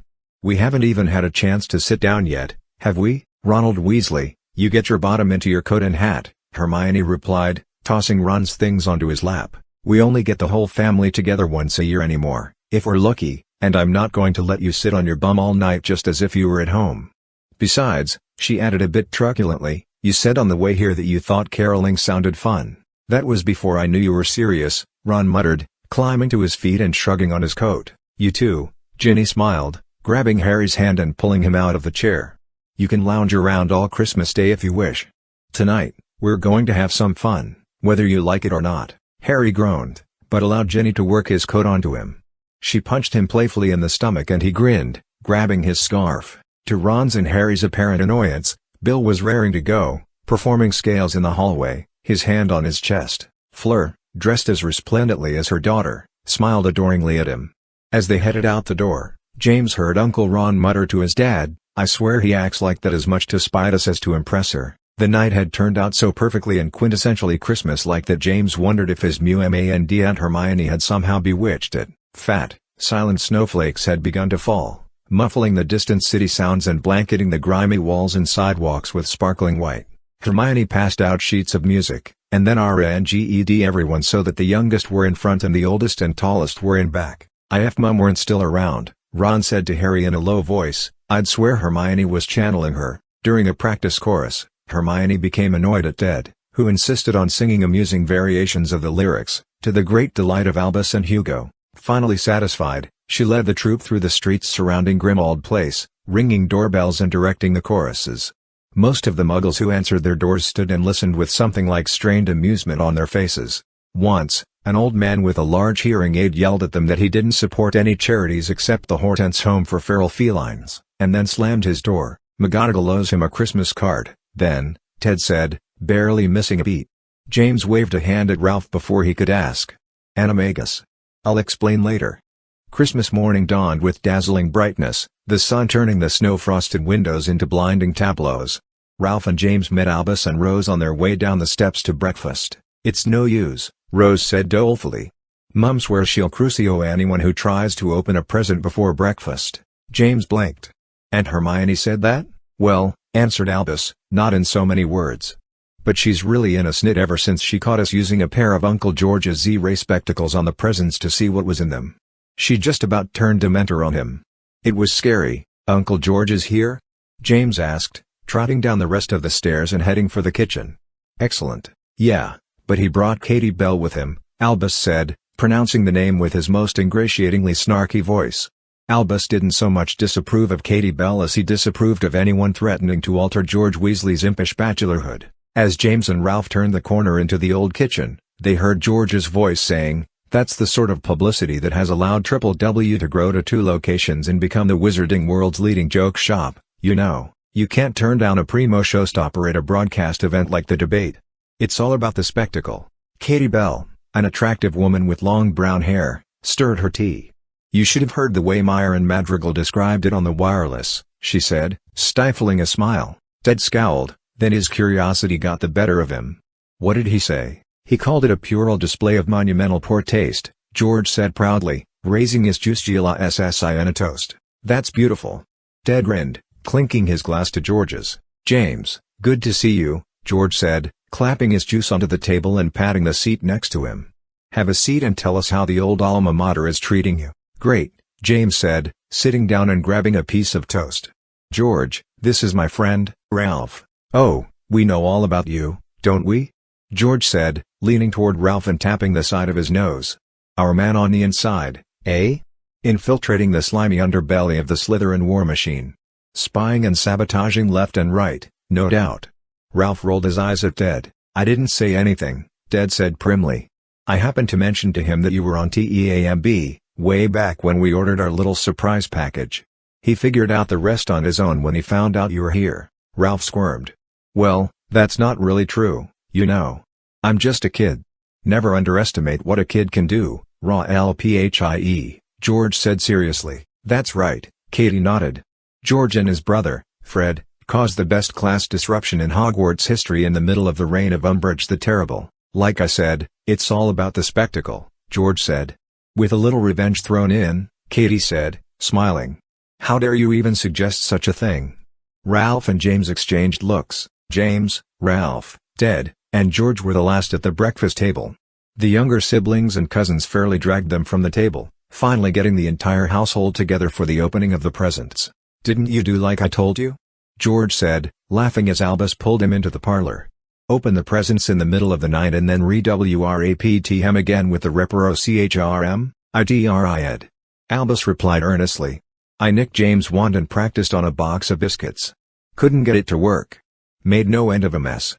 Mom just about thrashed me." "You nicked my wand," James cried, lunging after Albus. "I'll thrash you myself. Give it back." Hooting, Albus started away with James in pursuit. There was much yelling and shredding of paper, and James couldn't help thinking that Christmas at Grimmauld Place probably wasn't much different than Zane's description of his family Christmas in the States, hinky punks and all. When the younger Weasleys and Potters had all opened their presents and scampered off to enjoy them, the rest of the gifts were opened with a bit more reserve. Harry had gotten Ginny an unusual new cauldron, which she unwrapped and stared at rather blankly. "It's a conjure pot," he explained, a little defensively. "It makes dinner a snap. You just throw in a few ingredients each morning, whatever you have left lying around the cupboard. It doesn't matter what. The conjure pot figures out the best dish to make with it, prepares it, and cooks it up during the day. We all come home at night and voila, mystery meal. Great for the working mum on the go. At least that's what the sign on the display at Tristan's and Tupperworth's said," Ron remarked, grinning. Harry clipped him on the back of the head. Fleur sniffed. "Where I come from, it is considered improper for a man to buy cookery as a gift." "That's because where you come from, my dear," Bill said gently, "the men do most of the cooking." "Oh, just open the next one," Harry said, annoyed. Ginny's next present turned out to be a pair of mare pearl earrings, which went over much better. Ginny seemed simultaneously distraught and overjoyed by them. "Harry, how did you pay for these?" "Mare pearl? I never expected." Her eyes glittered as she blinked back tears. "Just put them on," Harry smiled. "If it makes you feel any better, they're fake. Leprechaun pearl. They came as a bonus gift with the conjure pot." "No, they didn't," she smiled, and kissed him. Ron had gotten Hermione a small but apparently expensive bottle of perfume called Whimsy's Enchantment, which Hermione was very pleased with. Ginny and Hermione had gone together to buy Harry and Ron tickets to the Quidditch World Cup. "We knew you'd both been wanting to go for the past several of years," Hermione explained as Harry and Ron congratulated each other. "But you never think ahead to get advanced tickets. We've got 8 total tickets, so you can take the kids, if you wish. They'd love it. And your wives, of course, if you wished. It's up to you." But Harry and Ron had fallen into a debate about what teams would be in the cup and barely heard DHELAST. James opened his present and was surprised to see that his parents had gotten him a new broom. "Wow," he breathed. "A thunderstreak. Dad, you got me a thunderstreak?" Well, Harry said slowly, I knew you'd had some trouble getting started on the broom, but I spoke to your friend, Zane, and he said you were coming along really well. I thought you might like to practice on your own broom.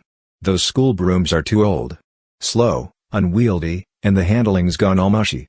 You try this out and I think you'll notice the difference straight off. Course, if you don't want it, George offered, you could always trade with Ted. THATOLDNIM BOOS of his may be slow as a flobberworm, but it has loads of antique value. Ted hurled a ball of wrapping paper at George, hitting him square in the face. James felt a little sorry for Ralph, who had not heard from his dad since the message that he'd be traveling over the holidays. Ralph shrugged it off, saying his dad had probably sent his Christmas gift to the school. James and Ralph were both surprised when Ginny handed Ralph a small, wrapped package. It's not much, Ginny smiled, but we thought you might enjoy it. Ralph unwrapped the package and looked at it. It was a very dog-eared and dilapidated book, the words on the cover almost illegible with H. It was called Advanced Potion Making. That belonged to a great Slytherin, like you'll be, no doubt, Harry said somberly. Frankly, I thought I'd lost it, but it turned up a few weeks ago. I didn't know what to do with it until you came for The holiday. Then it just made sense that you should have it. Don't let Professor Slughorn see it, though. Just use it as a reference. Ralph flipped carefully through the old book.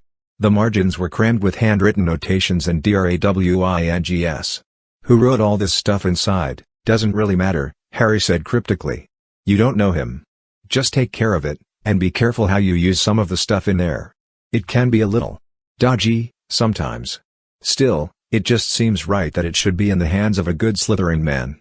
Happy Christmas, Ralph. Ralph thanked Harry and Ginny, a bit puzzled at the serious looks both he and the book were getting. He recognized that, mysterious as the book was, it was apparently rather meaningful. He wrapped it in a piece of cloth Ginny gave him and placed it in the bottom of his trunk. James was delighted when Neville and Luna Lovegood arrived that afternoon. The two had been seeing each other for the past few months, but James had heard his mum tell Andromeda Tonks that it wasn't going anywhere. James couldn't guess how his mum knew such things, but he never doubted that she was right. For James' part, Neville and Luna seemed just a bit too brotherly and sisterly to be a couple. After dinner, Grandmum Weasley appeared in the fireplace to wish everyone a happy Christmas. We're having a perfectly delightful time here with Charlie, she said from the grate, and Prague is just lovely. I think you boys need to have a talk with your father, though. He's gotten rather enamored with the Muggle architecture here and is talking about staying on a few more weeks. He's become so unpredictable now that he's retired from the ministry. Oh, it is so difficult having you kids all over the world like this. How am I supposed to keep track of my grandbabies? How are Charlie and Claire and the kids, then, Molly? Hermione asked, gently steering the topic to pleasanter subjects. Quite well, although Charlie insists on taking little Harold and Jules to work with him on occasion. How these poor children can endure the sight of such creatures and not have constant nightmares is simply beyond me. James, who'd met his younger cousins, Harold and Jules, a few times, knew that it was likely that they, in fact, might give nightmares to the dragons rather than the other way around. Late that evening, as most of the household was beginning to drift to bed, James and Ralph found themselves seated near the fire with Luna Lovegood, who was telling them about her latest expedition into the Higland mountains in search of the Umgubular Slashkilter. Still no positive identification, she said, but I discovered a vast network of their tracks and leavings. Their diet seems to consist almost entirely of blusterworms and figgles, so it's pretty easy to identify their dung by smell alone. Sort of pepperminty. Not at all unpleasant, unglobulous. Slashkillers? Ralph attempted. Close enough, Luna said kindly. They're a species of flightless raptor, distantly related to hippogriffs and octogators. I took a mold of one of their tracks and a stool sample from one of their leavings. Would you like to smell it, Luna? James said, leaning forward in his chair and lowering his voice. Can we ask you a question about something? I'd rather nobody else knew about it. I specialize in things nobody else knows about, Luna said mildly. I mean, I want to keep it sort of a secret. Oh, Luna said, her face placid. James waited, but Luna merely watched him, smiling politely. Luna, he recalled, occasionally had a rather unique approach to conversation. He decided to plow on. This isn't about slashkilters or raxperts or anything. Really, it'd be a better question for your dad, if he was still around, but I bet you know the answer, too. What can you tell us about? About Austramaddux and Merlinus Ambrosius? Luna was the only completely unshockable person James knew. She merely looked into the fire and said, "Ah, yes, not exactly my specialty, a lifelong hobby of my father's, though." Austramaddux was the historian who recorded the last days of Merlinus and his promised return, of course. The subject of much speculation and intrigue for centuries, you know. "Yeah," James said, "we know. We read about him and the prediction of his return. What we're wondering is how it could happen. What would it take?" Luna looked thoughtful. "It's a pity my father isn't here. He could speak on the subject for days. He did once, in fact, at a gathering of alternative magical publishers and broadcasters in Belfast, gave a speech on the implications of the Merlinus conspiracies and their hypothetical plausibilities, if I recall. It went on for 3.5 days, until he fell asleep at the podium. Actually, I think that he was asleep long before anyone realized it. He was a notorious sleeptalker. Gave more than a few of his speeches in a nightgown. Most people thought it was eccentricity, but I think he was just multitasking," she sighed fondly. James knew he wouldn't have much time before someone else, George, or worse, his dad or mum, would come back into the room. "Luna, what did he say about it? Did he think Merlin's return was possible?" "Oh, he certainly did. Had 100 theories about it. Hoped he'd live to see the day, in fact, although even he wasn't any too sure that when Merlinus returned, he'd be anything like what we'd call a good wizard. Wrote a whole series of articles for the Quibbler explaining the 3 relics and offering 100 galleon reward for anyone with valid clues to their whereabouts." James tried not to interrupt Luna. "What are the 3 relics?" "Oh," Luna said, looking at him. "I thought you'd read about it," Ralph spoke up. "We did, but it didn't say anything about any relics. It just said that Merlin would leave the world of men and return when the time was ripe for him, or something." "Ah, well, that's the key, then, isn't it?" Luna said placidly. "The relics determine when the time is ripe. Merlin's 3 required magical elements, his throne, his robe and his staff. He left them in Thecharge of Austramaddux. According to the prediction, once the 3 relics are brought together again in a place called the Hall of Elders Crossing, Merlinus will reappear to claim them." James gasped. The Hall of Elders Crossing, he thought, remembering the legend inscribed on the gate of the secret island. He felt his heart pounding and was sure Luna would hear it in his voice. He struggled to sound merely curious.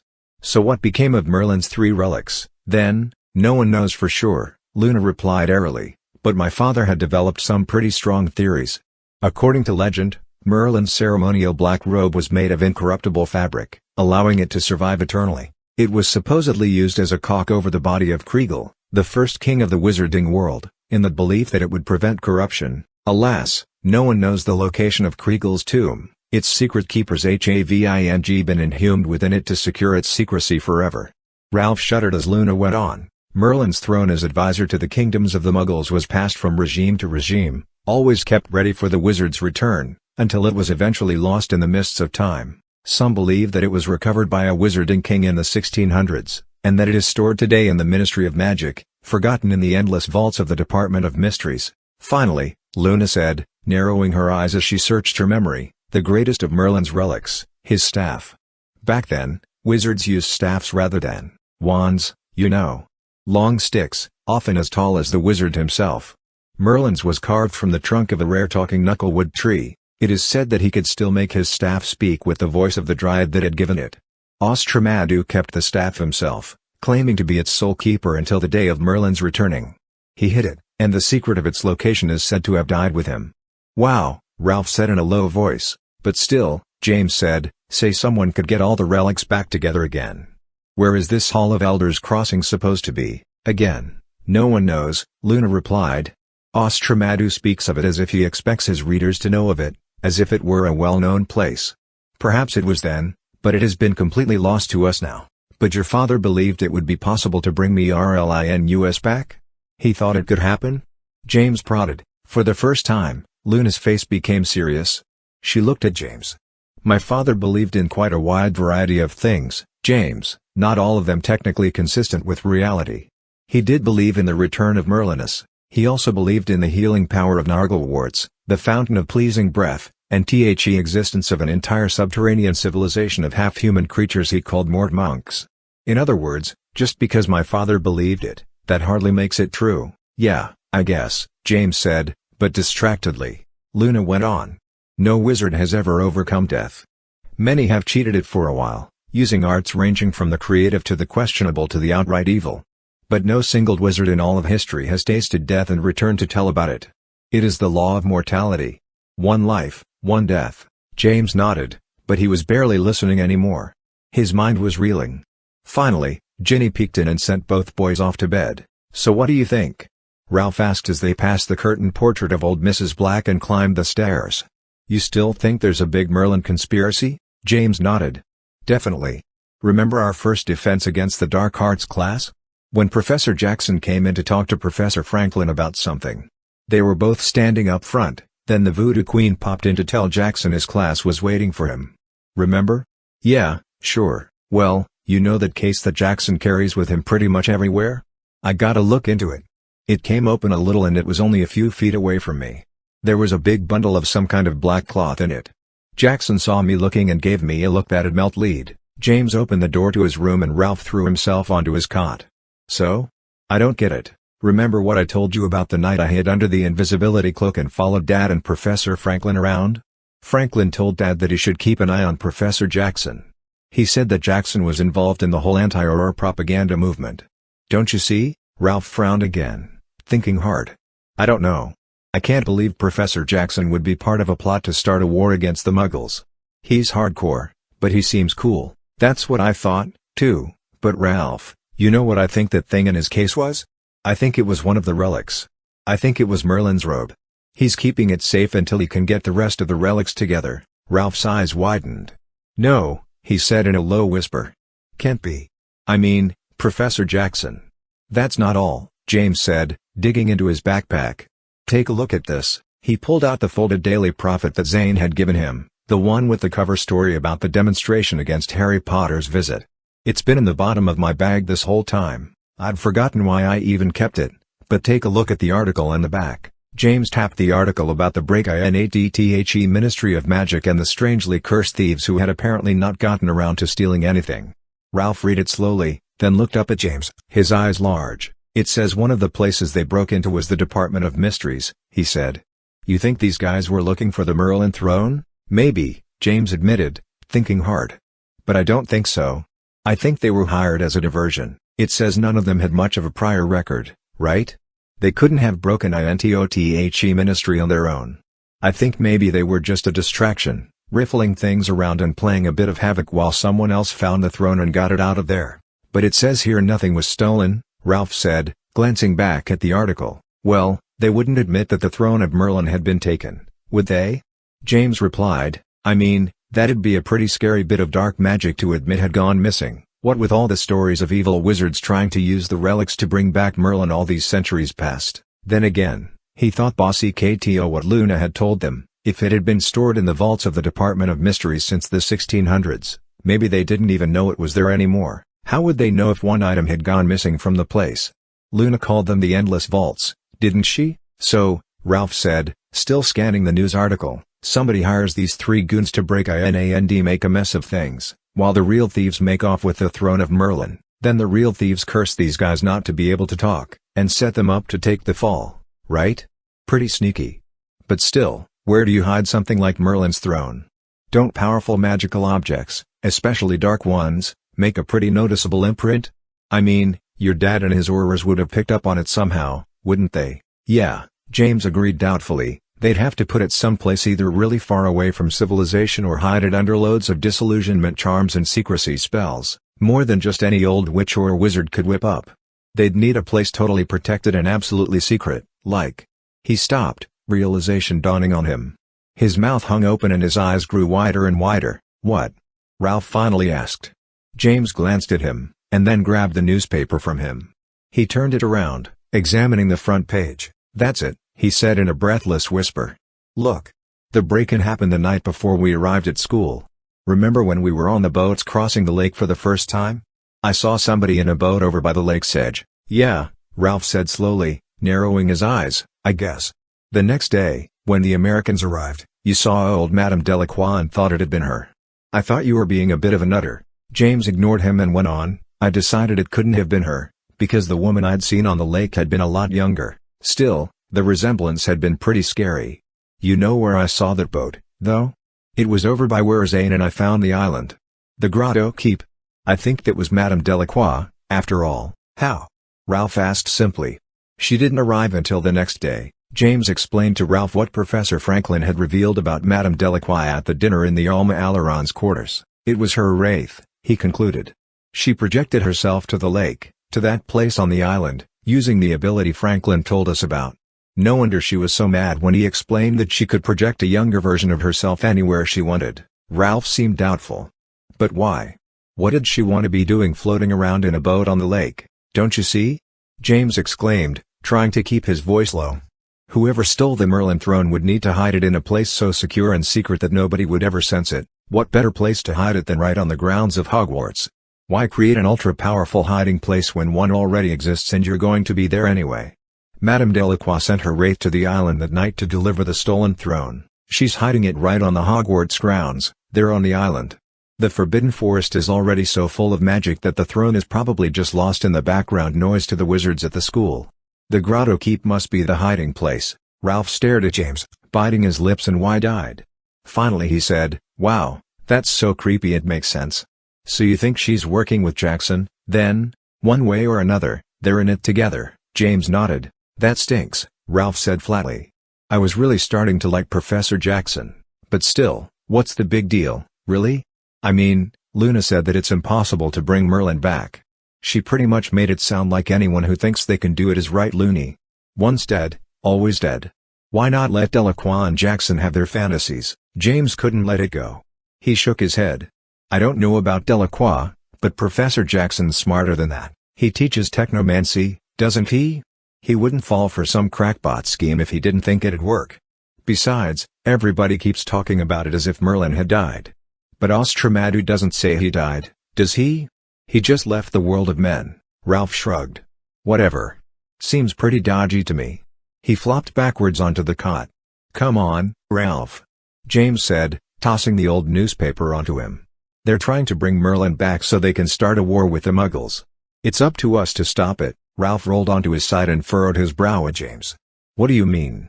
Your dad's HED or? If you're really worried about it, tell him about it. It's his job to stop things like this, isn't it? What are we going to do, anyway?" James was exasperated. "We can try to stop them. Nobody will believe us if we tell them now. We can try to capture the relics ourselves. If we do that, then we'll at least have proof." Ralph continued to stare at James. After a minute he spoke. "Don't you think you might be making a bit much of this? I mean, I understand wanting to follow in your dad's footsteps and all, trying to save the world and be the hero." "Shut up, Ralph," James said, suddenly angry. "You don't know what you're talking about." Ralph rolled onto his back. "Yeah, you're right. Sorry." James knew that, after their earlier fight, Ralph was sensitive not to say anything too argumentative. "All right," James admitted, "I know why you're saying that. But this is different. I'm really not just trying to be like Dad, all right? Maybe there isn't any way to bring back Merlin. But still, these progressive element types are up to no good. If we can prove that they're trying to start a war, we can at least shut them down, can't we? If we can do that, I think we should. Are you with me?" Ralph grinned at James. "Of course. What's the fun of being a wizard if we aren't on a quest to save the world?" James rolled his eyes. "Shut up and go to sleep, Ralphinator." But James couldn't sleep, not for a long time. He thought and thought about everything he'd learned that night, the connections he and Ralph had made. It made too much sense. It had to be true. And as much as he trusted Luna, he couldn't quite accept that it would be impossible to bring Merlin into the world somehow. He'd been the greatest wizard ever, hadn't he? He was sure to have been capable of things that even the most powerful wizards since would find impossible. James felt a strong unwillingness to let it go. Still, part of him had been pricked by Ralph's suggestion that James was simply looking for a way to be a hero, like his dad, not because he knew it wasn't true, but because he was afraid it might be. Finally, several hours after the house had fallen silent, feeling confused and exhausted, James drifted to sleep. The day before the trip back to school, James was wandering the upper rooms of Grimmauld Place, bored and restless. The last of the guests had left the previous day, and Ralph had gone with Ted and Victoire to see Harry's offices at the ministry. James had been there loads of times, but his primary reason for not accompanying them was that he wanted time to think. After half an hour of lying on his bed and scribbling meaningless notes and drawings on sheets of parchment, he'd given up and climbed the stairs to the 4th floor. The top floors were silent and sleepy, with motes of dust swimming lazily in the sunbeams that streamed through the frosted windows. All the beds were made, the trunks mostly packed. Everyone would be leaving Grimmauld Place in the next few days, reducing it once again to temporary emptiness. Even Creature had been induced to accompany the family back to the main house in Marble Arch for a couple of months. The age and quiet of the house seemed to fill the rooms, fog-like. James felt like a ghost. He was passing the door to his parents' bedroom when he stopped. He took a step backwards and peered in. The curtains were thrown wide open and a hard beam of sunlight speared the air, laying a window-shaped spotlight on Harry Potter's trunk. James glanced toward the hall stairs to be sure no one was coming, and then tiptoed into the room. The trunk wasn't completely closed. It didn't even have a lock. James lifted the lid slowly, peering in. There, in the same place it was last time, was his dad's invisibility cloak. It was folded tightly, packed into a corner, almost covered by a pile of socks. James glanced again at the doorway, already feeling guilty. He shouldn't do it, of course. Absolutely not. When his dad found out, there'd be trouble. Booty then again, maybe his dad wouldn't notice. Harry Potter seemed to carry the legendary cloak with him merely by force of habit. James couldn't remember the last time his dad had actually used it. It seemed wrong, somehow, that such a useful treasure was not being put to use by someone. James reached in and touched it, then, without allowing himself to think about it, he pulled the cloak out. He was about to turn and flee back to his bedroom, when something else inside the trunk captured his eye. He caught his breath as he looked, barely allowing himself to believe what he was seeing. It had been packed beneath the invisibility cloak, only revealed when James pulled it out. Few people would even recognize what it was. At first glance, it was merely an old parchment, folded many times. Like a map. James considered it. What finally decided him was the thought of what Ed Lupin might say if he knew that James had turned down such a golden opportunity. James grabbed the Marauder's map, clutching it in the invisibility cloak to his chest, then carefully closed his dad's trunk. He ran down the steps and back into his bedroom. By the time he'd hidden his contraband in the bottom of his own trunk, he was feeling both excited and frightened in equal measures. There was sure to be a row when he was found out, and there was no question that he would be found out. Still, he knew that his dad wouldn't be able to deny that he himself would have done the same thing if he'd been in James' shoes. He was counting on that to temper things when the time came. Until then, he'd put both items to great use. He didn't know exactly how, yet, but there was no question that, with the invisibility cloak and the Marauder's map in his possession, he felt much better equipped to tackle whatever adventures were sure to come. The return trip to school was, like all post-holiday journeys, melancholy and quiet. Back at Hogwarts the next week, James and Ralph relayed to Zane everything Luna had told them and the connections they had subsequently made. James was gratified that Zane immediately grasped the implications. Maybe Madame Delacroix put the Emperor's curse on Jackson? He asked in a low tone as the three boys huddled around a table in the corner of the library. Yeah, Ralph agreed. That'd make sense. She could just be using him as a tool. James shook his head. Dad says the Emperor's curse is pretty easy to cast, but it takes a lot of willpower to maintain it over a long period of time. The whole school year is a long time. Also, a strong enough wizard can learn to throw it off or resist it altogether. Jackson's too sharp to be an easy target for something like that. Ralph shrugged, and then leaned in, lowering his voice as a group of students walked past. Either way, I still think the whole thing's a wash. I mean, wizards have been trying to get Merlin back for centuries, haven't they? And the best wizards alive today believe that the whole thing is just a sort of fairy tale. Professor Franklin said in DADA that the best records show that Merlin ended up getting involved with something called The Lady of the Lake who took his powers and imprisoned him. Could just be part of the legend, but still, supposedly he died around 1200 and was buried just like anyone else. Zane, who was always prone to the morbid imagination, widened his eyes. What if the plan is to bring him back as an Inferius? Maybe they're just going to raise his body like some kind of zombie or something. James rolled his eyes. Inferi are just animated corpses. Nobody would say somebody had been brought back to life if they had just been turned into an Inferius. It'd be the same thing as just grabbing Merlin's skull and working it like a puppet. Zane held up his hand and mimed a mouth with his fingers. Dudes. I'm Merlin. I just flew back from the dead, and boy, are my arms tired? James stifled a laugh. Alright, so seriously, maybe the whole Merlin's return thing is just some crazy legend. Jackson and Delacroix and whoever they're working with in the progressive element believe in it, and as long as they do, they'll keep it. Even if the plan to bring back Merlin doesn't work, they'll just figure something else out. If we can prove what they are trying to do, though, we can at least shut them down, Ralph nodded. Right? Discredit them with the wizarding world? Yeah. And if we can do that, we take away a lot of their ability to accomplish their goal. Zane laced his fingers behind his head and leaned back.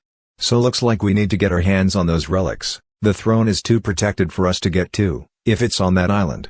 We don't yet know who has the Merlin staff or if anybody even knows where it is. That leaves the robe. At least we know where it is, and as far as we know, Jackson's case won't try to bite our legs off if we open it. Ralph looked grim. As far as we know, we need to be able to get it without Jackson knowing it's gone. If he catches on, they'll have time to back off and cover their tracks, James said, thinking hard. I just wish we knew when they were planning on bringing all the relics together. We have to get them before they try it. And where's this Hall of Elders crossing? Ralph added. I figured it's got to be the island itself, James answered, raising his eyebrows. It was Zane's turn to shake his head. Nah. Can't be. The sign on the gate said that it was the Grotto Keep. At the bottom, it said something about the Hall of Elders crossing, as if it was someplace else. James dug in his backpack, finding the sheet of parchment he and Zane had recreated the gate poem on. He spread it between them. In the light of what Luna had told them about the relics, the poem made a lot more sense. They read it, along with their scribbled notes, once again. When by the light of Solvabright, Suelvia equals MOON, I found the Grotto Keep, means can only find the keep by moonlight before the night of time requite. Time requite? A seer tondate? Did wake his languid sleep. Merlinus, sleeping? Rip Van Winkle upon return the fretted dawn, happens at night time? With not a relic lossing, the three relics. Brought back together, bygone a life, a new eon, a life from the past in a new time, the legend's origin? The Hall of Elders crossing, HRE? WHRE? Yeah, James agreed reluctantly. It makes it sound like the Hall of Elders crossing is a different place entirely.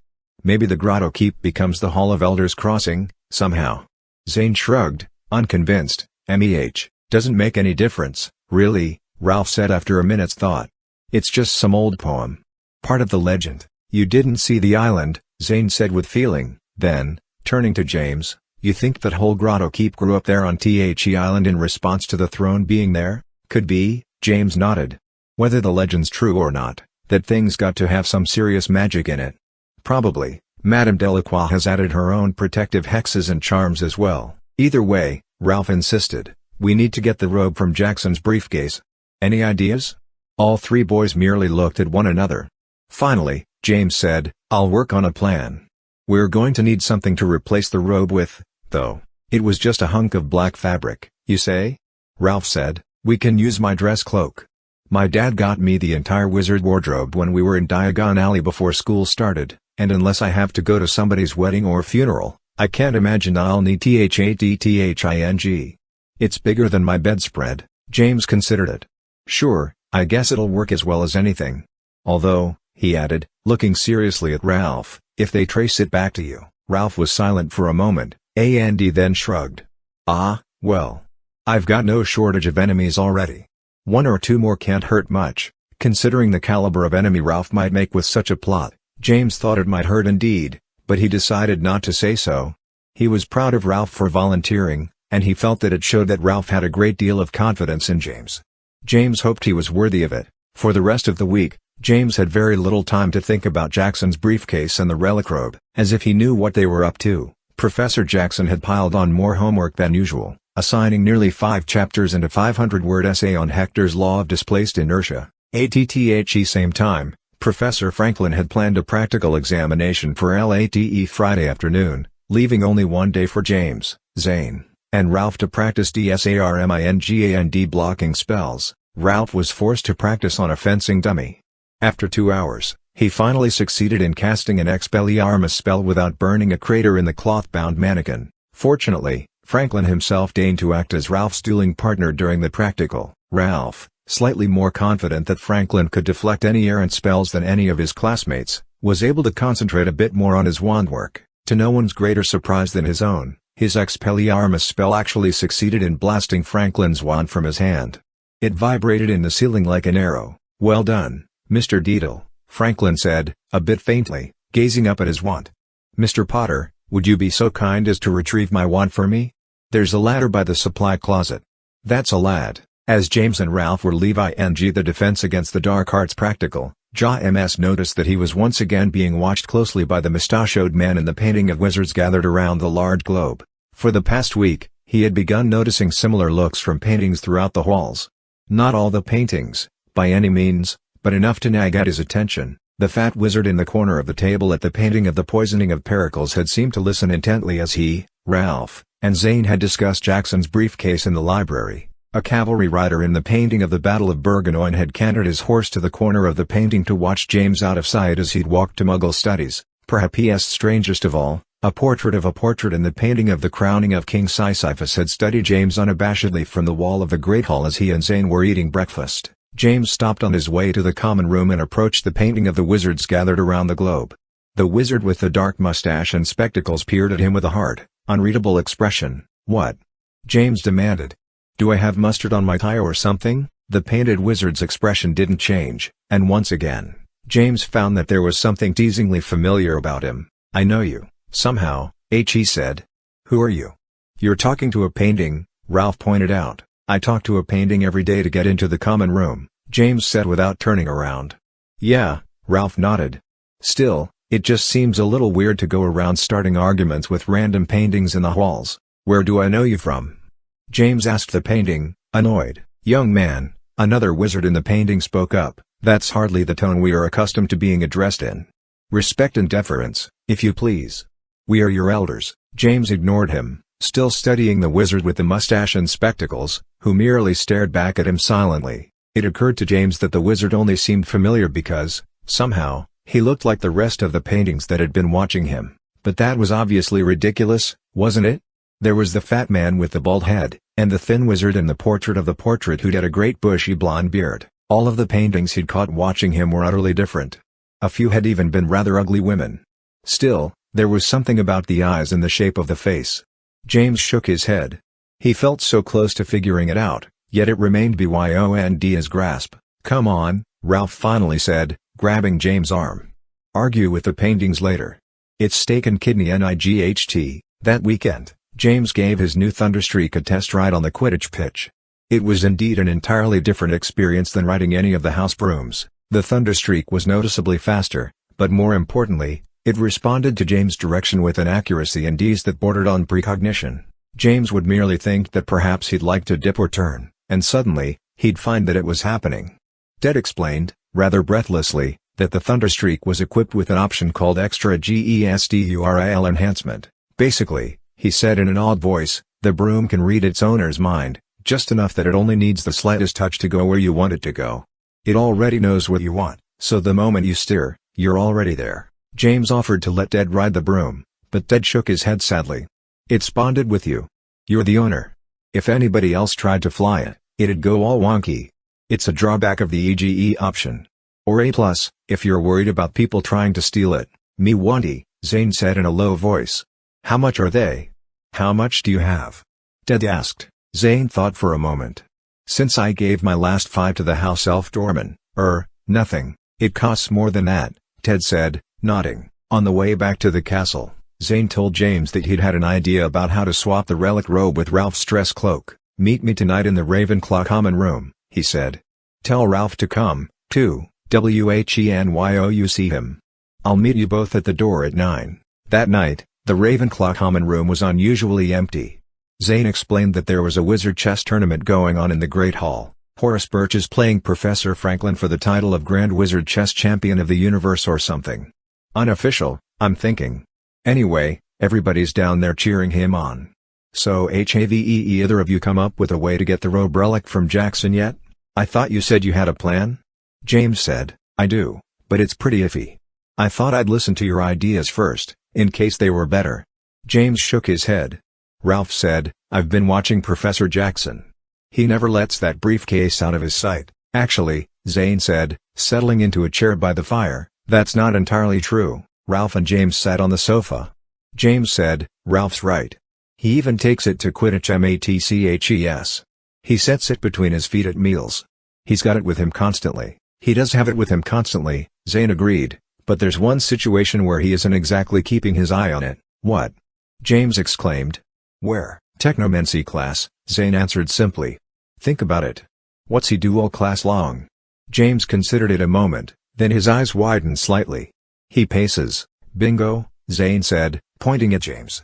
He puts his case on the floor by his desk, careful as always, but then he paces. He circles the room 10 times a class, I bet. I've been watching.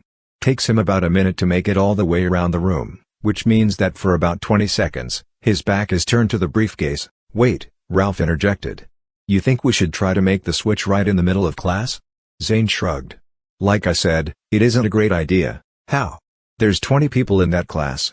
We can't have them all in on it. No, James agreed. Philia Goyle's in that class. She's tight with Tabitha Corsica, and it's possible, even likely, that they're in on the Merlin plot. Philia may even know what's in the case. Nobody else can know what we're up to. Doesn't mean it's impossible, Zanny sighed. Ralph frowned. You think we're going to be able to get into Jackson's case, swap the robes, and close it again, all while Jackson's back is turned for 20 seconds, and without anyone else in the class catching on? James said, furrowing his brow. Maybe we don't need to get into the briefcase. What if we find another briefcase?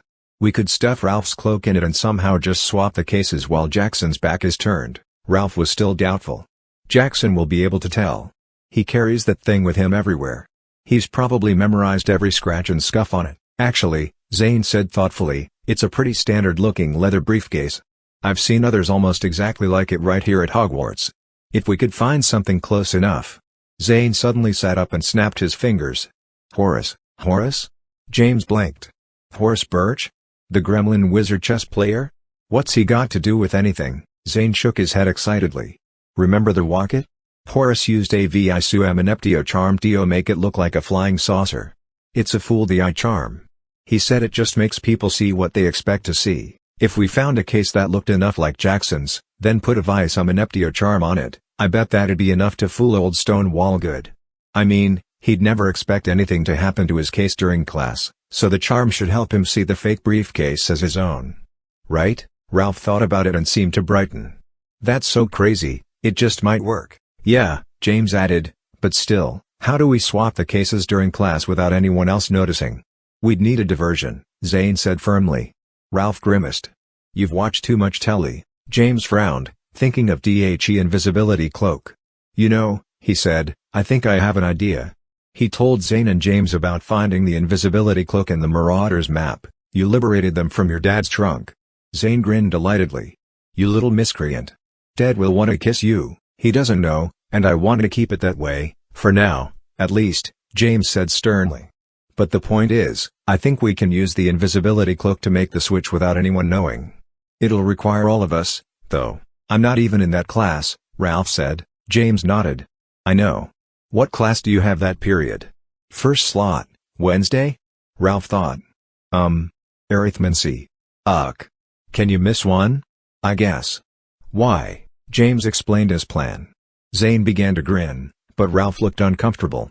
I'm a terrible liar. They'll catch on straight off, he moaned. Can't Zane do my part? He's a natural. James shook his head. He's in the class with me. It'd be no good. You can do it, Ralph, Zane said heartily. The trick is to look him straight in the eye and never blink. I'll teach you everything I know. We'll make a liar out of you yet. That night, as James got ready for bed, he ran through the plan in his mind. Now that he'd allowed himself to consider the impossibility of Merlin's literal return, he felt rather silly for having been so certain of it. Obviously, it really was just a mad delusion for power-crazed dark wizards. Still, it was evident that Jackson and Delacroix, at least, believed in it enough to try it. If James, Ralph, and Zane could capture the relic robe, that would be enough proof to get his dad and his Aurors to search the Isla Nd of the Grotto Keep. They'd find the Merlin throne and the conspiracy would be revealed. It'd be front-page NEWSI and the D.I. Lee Prophet, and Tabitha Corsica's progressive element, which was surely part of the plot, would be revealed as a campaign of lies and propaganda, intent only on war and domination. With that vision in his head, James felt a stab of determination to do everything he could to capture the relic robe. As he evaluated the plan, however, he had his doubts. It was certainly a rather convoluted scheme, with loads of variables. Much of it would depend entirely on dumb luck. ONEMINUTE, James was certain it would work flawlessly. The next, he was sure it would be a ridiculous failure and he, Ralph, and Zane would be caught. What would they say? Jackson would know they were aware of his plan. Would that be enough to stop the plot? James was, after all, the son of the head Auror. James thought not. If James and his friends were caught trying to steal the relic, Jackson would know they hadn't yet told Harry Potter anything. Would Jackson and his co-conspirators stoop to murder to keep their plans a secret? He could hardly believe it, but then again, he had been amazed to discover Jackson's involvement in such a terrible plan to begin with. No matter what, James was sure, probably more than either Zane or Ralph, that the three of them might be in great danger if their scheme failed. For the first time, he considered telling his dad everything. He could send Nobby with a letter, explaining everything they'd worked out so far. If the three of them succeeded in their plan to capture the relic Robe, then he'd have proof to back up the letter. If they failed and were caught, at least someone else would know about the Merlin plot. It was too late to write the letter that night, but he felt reassured that it would be a good idea, and he determined to do it first thing in the morning. Thinking that, he fell asleep. The next morning, however, as he ran down the steps to breakfast, he forgot all about it. In the light of a new day and a new week, he felt perfectly confident that their plan would work. Failure was inconceivable. He was in such high spirits about it that he barely noticed the pale wizard in the painting of the Assumption of St. Mungo watching him intently, frowning and stone-faced. 12. Visum-Ineptio, the first hurdle JMS, Ralph, and Zane faced in capturing Jackson's briefcase was simply finding a case similar enough to make the switch. It was, as Zane had suggested, a fairly basic black leather case, rather more like a doctor's bag than a briefcase. They studied it carefully at dinner Monday evening, as it sat between the professor's black boots beneath the faculty table. It had two wooden handles on the top, a hinged brass catch, and was, indeed, rather beaten and scuffed. They were dismayed to discover that it had a small, tarnished brass plate riveted to one side with T.H.J.C.K.S.O.N. engraved on it. While it was, in most respects, an almost entirely unremarkable bit of luggage, the boys soon discovered that there was not, in fact, one exactly like it to be easily found. Plenty of students and faculty had leather cases and portfolios, but they were all either too narrow, or the wrong color, or of a rather different size or shape. By Tuesday night, they had still not found a case they could use to perform the switch. Ralph suggested that they might have to wait until the next week to perform the switch, but James was insistent that they keep trying. "We don't know when they're planning to bring all the relics together," he explained. "If we wait too long, they'll try it and then we won't have access to any of the relics at all. They'll figure out they don't work, and then hide them or destroy them." Ralph and Zane agreed, although it didn't get them any closer to finding an appropriate case to use for the switch. Then, Wednesday morning, the day of technomancy class, Ralph came to the breakfast table with a manic glint in his eye. He plopped down across from Zane and James and stared at them. "What?" James asked. "I think I've found a case we can use." James' mouth dropped open and Zane audibly gulped the coffee he'd been sipping. "What? Where?" James asked in a harsh whisper. He had decided they were going to have to wait after all, and had been simultaneously worried and relieved. Now adrenaline shot through him. The wide-eyed paleness of Ralph's face indicated he was feeling the same thing. "You know my friend, Rufus Brereton?" James nodded. "Yeah, another first year Slytherin. Greasy-haired kid, right?" "Yeah. Well, he collects rocks and stuff. Calls himself a rock hound. Has a whole bunch of polished little stones arranged on a shelf by his bed, crystals and quartzes and moon sapphires and all that. I listened to him talking about it last night for almost an hour. Well, he brought all his rock hunting tools along with him to school, of course. He's got a little hammer that's a pick on one side, and a bunch of little scrapers and brushes and loads of these little cloths and polishing solutions." All right, Zane said. "We get the picture. Guy's a geek with tools. I'm spellbound. What's the point?" "Well," Ralph said, unperturbed, "he carries all his tools and gear around in a case. He had it out on his bed last night, and it's the right size and shape?" James prompted. Ralph nodded, still wide-eyed. "It's almost perfect. Even has a little plaque on the side. It has the name of the manufacturer on it, but it's in the same place as the little plate on Jackson's case. The color's different, and the handles are ivory, but other than that." "So how do we get it?" James asked breathlessly. "I've already got it," Ralph answered, seeming rather amazed at himself. "I told him I wanted a bag to carry my books and parchments in. Told him my backpack didn't feel very, Slytherin. He said he knew just what I meant. He said he'd gotten a new TOOL case for Christmas, so I could have his old one. That's why he had it out. He was taking everything out of the old one to put into his new case, which is bigger and has a hard dragon skin cover. Watertight, he told me." Ralph was beginning to ramble. "He just said you could have it?" Zane asked incredulously. Yeah. I've got to tell you, it wigged me out a bit. I mean, isn't that just a little too? I don't know, a little too much of a coincidence, Zane nodded. James grew thoughtfully determined. Where's the case now? Ralph looked a little startled. I brought it down with me, but I hid it in one of the cubby holes under the stairs. I didn't want anyone to see me with it in here. Just in case. Good thinking. Come on, James said, getting up. You still want to go through with it? Ralph asked, following reluctantly. I mean, we were going to wait until next week anyway. That was only because we didn't have a choice. Well, Ralph muttered, there's always a choice. I mean, we don't have to do it this way, do we? Couldn't one of us just hide under the invisibility cloak and make the switch when Jackson's not looking? Zane shook his head. No way. There's too little room in there. Jackson would run you over doing one of his laps. If we're going to do it, this is the only way. Look, I think we're meant to do this, James said, turning to face Ralph and Zane when they got to the doorway. If there is such a thing as destiny, then that's what put that case in your hands last night, Ralph. We can't miss this opportunity. It'd be like spitting in destiny's face. Ralph blinked, trying to envision that. Zane scowled thoughtfully. Sounds serious? You two still with me? James asked. Both other boys nodded. The case was still in the cubbyhole beneath the main staircase, and it was as similar to Jackson's as Ralph had described. It was a ruddy red color, and much more scuffed from having been dragged through the dirt and rocks, but it was exactly the same size and shape, with a matching brass catch in the center. Ralph had already stuffed his dress cloak into it, and when James opened it to check, it looked almost exactly the way the cloth inside Jackson's case had looked when it had come open that day in Franklin's classroom. Let's take it to the boys' bathroom in the upper cellars, James said, preceding the other two down the staircase. It's just down the hall from Technomancy. Do you need anything special, Zane? Just my wand and my notes, Zane answered.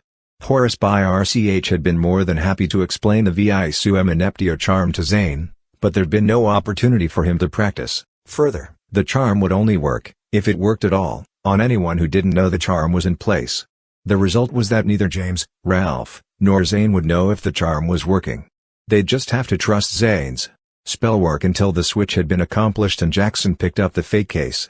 ONLY then, one way or another, would the effectiveness of the charm be showed WN. In the boys' bathroom, James plopped the case on the edge of the sink. Zane dug in his backpack for his wand and the bit of parchment he'd scribbled the Visum-Ineptio incantation on. He handed the parchment to Ralph. Hold it up so I can see it, he instructed nervously. His hand was shaking visibly as he pointed his wand at the case. After a moment, he dropped his arm again. This is all screwy. Ralph's the wand master. Can't he TRYIT? Horace taught it to you, James said impatiently. It's too late to show Ralph the wand motions. Class is in 15 minutes. Yeah, Zane protested, but what if I can't get it to work? If Ralph gets it right, UKNOW it'd be good enough to fool anybody. And if he gets it wrong, James insisted, we'll be picking bits of leather off the walls for the next hour. I'm standing right here, remember? Ralph said. James ignored him. You have to, Zane. You can do it. Just give it a go. Zane took a deep breath, and then raised his wand again, pointing it at the bag. He looked at the parchment as Ralph held it up. Then, in a low, sing-song voice he spoke, light immortal speeds the eye, for understanding's vanity. Discordia, the fool's ally, make expectations guarantee. Zane flicked his wand in 3 small circles, and then tapped the top of the case with it. There was a popping sound and a very faint ring of light appeared, emanating from the wand's tip. The ring grew, slipping down over the case. It grew fainter until it vanished. Zane let out his breath. Did it work? Ralph asked. It MUSDHAVE, James said. It looks the same to us, of course, but something happened, didn't it? The charm must be in place. I hope so, ZANES8. Come on, we have to get to the classroom before anybody else gets there. They ran through the corridor, Zane and James watching for Professor Jackson and Ralph carrying the fake case with his winter coat draped over it. This looks stupid, Ralph rasped. I look about as casual as Grop in a tutu. James shushed him. It doesn't matter, we're almost there. They stopped outside the door to the Technomancy classroom. Zane peered in, then turned back to James and Ralph. Plan B, he said under his breath. There's somebody in there. A Hufflepuff. Can't remember his name. James leaned around the corner of the door. It was a boy he vaguely recognized from Muggle Studies class. His name was Terence and he glanced up as James was looking. Hey, Terence, James called, grinning. He sauntered into the room. Behind him, he heard Ralph and Zane whispering. He tried to drown out their voices. "So how was your holiday? Travel much?" "I guess," Terence mumbled. "This is going to be harder than expected," James thought. "So where did you go?" "I took the train to London. Saw the family and everybody. Had loads of fun." "You go anywhere fun?" Terence turned in his seat. "Went down to Cork with my mum. It rained most of the trip. Saw a flute concert." James nodded encouragingly. Fortunately, Terence was seated halfway from the front, turned around toward James. Out of the corner of his eye, James saw Zane near Jackson's desk, positioning the fake case. Terence started to turn back toward the front of the room. "A flute concert," James blurted loudly. "Cool." Terence turned back. "No," he said, "it wasn't." Zane stood up, giving James the all-clear signal. James saw him and sighed with relief. "Oh. Well, sorry to hear it," he said, backing away from Terence. "Anyway. See you around." Zane and James took their planned seats in the front row. It was a small classroom and Jackson's desk was only a couple of feet away. James scanned the front of the room, pleased to see that nothing seemed disturbed. He waited until a few more students came in, laughing and talking, and then whispered to Zane. "Where is it?" "It's in that little corner by the chalkboard. I left the cloak folded a little so it doesn't drape onto the floor. I just hope old Stonewall doesn't trip over it when he goes behind his desk." James looked into the corner that Zane indicated. It was just a shallow alcove formed where the closet next door butted into the room. It was unlikely that Jackson would venture there, but not impossible. "Sometimes, he doesn't even go behind his desk all class," James whispered.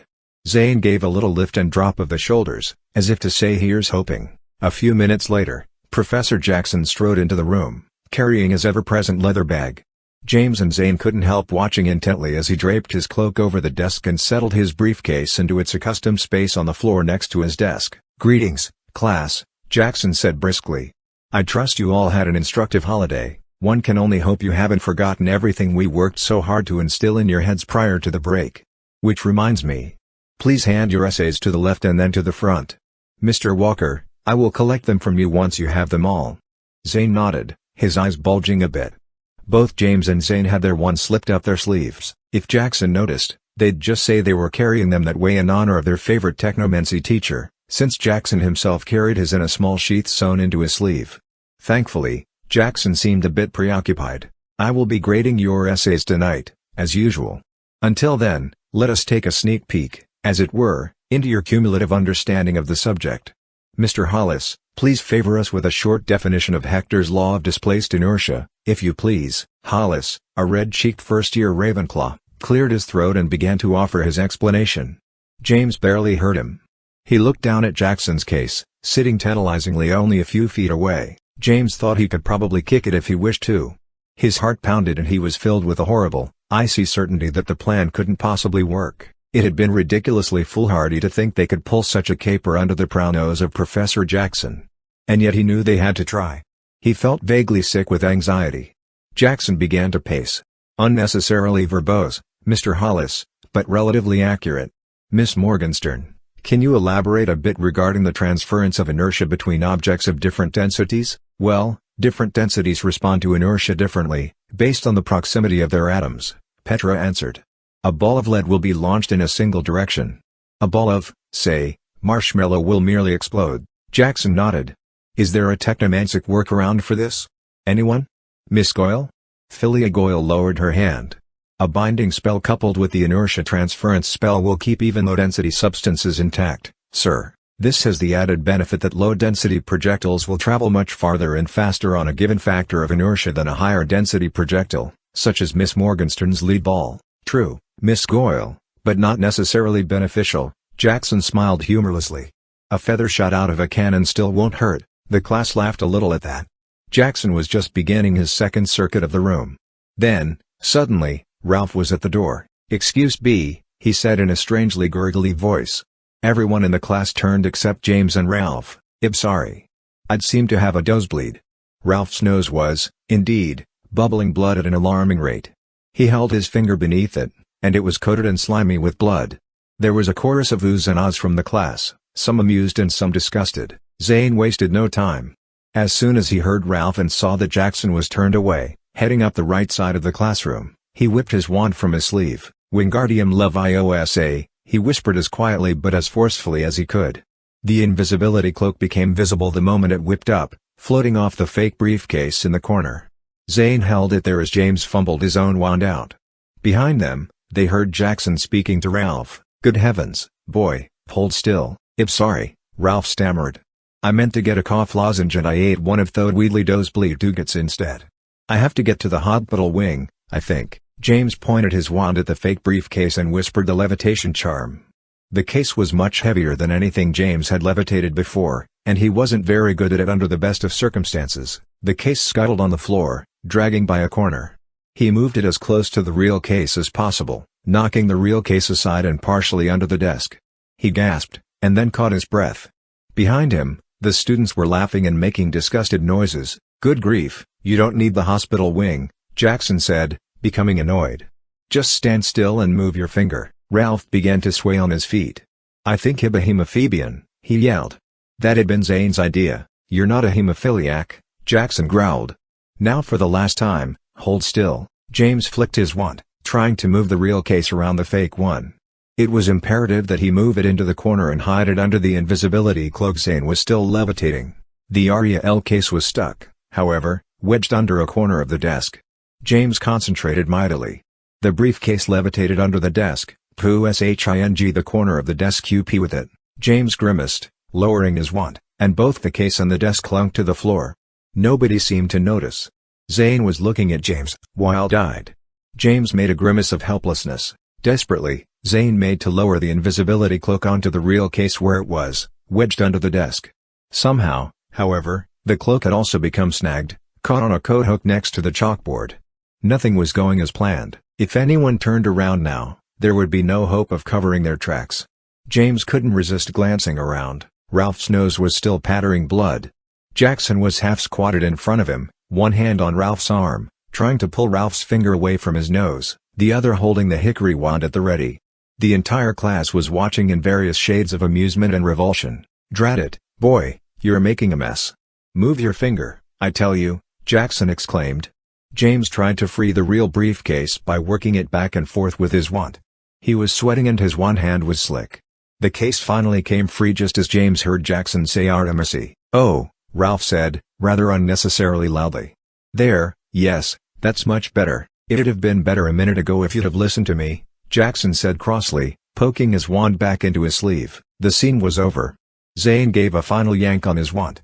The invisibility cloak popped loose from the coat hook and dropped to the floor in a heap, which promptly vanished. James had no time to hide the briefcase. He sensed the class turning back toward the front of the room. "Please go and wash yourself, young man," Jackson was saying, his voice becoming louder as he dismissed Ralph and turned toward the front of the room. "You're an awful sight. People will think you've been mauled by a quintaped." Under his breath, he added, "Nosebleed nougat." Desperately, James stashed his wand back up his sleeve. Zane, in an act of pure split-second inspiration, shot his legs forward from underneath the desk. He grasped the real briefcase between his ankles, then yanked it back beneath his own desk. James heard the scuffling as Zane tried to stuff the case beneath his chair using only his feet. Jackson stopped next to Zane and the room became very quiet. James tried not to look up. He had the strongest sensation that the professor was looking down at him. Finally, helplessly, he raised his eyes.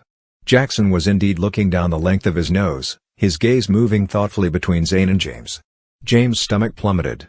Finally, after what felt like an eternity, Jackson continued to the front of the room. "Honestly," he said to the class in general, "the lengths some of you'll go to skip a class. It astounds someone even as cynical as myself. At any rate, where were we, then?" "Ah yes, the class wore on." James refused to meet Jackson's eyes. His only hope was to get out of the classroom as quickly as possible. There was no way to collect either the real briefcase or the invisibility cloak while Jackson was still there. Just possibly, however, Jackson wouldn't see his own case stuffed beneath Zane's chair. Everything rested, of course, on the effectiveness of Zane's Visum-Ineptio charm. James looked down at the false briefcase, sitting on the floor approximately where the real one had been.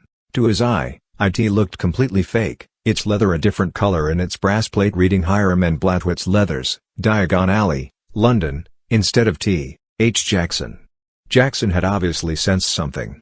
But if the charm worked, there was still the slightest chance they could pull it off. Class finally concluded. James jumped up, herding Zane ahead of him. Zane shot him a look of pure consternation, his eyes darting toward the base of his chair, but James pushed him onward, shaking his head minutely. The class pressed toward the door, and James and Zane, having been seated in the front row, were stuck at the rear of the small throng. James was terrified to look back. Finally, the wall of shoulders and backpacks broke apart and James and Zane tumbled into the hallway. "What are we going to do?" Zane whispered frantically as they trotted down the corridor. "We'll come back later," James said, struggling to keep his voice low and calm. "Maybe he won't see anything. He was packing up the essays when we left. If we just hang back here around the corner, and watch." "Mr. Potter?" a voice said imperiously from behind them. "Mr. Walker?" The two boys stopped in their tracks. They turned very slowly. Professor Jackson was leaning out of the door of the technomancy classroom. "I believe you two may have left something in my classroom. Would you care to come collect it?" Neither answered. They walked heavily back the way they had come. Jackson disappeared into the classroom again and was waiting behind the front desk when they got there. "Come closer, boys," Jackson said in a breezy voice. "Just right here, in front of the desk, if you please." Placed on the desk in front of Jackson were both the real and fake briefcases. When James and Zane got to the front of the desk, Jackson spoke again, this time in a low, cold voice. "I don't know who's been telling you stories about what I keep in my attaché, but I can assure both of you that yours is neither the first nor even the most creative attempt to find out for certain." JMS raised his eyebrows in surprise and Jackson nodded at him. "Yes, I have heard the tales that some of my students have invented, stories of horrible dormant beasts, or doomsday weapons, or keys to alternate dimensions, each more terrible and mind-boggling than the last. Let me assure you, though, my terminally curious, little friends." Here, Jackson leaned over his desk, bringing his nose less than a foot from the two boys' faces. He lowered his voice further and spoke very clearly. "Which I keep hidden in my attaché is far, far worse than even your fevered imaginings can contrive. This is not a joke. I am not making idle threats. If you attempt to meddle with my affairs again, you will likely not live to regret it. Am I making myself perfectly clear?" James and Zane nodded, speechless.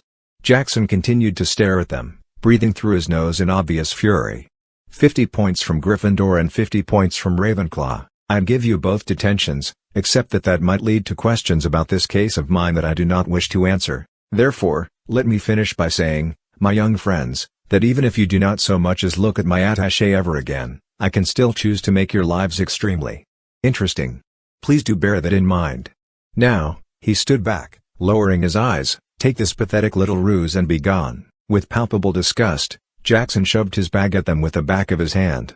The fake bag remained sitting in front of him. He laced the knuckly fingers of his right hand through the ivory handles and hefted it. The brass plate that read Hiram and Blattwood's Leathers, Diagon Alley, London glinted dully as Jackson moved around the desk. Neither James nor Zane could quite bring themselves to touch the case in front of them. "Well?" Jackson demanded, raising his voice. "Take that thing and be gone." "Why yes, sir," Zane stammered, grabbing the professor's bag and pulling it off the desk. He and James turned and fled. 3 quarters later, they stopped running. They stood in the middle of an empty hall and looked at the bag Jackson had insisted they take. There was no question about it. It was the professor's own black leather briefcase. The nameplate shone clearly, T.H. Jackson. James began to grasp that somehow, amazingly, they had succeeded. They had captured the Robe of Merlin. It was the Visum-Ineptio charm, Zane breathed, glancing up at James. It had to be. Jackson knew we were up to something, but he didn't expect that. James was completely bewildered. How, though? He had both bags right in front of him. "Well, it's pretty simple, really. Jackson assumed we were trying to swap the cases, but that we hadn't gotten around to it yet. He found the case under my chair and believed it was the fake one. The Visum-Ineptio charm on the fake briefcase worked on both briefcases, letting him see what he expected to see. That's how it preserved the illusion that the fake case was the real one." Understanding dawned on James. The fool the eye charm extended to the real briefcase, making it look like the fake one, since that's what Jackson expected. "That's brilliant." James clapped Zane on the shoulder. "Nice one, you goon. And you doubted yourself." Zane looked uncharacteristically humble. He grinned. "Come on, let's go find Ralph and make sure he's okay. You really think he needed to eat 2 of those nosebleed nougats? You're the one that said we needed a diversion." James stuffed Jackson's briefcase under his robe, clutching it under his arm, and the two boys ran to find Ralph, stopping only long enough to collect the invisibility cloak from the floor of the empty technomancy classroom. 5 minutes later, the three boys clambered up to the Gryffindor common room, rushing to hide Jackson's briefcase before their next class. James buried it in the bottom of his trunk, then Zane produced his wand. "Just learned this new spell from Jennifer," he explained. "It's a special kind of locking spell." "Wait," James stopped Zane before he could cast the spell. "How will I get it open again?" "Oh. Well, I don't know, to tell you the truth. It's the counter spell to Alohomora. I wouldn't think it'd work against the owner of the trunk, though. Just anybody else. Spells are smart that way, aren't they?" "Here," Ralph said, crossing the room. He opened and closed the window, then stood back. "Try it on the window latch. You don't need that open, anyway. It's dead cold out there." Zane shrugged, and then pointed his wand at the window. "Colloportus." The window lock clacked shut. "Well, it works, all right," Ralph observed. "Now try to open it," Zane, wand still raised, said, "Alohomora." The lock jiggled once, but remained locked. Zane pocketed his wand. "You try it, James. It's your window, isn't it?" James used the same spell on the window lock. The lock unhinged neatly and the window swung open. "See?" Zane grinned. "Spells are smart. I bet old Stonewall could tell us how that works, but I'm not going to be asking him any more questions, I'll tell you that." James closed his trunk with Jackson's case inside and Zane performed the locking spell on it. On the way back down to their classrooms, Ralph asked, "Won't somebody else notice that Jackson's carrying a different briefcase? What if one of the other teachers asks him about it?" "Not going to happen, Ralphinator," Zane said confidently. "He's been carrying that thing long enough that everyone expects to see him with it. As long as they expect to see his case in his hand, the Visum-Ineptio charm will make sure that is what they see. We're the only ones that'll see that it's your buddy's old rock-on bag." Ralph still seemed worried. "Will the charm wear off over time? Or will it work as long as people think that the fake case is the real one?" Neither James nor Zane knew the answer to that. "We just have to hope it lasts long enough," JMS said. 13. Revelation of Robe. That evening after dinner, the three boys ran up to the Gryffindor sleeping quarters again, pausing only when James noticed the staring woman in the background of a painting of some maidens milking a pair of ridiculously plump cows. He berated the tall and ugly woman, who was dressed like a nun, demanding to know what she was looking at. After half a minute, Zane and Ralph got impatient and each grabbed one of James' elbows, dragging him away. In the sleeping quarters, they clustered around James' trunk while James unlocked it and pulled out Jackson's case. He set it on the edge of his bed and the three of them stared at it. "Do we have to open it?" Ralph asked. James nodded. "We have to know we have the robe, don't we? It's been driving me crazy all day. What if I was wrong and the thing in there is just some of Jackson's laundry? I can't help thinking that he's the sort that'd carry around a totally meaningless briefcase just to get people talking about it. You should have seen how he was this morning when he thought he'd caught Zane and me. He was rightmad." Zane plopped onto the bed. "What if we can't even open it? Can't be that much of a lock if it popped open that day in DADA, James reasoned. Ralph stood back, giving James room. "Let's get it over with then. Try and open it." James approached the case and tried the lock. He'd expected it not to work and was prepared to try the assortment of opening and unlocking spells the three had collected. Instead, the brass catch on top of the case popped open easily. So easily, in fact, that James was momentarily sure it had clicked open a split second before he'd actually touched it. He froze, but neither of the other two boys seemed to have noticed. "Well?" Ralph whispered. Zane leaned over the case. The mouth of it had come open slightly. "Can't see anything in there," Zane said. "It's too dark. Open the rotten thing, James. It's yours more than either of ours." James touched the case, grasped the handles, and used them to pull it open. He could see the folds of black cloth. A vague, musty smell wafted from the open case. James thought it smelled like the inside of a jack-o'-lantern a week after Halloween. He remembered Luna saying that the robe had once been used to cover the body of a dead king and he shuddered. Zane's voice was low and slightly hoarse. "Is that it? I can't tell what it is." "Don't," Ralph warned, but James had already reached into the case. He pulled the robe out. The cloth unfolded smoothly, spotlessly black and clean. There seemed to be acres of it. Ralph backed further away as James let the robe pool on the floor at his feet. The last of it came out of the case and James realized he was holding the hood of it. It was a large hood, with golden braids at the throat. Zane nodded, his face pale and serious. "Tsit, no doubt. What are we gonna do with it?" "Nothing," Ralph answered firmly. "Stick it back in the case, James. That thing's scary. You can feel the magic of it, can't you? I bet Jackson put some kind of shield charm or something on the case to contain it. Otherwise, somebody would have felt it. Go on, put it away. I don't want to touch it. Hold on, James said vaguely. He could indeed feel the magic of the cloak, just as Ralph had said, but it didn't feel scary. It was powerful, but curious. The smell of the robe had changed as James pulled it out. What had at first smelled faintly rotten now smelled merely earthy, like fallen leaves and wet moss, wild, even exciting. Holding the robe in his hands, James had the most unusual sensation. It was as if he could feel, in the deepest pit of his being, the very air in the room, filling the space like water, streaming through cracks in the frame of the window, cold, like ice blue vapor. The sensation expanded and he sensed the wind moving around the turret that housed the sleeping quarters. It was alive, swirling over the conical roof, channeling into missing shingles and exposed rafters. James faintly remembered children's stories about how Merlin was a master of nature, how he felt it and used it, and how it obeyed his whims. James knew he was tapping into that power somehow, as if it was embedded in the very fabric of the relic robe.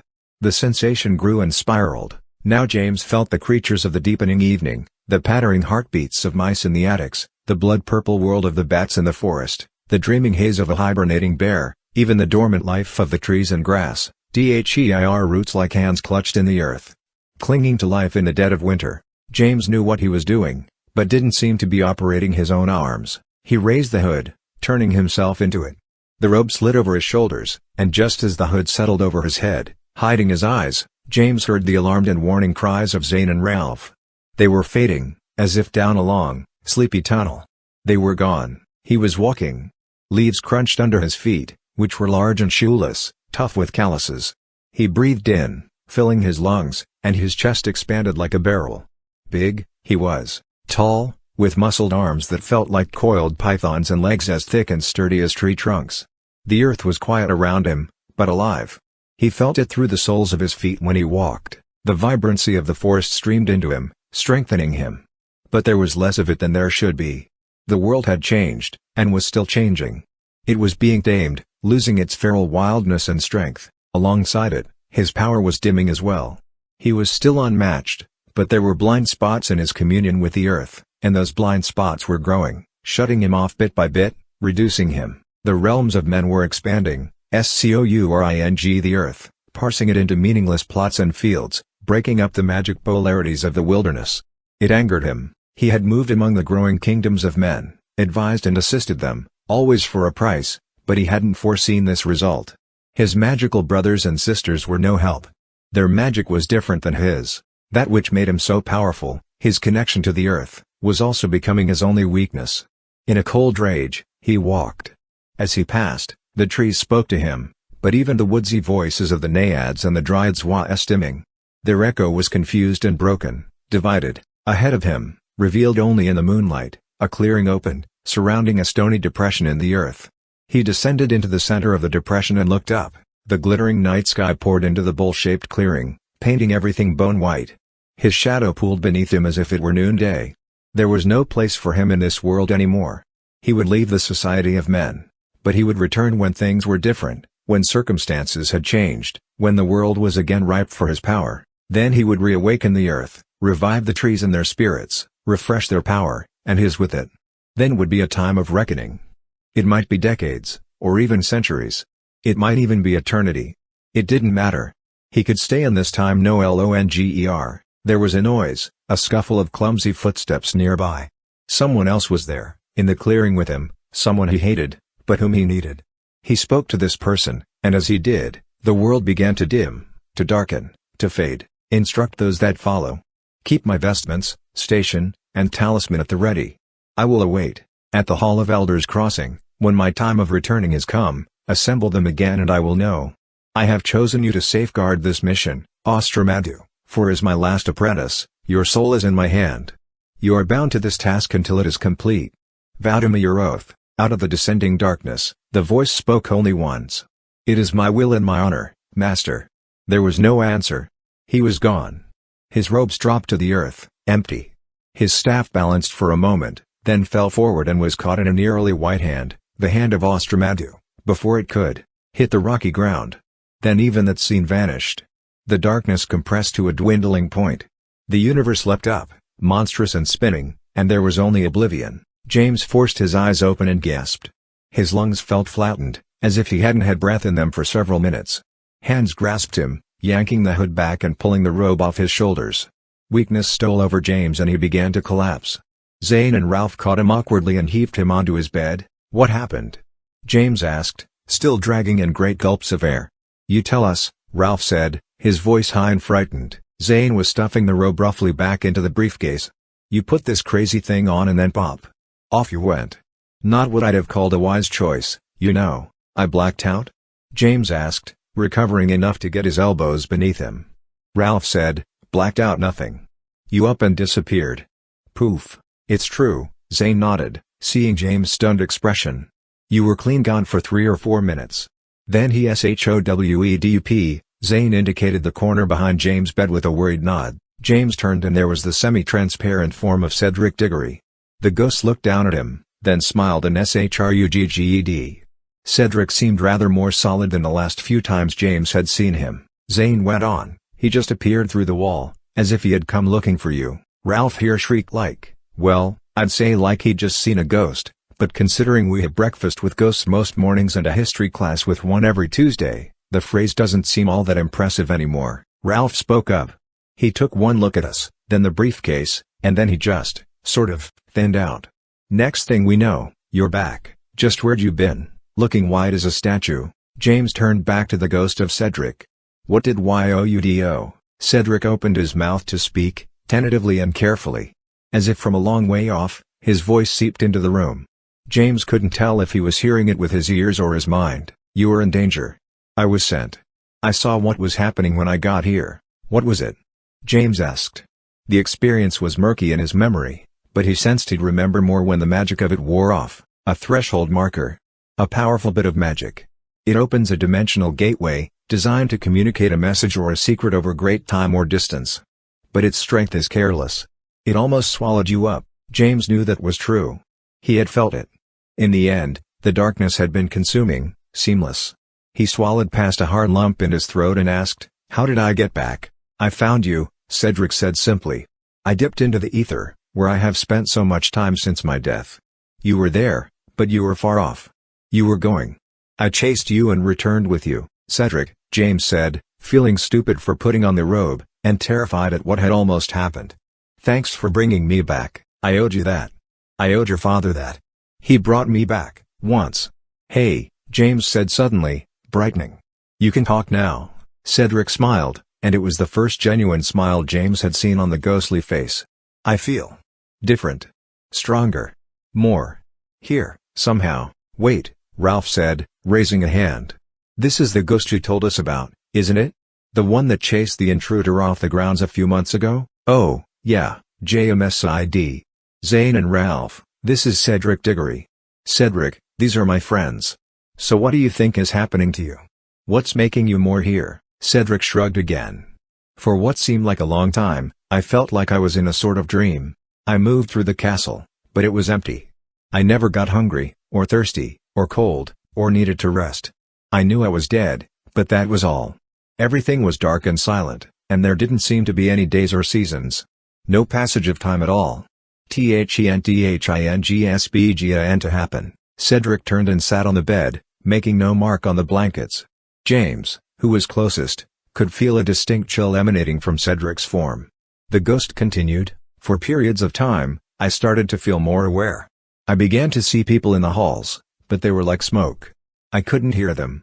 I came to realize that these periods of activity happened in the hours of the day right after my time of death. Each night, I'd feel myself awaken. I noticed the time, because that was the thing that meant the most, the sense of minutes and hours passing. I searched out a clock, the one just outside the Great Hall, and watched the time go by. I was most awake throughout the night, but by each morning, I'd begin to fade. Then, one morning, just as I was thinning, losing touch, I saw him." James sat up straight. "The intruder?" Cedric nodded. "I knew he wasn't supposed to be here, and somehow I knew that if I tried, I could make him see me. I scared him away." Cedric grinned again, and James thought he could see in that grin the strong and likable boy that his dad had known. "But he came back," James said. Cedric's grin turned into a scowl of frustration. "He came back, yes. I saw him, and I scared him off again. I started to watch for him in the mornings. And then, one night, he broke in through a window. I was stronger then, but I decided someone else needed to know he was inside the castle. So I came to you, James. You had seen me, and I knew who you were. I knew you'd help. That was the night you broke the stained glass window, Zane said, smiling. Kicked that guy through it like Bruce Lee. Nice. Who was he? James asked, but Cedric merely shook his head. He didn't know. So it's almost 7 o'clock now, Ralph pointed out. How are you making us see you? Isn't this your weakest time? Cedric seemed to think about it. I'm getting more solid. I'm still just a ghost, but I seem to be becoming, sort of, more of a ghost. I can talk more now. And there is less and less of that strange nothing time. I think that this is just how ghosts are made, but why? James couldn't help asking. What makes a ghost happen? Why didn't you just, move on? Cedric looked at him closely, and James sensed that Cedric himself didn't know the answer to that question, or at least, not very clearly. He shook his head slightly. I wasn't done yet. I had so much to live for. It happened so fast, so suddenly. I just wasn't done. Ralph picked up Professor Jackson's case and threw it back into James' trunk. So where did you go when you popped off, James? He said, heaving himself onto the end of the bed. James took a deep breath, collecting his memories of the strange journey.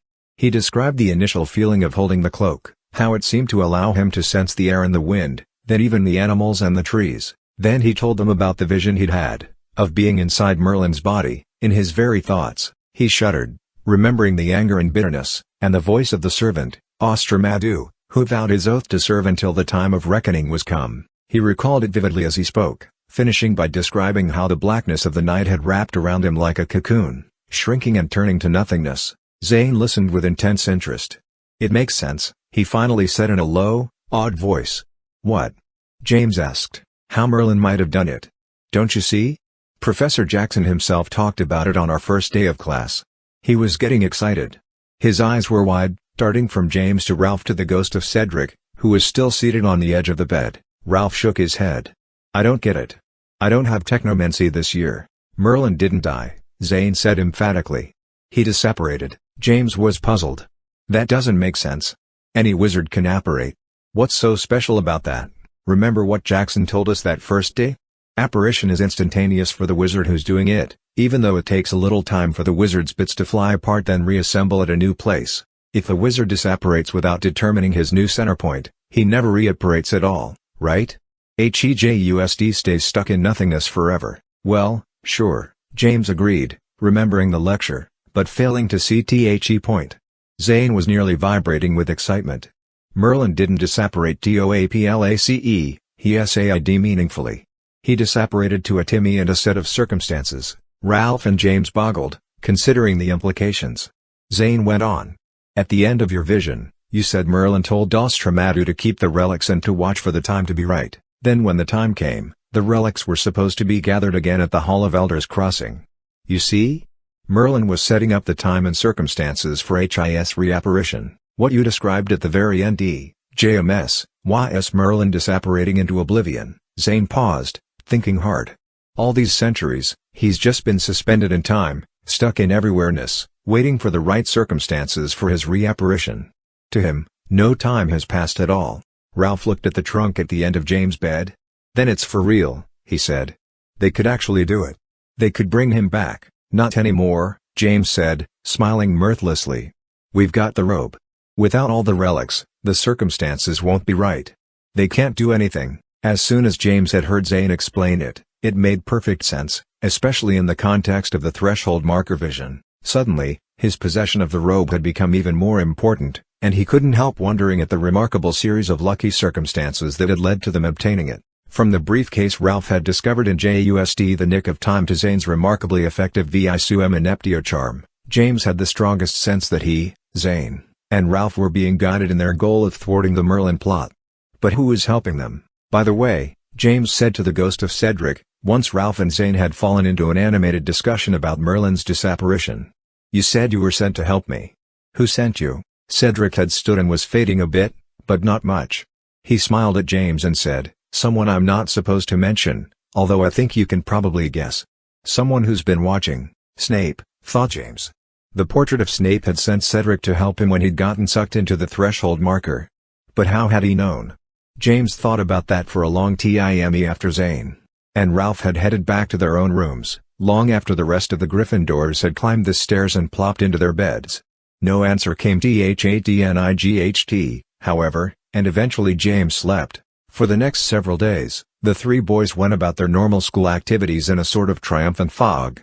James left Jackson's bag, with the relic robe inside, locked in his trunk and protected with Zane's locking spell. Considering the effectiveness of the Visum-Ineptio charm on the fake case, they had no serious concerns that anyone would even be looking for the real briefcase. Jackson continued to carry the old red Rockhound bag with the Hiram and Blattwitz label on it to classes and meals, with no indication that he thought anything was out of the ordinary. Further, no one else spared it a second glance, even though Jackson had been seen carrying the black case with his name plate on the side for months.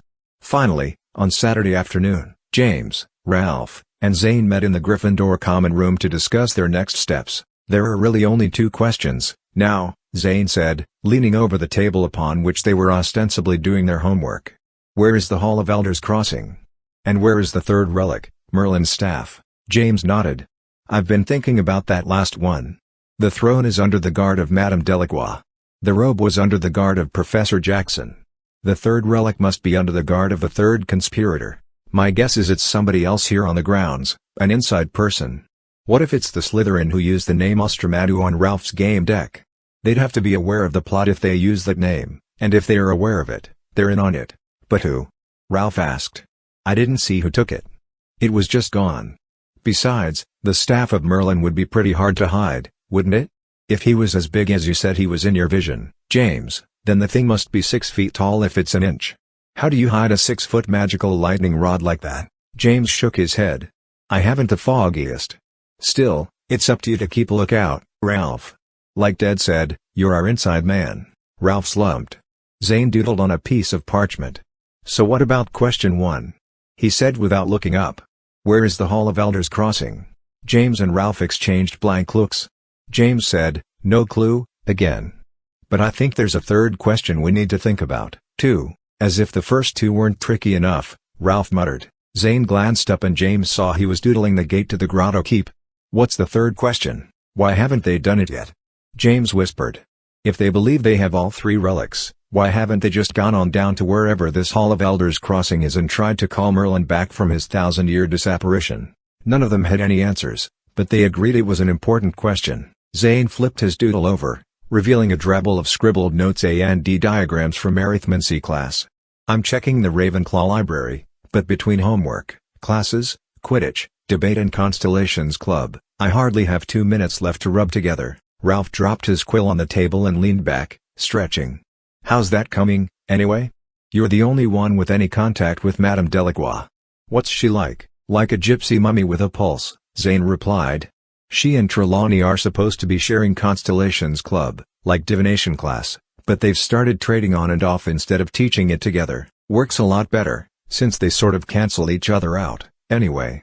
Trelawney just has us sketch astrological symbols and look at the planets through the telescope to ascertain the moods and manners of the planetary brethren. James, who knew Sybil Trelawney as a distant family friend, grinned at Zane's affectionate impression of her. Zane went on, Delacroix, though, she has us plotting star charts and MEASURINGTHE color of starlight GHT wavelengths, working out the exact timing of some big astronomical event. Oh, yeah, James remembered.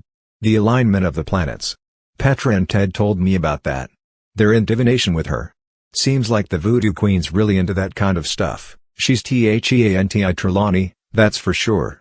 With her, it's all math and calculations. We know THE date it'll happen, but TSHEYTS us to factor out the exact timing right down to the minute. Pure busy work if you ask me. She's a little kooky about it. She's kooky in general, if you ask me, Ralph stated. I think she might be onto us, James said in a hushed voice. I've seen her looking at me sometimes. Zane raised his eyebrows and pointed at his eyes. She's blind, if you remember. She's not looking at anything, mate. I know, James said, undeterred. But I swear that she knows something. I think she has ways of seeing that don't have anything to do with her eyes. Let's not freak ourselves out, Ralph said quickly. This is freaky enough already. She can't know anything. If she did, she'd act on it, right? So forget about her. The next day, James and Ralph went to visit Hagrid in his cabin, ostensibly to inquire after Grop and Preachka. Hagrid was rebuilding the wagon Preachka had accidentally destroyed and was glad of the break.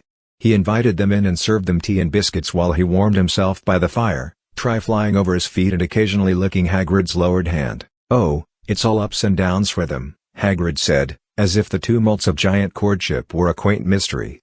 They fought fair a while over the holiday. Lovers spat over an elk carcass. Groppy wanted the head, but Preachka wanted to make the antlers into a bit of jewelry. Ralph took a break from blowing steam off his tea. She wanted to make jewelry out of elk antlers? "Well, I say jewelry," Hagrid said, raising his huge palms. "It's a tricky concept. Giants use the same sound for jewelry and weapons. Comes to the same thing when you are 20 feet tall, I suppose. Anyway, they worked that all out and now they're happy as can be again." James asked, "Is she still living up in the foothills, Hagrid?" "Sure she is," Hagrid said, a little reproachfully. "She's an honorable girl, is Preachka. And Grop, why, he bides his time in his hovel most days. Got himself a right nice fire pit and a lean-to of birches. These things take time. Giant love is. Well, it's a delicate thing, don't you know?" Ralph coughed a little on HISTA. "Hey, Hagrid," James said, changing the topic. "You've been around Hogwarts for a long time. You probably know lots of secret stuff about the school and the castle, don't you?" Hagrid settled into his chair. "Well, sure. Nobody knows the groundswell as myself. Except maybe Argus Filch. I started out as a student, I did, a ways back before even your dad was born." James knew he had to be very careful. "Yeah, that's what I thought. Tell me, Hagrid, if somebody had something really magical they wanted to hide in the castle somewhere." Hagrid stopped petting Trife. He turned his great shaggy head toward James slowly. "And what would a first YER pup like yourself be needin' to hide, might I ask?" "Oh, not me, Hagrid," James sighed dechuically. "Somebody else. I'm just curious." Hagrid's beetle black eyes twinkled. "I see. And this somebody else, I'm wondering what they might be up to, then, hiding secret magical items here and there." Ralph took a large, deliberate sip of his tea. James looked out the window, avoiding Hagrid's suddenly penetrating gaze. "Oh, you know, nothing particular. I was just wondering." "Ah," Hagrid said, smiling slightly and nodding. "I've been told a lot of stories about old Hagrid from your dad and Aunt Hermione and Uncle Ron, I'm guessing. Hagrid used to let slip some details that maybe he was supposed to keep secret. It's true, too. I can be a bit thick sometimes, forgetting WHAT I should and shouldn't be saying. I may recall stories about a certain dog named Fluffy, among others." "Yes?" Hagrid studied James intently for a few moments, and then heaved a great sigh. "James, boy, I'm a good bit older than I was then. Old keepers of the keys don't learn much, but we do learn. Besides, your dad clued me in that you might be getting up to Dickens and asked me to keep an eye out for ya. Soon as he noticed ya had, borrowed his invisibility cloak and The Marauder's map, that was, what?" James blurted, turning so quickly he almost knocked over his tea. Hagrid's bushy eyebrows rose. "Oh. Well, there you go, then. I don't suppose I was meant to tell you that." He frowned thoughtfully, then seemed to dismiss it. "Ah, well, he didn't actually tell me not to mention it," James sputtered. "He knows? Already?" "James," Hagrid laughed, "your dad's the head of the Auror department, in case ya forgot. Talked to him about it last week right in me own fire, here. What he's most curious about is whether or not he gotten the map to work yet, since so much of the castle's been rebuilt. He forgot to test it when he was here. So, had any luck, then?" In the adventure of capturing the Merlin robe, James had completely forgotten about the Marauder's map. Sulkily, he told Hagrid that he hadn't tried it. "Probably for the best, no," Hagrid replied. "Just 'cause your dad knows ya nicked it, doesn't mean he's happy about it. And so far as I was able to gather, your mum doesn't know about it at all, yet. If ya are lucky, she won't, neither, although I can't imagine your dad keepin' that kind of secret from her fair long. Best just to keep your contraband packed away rather than hiding it anywhere on the grounds. Trust me, James. Keeping suspicious magical items around the school can cause a lot more trouble than it's worth." On the way back to the castle, bundled against the windy cold, Ralph asked James, "What's he mean about getting the map to work?" "What's it do?" James explained the Marauder's map to Ralph, feeling vaguely worried and annoyed that his dad already knew about his taking it in the invisibility cloak. He'd known he'd get caught eventually, but had assumed he'd get a howler about it rather than a ribbing from Hagrid. Ralph was interested in the map. It really shows everybody who's in the castle and where they are? That'd be seriously useful. So how does it work? You have to say a special phrase. Dad told me a long time ago, but I can't remember it off the top of my head. We'll give it a try some night. Right now, I don't want to think about it. Ralph nodded and let the subject drop. They entered the castle through the main portico and parted at the stairs leading to the cellars and the Slytherin quarters. It was getting late and James found himself alone in the quarters. The wintry night was cloudy and starless.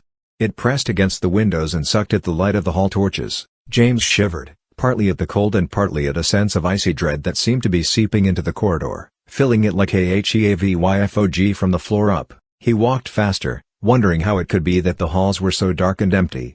It wasn't particularly late, and yet the air had a sense of chilly stillness that felt like the dead of morning or the air of a sealed crypt. He realized he'd been walking rather farther than the corridor should have allowed. Surely he should have come to the intersection with the statue of the one-eyed witch by now, where he'd turn left into the reception hall, leading to the staircases. James stopped and glanced back the way he had come. The hall looked the same, and yet wrong somehow. It looked far too long. The shadows of it seemed to be in the wrong places, teasing his eye somehow. And then he noticed there were no torches on the walls. The light HUNGEMPTY, ghostly, bleeding its color from flickering yellow to shimmery silver, fading even as he watched. Fear leapt onto James' back, icy cold and undeniable. He spun back to the front, meaning to run, but his feet failed him when he saw what was ahead. The corridor was still there, but the pillars had become the trunks of trees, the ribs of the vaulted ceilings had turned to limbs and vines, with nothing beyond but the vast face of the night sky. Even the pattern of the tiled floor melted into a lacework of roots and dead leaves, and then, even as James watched, the illusion of the school corridor evaporated completely, leaving only forest. Cold wind barreled past him, whipping his cloak and threading the hair back from his temples with ghostly fingers. James recognized where he was, even though the last time he'd been here, the leaves had still been on the trees and the crickets had been singing their chorus. This was the wood bordering the lake, near the island of the Grotto Keep. The trees groaned, rubbing their bare branches together in the wind, and the sound was like low voices moaning in sleep, wrapped in fever dreams. James realized he was walking again, moving toward the edge of the trees, where the reeds swished and bobbed at the edge of the lake. A great, dark mass rose beyond, blotting out the view. As James approached, apparently helpless to stop his plodding feet, the moon unveiled from a bank of dense clouds. The island of the Grotto Keep revealed itself in the moonglow, and James' breath caught in his chest. The island had grown. The impression of a secret fortress was stronger than ever. It was a Gothic monstrosity, decked with grim statues and leering gargoyles, all somehow grown from the vines and trees of the island. The dragon's maw of the bridge lay before him, and James forced himself to stop there, without setting a foot onto it. He remembered the gnashing wooden teeth as it had tried to devour him and Zane. In the silvery moonlight, the gates at the other end of the bridge were quite visible, as well as the words of the poem, "When by the light of Silver bright I found the Grotto Keep." The gates suddenly shuddered and flung open, revealing blackness like a throat. A voice came out of that blackness, clear and beautiful, pure as a chiming bell. "Keeper of the relic," said the voice. "Your duty is satisfied." As James stood and watched, looking across the bridge into the darkness of the open doorway, a light formed there. It condensed, solidified, and assumed a shape. It was, James recognized, the gently glowing shape of a dryad, a woman of the wood, a tree sprite. It wasn't the same one he had met before, however.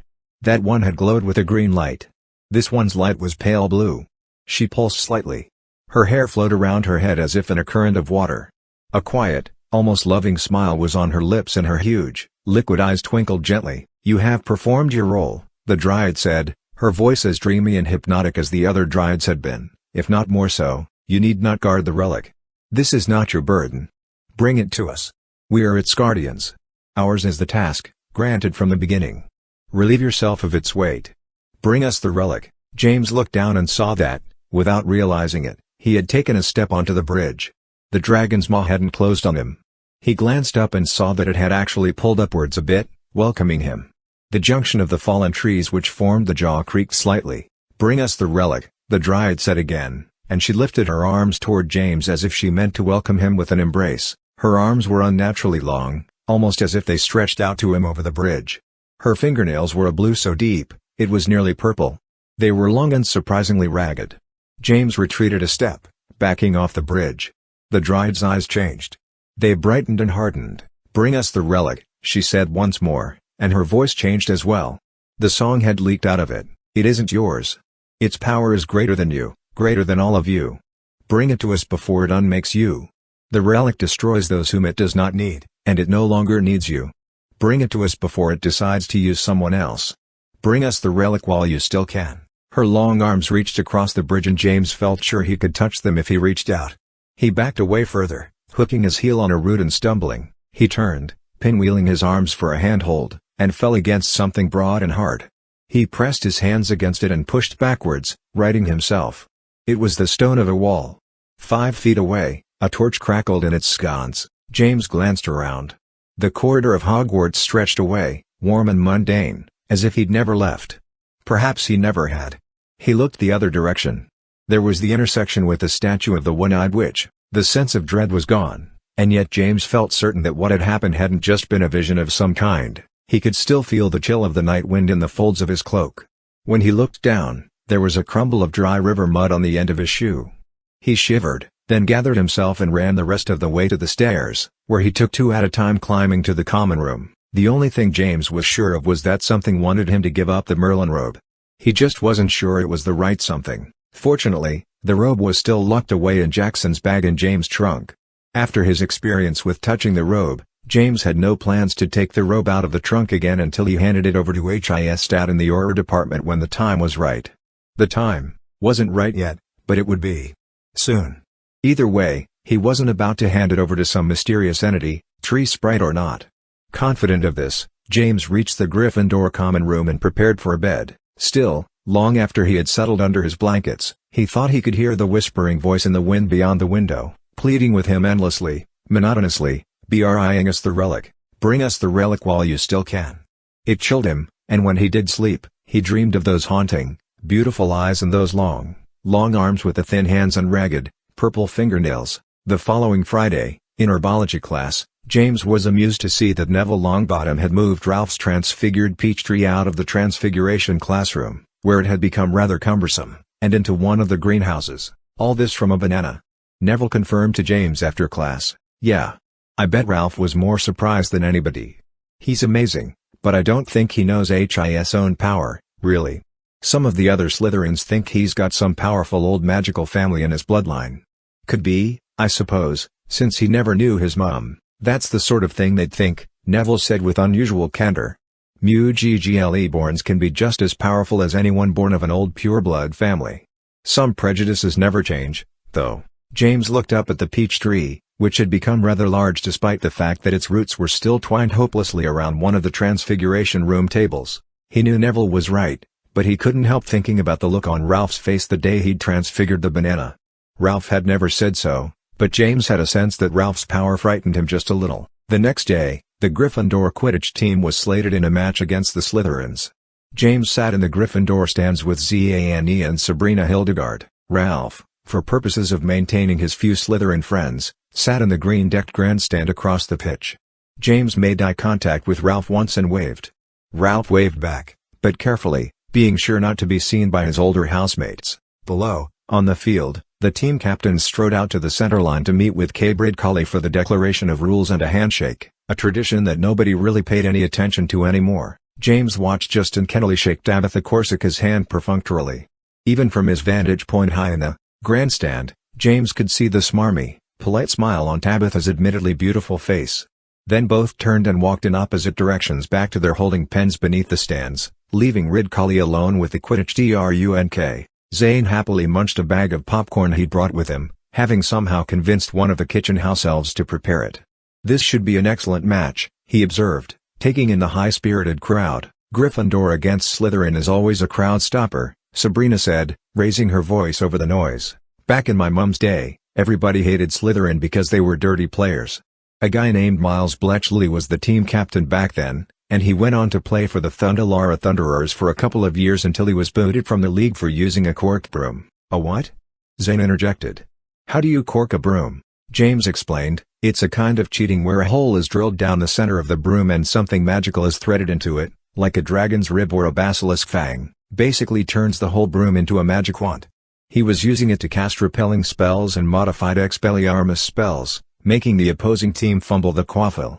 Really crooked old bugger, he was. As he spoke, the Slytherin team streaked out from their holding pen to the sound of cheers from their grandstand.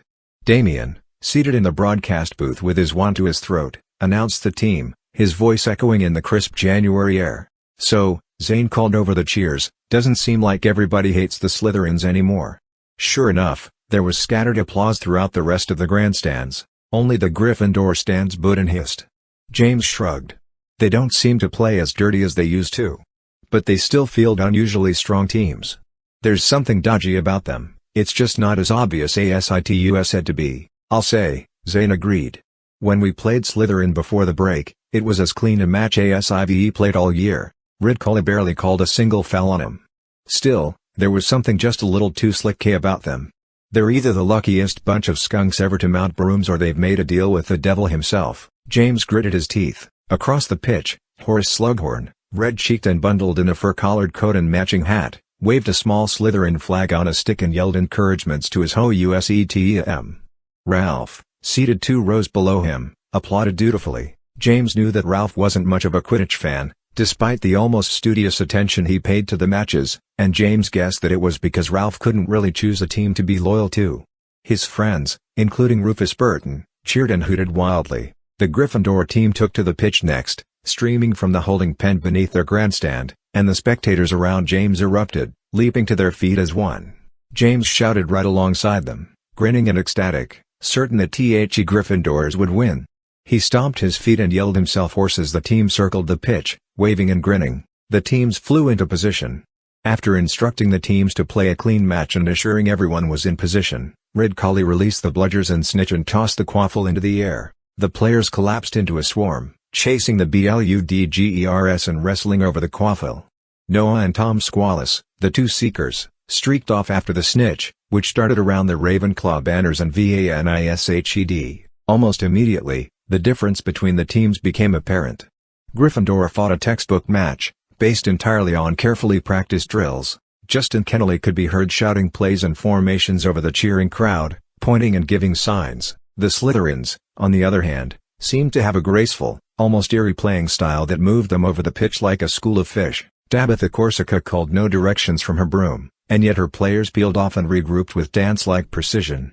Once, while in possession, Tabitha ducked under a Bludger and simultaneously tossed the quaffle over her shoulder. The ball arced through the air and was deftly caught by a teammate who had flown a perpendicular course directly underneath her. The teammate underhanded the quaffle through the center goal before the Gryffindor keeper even realized Tabitha didn't have it anymore.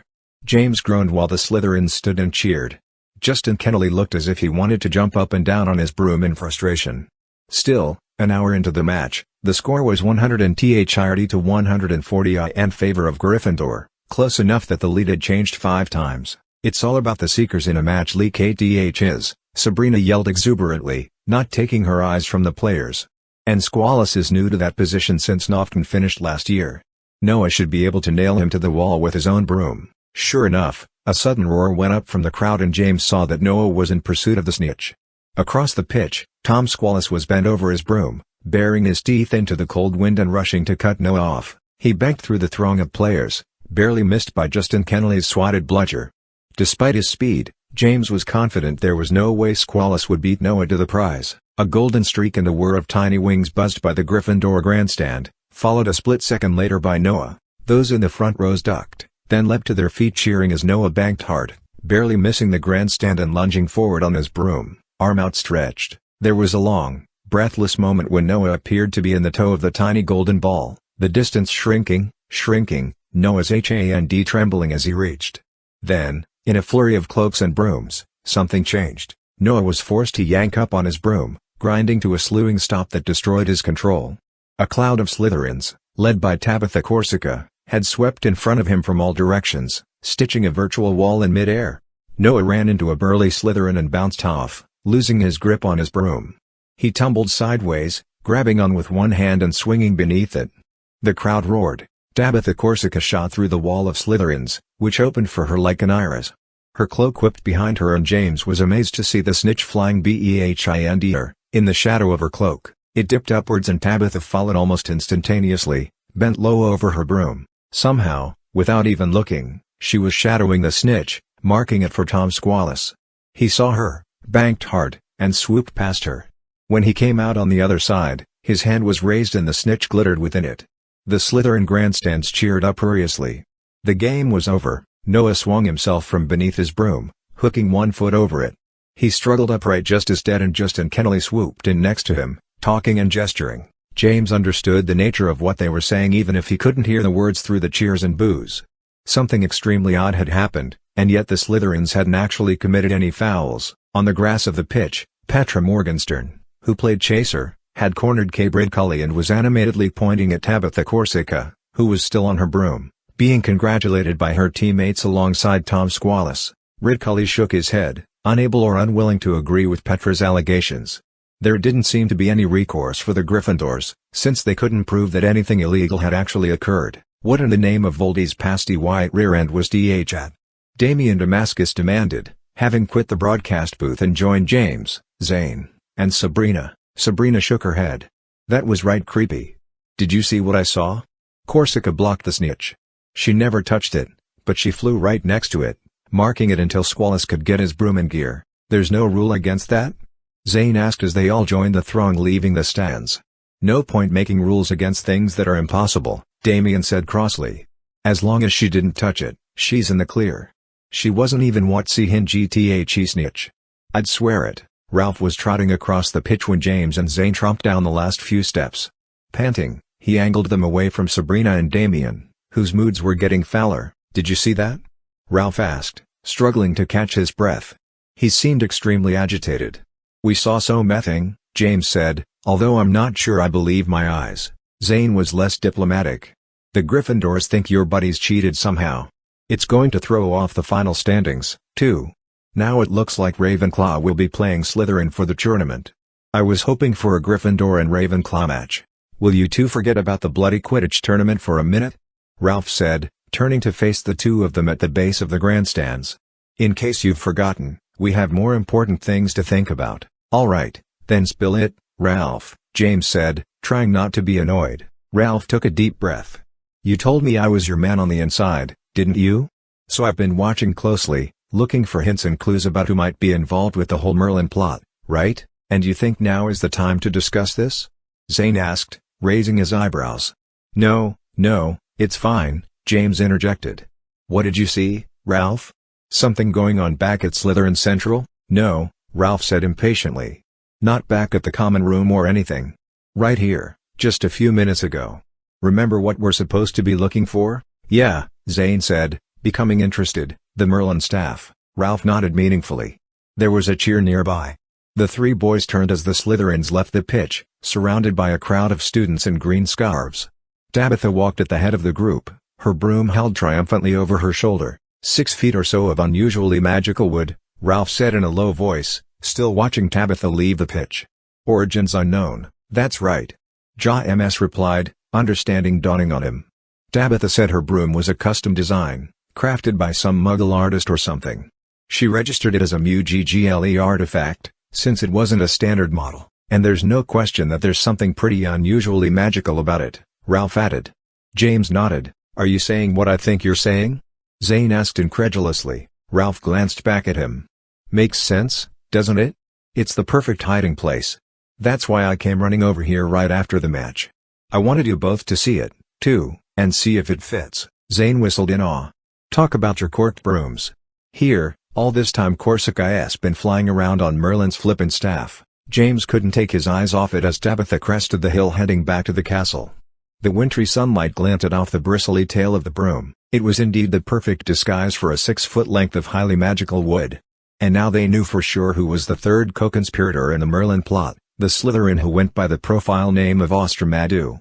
James' heart pounded with excitement and anticipation. So, he said as the three of them began to follow the Slytherins at a careful distance, wending their way back to the castle. How are we going to get the Merlin staff away from Tabitha Corsica? 14.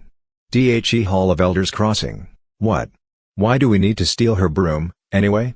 Ralph exclaimed at breakfast the next morning. He leaned over the table, reaching for a plate of sausages.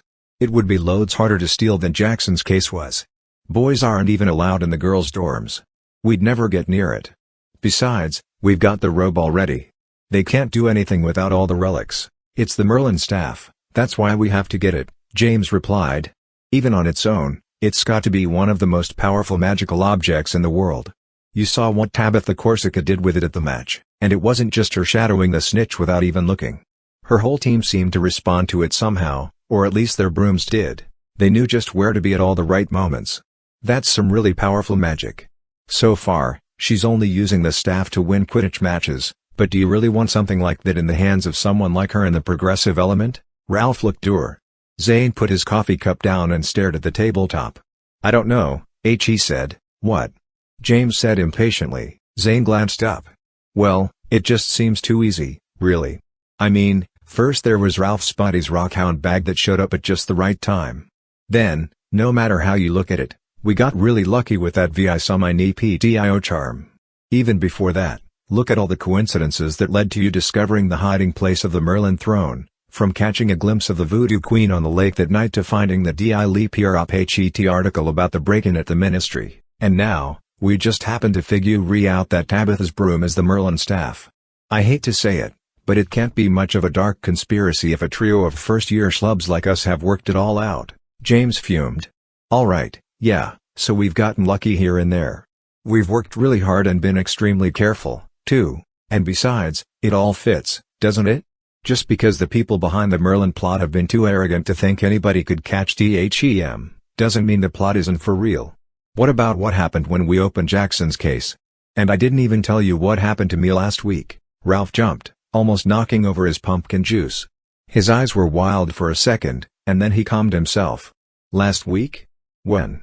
The night we went to see Hagrid, right after I left you, James answered. He described the way the halls of Hogwarts had transformed into forest around him, his strange journey to the island of the Grotto Keep, and the mysterious ghostly figure that had instructed him to bring her the relic robe.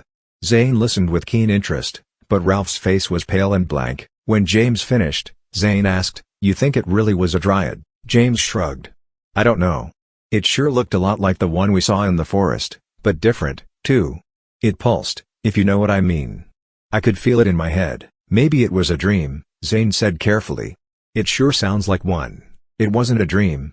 I was in the corridor heading to the common room. I wasn't sleepwalking." "I'm just saying," Zane said blandly, lowering his eyes. "What?" James prodded.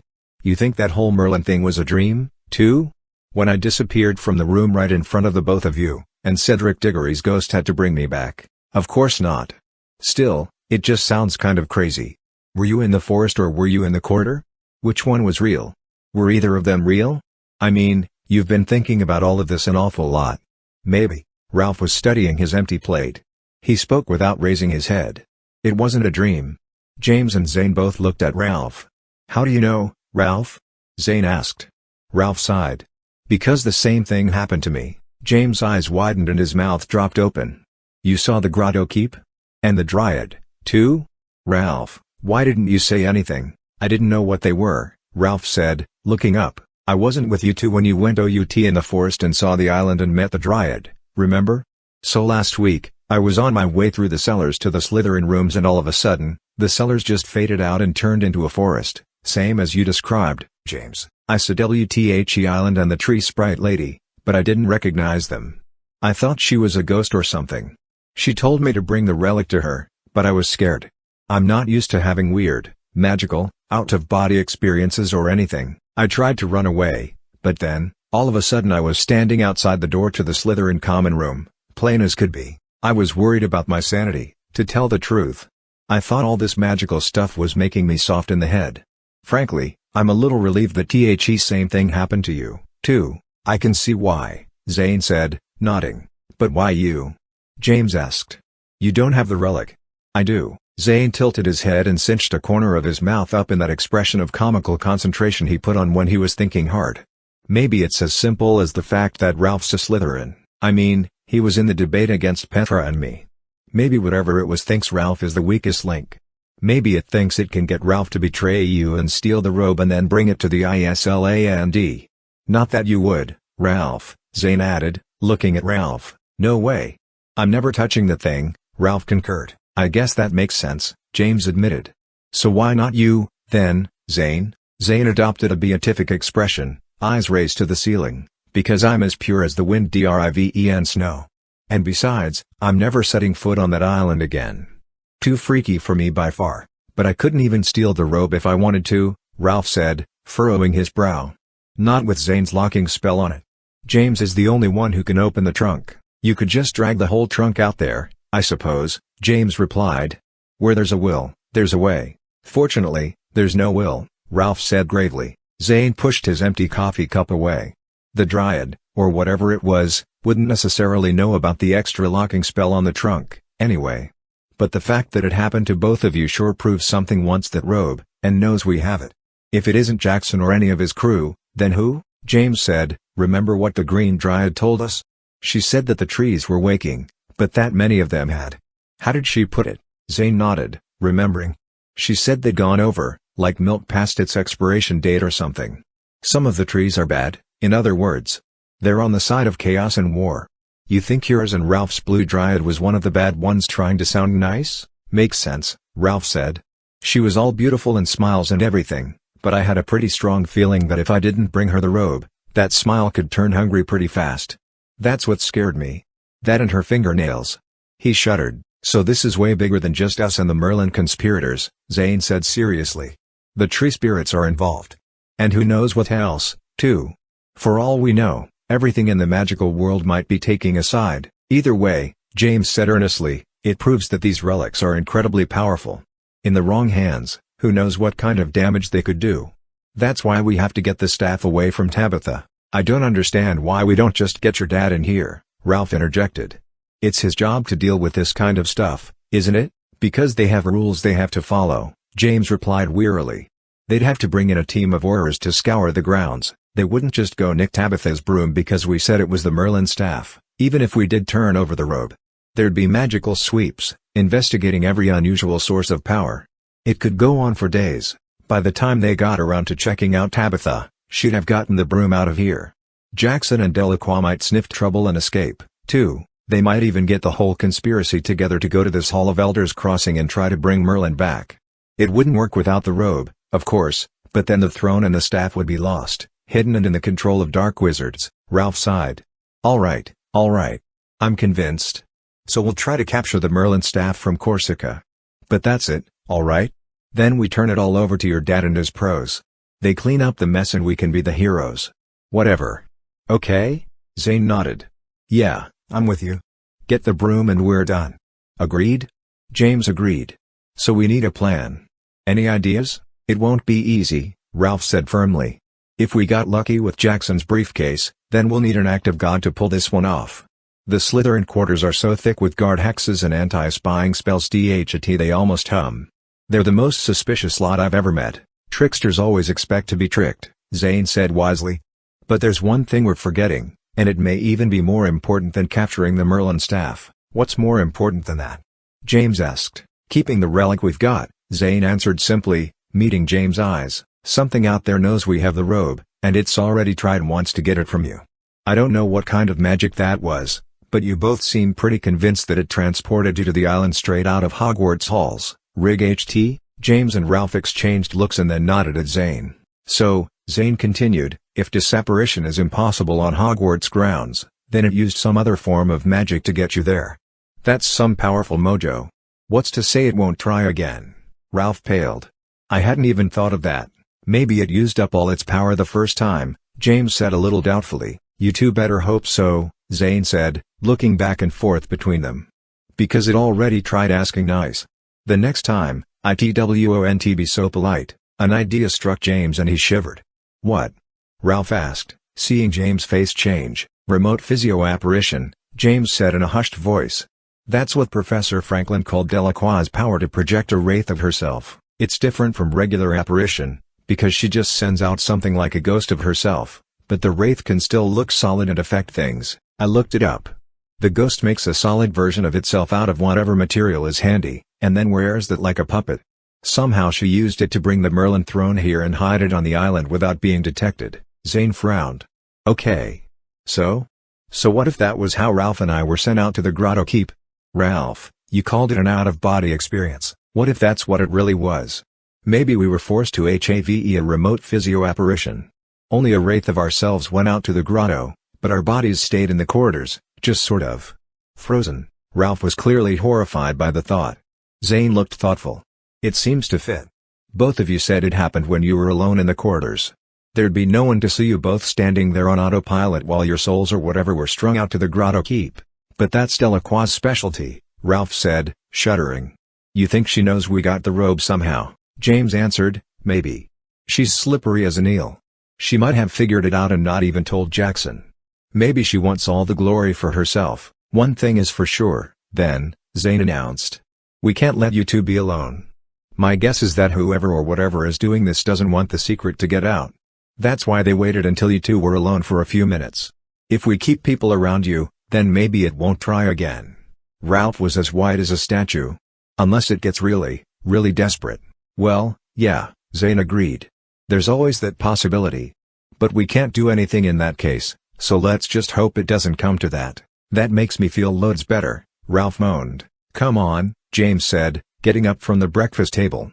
It's getting late in the house. LVSARE giving us the eye. It's time we got out of here before somebody notices we're planning SOMETHING. The three boys wandered out onto the chilly grounds and talked of other things for a while, then, having separate house-related obligations, went their separate ways for the rest of the day. The next week was frustratingly busy. Neville Longbottom assigned one of his very unusual but painstakingly demanding essays. This led to JMS spending an inordinate amount of time in the library, researching the endless uses of Spinoswort, an endeavor that was further complicated by the fact that every part of the Spinoswort plant, from the leaves to the stem to the root and even its seeds, was USEDINANY number of applications, from healing skin diseases to waxing broomsticks. James had just added the 79th entry to his scribbled list when Morgan Petunia sat down at the table across from him with a heavy sigh. Morgan, a first-year Hufflepuff, was also in herbology and working on her Spinoswort essay. You only need to list 5 uses, Morgan stated when she saw James' list. You know that, don't you? 5? James said weakly. Morgan gave James a look of somehow delighted disdain. Professor Longbottom only assigned us to write about Spinoswort because it's one of the 3 most useful plants in the magical world. If we were to write about every one of its uses, we'd be turning in encyclopedias, you silly boy. James' face heated. I knew that, he said, aiming for aloof arrogance and hitting only wounded petulance. I just forgot. Can't blame me for being thorough, can you? Morgan tittered, obviously thrilled that James had wasted so much time. James packed up a few minutes later and moved to the Gryffindor common room, annoyed but simultaneously relieved. At least his essay was finished. In fact, since he'd already written about 23 Spinoswort uses, he probably stood to get loads of extra credit. Just as long as Neville didn't figure out that the thoroughness of James' report simply meant James hadn't been paying much attention in class. Twice, James saw Professor Delacroix in the corridors and had the haunting sensation that she was watching him. He never actually saw her eyes on him, but since she was blind, that hardly mattered anyway. James remembered the way Delacroix had maneuvered the tureen of gumbo with her ugly grapefruit wand at the Alma Aleron dinner, never spilling a drop. He had a suspicion that Delacroix had ways of seeing that didn't rely at all upon her useless eyes. In fact, that could explain how she might have noticed that Jackson's briefcase was different. The Visum-Ineptio charm only worked on what people saw with their eyes, didn't it? Still, she never said anything or even so much as paused in her stride when she passed him. James decided that he was simply being paranoid. Besides, as Zane pointed out, what difference did it make? She might be the one trying to trick Ralph and James into taking the relic robe out to the Grotto Keep, or it might be some other force entirely. Either way, they had to be on guard never to be alone, and in the end, the source of the threat didn't really matter anyway. James had begun to realize just how hard it was to never be alone. He would have thought, in a school the size of Hogwarts, it would have been quite rare, anyway. Now that he was paying attention, he realized he'd been on his own on the grounds or in the halls several times each day. Either crossing the grounds to get to Neville Longbottom's herbology class after transfiguration or just going to the bathroom in the middle of the night. Arranging to never be alone even in these circumstances was an annoying chore, but Zane, to James' surprise, was consistently adamant about it. Even if we did capture that robe by a string of completely freakish lucky breaks, I'm not gonna let it slip out of our hands because we got careless, he told James one day, walking him to the herbology greenhouses. It's the Merlin conspirators' carelessness that's been working for us.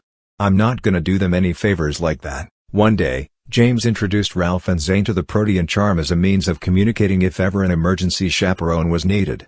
James had ordered 3 novelty rubber ducks from Weasley's Wizard Wheezes, giving one each to Zane and Ralph. The Protean charm means that if I squeeze my duck, both of yours will sound as well, Ja-MS explained, giving his duck a tweak. Sod off. All 3 ducks quacked in unison. Excellent, Zane said, giving his own duck a firm squeeze, resulting in a chorus of happy insults. So if either of you find yourselves alone or need me to take you to the bathroom, you just honk on this and I come running, eh? Uck, Ralph said, staring at his duck with distaste. I hate this. It's like being 3 years old again. Hey, if you want to go getting zapped off to meet with some unhappy tree spirit again, Zane said, shrugging. I didn't say I wouldn't do it, Ralph replied, annoyed. I just hate it, is all. Zane turned back to James. So how will I know which one of you quacked for me? James produced a black marker and drew a small J on the bottom of his duck. Take a look at yours. Now. Anything we do to a single duck will show up on all of them. When you hear the quack, just check the bottom of the duck and see whose initial shows up. Very tight, Zane said approvingly. He raised his duck and tweaked it as if he was saluting with it. Eat doxy poo. The ducks quacked gaily. All right, James said, putting his own duck in his backpack. This'll only work if we only use them in an emergency. Got it? Why don't they just squeak? Ralph asked as he pocketed his. Ask a Weasley, James answered dismissively. At first, having to have Zane or somebody else around at all times was as annoying to James as it was to Ralph, but eventually, James got used to it and even began to like it. Zane would sit on a chair in the corner of the bathroom while James bathed, quizzing him on defensive spell pronunciations or transfiguration terminology and restrictions. James learned that many of his herbology classmates, including Morgan Petunia, had charms class before herbology. Knowing this, James was able to hurry from his transfiguration class to the charms classroom and then accompany Petunia and her friends to the greenhouses, thus avoiding the solitary trek across the grounds. Constantly being near people became an easy habit for James, and eventually, he nearly forgot he was doing it. In this fashion, the weeks melted past, the rawness of winter began to thaw into the fragile warmth of spring. Still, neither James, Ralph, nor Zane had come up with a plan to get Tabitha Corsica's broomstick. Eventually, they determined, albeit reluctantly, that some group reconnaissance was required. I'm not liking this, Ralph said as he led the other 2 to the door of the Slytherin common room. I haven't seen anyone other than Slytherins in here for months. Don't worry about it, Ralph, Zane said, but his voice was less confident than usual. We've got James' magic map here. We can check it again, but according to it, most of your buddies are out watching the Slytherins practice for the tournament. Right, James? James had the Marauders map unfolded in his hands. He studied it as he walked. As far as I can tell, there's only a couple of people in the Slytherin dorms, and none of them are people we need to worry about. Are you sure you're reading that thing right? Ralph asked, plugging his ring into the eye socket of the snake sculpture on the gigantic wooden door. Last I heard, you said you couldn't even remember how to get it to work. Well, it's working, isn't it? James replied testily. In truth, he was worried about the accuracy of the map.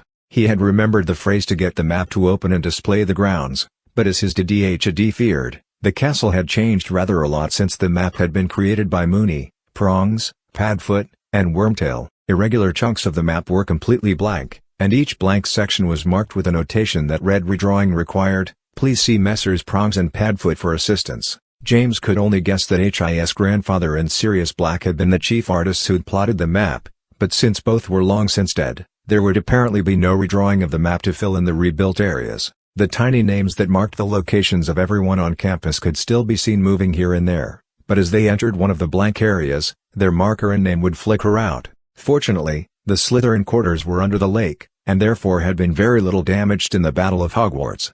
James could see the entire warren of Slytherin rooms and halls on the Marauders map. The snake sculpture asked its questions. Ralph announced himself and explained who James and Zane were, and that they were friends.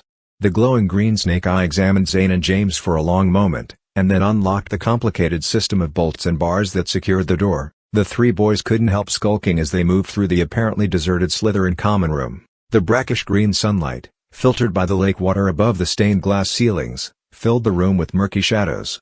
The fire was a dull red glow in the gigantic fireplace, which was sculpted in marble to resemble an open snake's mouth. Nothing like reading a good book in front of gaping doom, Zane murmured, passing the fireplace. So where do they keep their broomsticks, RLPH? Ralph shook his head. I told you already, I don't know. I just know there isn't a common locker or anything, like the Gryffindors or Ravenclaws. Most of these guys don't trust each other all that much. Everybody has a private closet with a special magical key. Besides, their brooms aren't here now, anyway, are they? They've all got them out at the Quidditch pitch. We aren't here to grab it now, Zane answered, peering around the common room. We're just here to scope out where they might hide them. Even in the middle of a spring day, the Slytherin rooms were a pall of shifting green dimness. Lumos, James said, illuminating his wand and holding it aloft. This hall goes back to the boys' quarters, right Ralph? Yeah. The girls' rooms are on the other side, up those stairs. Zane threaded through the furniture of the common room, aiming for the stairs. Panty raid in the Slytherin girls' quarters. I'm on it. Wait, James said sharply. It'll be charmed, you know. No boys are allowed in any of the girls' quarters. You go up there, it'll be sure to set off some sort of alarm. Zane stopped, glancing at James, and then turned back to the stairway. Drat. They thought of everything, didn't they? Besides, Ralph said from across the room, they're called knickers around here. You say potato, I say patata, Zane muttered. Can we get back to why we're here, after all? James said as loudly as he dared. We're supposed to be looking for ways to get to Tabitha's broom. Even if all we can do is figure out where she keeps it, believe it or not, Zane said primly, that's what I was thinking of. For all we know, she sleeps with the thing. Even if she doesn't, you can bet she keeps it near enough to guard. That means getting into the girls' quarters, doesn't it? James shook his head. Not possible. I'm beginning to see how helpful it was for my dad to have Aunt Hermione as part of his crew. He could have sent her up to check things out. We're pretty much stuck, though. As James finished speaking, a noise came from the stairway. The three boys froze guiltily, looking toward the stairs. There was a shuffling of small feet, and then a tiny house elf came down balancing a basket of rumpled clothing on its head. The elf stopped, seeing the three boys staring at it. Many pardons, masters, the elf said, and James could tell by the timbre of its voice that it was a female. Just collecting the washing, if you please. Her bulbous eyes flicked between the three of them. She seemed disconcerted to have elicited Susie's keen interest. James realized she was probably used to being completely ignored, if she was seen at all. Not a problem, miss, Zane said, affecting a small bow and taking a step back from the stairs. The elf didn't move. Her eyes followed Zane's movement with increasing consternation. Excuse me, master? Your name, miss? Zane replied, Figgle, master. I apologize, master. Figgle isn't accustomed to masters and mistresses speaking to her, master. The elf seemed to be nearly vibrating with nervousness. I'm sure that is true, Figla, Zane said understandingly. You see, I'm a member of an organization you may have heard of. We're called the Zane glanced back at James, his eyes wide. James remembered telling Zane and Ralph about Aunt Hermione's Equal Rights for Elves organization. James stuttered, oh. Yeah, SPEW, the Society for the Promotion of, Elfish Welfare? Yes, what he said, Zane said, spinning back to Figgle, who flinched. SPEW, you've heard of us, no doubt. We help those who elf themselves. Figgle hasn't, master. Not a bit. Figgle has loads of work, master. That's exactly the point, my dear Figgle. We at SPEW are working to lessen that load. In fact, as an act of good faith, I'd like to help you now. Please, might I help you carry that? Figgle looked positively horrified. Oh, no, master. Figgle, I couldn't. Master shouldn't mock Figgle, sir. James could see where Zane was heading with this charade, but was doubtful it would get anywhere. House elves, especially those who worked amongst the Slytherins, were often mistreated and tricked by their masters. Figla looked as if she was about to burst into tears from fear. Zane knelt down, bringing himself eye level to the trembling house elf on the second step of the stairs. Figla, I'm not going to hurt you or get you into trouble. I promise. I'm not even a Slytherin.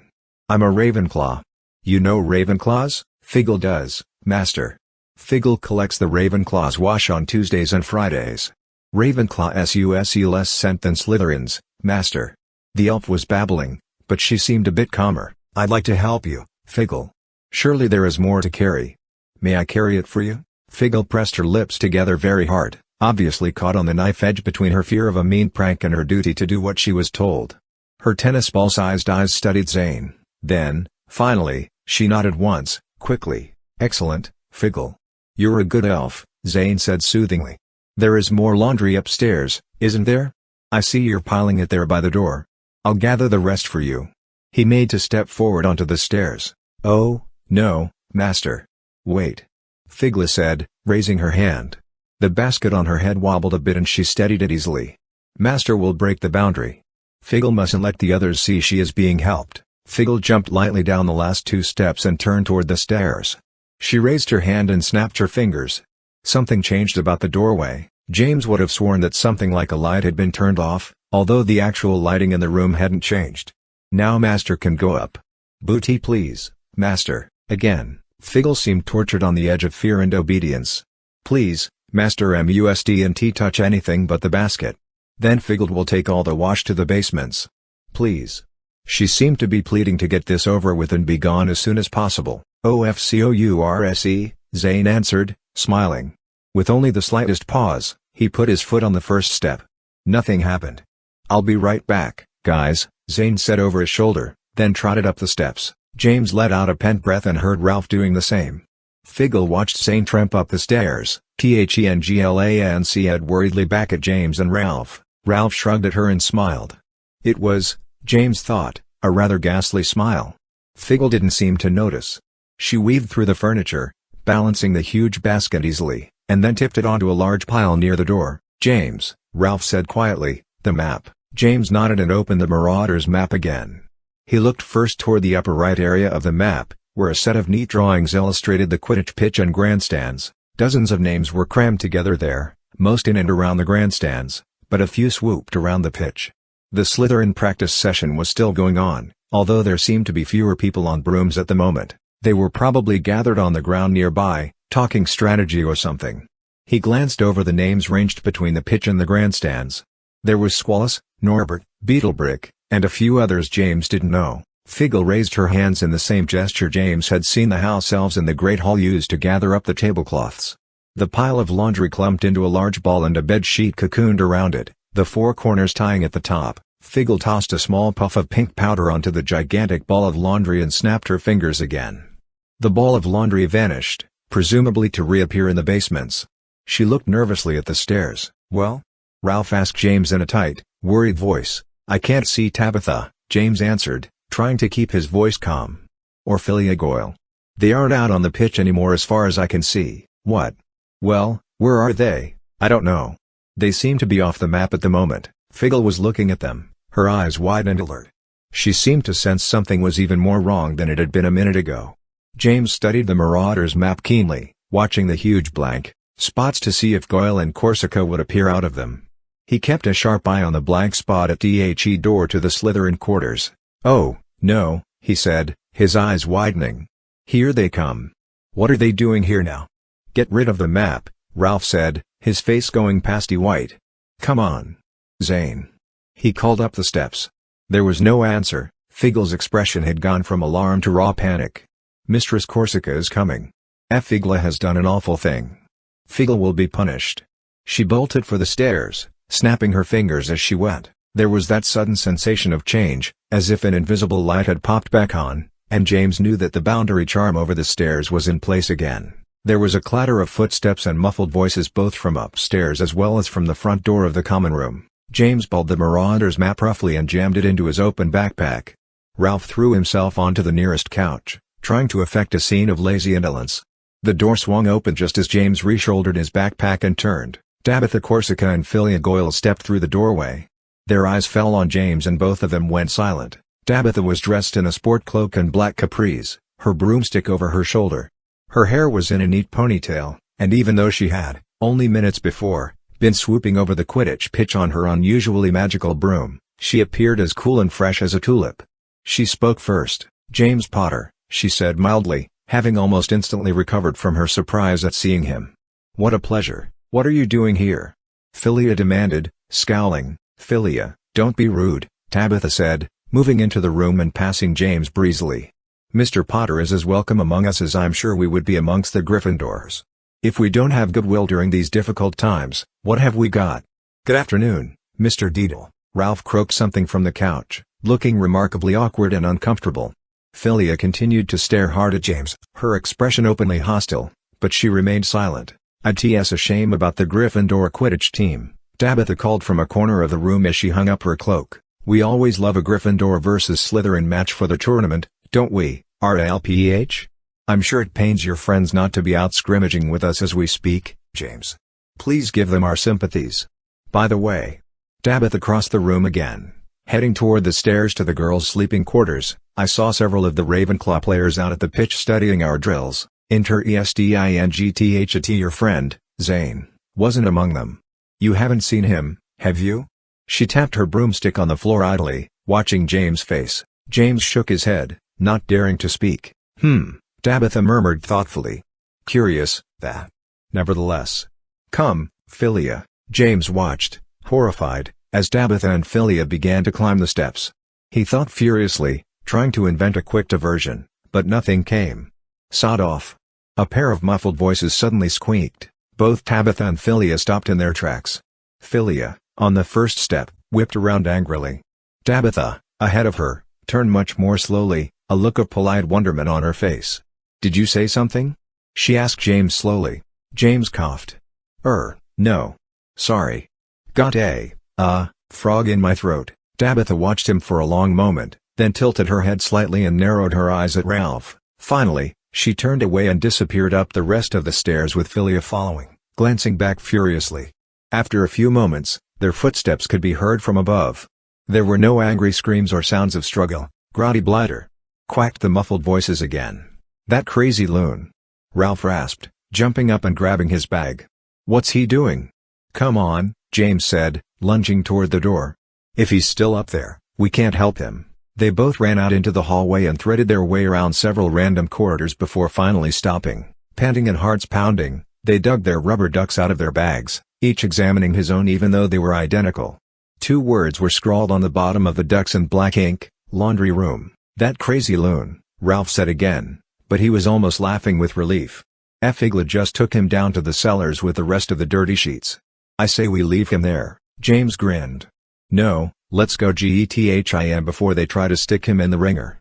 He probably deserves it, but first, I want to know what Mighthdhave found out." The 2 boys ran to find the washrooms in the cellars. James stopped only once to ask directions from an annoyingly observant servant in a painting of a gaggle of dining knights. "I hardly had 2 minutes to look around before Figgle came up the stairs like a cannonball," Zane told James and Ralph when they found him in the washrooms. "She threw a handful of pink dust at me, and then pow! I'm down here." Ralph was looking around in awe at the enormous copper vats and the clanking machinery of the washers. Elves bustled around them, ignoring the 3 boys completely as they moved through the hive of their basement workspace. 2 elves on a catwalk above the vents were dumping wheelbarrows of powdered soap into the frothing water. Heat flakes filled the air and stuck like snow in the boys' hair. "Trust me, this all gets a lot less interesting after 2 minutes or so," Zane said tersely. "Especially when the Lollipop Guild here won't let you leave." 3 elves were clustered around Zane, looking at him with obvious hostility. "Figgle brings a human down to the washrooms. We keeps him until someone explains why," the oldest and grumpiest elf said in a gravelly voice. "Policy. Humans interfering with elf work is against Hogwarts Code of Conduct and Practices, Section 30, Paragraph 6. So, then, who be you 2? James and Ralph exchanged blank looks. Ralph said, "We're his." "Well, we're his friends, aren't we? We came to bring him back upstairs." "Did you, then?" Thelf said with a penetrating glare. "Figgle tells a story about this human trying to do her work, she does. Says he was going on about elf welfare and such bilge. She was fair upset. Can't have that sort of thing, you know. We got's a coalition agreement with the school." "He won't do it again," James soothed. "He meant well, but he's a bit dim about such things, isn't he? I'm sorry. He got out of our hands for a minute. Won't happen again." Zane acted offended, but stayed wisely silent. Theadelf scowled thoughtfully at James. James was used to elves being subservient and meek or at least politely surly. Here, in their working realm, the rules appeared to be quite different. The elves had a coalition agreement with the school, the head elf had said. It almost sounded like they'd unionized, and that an essential rule of the elf union was that only elves did elf work. Perhaps they viewed it as job security. James wasn't sure if Aunt Hermione would view this as an improvement or a setback. Finally, the head elf grumbled, "I'm going against my better judgments, you know. The 3 of yous are on probation." Any more interference with Elfish protocol and I'll have you before the headmistress. We got's a coalition agreement, you know, so I hear, Zane muttered, rolling his eyes. But you don't even know our names, Ralph pointed out. How are we on probation if you don't know who we are? James elbowed him in the ribs. The head elf grinned at his fellows, who smiled back a bit disconcertingly. We're elves, he sighed simply. Now off with yous, and let's hope we don't see you again. The corridors leading out of the washrooms were, not surprisingly, small and short, with half-CZ steps that forced James, Zane, and Ralph Domincecarefully as they climbed them. I don't know whether to congratulate you or kick you, Ralph said to Zane. You almost got us caught by Corsica and Goyle. But I did get into the Slytherin girls' sleeping quarters, Zane pointed out with a grin. How many people can say that, or would want to? James added. Be nice or I won't tell you what I found. It better be good, said Ralph, ITSNOT, ZANESIGHED. The girls' quarters have big wooden wardrobes alongside each bed. Only one of them was open, but I got a peek inside. Let's just say I'm not wondering where Tabitha keeps her broom anymore. They reached a larger door at the end of a flight of minuscule stairs. James pushed it open, thankful to be out of the heat and noise of the washrooms. What do you mean? Well, they're magical wardrobes, of course, although they don't lead to any fairy wonderlands. The one I looked into looked like a combination vanity and walk-in closet, seemed like a boutique had exploded in there, to tell you the truth. One of those really froofy ones, but with a gothic vampire flair to it. There was a bottle of vanishing cream on the vanity, and from the looks of it, I don't think the vanishing part was a metaphor. All the girls have a wardrobe like that? Ralph asked. Sure looked like it. James frowned. Our chances of getting into the Slytherin girls' quarters again are pretty much zero. And even if we could, how would we even know which wardrobe was Corsica's, much less even get it open? I told YOUTHs was going to be right impossible, Ralph reminded James. Smelled like my grandma's dresser in there, too, Zane said. Will you let off with the details? James exclaimed. This is serious. We still don't know where The Hall of Elders Crossing is or when Jackson and Delacroix are planning to bring the elements together. For all we know, it could be tonight. So? Ralph said. Like you said, they can't do anything without all the relics, Zane sighed, turning sober. Yeah, but if they try it and nothing works, then they'll hide the rest of the relics and we'll never get to THEM. Ralph threw up his hands. Well? There's got to be another way, then. I mean, she has to take the broom out of her wardrobe sometimes, right? We saw her with it today. What if we nick it somehow during a Quidditch match or something? Zane grinned. I like that. Especially if we can do it when she's 100 feet or so in the air. Impossible again, James said in frustration. Ever since my dad's day, there've been protective spells all around the pitch to keep people from interfering with matches. There were a few instances where dark wizards tried to use spells to hurt him or throw him off his broom. Once, a bunch of Dementors swarmed right onto the pitch. Ever since, there've been boundary areas set up by the officials. No spells can get in or out. What's a Dementor? Ralph asked, his eyes widening. You don't want to know, Ralph. Trust me. Well, then, looks like we're back to square one, Zane said dully. I'm all out of ideas. Ralph stopped suddenly in the middle of the corridor. Zane bumped into the larger boy, stumbling backwards, but Ralph didn't seem to notice. He was staring hard at one of the paintings lining the corridor. James noticed it was the one they had stopped at EARLIER to ask for directions to the laundry room. The very observant servant in the rear corner of the painting had caught James' attention on the way down, but only as someone they could get directions from. James had become almost inured to the random, watchful characters in the paintings all over Hogwarts. The servant stared sullenly out at Ralph as the knights in the painting hoisted their tankards and turkey drumsticks, slapping each other happily on their partially armored backs. Oh, great, Zane said, rubbing his shoulder where he'd run into Ralph. Look what you've done, James. Now Ralph H's obsessed with every 15th painting. And not even the good ones, if you ask me. You two are the weirdest art lovers I've ever met. James took a step closer to the painting as well, studying the servant standing in the shadowy background with a large cloth over his shoulder. The figure took a half step backward, and James felt sure that it was trying to blend further into the dim recesses of the painted hall. What, Ralph? He asked. I've seen that before, Ralph answered in a distracted voice.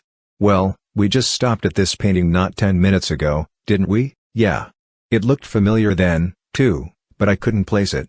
He's standing different now. Ralph suddenly dropped to one knee, flinging his backpack onto the floor in front of him. He unzipped it quickly and dug inside, almost frantically, as if worried that whatever inspiration had struck him would flee before he could confirm it. He finally produced a book, gripped it triumphantly, and stood up again, riffling toward the back. Zane and James crowded behind him, trying to see over Ralph's broad shoulders. James recognized the book. It was the antique potions book his mom and dad had given Ralph for Christmas.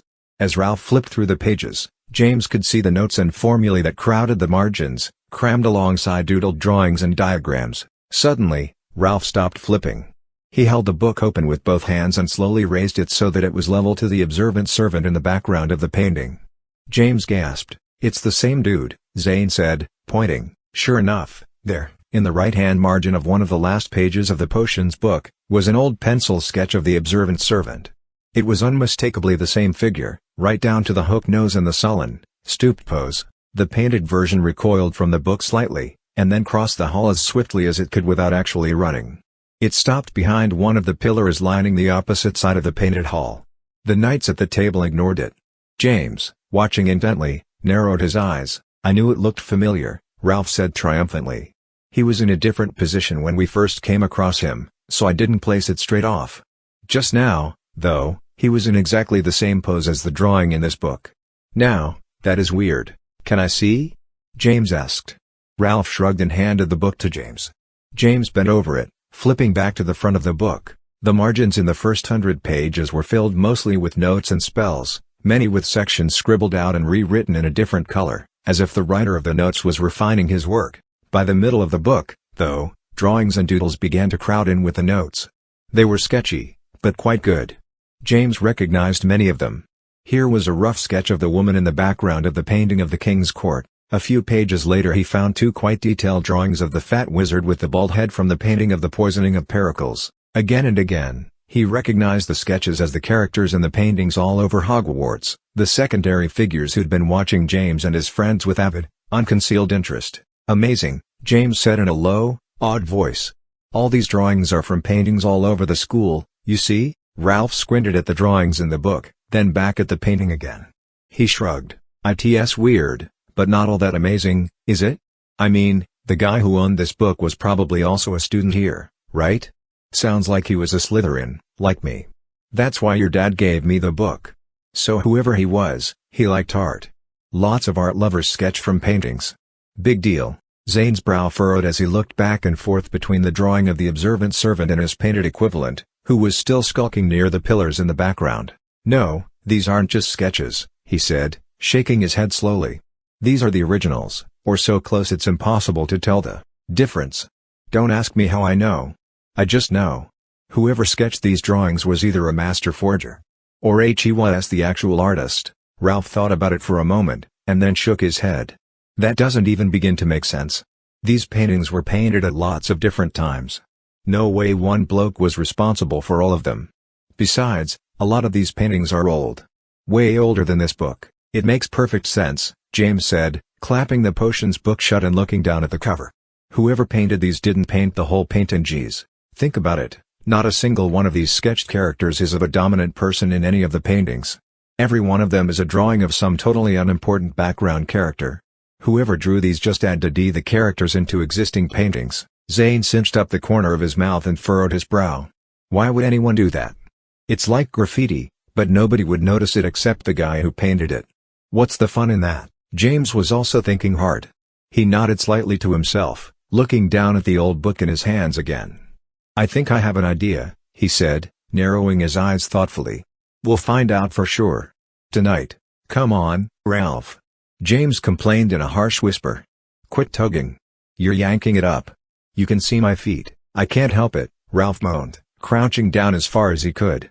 "I know you said your dad and his mates used to do this all the time, but one of them was a girl, remember?" "Yeah, and she didn't eat 7 meals a day, either," Zane said. The three of them shuffled down the darkened corridor, crammed under the invisibility cloak. They'd met at the base of the staircases, and apart from one tense moment when Stephen Metzger, the Gryffindor prefect and brother of Noah, had passed them in the hall singing slightly off-key, they had encountered no one. When they reached the intersection near the statue of the One-Eyed Witch, James directed them to stop. The three of them maneuvered clumsily into a corner and James opened the Marauder's map. I don't see why all three of us need to do this anyway, Ralph complained. I trust you too.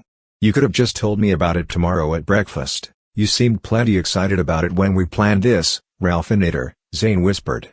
You can't lose your nerve now, it was daytime then. And I wasn't born with any nerve, just so you know. JMSHISS said. Zane bent over the map. Is anyone coming? James shook his head. No, looks safe. Filch is in his office downstairs. I don't know if he ever sleeps, but for now, at least, the coast is clear. Ralph straightened up, pulling the invisibility cloak a foot off the floor. Then why are we under this thing at all? It's tradition, James said without looking up from the map. Besides, Zane added, what good's an invisibility cloak if we don't use it to float around the halls unseen every now and then? There's nobody to see us, anyway, Ralph pointed out. James directed them toward the right angle of the intersection and they shuffled on. Soon enough, they came to the gargoyle guarding the stairway to the headmistress' office. James could tell it was watching their feet under the raised cloak even though it remained perfectly still. James hoped the password hadn't changed since he'd accompanied Neville to the headmistress' office a few months earlier. He cleared his throat and said quietly, gala water? The gargoyle, which was relatively new, having replaced the one that had been damaged in the Battle of Hogwarts, stirred slightly, making a sound like a mausoleum door grating open. Is that the one with the forest green field and the sky blue and red patterns? It asked in a carefully measured voice. I can never remember. James conferred in harsh whispers with Ralph and Zane. Forest green field? I don't even know what it is. It's just the word Neville used to get in. How'd he answer the question, then? Zane asked. It didn't ask him any questions. It's a tartan pattern, I think, Ralph rasped. My grandmom is mad about them.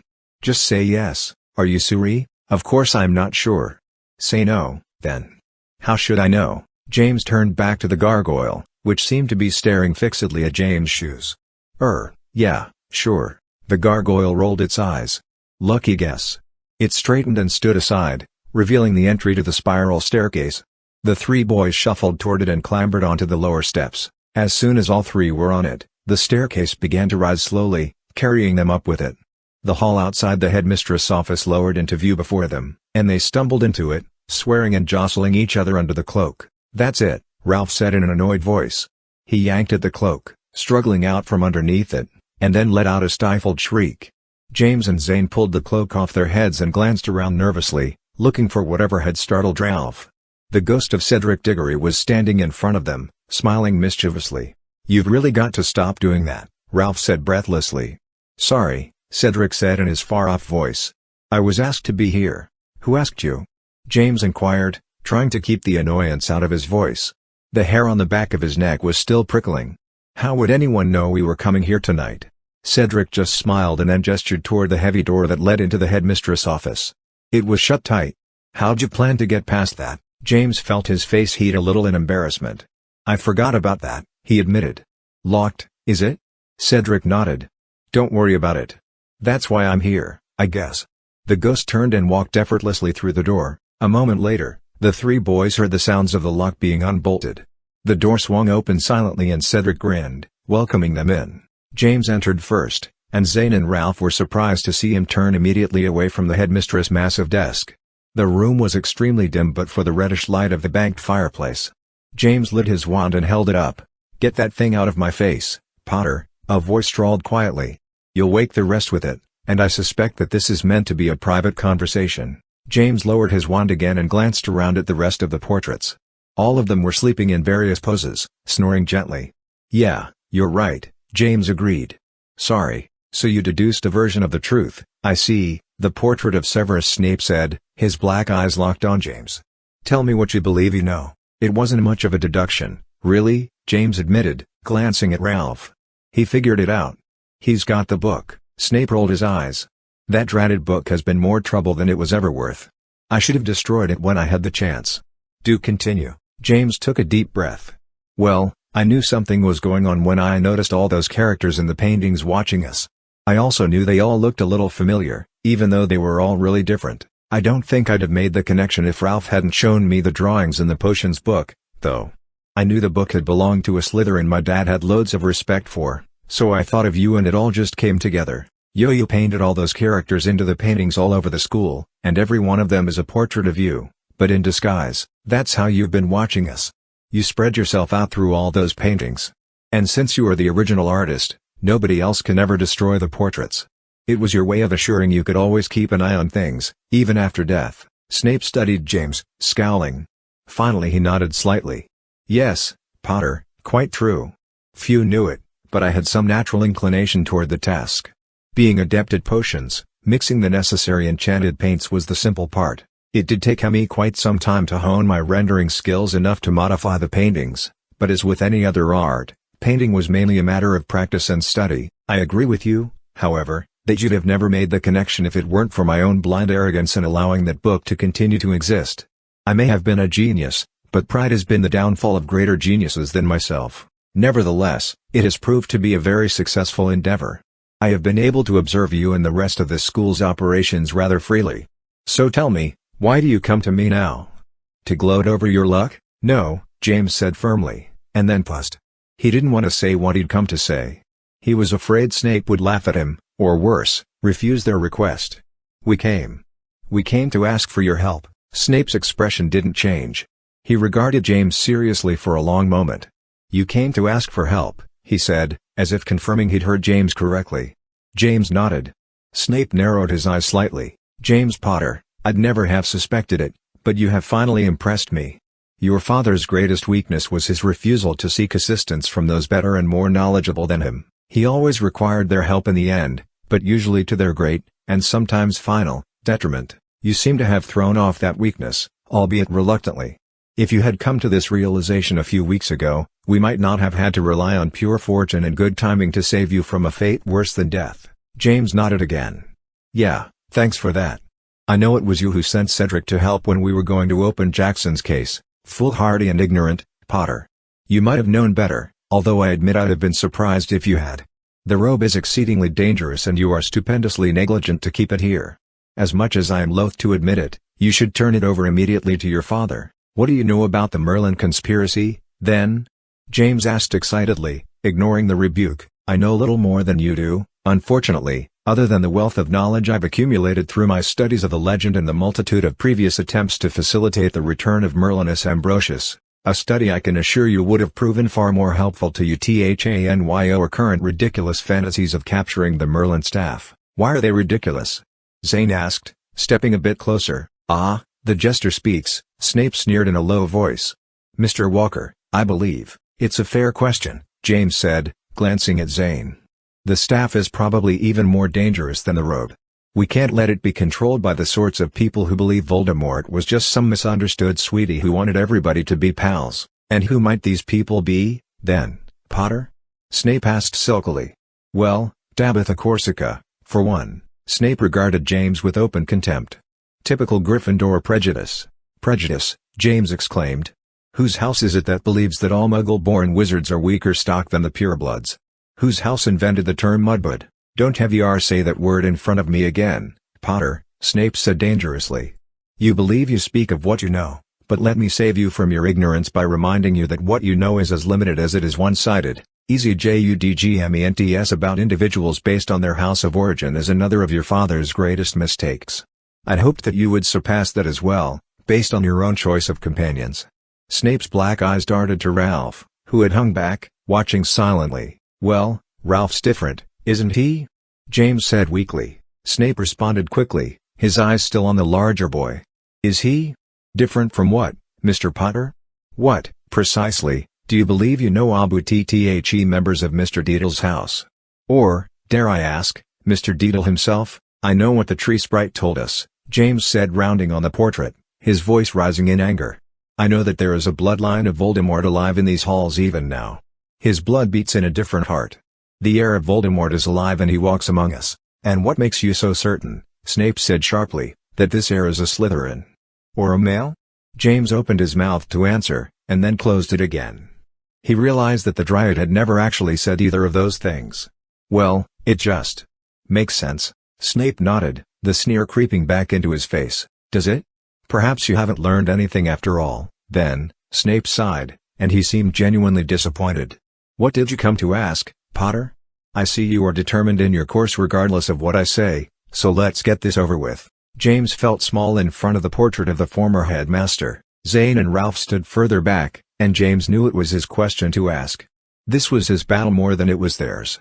His battle against the Merlin conspiracy, yes, but more importantly, his battle against himself and the shadow of his father. He raised his eyes to Snape's black gaze. If we can't get the Merlin staff, I need to go to the Hall of Elders Crossing. I need to stop them there, before they can hide the staff and the throne forever. James heard the movement of Zane and Ralph behind him. He turned back to them. I won't ask you two to come, but I'm committed.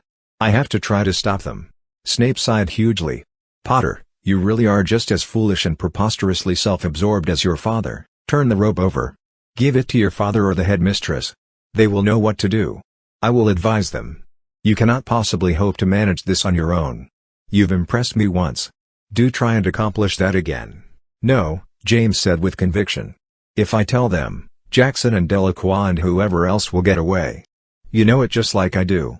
Then 2 of the relics will be lost forever. Without all 3 together, the power of the relics is broken, but not destroyed, James insisted. They are still powerful on their own.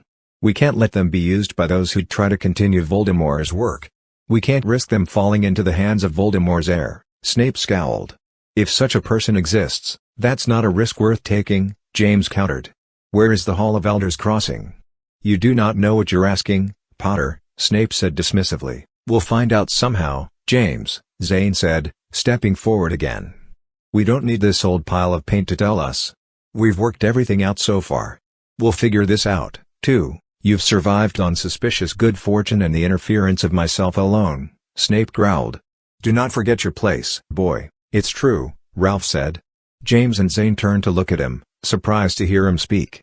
Ralph swallowed and went on. We have done pretty well so far. I don't really know who you are, Mr. Snape, but as grateful as we are for you helping us when James put on the robe, I think James is right. We need to try to stop them and get the rest of the relics. You are a Slytherin, and you said that the things they say about Slytherins aren't always right. Well, one of the things they say about Slytherins is that we always just look out for ourselves. I don't want that to be true. I'm with James and Zane, even if we fail. No matter what. Snape had listened to this sudden speech from Ralph with a steely eye and a tight frown. When Ralph finished, he glanced at all 3 of the boys in succession, and then heaved another sigh. You're all completely daft, he said flatly. This is a pointless and destructive fantasy. Where's the Hall of Elders Crossing? James asked again. Snape regarded him, shaking his head minutely. As I said, Potter, you do not know what you're asking. Zane spoke up. Why not? Because the Hall of Elders Crossing is not a place, Mr. Walker. You, of all people, should have recognized that. If any of you had been paying even a shred of attention for the last several months, you'd know it. The Hall of Elders Crossing is an event. Think about it for a moment, Mr. Walker. Elders Crossing, Zane blinked. Elders, he said thoughtfully. Wait a minute. That's what the astronomers of the Middle Ages called the astrological signs. The planets. They called them the Elder Ones, so the Hall of Elders Crossing. James concentrated, and then widened his eyes in revelation. The alignment of the planets. The Hall of Elders Crossing is when all the planets cross each other in their paths. When they make a hall. The alignment of the planets, Ralph agreed in an odd voice. It's not a place, but a time. Snape stared hard at all 3 boys. It's both, he said resignedly. It's the moment the planets align, and it's the place that all 3 of the relics of Merlinus Ambrosius are brought together. That's when and where the return of Merlin can only be accomplished. That is his requirement. And unless I am greatly mistaken, if you mean to go through with this foolhardy plan of yours, you have less than 1 week. Zane snapped his fingers. That's why the Voodoo Queen's been drilling us to work out the exact moment of the alignment. She said it would be a night we'd never forget, and she meant it. That's when they mean to bring the relics together. The Grotto Keep, James whispered. They'll do it there. The throne is already there. The other 2 boys nodded. James felt flushed with fear and excitement. He looked at the portrait of Severus Snape. Thanks, don't thank me.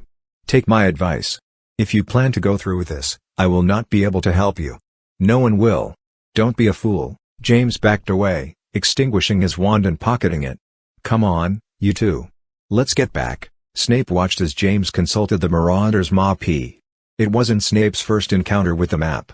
On one occasion, the map had insulted him fairly cheekily. Having assured themselves that Filch was still in his office, the 3 crowded back under the invisibility cloak and shuffled back through the door of the headmistress' office and into the hall. Snape considered waking Filch, who he knew was sleeping in his office with a half-empty bottle of fire whiskey on his desk. One of Snape's self-portraits resided in a hunting painting in Filch's office, and Snape could easily use that painting to alert Filch to the three boys sneaking. Reluctantly, he decided not to. Like it or not, such petty tricks gave him little pleasure anymore. The ghost of Cedric Diggory, who Snape had come to recognize before anyone else, closed the door behind the boys and shot the bolt. "Thank you, Mr. Diggory," Snape said quietly, amidst the snores of the other paintings. "Feel free to accompany them back to their dormitories. Or not. I don't much care." Cedric nodded to Snape. Snape knew the ghost didn't like to talk to him. Something about a ghost talking to a painting seemed to disturb the boy. Nothing technically human on either end, Snape figured. Cedric dismissed himself and walked through the locked wooden door. One of the paintings near Snape stopped snoring. "He isn't precisely like his father, is he?" a thoughtful, older voice said. Snape settled back into his portrait. "He's only like him in the worst of ways. He's a Potter. Now who's passing easy Judgments?" the other voice said with a hint of teasing. "It's not an easy judgment. I've watched him. He's as arrogant and foolish as the others that bore his last name. Don't pretend you don't see it." "I see that he came to ask for your help." Snape nodded grudgingly. One can only hope that that instinct has a chance to mature.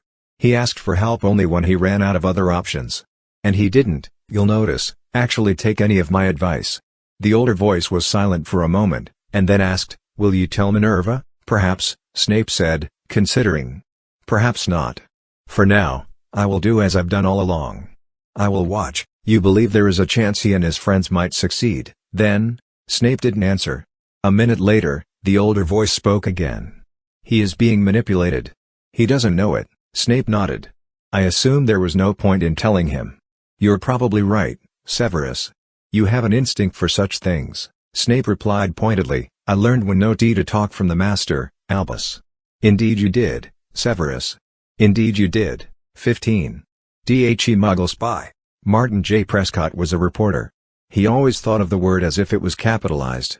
For Martin, being a reporter was more than a job. It was his identity. He wasn't just another face reading from a teleprompter or another name next to a dateline.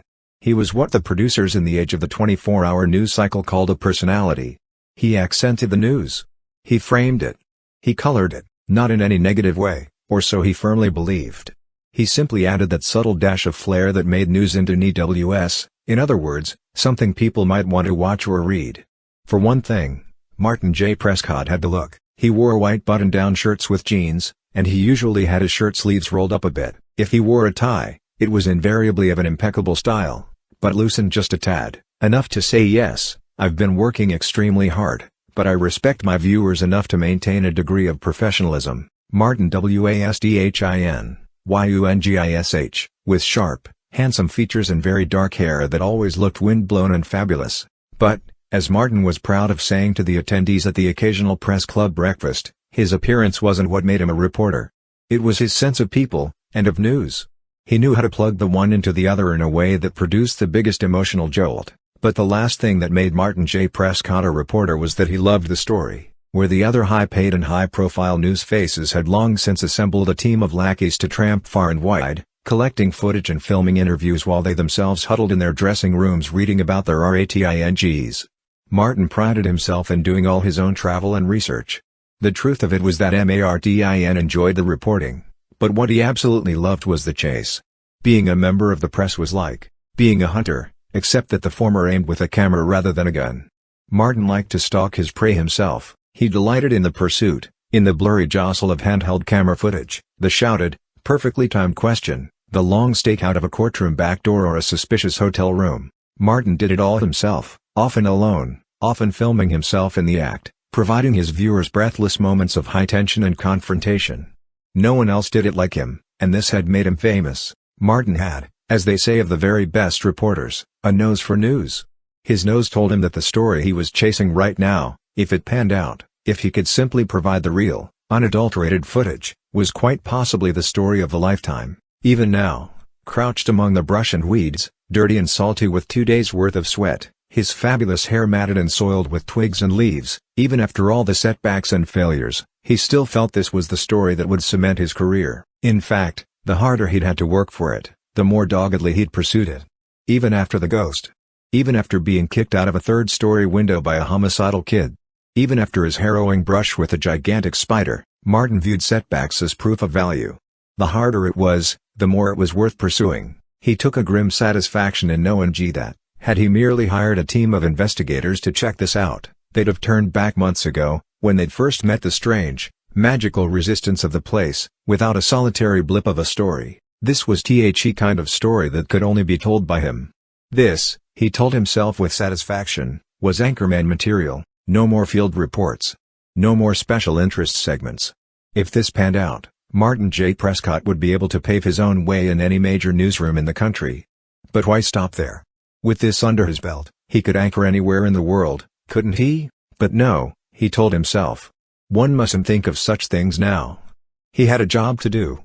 A difficult and outrageously demanding job, but Martin took pleasure in the sense that the hardest part was behind him. After months of plotting and arranging, planning and observing, the time had finally come for the big payoff, for all the bets to be called in. Granted, if this last phase of the hunt didn't work out exactly as planned, he'd walk away with nothing. He'd been unable to get any usable, convincing footage on his own, except for the handheld camera video of that incredible flying contest a few months back. That might have been enough, but even that had been lost, sacrificed, reluctantly, to the gigantic spider during his escape through the woods. It didn't do to dwell on failures, though. No, this would work. It would go exactly as planned. It had to. He was Martin J. Prescott. Still crouched at the perimeter of the forest, Martin checked the connections of his cell phone. Most of his field gear had gone completely buggy ever since he made it through the forest. His palm top barely worked at all, and when it did, it exhibited some very strange behavior. The night before last, he'd been trying to use it to access his office computer when the screen suddenly went entirely pink and began to display the lyrics to a rather rude song about hedgehogs. Fortunately, his camera and cell phone had worked relatively well until the incident with the spider. His phone was nearly all he had left now, and despite the fact that the display screen showed a strange mixture of numbers, exclamation marks and hieroglyphics, it did seem to be maintaining a connection. Satisfied, Martin spoke. "I'm huddled outside the castle at this moment, hidden in the arms of the forest that has been my occasional home during these last grueling months. Up until now, I have simply watched, careful not to disturb what might only be a simple country school or a boarding facility, despite the reports of my sources. Still, I am confident that the time has finally come for me to approach. If my sources are wrong, I will merely be met with puzzlement and that rare brand of careful good humor that is the purview of the Scottish countryside. If, however, my sources prove correct, as I suspect, based on my inexplicable experiences so far, then I may well be walking into the clutches of my own doom. I am now standing. It is mid-morning, about 9 o'clock, but I see no sign of anyone. I am leaving the safety of my hiding place. I am entering the grounds." Martin crept carefully around the edge of the ramshackle cabin near the forest. The enormous, shaggy man he'd often spied in and around the cabin was not anywhere in sight. Martin straightened, determining to be bold about his initial approach. He began to cross the neatly cropped field between the cabin and the castle. In truth, he did not believe he was in grave peril. He had an innate sense that the greatest dangers were behind him, in that creepy and mysterious forest. He had indeed camped on the fringes of that forest, far on the side opposite the castle, where the trees seemed rather more normal and there were fewer unsettling noises in the night. Still, his travels back and forth through the densest parts of that forest had been strange, to say the least. Apart from the spider, which he had only escaped by sheer good luck, he hadn't actually seen anything. In a sense, he thought it might have been better if he had. A known monstrosity, like the spider, is far easier to deal with than the unknown phantoms conjured by Martin's imagination in response to the strange noises he'd heard on those long woodland walks. He'd been shadowed, he knew. Large things, heavy things, had followed him, always off to the left or right, hidden just behind the density of the trees. He knew they were watching him, and he also sensed that, unlike the spider, they were intelligent. They might have been hostile, but they were certainly curious. Martin had almost dared to call out to them, to demand they reveal themselves. Finally, remembering the spider, he decided that, after all, maybe an unseen monster that is merely curious is better than a seen monster that feels provoked. "The castle, as I have mentioned, is positively huge," Martin said into the small microphone clipped to his lapel. The microphone was connected to the phone on his belt. "I've traveled much of this continent and seen quite a variety of castles, but I've never seen anything so simultaneously ancient and yet immaculately maintained. The windows, apart from the one I was forced through those months ago, are beautifully sturdy and colorful. The stonework here doesn't show so much as a crack. This wasn't entirely true, but it was true enough. It is a beautiful spring day, fortunately. Clear and relatively warm. I am not hiding myself at all as I cross to the enormous gates, which are open. There seems to be a gathering over to my right, on a sort of field. I can't quite tell, but it looks as if they are playing football. I can't say that I expected that. They don't seem to be paying me any attention. I am continuing to the gates. As Martin entered the gates, he finally began to be noticed. He slowed, still maintaining a steady course onward. His goal was simply to get as far into the castle as possible. He had purposely left his still camera behind. Cameras, in nearly every circumstance, incite resistance. People with cameras get thrown out of places.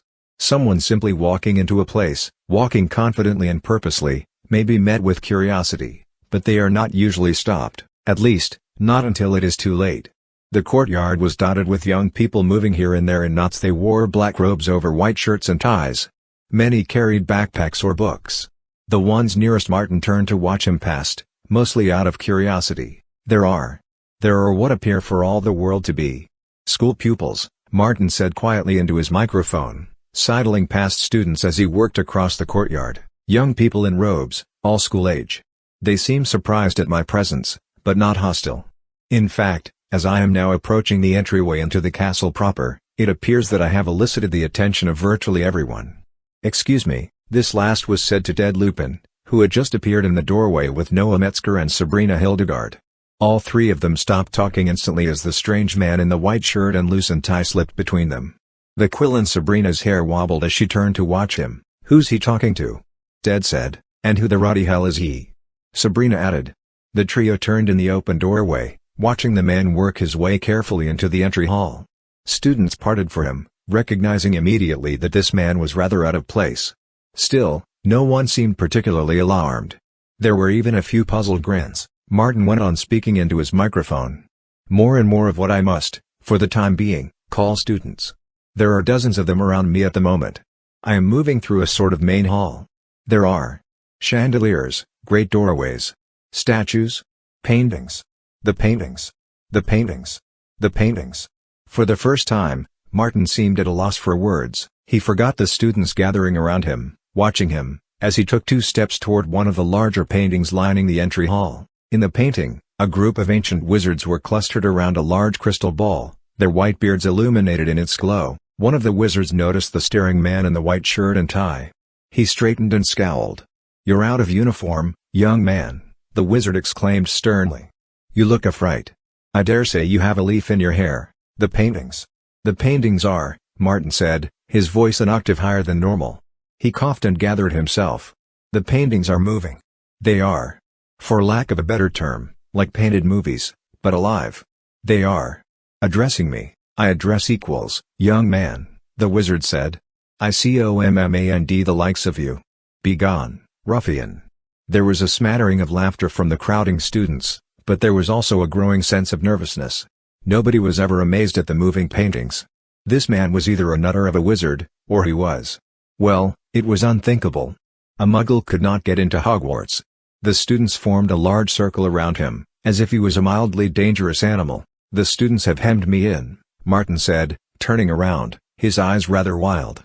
"I'm going to attempt to break through, however. I must move further in." Martin proceeded. The perimeter of students broke apart easily, following him. There was a murmuring now. Nervous chatter followed the man, and he began to raise his voice. "I'm entering a large chamber. Quite high. I've been here before, but late at night, in the dark. Yes, this is the hall of moving staircases. Very treacherous. Remarkable mechanics at work here, and yet no sound of machinery at all." "What's he saying about machinery?" someone in the crowding students called. "Who is this bloke anyway? What's he doing here?" There was a chorus of confused responses. Martin pushed on, turning past the staircases, almost shouting now. "My presence is beginning to cause some resistance. I may be stopped at any moment. I am bypassing the stairs." Martin turned a corner and found himself in the midst of a group of students playing winkles and ogres in a bright alcove. He stopped suddenly and recoiled as the ogre, an old quaffle, stopped 3 inches from his face, floating and turning slowly. "Oi, what are you thinking just walking right into the middle of the sodding match, you? One of the players called, yanking his wand up and retrieving the quaffle. Dangerous, that is. You need to watch yourself. Flying things. Martin squeaked, straightening himself and smoothing his shirt frantically. Wands. Actual magical wands and levitating objects. This is perfectly remarkable. I've never seen. Hey now, another of the Winkles and Augurs players said sharply. Who is this? What's he going on about? Someone else yelled, who let him in? He's a Muggle. Got to be. It's the man from the Quidditch pitch. The intruder. The crowd began to yell and jostle. Martin ducked past the Winkles and Augurs players, losing some of the pursuing crowd. I'm pressing in further still. Corridors leading everywhere. Here is. As far as I can tell, it is a hall of classrooms. I'm entering the first one. He burst into the first classroom on his right, followed by a stream of confused, yelling students. The room was long and recessed. The students attending the class turned in their seats, seeking the source of the interruption. Relatively normal, it seems, on the surface, at least, Martin yelled over the growing din, scanning the room. Students, textbooks, a teacher of some kind, who, again. Martin's voice rose and he seemed to be losing control of it. His eyes boggled and he ran out of breath. His mouth continued to work, making hoarse raspy sounds. At the front of the class, the ghostly Professor Binns, whose grasp on the temporal realm was tentative at best, had not yet noticed the interruption. He droned on, his voice high and chiming, like wind in a bottle. The professor finally noticed the gasping form of Martin J. Prescott and stopped, frowning. Who is this individual, might I ask? Binns said, peering over his ghostly spectacles. Martin finally dragged a great gulp of air. A ghost, he declared tremulously, pointing at Binns. He began to totter. Justis. The students near the doorway were shoved roughly aside by the advancing figures of Professor Longbottom and Headmistress McGonagall, flanked by Ted and Sabrina. Martin fell over in a dead faint. He landed hard across two desks at the rear of the room. The students occupying the desks threw their hands up, lunging to get out of the way. A bottle of ink fell to the floor and shattered. Headmistress McGonagall approached the man swiftly and stopped a few feet away. Can anyone please inform me who this man is, she said in a strident voice, and what he is doing fainting dead away in my school? James Potter shouldered his way to the front of the crowd. He looked at the man collapsed across the desks. He sighed deeply and said, I think I can, ma'am. 15 minutes later, James, McGonagall, Neville Longbottom, and Benjamin Franklin bustled into the headmistress' office, with Martin Prescott stumbling between them. Martin had regained consciousness halfway to the office, and had instantly shrieked in horror at the realization that he was being levitated along the corridor by Neville. Neville, in turn, had been so startled by Martin's shriek that he'd nearly dropped him, but had recovered in time to lower the man fairly gently to the floor. Apart from James' explanation that the intruder was the very same man he'd accidentally knocked through the stained glass window and later seen on the Quidditch pitch, the trip to the headmistress' office had progressed with very little conversation. Once the door to her office had closed behind them, McGonagall spoke up. I only want to know who you are, why you are here, and most importantly, how you managed to gainentry, she said furiously, stalking behind her desk but remaining upright. Once we have resolved that, you will be removed forthwith, and with nary a glimmer of any memory of what you have seen, I can promise you that. Now speak. Martin swallowed and glanced around at the assembly. He saw James and grimaced, remembering the shattering glass and the sickly fall afterward. He took a deep breath. First of all, my name is Martin J. Prescott. I work for a news program called Inside View. And second of all, he said, returning his gaze to the headmistress, I have been injured upon these grounds. I don't wish to make a legal matter of it, but you must be aware that it is entirely within my rights to pursue compensation for those injuries. And somehow, I don't get the impression that this domicile is INSURED, EXACTLY. How dare you? McGonagall exclaimed, leaning over her desk and meeting Martin's eyes. You break into this castle, trespass where you have neither the right nor the understanding to carry yourself. She shook her head, and then went on in a lower voice. I will not be baited by threats. You are obviously of Muggle origin, so I will practice a modicum of patience with you. Answer my questions willingly or I will be more than happy to resort to more straightforward means of interrogation. Ah, Martin said, trying to sound confident despite the fact that he was trembling visibly. You must mean something along the lines OFDHIS. He reached into his shirt pocket and produced a small vial. James recognized it as the one he had seen in this man's hand when he'd encountered him in the potions closet. Yes. I see by your faces that you know what this is. Took me a time to figure it out. Indeed. I put 2 drops into a co-worker's tea and I couldn't get him to shut up for an hour.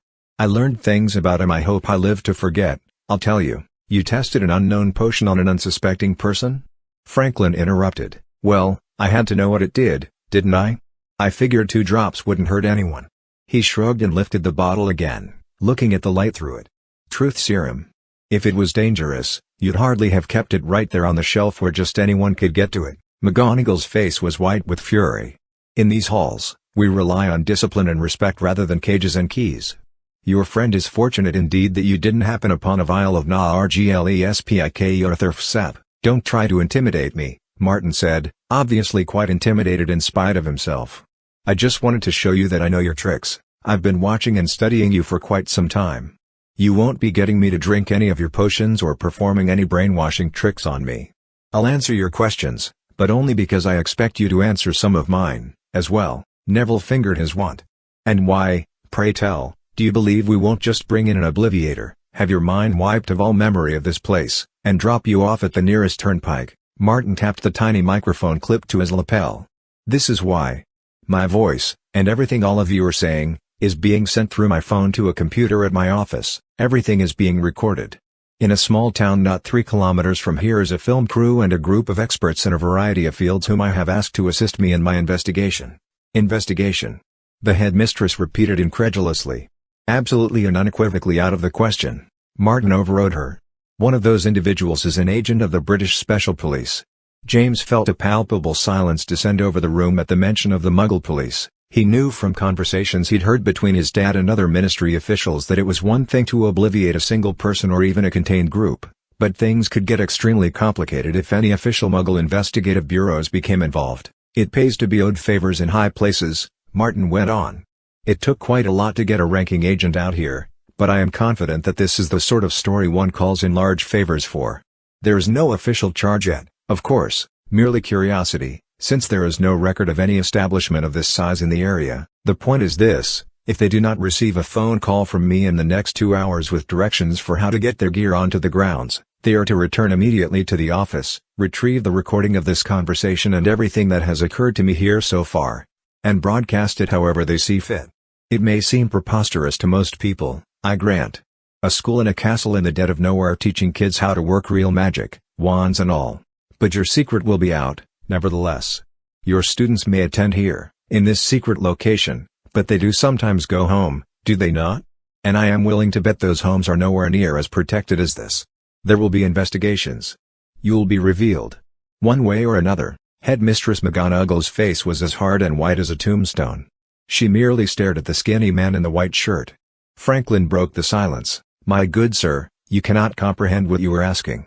He took off his glasses and stepped in front of Martin. Your plan would undeniably result in the closing down of this school and possibly many others like it. All those present, and many, many more, would lose their livelihoods and educations. More importantly, what you are insisting upon is the reintroduction of the entire magical world into the world of Muggles, whether either is prepared for that or not. And to what end? Not for the betterment of mankind, I expect. No, I suspect that your aspirations are far more myopic. Please, do think before you continue. There are forces at work here that you do not comprehend, although you may well be acting on behalf of some of them. I sense that you are not a bad man, or at least not yet a very bad man. Think, my friend, before you make a choice that will condemn you in the eyes of generations. Martin listened to Franklin's words, and seemed to actually consider them. Then, as if snapping out of a daze, he said, You're Benjamin Franklin, aren't you? He grinned and waggled a finger at Franklin. I knew you looked familiar. That's amazing. Look, I know you're not in a position to discuss this right now, but I have 2 words for you, exclusive. Interview? Think about it, Rig HT, Mr. Prescott, the headmistress said, her voice stony. You cannot expect us to make a decision regarding this in a matter of minutes. We simply must discuss this. Indeed, Neville added. Even if we do agree to your conditions, you must conduct yourself upon our terms.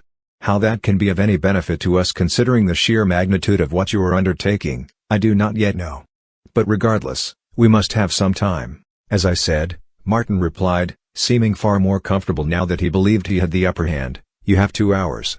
Well, 94 minutes, actually. "Answer me this, Mr. Prescott," Franklin said, sighing. "How did you get onto the school grounds?" "Before we go any further with this charade, we must know that." Martin sighed lightly. "Got a chair?" "It's rather a story." Neville pointedly produced his wand. Never taking his eyes off Martin, he pointed the wand at a wooden chair in the corner and levitated it rather brusquely. The chair shot forward, nearly scooping Martin off his feet. The man plopped gracelessly onto the seat and the chair thunked to the floor. "Do continue," Neville said, half sitting on a corner of the headmistress' desk. McGonagall settled into her chair, but remained ramrod straight. Franklin and James continued to stand. "Well, I first got the letter telling me about this place in September of last year," Martin said, leaning forward and rubbing his backside while staring angrily at Neville. "The View offers £100 reward for proof of paranormal activity, and the gentleman that wrote the letter seemed to think that this Hogwarts place would offer such proof in spades. Honestly, we get thousands of letters a year from people hoping to collect the reward. They include everything from blurry pictures of tossed pie plates to actual slices of toast with the faces of saints burned onto them. The View never actually had any plans to reward the money. They like a nice stash of the inexplicable in the news from time to time, but when it comes to belief, most of them are the most cynical bunch of hardheads imaginable. Me, on the other hand, I'm the sort of guy who wants to believe. It wasn't the tone of the letter that got my attention, though. It was the little item the sender had included in the envelope. A little box containing something called a chocolate frog. I expected it might have some novelty spring snakes in it, at best, so being a sport, I went ahead and opened it. Sure enough, there was a perfect little chocolate frog inside. I was just about to grab it and take a bite when the thing lifted its head and looked right at me. I just about dropped the box. Next thing I know, the frog leaped straight out of the box and onto my desk. It was a hot day, and the thing had just come in with the post. Good thing, too, 'cause the little bugger had gotten a little melty. Left little chocolatey frog footprints all over that night's copy. 3 good hops, then the frog just putters out. I was afraid to touch it, but 5 minutes later, it still hadn't moved. I had time to determine that it had just been a normal frog covered in chocolate, some joke. Thing probably had suffocated from the stuff, and from the heat of being in the box. So I went ahead and scooped it back up and sure enough, the thing was just chocolate. Good chocolate, too, I might add. I still might have forgotten all about it, to tell you the truth. No matter how open-minded a person might think they are, being confronted with something truly inexplicable still tends to shut down the old belief circuits. If it weren't for those little chocolatey frog footprints on my papers, I might never have mustered the resolve to be here. I kept them in the bottom of my desk, and every time I looked at them, I remembered that little bugger hopping across my desk. I couldn't get it out of my mind. So I emailed the guy who'd sent it. "Nice trick," I told him. "Got any more?" He emails me back next day and says if I really want to see tricks, I just need to follow the signal he'd sent me. Sure enough, the DOY after that, there's another package from him. A little one. Contained everything I needed to lock onto the signal here. There was no way those faithless turds in management would equip me with a crew to investigate the origin of a jumping chocolate frog, even if I showed them the froggy footprints. Fortunately, I had some vacation time coming, so I decided to give it a go on my own. A little camping out would do me good. So I packed my own cameras and caught a train. Getting into the general vicinity was easy enough, of course. I spent the first night on the other side of the forest, knowing by the signal that I was within a few kilometers of the source. Next day, I was on foot by dawn. I followed the direction I knew I was supposed to go, but sure enough, every time, I'd find myself heading right back out the way I'd come. It never seemed like I'd turned around or even veered off my course. It was as if I had succeeded in getting to the opposite side of the forest, but somehow the planet had turned around right underneath me. I tried using a compass, and it'd tell me I was dead on as well, until all of a sudden I'd be stepping right back out into my camp and the needle would spin away as if it had forgotten what it was for. This went on for 3 solid days. I was getting frustrated, I'll tell you that. But I was also getting determined, because I knew something was trying to keep me out. I wanted to know what, so the next day, I got out my little package and located the coordinates. This time, though, I kept it in front of me the whole time, watching that little flashing dot. Soon enough, the ground seemed to force me away. I'd run into an old creek bed with sides too steep to climb. I'd angle away only to run into a deadfall of trees or a low cliff. Everything seemed to be working to turn me off my course. I pushed on, though. I climbed and scurried. I pushed through thorns and the thickest undergrowth I've ever seen. Then, even gravity seemed to be working against me. I kept feeling as if the earth was tilting up beneath me, trying to throw me backwards off it. No such thing was happening, of course, but it was a dreadful sensation nonetheless. I became nauseous and unaccountably dizzy. But I followed my direction, crawling at the last, and then, suddenly, the sensations were gone. The forest seemed to snap back to normal, or at least what passes for normal in this neck of the woods. I had made it through. 10 minutes later, I came out for the first time on the edge of the clearing overlooking this very castle. I was stunned, needless to say.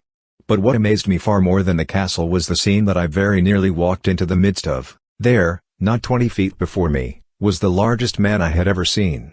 He looked almost like a grizzly bear that had been taught to walk upright. But then, standing next to him, for the first time in his story, Martin paused. He swallowed, obviously shaken by the very memory. There was something so monstrously huge that I at first thought it must be a kind of dinosaur. It had 4 legs, each the size of a pillar. I raised my eyes and saw that it was, in fact, 2 creatures standing near each other, and they were both human-shaped. The tallest one's head was above the treetops. I couldn't even see its face. I scrambled back into a hiding place, certain they'd heard me, but it seemed not to be so. The smallest one, the one that looked like a walking bear, talked to the other 2, and they answered, sort of. Their voices vibrated the ground. Then, to my horror, they turned and headed towards me, into the forest. The largest one's foot came down right next to me, shaking the earth like a bomb and leaving a footprint 3 inches deep. Then they were gone. Martin drew a huge sigh, obviously content with his telling of the tale. And that was when I knew I had found it. The greatest story of my life. Possibly the greatest story of this century. He looked around as if he expected applause. There is one small detail you have failed to explain to my satisfaction, Headmistress McGonagall said coldly. This device you mentioned. It was somehow able to point you to this school. I must know what it is and how it works. Martin raised his eyebrows, and THEN chuckled and sat up. Oh, yes. That. It's been acting pretty wonky ever since I got here, but at least it maintained the signal, a simple GPS device. Please forgive me. You are probably unfamiliar with the term. A global positioning system device. IT allows me to locate any point on Earth within a meter or so. Very helpful bit of, Muggle magic, if you will. James spoke for the first time since entering the room. But how did you pinpoint the school? How would that device know where to find it? It's unplottable. Not on any map. Martin turned to look at him, his brow furrowed, apparently uncertain whether he should even deign to answer James. Finally, seeing that everyone else in the room expected him to respond, Martin stood up. Like I said, I was sent the coordinates. They were provided by someone on the inside. Really, very simple. Martin reached into the pocket of his jeans and pulled something out. James knew what it was even before he saw it. He had known it somehow even before he'd asked the question. His heart sank as if through the very floor. Martin flourished a game deck. It was a different color than Ralph's, but of exactly the same make. He plunked it unceremoniously onto the headmistress' desk. Wireless uplink for online competition, including chat capability. Pretty standard stuff. So anybody here go by the screen name Austramaddux? You can't do this to me, Martin exclaimed as Neville led him unceremoniously into the room of requirement, which had arranged itself into a rather quaint turret-top prison cell, complete with a barred window, a cot, a bowl of water and a crust of bread on a plate. This is unlawful imprisonment. It's an outrage. Think of it as field research, Neville instructed politely. We have much to discuss, and after your ordeals in the forest, we thought you might like a bit of a breather. Take a load off, friend. James, who was standing in the hall behind Neville, couldn't help smiling a little. Martin saw him, scowled angrily, and made to shove past Neville. Neville whipped out his wand so fast that James barely saw his robes twitch. I said, Neville repeated with low emphasis, not quite pointing his wand at Martin, take a load off. Friend. James' smile faltered. He'd never seen Neville Longbottom so intense. Of course, James knew the stories of how Neville had cut off the head of Voldemort's snake, Nagini, but that was before James had been born. In all his memory of the man, Neville had been a kindly figure, soft-spoken and a bit clumsy. Now Neville's one hand was so immobile and purposeful that it might have been carved out of marble. Martin blinked at Neville, saw something in the man's posture and the set of his face that he didn't like, and backed up. The back of his knees struck the cot and he sat down hard. Neville pocketed his wand and stepped back into the hall, pulling the door of the room of requirement shut behind him. Martin, seeing the wand put away, immediately jumped up and started to yell again.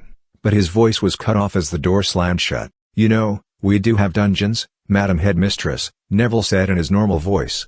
Seeing the door closed, Headmistress McGonagall turned on her heel and walked briskly down the corridor as theirs followed. "We have some rather antique torture devices as well, Professor Longbottom, but I believe this will suffice for the moment. We only need to hold him until we receive word from the Ministry OFMAGIC about whatever recourse we may or may not have against the dilemma Mr. Prescott has foisted upon us. In the meantime, Mr. Potter, I must ask you, do you know anything about the game device that has apparently led this person into our midst?" James swallowed as he struggled to keep up the headmistress' pace. He opened his mouth to answer, but nothing came. Well, Neville touched James on the shoulder as they walked. "We all saw your face turn as pale as the moon when Prescott produced the game deck device. You looked almost like you expected it. Is there something you know that might help us, James?" James decided there was no point in trying to protect Ralph. It wasn't his fault, anyway. "My friend has one. He's a first year like me, but he's Muggle born. He didn't know it might be dangerous to have here. None of us did, really. I was surprised it even worked here." "He used it to communicate with someone in the Muggle community?" Neville asked quickly. "No. As far as I know, he never used it at all. As soon as he got here, his HOUSE mates saw it and gave him a load of trouble about it. They're Slytherins, so they were all ragging on him about counterfeit magical devices, about how it was an insult to the purebloods and all that." The headmistress turned a corner, heading back toward her office. "I assume you are speaking of Mr. Deedle?" "Yes. I am confident enough that he is not at the head of this particular conspiracy, although this device of his might be. Does it perhaps broadcast some sort of signal?" James shrugged. "You'd be better off asking Ralph about that, or even my other friend, Zane. He seems to know a lot about how these things work. But I don't think it sends out information on its own. Ralph says somebody else took his game deck and used it. Another Slytherin, we think." Zane was able to tell that somebody had spent some time on it, and that they'd used the name Austramaddux. They hadn't played the game at all, though. They must have just been using it to send information. Probably the coordinates that guy said he used to locate the school using his GPS thing. "You're quite sure about this, are you, James?" Neville said, following the headmistress back into her office. "Have you considered that Mr. Deedle might have used this device on school grounds and unwittingly shared information that he shouldn't have? It is possible that this tale of the stolen game deck is a ruse." James shook his head firmly. "No way. Not Ralph. It never even occurred to him, or any of us, that the thing might be used to lead people here. He just knew it made his Slytherin mates angry." "We're all forgetting one important thing," McGonagall said, lowering herself tiredly into her chair. "Even if Mr. Deedle or this unknown borrower of the device did attempt to share information about this school with the Muggle, the vow of secrecy would prevent them."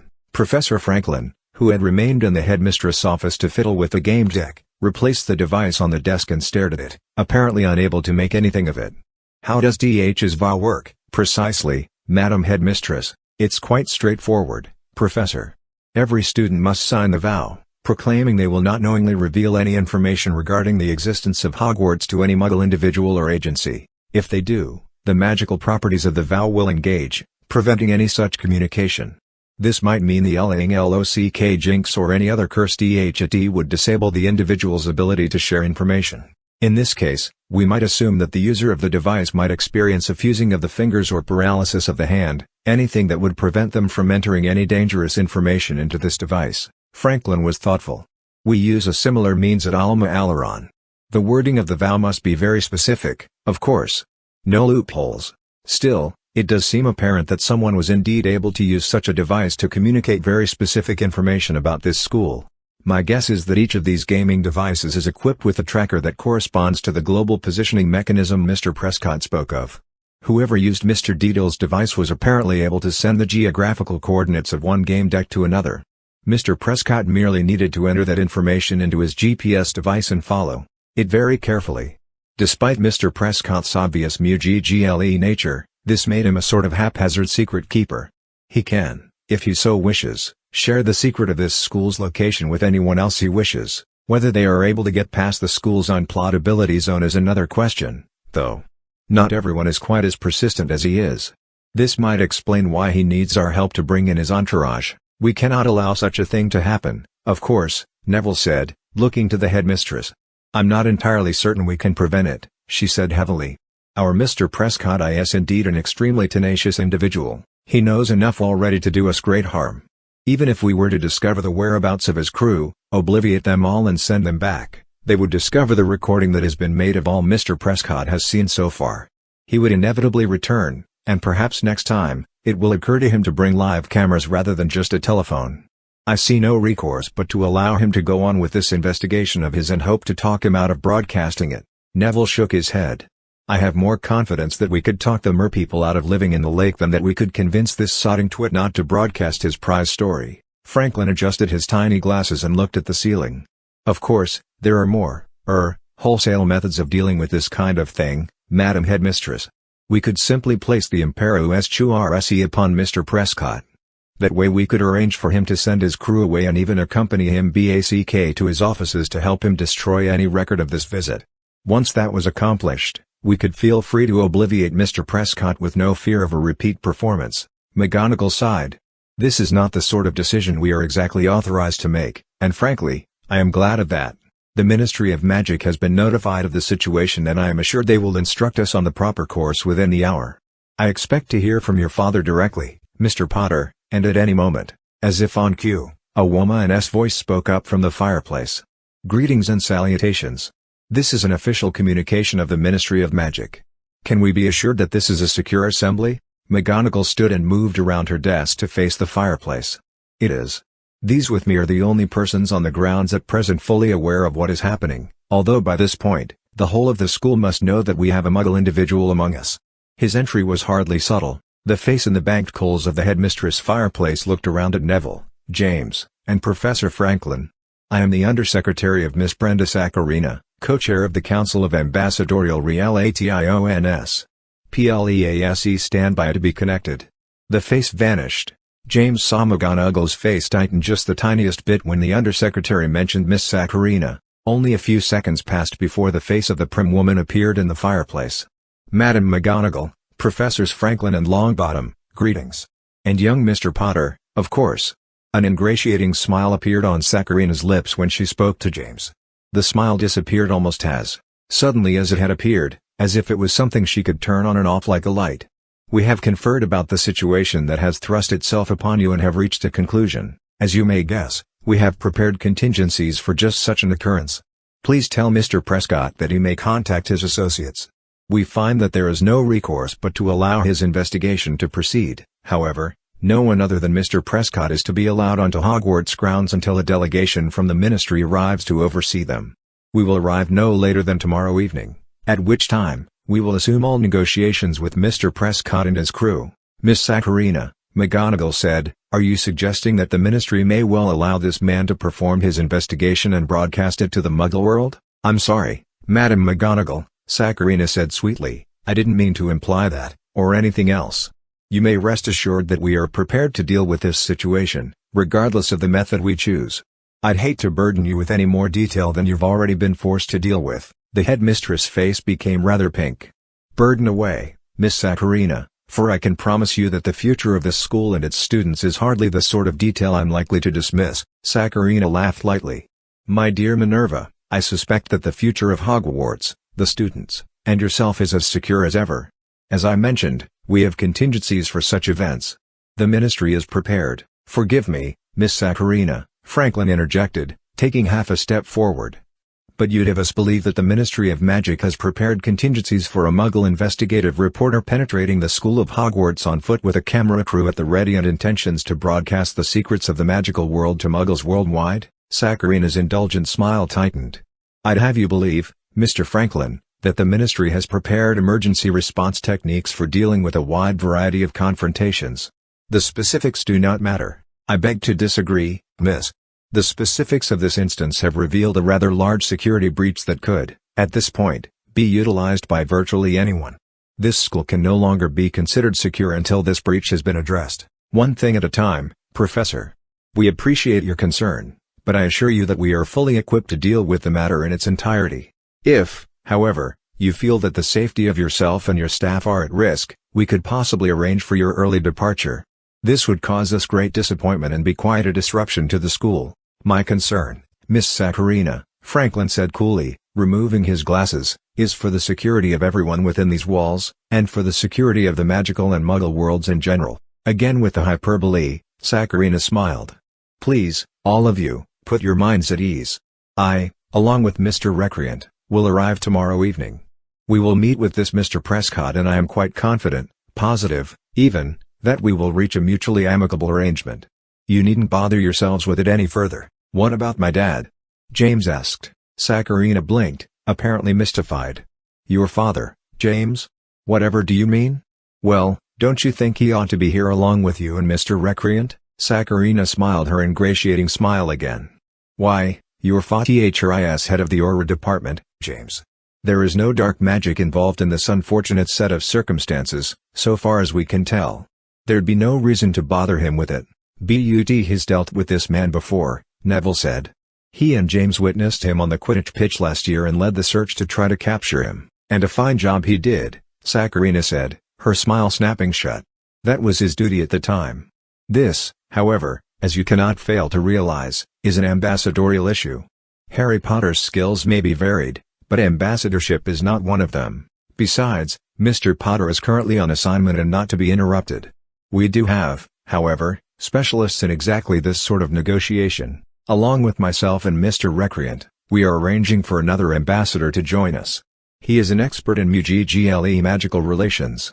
We expect him to spearhead our dealings with Mr. Prescott and his crew, and we have full confidence that he will serve all parties quite well. McGonagall waved her hand dismissively. What shall we do with Mr. Prescott until your arrival, Miss Saccharina? Make him comfortable. Allow him to make his telephone call. Other than that, as little as possible. Surely you do not mean for us to allow him free access to the school, the headmistress said, as if it were a statement rather than a question. Saccharina seemed to shrug in the fireplace. Whatever harm he might be able to do by observing is surely less than the harm he could do if he brought Muggle legal charges against us. We must, for the moment, treat him as a guest. Besides, it sounds as if he's seen quite a lot already. McGonagall's face was unreadable. Very well, then. Good afternoon, Miss Saccharina. We will look forward to your arrival tomorrow evening. Saccharina smiled again. Indeed. Until then. The face vanished from the fire. The headmistress reached for her poker and poked studiously at the embers for several seconds, strewing them so that no hint of the face remained. She replaced the poker, turned her back to the fire, and said, "Insufferable bureaucratic poppycock. I'll be happy to lodge Mr. Prescott in the Alma Aleron quarters," Franklin said, putting his glasses back on. "I'd prefer to keep a close eye on him, anyway. I suspect we can keep him busy enough to prevent him causing any more trouble." "I don't like this at all," Neville said, still looking at the fireplace.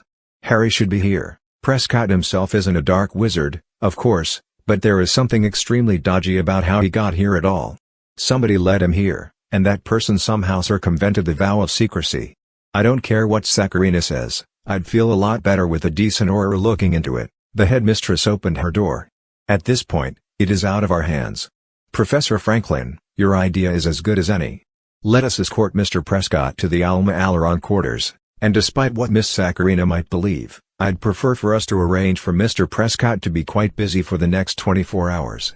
The less time he has to explore the school, the better. Mr. Potter, please feel free to return to your classes, and although I suspect I cannot ask you not to speak of this to Mr. Walker and Mr. Deedle, I'd be quite happy if you managed not to talk of it to anyone else. Especially Ted Lupin or Noah Metzger." As James followed the adults out of the office, a quiet voice spoke to him from the wall. "Going to be quite a busy day tomorrow, Potter." James stopped and glanced at the portrait of Severus Snape, not entirely sure what he meant. "I guess so. At least for the headmistress and everybody." Snape's black eyes bored into him. "Answer me truthfully, Potter, are you still laboring under the delusion that Tabitha Corsica is in possession of the Merlin staff?" "Oh," James said, "look, say what you want, but it makes sense. We're going to get it from her, too, one way or another." Snape spoke quickly. "Don't be a fool, Potter. Turn over what you have. Give it to the headmistress.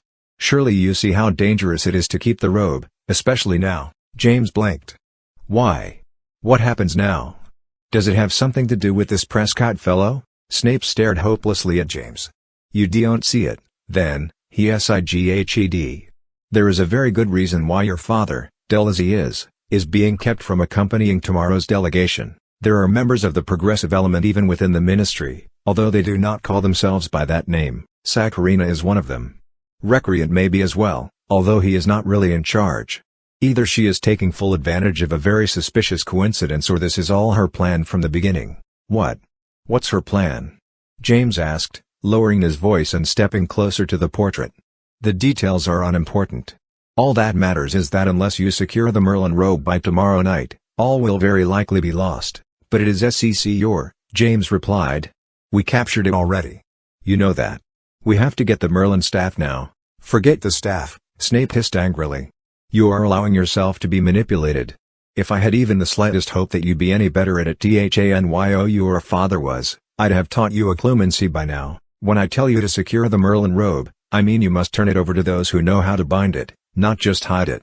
The enemy has the other two relics. The robe wishes to be reunited with them. You will not be able to prevent that, Potter. Don't be the arrogant fool your father was. James scowled. My father was never the arrogant fool you think he was, and I'm not either. I don't have to listen to you. Besides, tomorrow isn't the alignment of the planets. It's the next night. Zane told me himself. Snape grinned maliciously. So trusting are you both? Where, pray tell, does Mr. Walker get his information? He's in Constellations Club, James replied angrily. Madame Delacroix's been using everybody in the club to help her pinpoint the exact timing of the alignment. And did it never occur to you that she might have deliberately altered the information just enough to mislead those too ignorant to notice? She has known the day of the alignment for the past year. She only needed help to ascertain the hour. Even you have realized that she is involved in the Merlin plot. Do you expect that she would desire dozens of stargazing students to be swarming the grounds on the very night she plans to skulk off to facilitate the return of the most dangerous wizard of all time? James felt sheepish. Of course she wouldn't. He just hadn't thought of it. He opened his mouth to speak, but could think of nothing to say. Snape went on. She has misled all of you by exactly one day. The Hall of Elders crossing will not occur Thursday night, but Wednesday, tomorrow, Potter. You have been duped, and you are being duped still. There is no time for any more delusions of grandeur. You must turn over the robe. If you do not, you will fail and our enemies will succeed in their plan. James? It was Neville. He poked his head into the headmistress doorway. We lost you, it seems. Did you forget something? James' mind was running at full speed. He stared blankly at Neville for a few seconds, and finally gathered himself. No. No, sorry, I was just thinking out loud. Neville glanced at the portrait of Snape. Snape sighed and crossed his arms. Go on, Longbottom, and take the boy with you. I've no use for him. Neville nodded. Come along, James. You still have time to make your afternoon classes if you hurry. I'll walk with you and explain your tardiness. James followed Neville out of the room, thinking only of what Snape had told him. They had only one day to get the Merlin staff from Tabitha, one day before the Hall of Elders crossing, and it just happened to be the very same day Saccharina was coming to deal with Prescott. As he rode down the moving spiral stairs and came out into the corridor below, it occurred to James that Snape was right about one thing. Tomorrow was indeed going to be a very busy day.